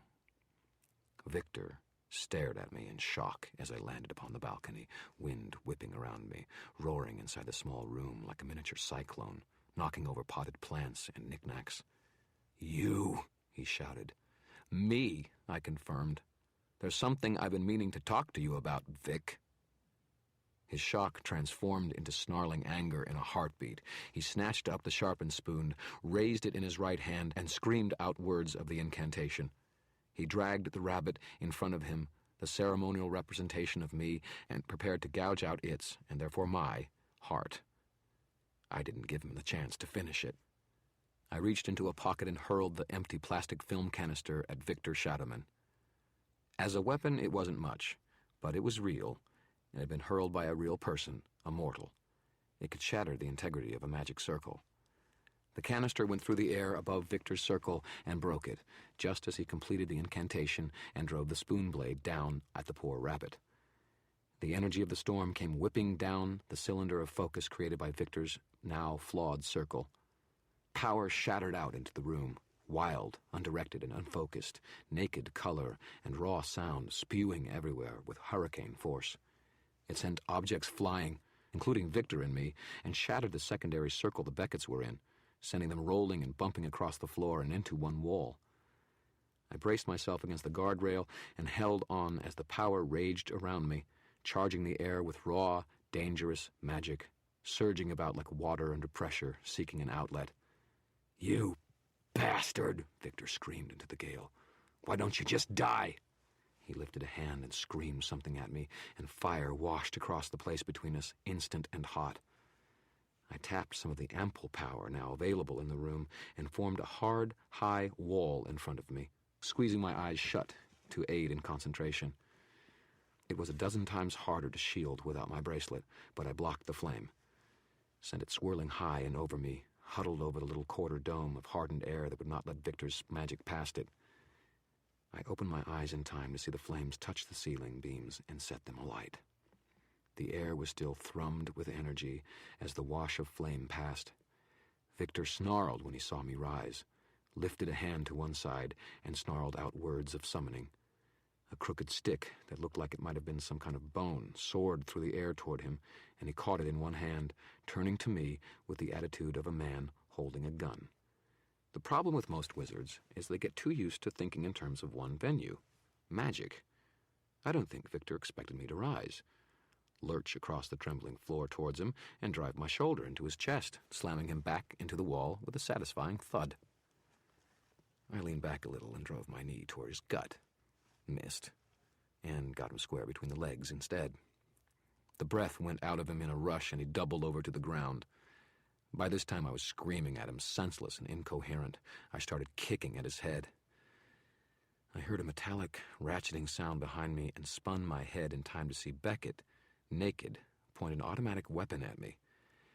I drew myself to one side and heard a brief explosion of gunfire. Something hot tore at my hip, spinning me into a roll, and I kept going into the kitchen. I heard Beckett snarl a curse. There was a number of sharp clicking sounds. The automatic had jammed. Hell, with this much magic flying around the room, we were all lucky the thing hadn't just exploded. Victor, meanwhile, shook the end of the bone tube he held, and a half-dozen dried brown scorpion husks fell out into the carpeting. His whiter-than-white teeth flashed in his boater-brown face, and he snarled, "Scorpies, scorpies, scorpies!" His eyes gleamed with lust and fury.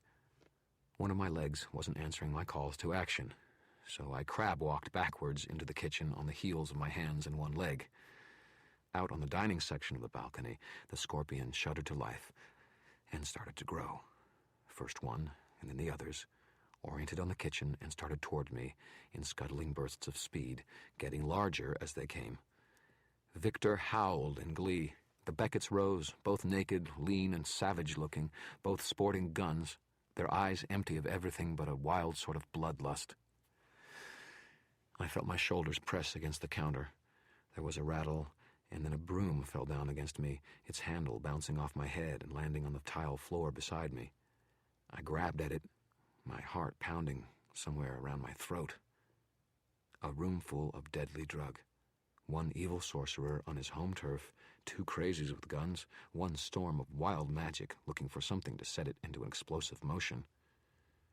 And half a dozen scorpions, like the one I'd already survived earlier, rapidly growing to movie monster size. Less than a minute on the clock, and no timeouts remaining for the quarterback. All in all, it was looking like a bad evening for the home team. I was so dead. There was no way out of that kitchen, no time to use an explosive evocation in close quarters, and the deadly scorpions would rip me to pieces well before Victor could blow me up with an explosive magic, or one of the blood-maddened Becketts could get their guns working long enough to put a few more bullets in me. My hip was beginning to scream with pain, which I suppose was better than the deadly dull numbness of more serious injuries and shock. But at the moment, it was only the least of my worries. I clutched the broom to me, my only pitiful weapon. I didn't even have the mobility to use it. And then something occurred to me, something so childish that I almost laughed. Instead, I plucked a straw from the broomstick and began a low, steady chant, a bobbing about in the air with the fingers that held the straw. I reached out and took hold of the immense amounts of untapped energy running rampant in the air and drew them into a spell. "Politas," I shouted, bringing the chant to a crescendo. "Politas, politas!" The broom twitched, it quivered, it jerked upright in my hands, and then it took off across the kitchen floor, its brush waving menacingly to meet the scorpion's advance. The last thing I had expected to use that cleaning spell for, when I had laboriously been forced to learn it, was to use it against a tide of poisonous scorpion monsters, but any port in a storm. The broom swept into them with a ferocious energy and started flicking them across the kitchen towards the rest of the balcony with a tidy, efficient motions. Each time one of the scorpions would try to dodge around it, the broom would tilt out and catch the beastie before it could, flick it neatly into its back, and continue about its job. I'm pretty sure it got all the dirt on the way, too. When I do a spell, I do it right. Victor screeched in anger when he saw his pets, still too small to carry such mass, being so neatly corralled and ushered off the balcony. The Becketts lifted their guns and opened fire on the broom, while I hunkered down behind the counter. They must have been using revolvers now because they fired smoothly in an ordered rhythm. Bullets smacked into the walls and the counters and the back of the kitchen, but none of them came through the counter that sheltered me.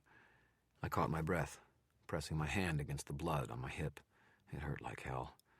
I thought the bullet was stuck somewhere by the bone. I couldn't move my leg. There was a lot of blood, but not so much that I was sitting in a puddle. Out on the balcony, the fire was beginning to catch, spreading over the roof. The entire place was going to come crashing down before much longer. Stop shooting, damn you!" Victor screamed, and the gunfire came to a halt. I risked peeking over the counter. My broom had swept the scorpions off the edge of the balcony and to the floor of the room below.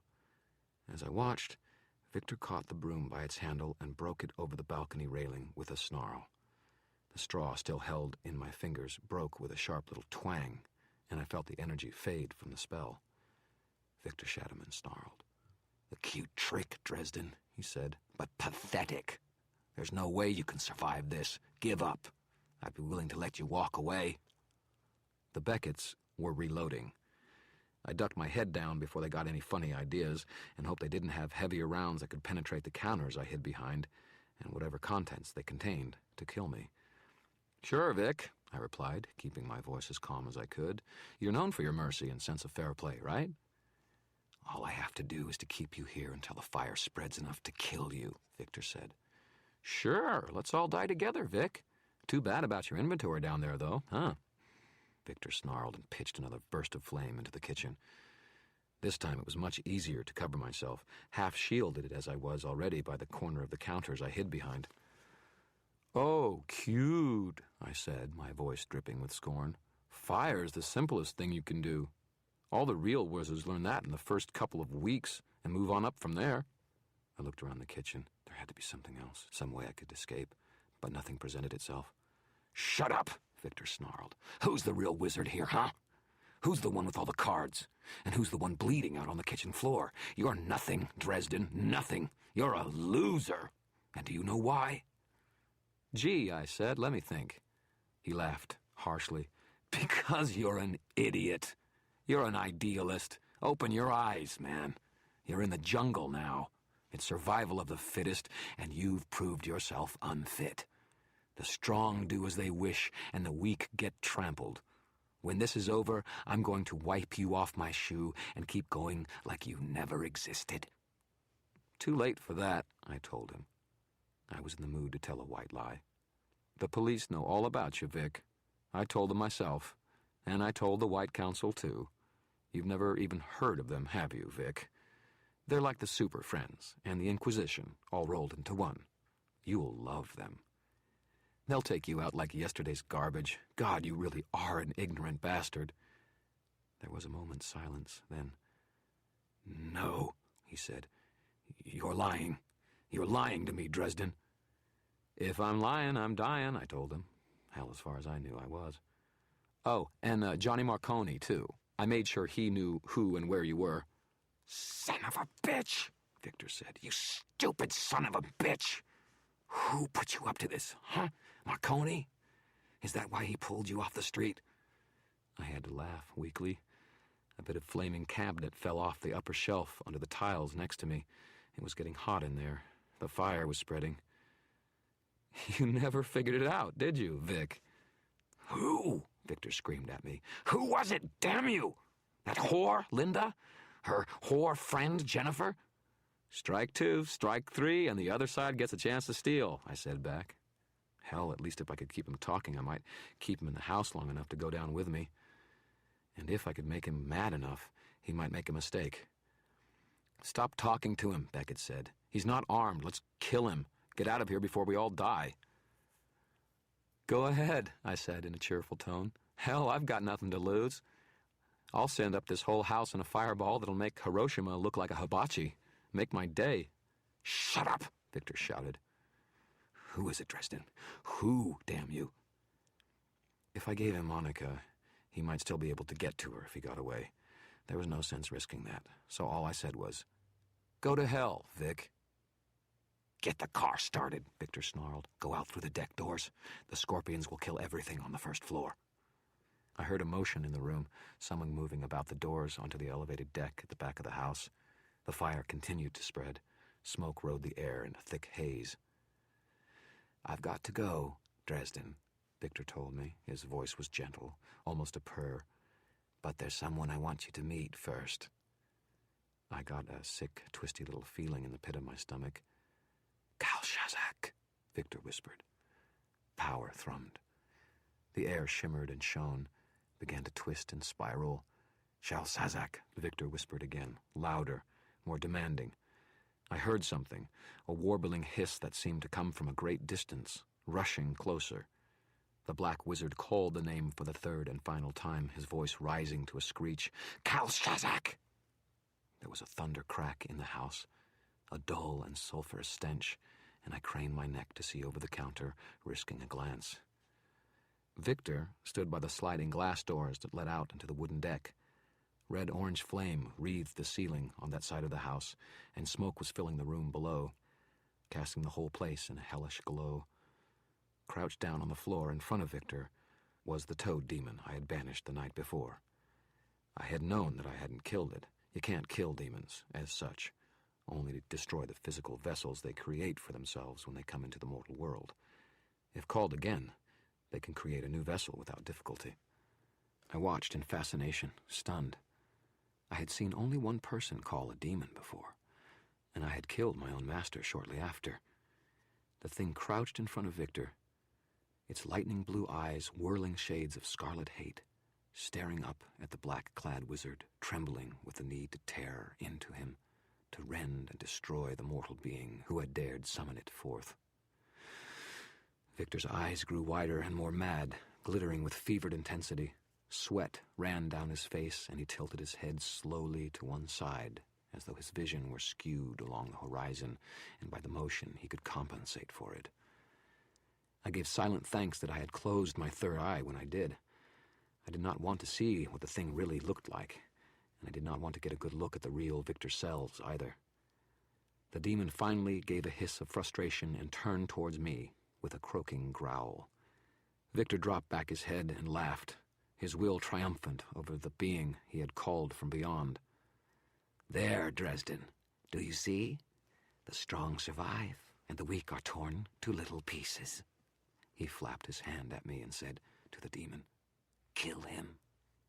I struggled to my feet, supporting my weight on the counter, to face the demon as it rose and began its slow stalk towards me. "My God, Victor," I said, "I can't get over how clumsy you are." Victor's smile immediately became a snarling sneer once again. I saw fear touch the corners of his eyes, uncertainty even though he was on top. I felt a little smile quirk my lips. I moved my gaze to the demons. "You shouldn't just hand someone else a demon's name," I told him.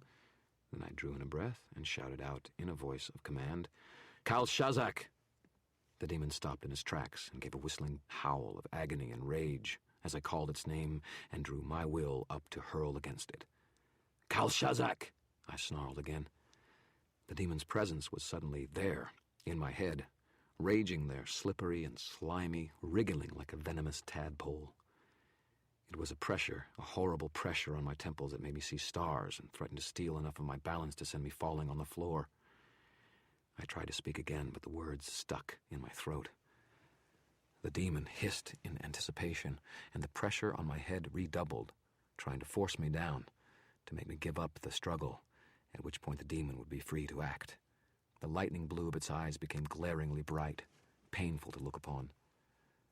I thought of little Jenny Sells, oddly enough, and of Murphy, lying pale and unconscious on a stretcher in the rain, of Susan crouched next to me, sick and unable to run. I had beaten this frog once. I could do it again. I cried out the demon's name for the third and final time, my throat burning and raw. The word came out garbled and imperfect, and in a sinking moment I feared the worst. But Kalshazak howled again and hurled itself ferociously to the floor, thrashing its limbs about like a poisoned bug, raging and tearing great swaths of the carpet. I sagged myself, and the weariness came over me, threatening to black me out. "What are you doing?" Victor said, his voice rising to a high-pitched shriek. "What are you doing?" He was staring at the demon in horror, backing slowly towards the doors out. "Kill him!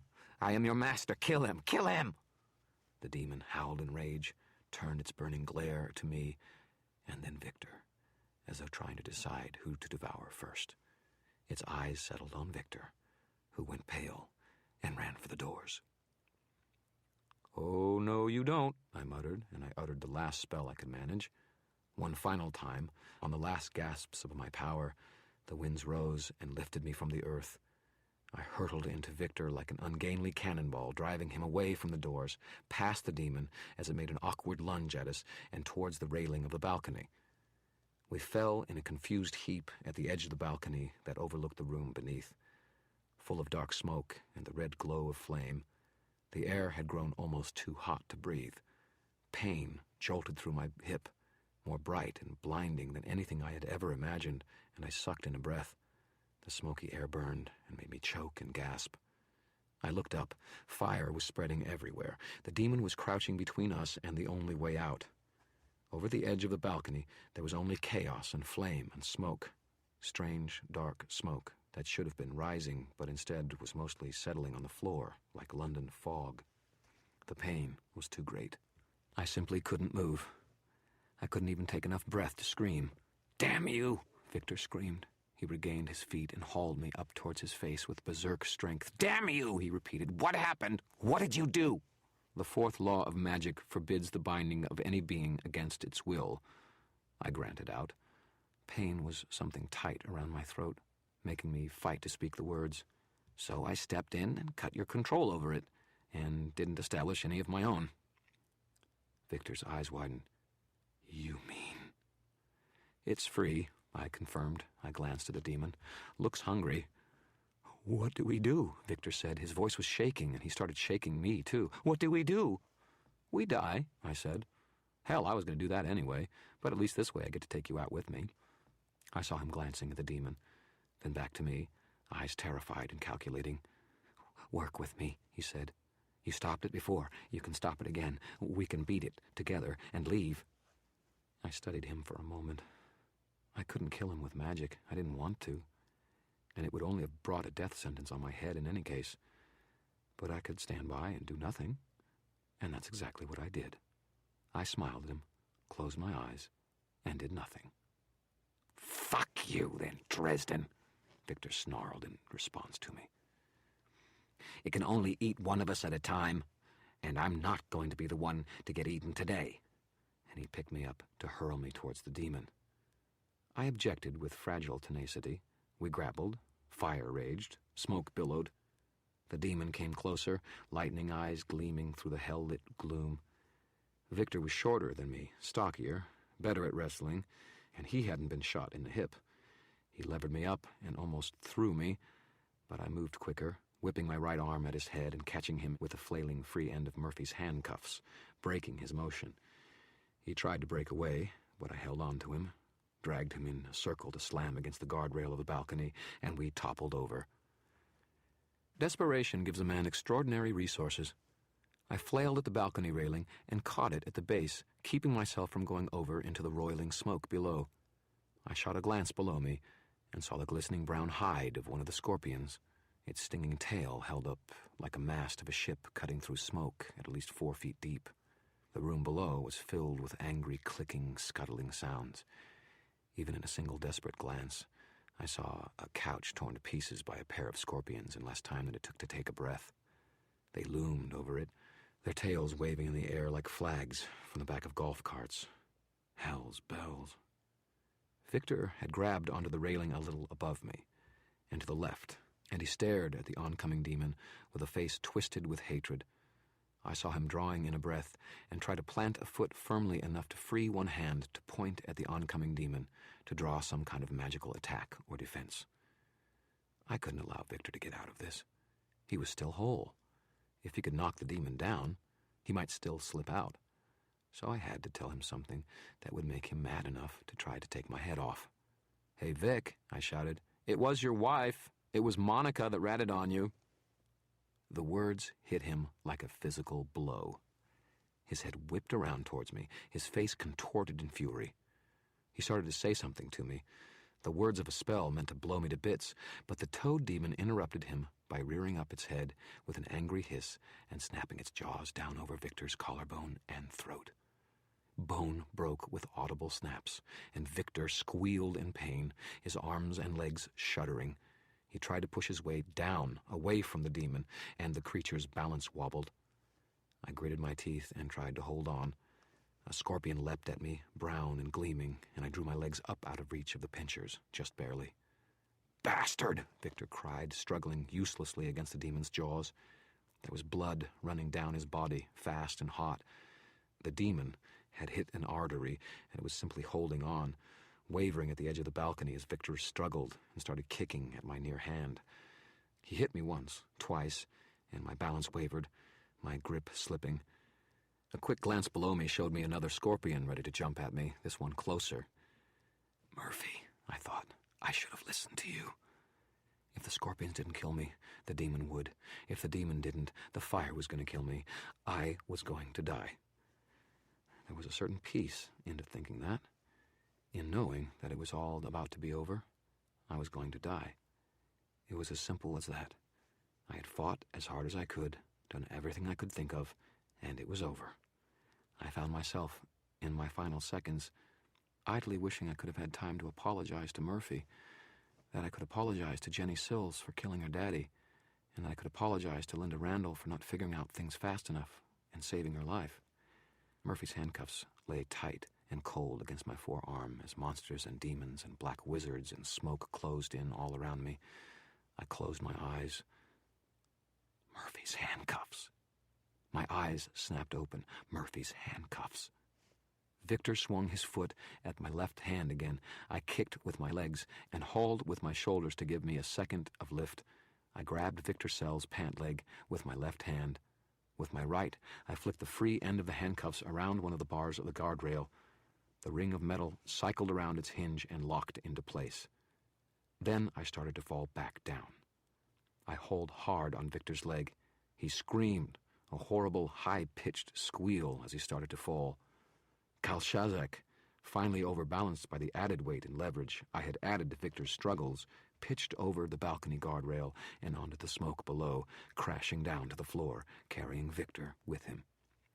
There was a rush of scuttling, clicking sounds, a piercing whistle hiss from the demon. Victor's screams rose to something high-pitched and horrible until he sounded more like an animal, a pig squealing at slaughter than a man. While I swung from the balcony, my feet several feet above the fray, held suspended in an acutely painful fashion by Murphy's handcuffs, one loop around my wrist, the other locked around the balcony railing. I looked down as my vision started to fade. I saw a sea of brown, gleaming plates of segmented chitinous armor. I saw the scorpion's stinging tail flashing down over and over again. I saw the lightning eyes of Kalshazak's physical vessel and saw one of them pierced and put out by the flashing sting of one of the scorpions. And I saw Victor Sells, stuck over and over again by stingers the size of ice picks, the wounds foaming with poison. The demon ignored the pinchers and the stingers of the scorpions to begin tearing him apart, his face contorted in final agony of rage and fear. The strong survive, and the weak get eaten. I guess Victor had invested in the wrong kind of strength. I didn't want to watch what was happening below. The fires consuming the ceiling above were rather beautiful, actually. Rolling waves of flame, cherry red, sunset orange. I was too weak to try to get out of this mess, and the entire thing had become far too annoying and painful to even consider anymore. I just watched the flames and waited, and noticed, oddly, that I was simply starving. And no wonder. I hadn't eaten a decent meal in Friday. You notice odd things in the final moments, they say. And then you start seeing things. For instance, I saw Morgan come through the sliding glass doors leading in from the outside deck, the silver sword of the White Council's justice in his hands. I saw one of the scorpions, now the size of a German shepherd, figure out the stairs, scuttle up them, and hurtle at Morgan. I saw Morgan's silver sword slash, snicker snack, and leave the scorpion in writhing pieces on the floor. Then I saw Morgan, his expression grim, his height making the fire-chewed balcony shudder, come for me. His eyes narrowed when he saw me, and he lifted his sword, leaning far over the balcony railing.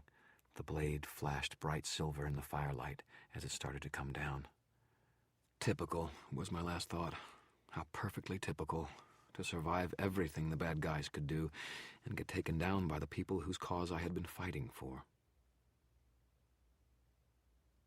I awoke somewhere cool and dark, in tremendous pain, coughing my lungs out. Rain was falling on my face, and it was the greatest feeling I'd ever known. Morgan's face was over mine, and I realized he'd been giving me CPR. You. I coughed and spluttered and spat up, wheezing for breath. Morgan watched me for a moment, then scowled and stood up, eyes flickering around. I managed to get enough wind to speak and said numbly, "You saved me." He grimaced. "Yes. But why?" He looked at me again, then stooped to pick up his sword and to slip it into the scabbard at his side. because I saw what happened in there. I saw you risk your life to stop the Shadowmen, without breaking any of the laws. You weren't the killer. I coughed some more and said, That doesn't mean you had to save me. He turned and blinked at me as though puzzled. What do you mean? You could have let me die. His hard expression never changed, but he said, You weren't guilty. You're a part of the White Council. His mouth twisted as though the words were fresh lemons. Technically, I had an obligation to preserve your life. It was my duty. I wasn't the killer, I said. No. So, I wheezed, that would make me right, and then that would make you... Morgan scowled. More than ready to carry out the doom if you cross the line, Dresden. Don't think this has gotten you off the hook as far as I'm concerned. So, if I remember correctly, as a warden, it is your duty to report on my conduct to the council, isn't it? His scowl darkened. So, you're going to have to go to them on Monday and tell them all about what really happened. The whole truth, nothing but the truth. Yes, he snarled. It is even possible they will lift the doom. I started laughing, weakly. You haven't won, Dresden. There are many on the council who know full well you have consorted with powers of darkness. We, at least, will not relax our vigil on you. We will watch you day and night. We will prove you are a danger who must be stopped. I kept laughing. I fell over on my side. I laughed so much. Morgan arched an eyebrow and simply stared at me. Are you all right? Give me about a gallon of Listerine, I choked, and I'll be just fine. Morgan just stared at me, and I laughed harder. He rolled his eyes and growled out something about the police being here any moment to provide medical care. Then he turned and stomped off into the woods, muttering to himself the whole way. The police arrived in time to catch the Becketts trying to leave and arrested them for, of all things, being naked. Later, they were implicated in the 3i drug ring and prosecuted on distribution charges. Just as well for them that they're in the Michigan justice system. I don't think they would have come out of a cell alive if they'd been in Chicago. It wouldn't have been good for Johnny Marconi's business. The varsity suffered a mysterious fire the night of my visit to it. I heard Marconi didn't have any trouble collecting the insurance money, in spite of all the odd rumors going around. Word hit the street that Marconi had hired Harry Dresden to take out the head of the 3i gang. One of those rumors that you can't trace back to any one person. I didn't try to deny it. It was a cheap enough price not to have to worry about anyone bombing my car. I was too hospitalized to show up to the meeting of the White Council, but it turned out that they decided to lift the doom of Damocles, which I had always thought a rather pretentious name in any case, from me, due to valorous action above and beyond the call of duty. I don't think Morgan ever forgave me for being a good guy. He had to eat crow in front of the whole council, relentlessly driven by his anal retentive sense of duty and honor. There's no love lost between us, but the guy was honest. I'll give him credit for that. And hell, at least I don't have to look forward to him popping out from nowhere every time I cast a spell. I hope. Murphy was in critical condition for nearly 72 hours, but she pulled through.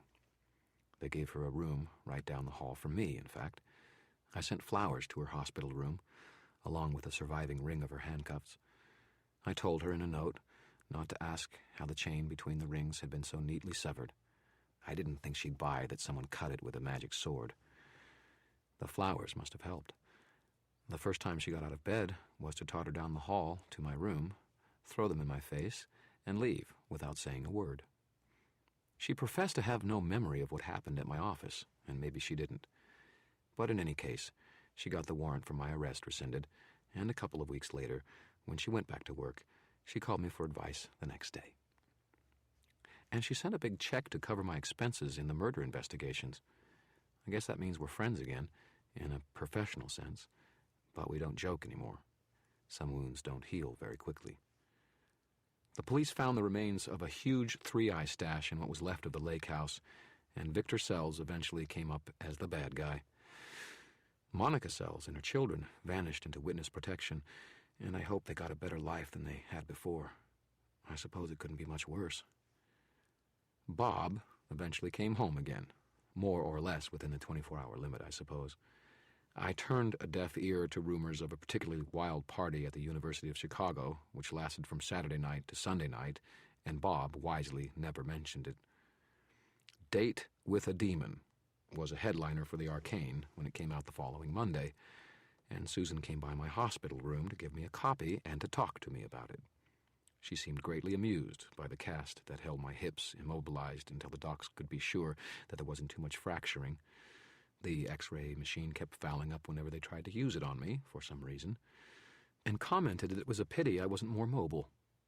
I used the sympathy factor to badger another date out of her, and she didn't seem to mind too much. That time, we were not interrupted by a demon, and I didn't need any of Bob's love potion, or advice, thank you very much. Mac got his Trans Am back. I got the Blue Beetle back. That didn't seem quite equitable, but at least the Beetle still runs. Most of the time. I made sure to send pizza out to Toot Toot and his fairy buddies every night for a week, and once a week ever since. I'm pretty sure the kid from Pizza Express thought I was loony, having him drop off a pizza by the roadside. Heck with him. I make good on my promises. Mister got a little short-changed on the whole deal, but it is well beneath his dignity to notice such things. And me? What did I get out of it? I'm not really sure. I escaped from something that had been following me for a long time. I'm just not sure what. I'm not sure who was more certain that I was a walking Antichrist waiting to happen. The conservative branch of the White Council, the men like Morgan, or me. For them, at least, the question has been partly laid to rest. For myself, though, I'm not so sure. The power is there. The temptation is there. That's just the way it's going to be. I can live with that. The world is getting weirder, darker every single day. Things are spinning around faster and faster and threatening to go completely awry. Falcons and falconers the center cannot hold. But in my corner of the country, I'm trying to nail things down. I don't want to live in Victor's jungle, even if it did eventually devour him. I don't want to live in a world where the strong rule and the weak cower. I'd rather make a place where things are a little quieter, where trolls stay the hell under their bridges, and where elves don't come swooping out to snatch children from their cradles, where vampires respect the limits, and where the fairies mind their P's and Q's. My name is Harry Blackstone Copperfield Dresden. Conjure it by your own risk. When things get strange, when what goes bump in the night flicks on the lights, when no one else can help you, give me a call. I'm in the book. We hope you enjoyed Stormfront by Jim Butcher.